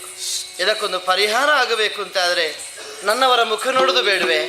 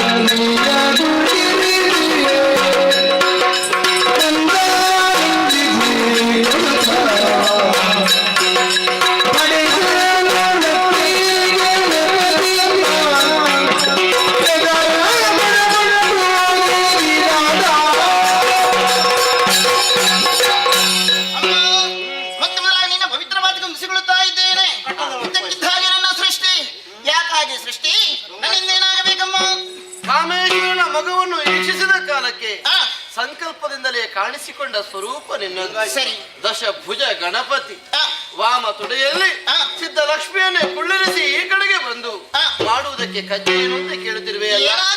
ದೂರದಲ್ಲಿ ಅನಿಷ್ಟ ಕಾಣಿಸದ ಮಗರೇ, ಮಾಟ ಮಂತ್ರ ಮಾರಣ ಎಲ್ಲವನ್ನು ಮುಗಿಸಿ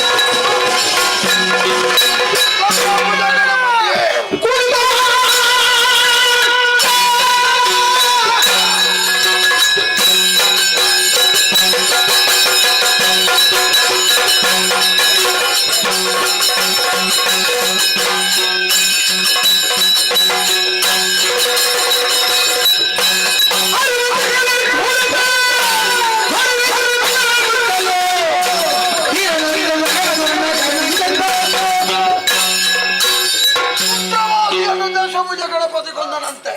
ಇವರಿಗೊಂದು ಸರಿಯಾದ ಶಾಸ್ತಿಯನ್ನು ಮಾಡಬೇಕು ಅಂತಿದ್ರೆ ಇದು ಗಜಾಸುರನು.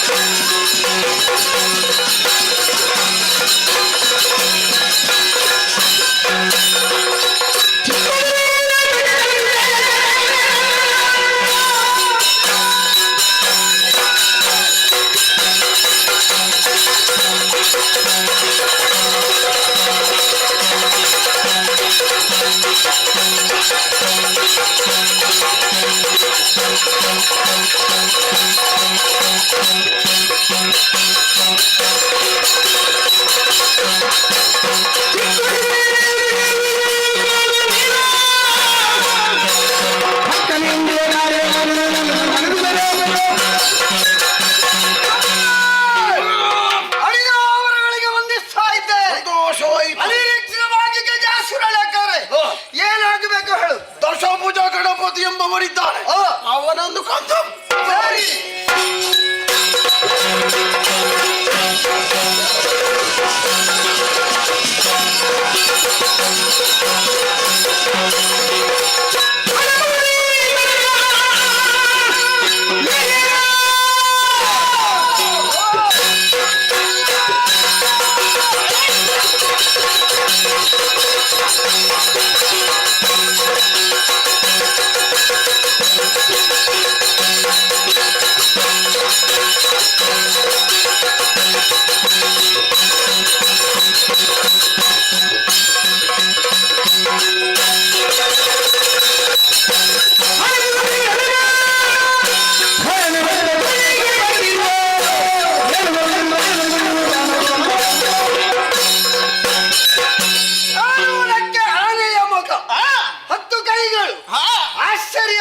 ಯಾಕೆ ದಶಭುಜ ಗಣಪತಿ?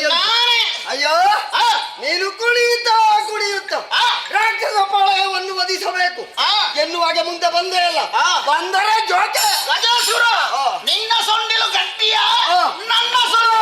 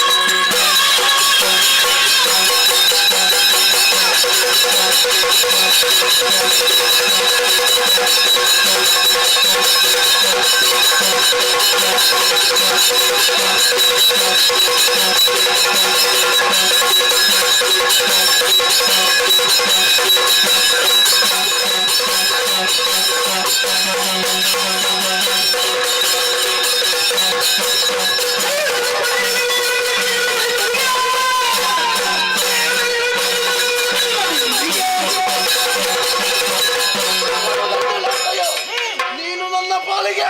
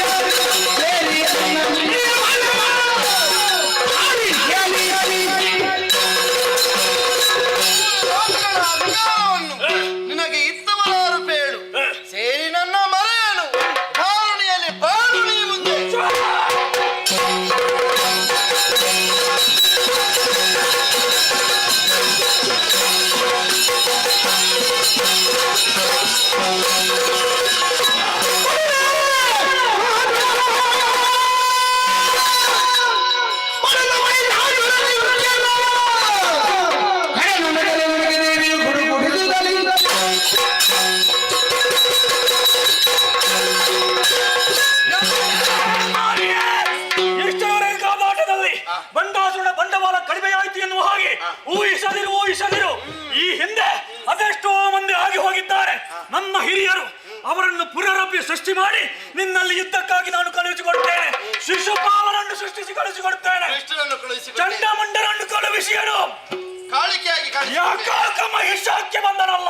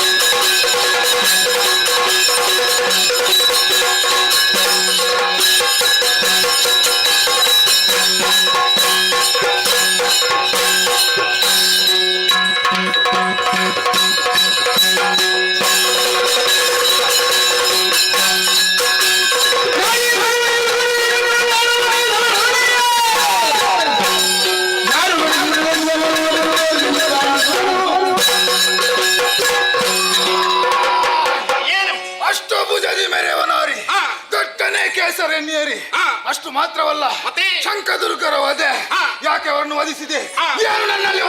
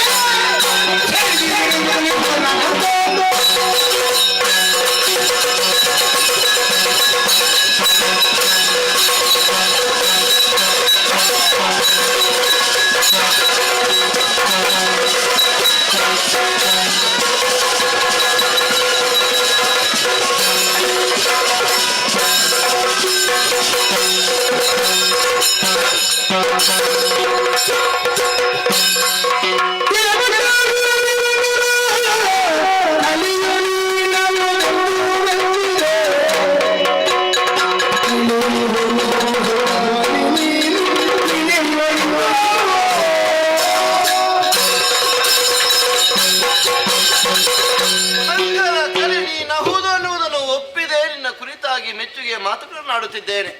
ಆದರೂ ನೀನಾರು ನಾನು ಏನು ಅನ್ನುವ ಸತ್ಯವನ್ನು ತಿಳಿದು ವ್ಯವಹರಿಸುವುದಕ್ಕೆ ಬೇಕಾಗಿ ಇದು ಸುಜ್ಞಾನವನ್ನೇ ಕರುಣಿಸಿದ್ದೇನೆ.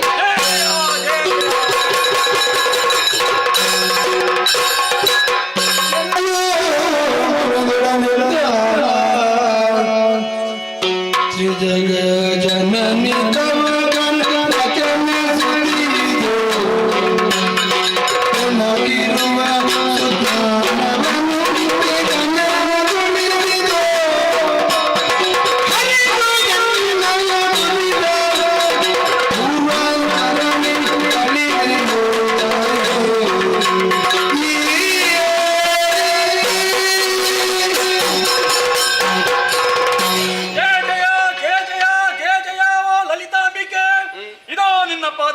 ನಮೋ ನಮಃ.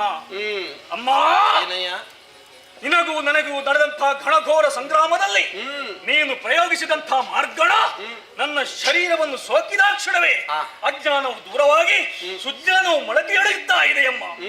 ನೀನು ಯಾರು ನಾನು ಯಾರು ಎಂಬುದು ಪ್ರಪಂಚ ಮುಖದಲ್ಲಿ ವೇದ್ಯವಾಗುವುದೇ ಹೊರತು ನನಗೆ ವೇದ್ಯವಾಗುತ್ತಾ ಇದೆಯಮ್ಮ. ಅಮ್ಮ, ಧನ್ಯನಾದೆ, ನಾನು ಧನ್ಯನಾದೆ. ನಮೋಂ ನಮಃ, ನಮೋಂ ನಮಃ. ಶುಭವಾಗಲಿ. ಅನುಗ್ರಹಿಸಬೇಕು ತಾಯಿ, ನನ್ನನ್ನು ಅನುಗ್ರಹಿಸಬೇಕು. ಜನನಿ, ನಾನು ಇಲ್ಲಿಯವನಲ್ಲ. ಗಂಧರ್ವ ಲೋಕದ ಮಾಣಿಕ್ಯ ಶೇಖರ ಎನ್ನುವಂತಹ ಓರ್ವ ಗಂಧರ್ವ ನಾನಾಗಿದ್ದೆ. ಈ ಪೂರ್ವದಲ್ಲಿ ಏನಾಗಿದ್ದೆ?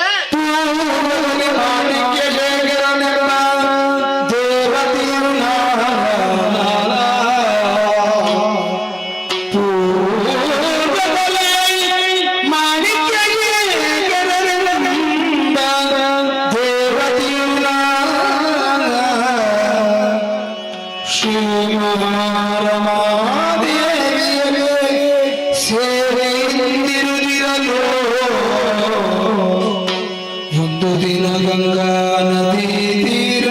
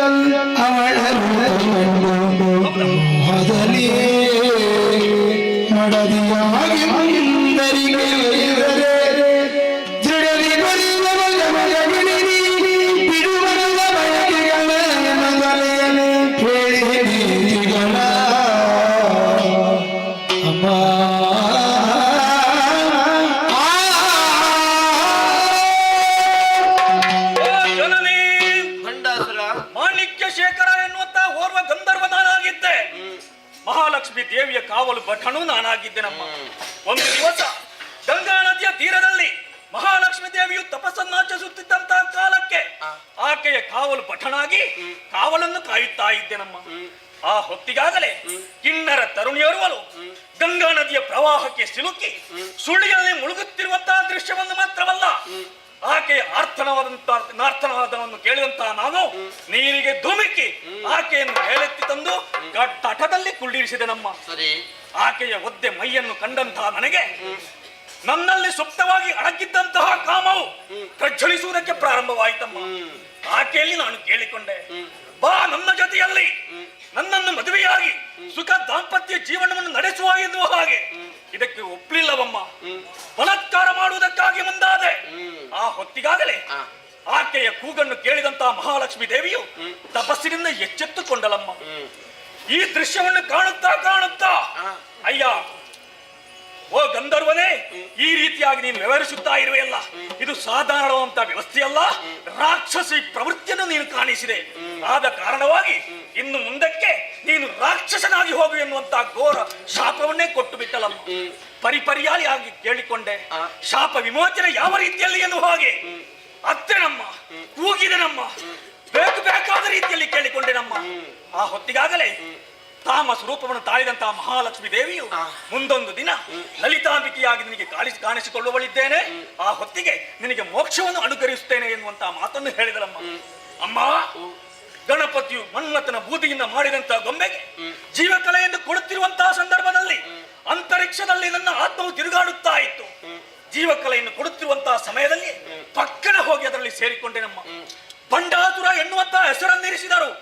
60,000 ವರ್ಷಗಳ ಕಾಲ ದೀರ್ಘವಾದಂತಹ ಆಯುಷ್ಯನ್ನು ನನಗೆ ದಯಪಾಲಿಸಿದರು. ಅಮ್ಮ, ಶುಕ್ರಾಚಾರ್ಯರ ಗುರುಗಳು, ಅವರ ಮಾರ್ಗದರ್ಶನ ಮಾತ್ರವಲ್ಲ, ನನ್ನವರ ಸಹವಾಸ ದೋಷವೋ ಎನ್ನುವ ಹಾಗೆ ಲೋಕದಲ್ಲಿ ಅಧರ್ಮದ ಪಥವನ್ನು ಹಿಡಿದೆನಮ್ಮ. ದೇವತೆಗಳನ್ನು ಹಿಂಸಿಸಿದೆ, ಗೋ ಬ್ರಾಹ್ಮಣರನ್ನು ಪೀಡಿಸಿದೆ, ಸಾಧು ಸಜ್ಜನನ್ನು ಹಿಂಸಿಸಿದೆ, ಯಜ್ಞ ಯಾಗಾದಿಗಳಿಗೆ ಕಂಟಕಪ್ರಾಯನಾದೆನಮ್ಮ. ಅಮ್ಮ, ಲೋಕದ ಅಧರ್ಮವನ್ನು ಮೀರಿ ನನ್ನದಾದಂತಹ ಜೀವನ ಶೈಲಿಯನ್ನು ಮುಂದುವರಿಯುತ್ತಾ ಹೋದೆ. ತಾಯೇ, ಮಾಡಿದಂತಹ ತಪ್ಪು ಏನೆಂಬುದು ನನಗೀಗ ಅರ್ಥವಾಗುತ್ತಾ ಇದೆ. ಅಮ್ಮ, ನನ್ನ ತಪ್ಪನ್ನು ಮನ್ನಿಸಿ ನನ್ನನ್ನು ಅನುಗ್ರಹಿಸಬೇಕು ತಾಯಿ, ನನ್ನನ್ನು ಅನುಗ್ರಹಿಸ. ಲಕ್ಷ್ಮೀದೇವಿಯ ಸೇವಕ ಆದರೂ ದುಡುಕಿ ನೀನು ಮಾಡಬಾರದನ್ನು ಮಾಡಿಬಿಟ್ಟೆ. ಹೌದಮ್ಮ. ಸುಮಾರು 5,000 ವರ್ಷಗಳ ಕಾಲ ಗಂಗಾ ತೀರದಲ್ಲಿ ನನ್ನ ಕುರಿತಾಗಿ ದೀರ್ಘವಾದ ತಪಸ್ಸನ್ನಾಚರಿಸಿದವಳಿದ್ದಾಳೆ ಲಕ್ಷ್ಮಿ. ನನ್ನನ್ನೇ ಹೊಂದಬೇಕು, ನನ್ನಲ್ಲಿ ಲೀನಳಾಗಬೇಕು ಅನ್ನೋ ಉದ್ದೇಶವೇ ಬಲವಾಗಿತ್ತು. ಆದ್ದರಿಂದಲೇ ಶ್ರೀ ಲಲಿತಾ ಅಂಬ ಈ ಸ್ವರೂಪದಿಂದಲೇ ನನ್ನ ಕಣ್ಣ ಮುಂಭಾಗದ ಲಕ್ಷ್ಮಿ ಸಹಿತ ಲಕ್ಷ್ಮಿಯ ಸ್ವರೂಪದಿಂದಲೇ ನಾನು ಕಾಣಿಸಿಕೊಂಡಿದ್ದೇನೆ. ಆದರೂ ಒಲಿದು ಕೇಳುತ್ತೇನೆ, ಏನು ಬೇಕು ಅಂತ ಕೇಳಿಕೊಳ್ಳುವುದಕ್ಕೆ ಅವಕಾಶವಿದೆ. ಅಮ್ಮ, ತಂದೆಯಿಂದಲೇ ನಾನು ವರವನ್ನು ಪಡೆದುಕೊಂಡಿದ್ದೇನೆ. 60,000 ವರ್ಷಗಳ ಕಾಲ ದೀರ್ಘವಾದಂತಹ ಆಯುಷ್. ಅಮ್ಮ, ನಿನ್ನನ್ನು ಕಂಡ ಮೇಲೆ ಆಯುಷೆಲ್ಲ ತೀರುತ್ತಾ ಬಂದಿದೆಯಮ್ಮ. ಆಯುಷ್ ತೀರುವಾಗಲೇ ನೀನು ಇಲ್ಲಿ ಕಾಣಿಸಿಕೊಂಡಿದ್ದಿ. ಇನ್ನು ನನ್ನ ಜೀವನ ಎಂಬುದು ಇಲ್ಲಿಗೆ ಬೇಡವಮ್ಮ, ಸಾಕಾಯಿತು ನನಗೆ. ಜೀವನ ಇಲ್ಲಿಗೆ ಮುಕ್ತಾಯಗೊಳಿಸುತ್ತಾ ಇದ್ದೇನೆ. ಆದಷ್ಟು ಶೀಘ್ರದಲ್ಲಿ ಮತ್ತೆ ನಾನು ನನ್ನ ಗಂಧರ್ವ ಲೋಕವನ್ನು ಸೇರಿಕೊಳ್ಳಬೇಕು.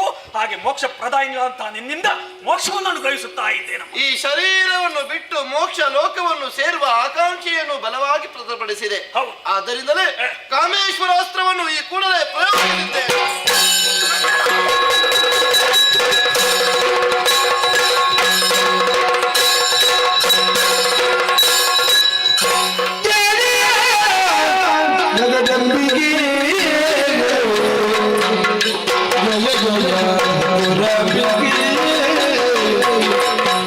ಜಯ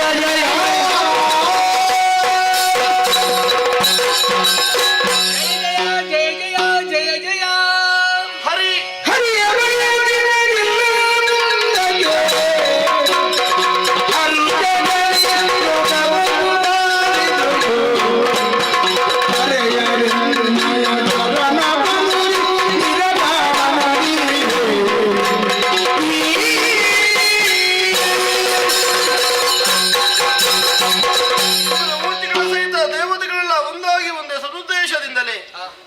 ದೇಹದ ಅಂಗಾಂಗಗಳನ್ನು ಕಡಿದೊಗೆದು ಅಂಬಾಧ್ವರವನ್ನು ವಿರಚಿಸುವ ಮೂಲಕ ಪೂರ್ವದಲ್ಲಿ ಮಣಿದ್ವೀಪದಲ್ಲಿ ನನ್ನನ್ನು ಸಾಕಾರಗೊಳಿಸಿದವರು. ಆಡಿದ ಅಭಯವಾಕ್ಯದಂತೆ ಭಂಡನ ಸಹಿತ ಕಳವಾರವನ್ನೆಲ್ಲ ನಿಗ್ರಹಿಸಿಕೊಟ್ಟಿದ್ದೇನೆ. ಈ ಬಗೆಯಿಂದ ನನ್ನನ್ನು ನಾನು ವಿಸ್ತರಿಸಿಕೊಂಡ ಹಾಗಾಯಿತು. ಲಲಿತಾ ಸಹಸ್ರನಾಮ ಈ ರೂಪದಿಂದ ನನ್ನನ್ನು ಅನವರತ ಶ್ರದ್ಧಾ ಭಾವದಿಂದಲೇ ಧ್ಯಾನಿಸಿದವರಿಗೆ, ನುತಿಸಿದವರಿಗೆ, ಪೂಜಿಸಿದವರಿಗೆ ಸಕಲ ಇಷ್ಟಾರ್ಥವನ್ನು ಒದಗಿಸಿಕೊಡ್ತೇನೆ. ಹರಿಯೇ ಭಯ ನಿನಗಿಲ್ಲ ಮುಂದಕ್ಕೆ, ಹರುಷದಲ್ಲಿ ಲೋಕವನ್ನು ಪಾಲಿಸು, ಮರೆಯದೆನ್ನಯ ಚರಣವನ್ನು ನಿರತ ಮನದಿ. ಎಲ್ಲರಿಗೂ ಶುಭವಾಗಲಿ. ಭದ್ರಂ ಶುಭಂ ಮಂಗಳಂ.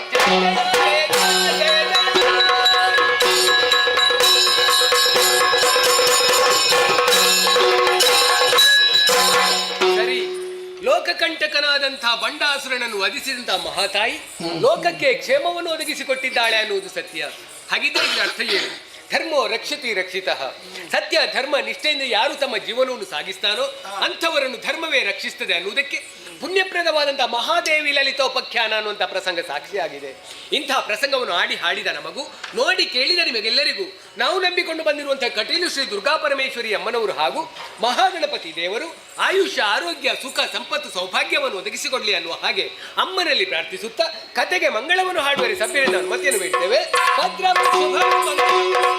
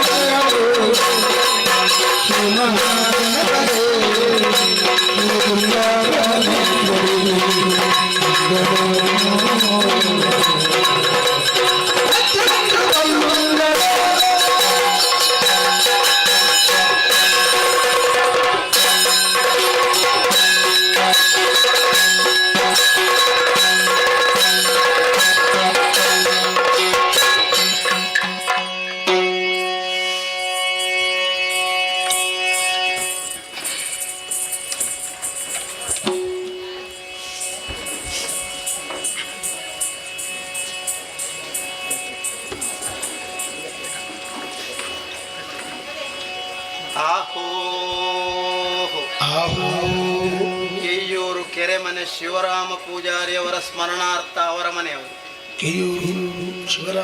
ಕೆರೆಮನೆ ಶಿವರಾಮ ಪೂಜಾರಿಯವರ ಸ್ಮರಣಾರ್ಥ ಅವರ ಮನೆಯವರು. ಶಹಬಾಸ್ ಮನೆಯವರು. ಫಲ ಮತ್ತು ಮನೆಯವರು.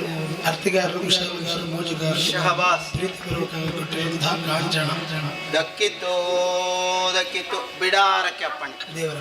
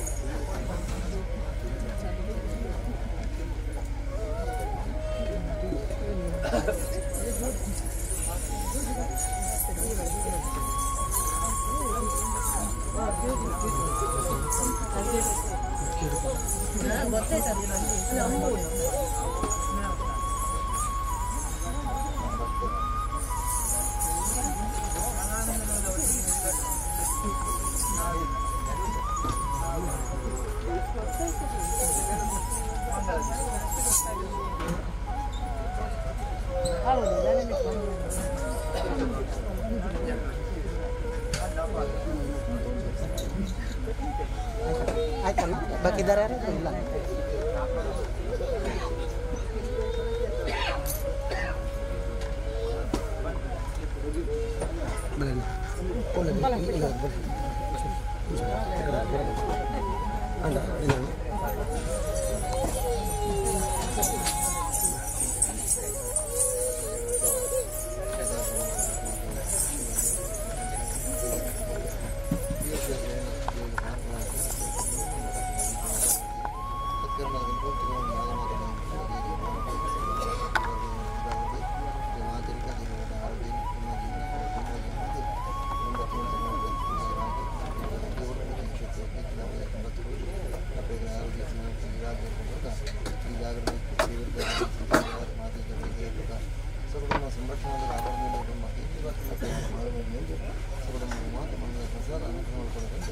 ಶ್ರದ್ಧೆ ಭಕ್ತಿದಾರ ಪ್ರಾರ್ಥನೆ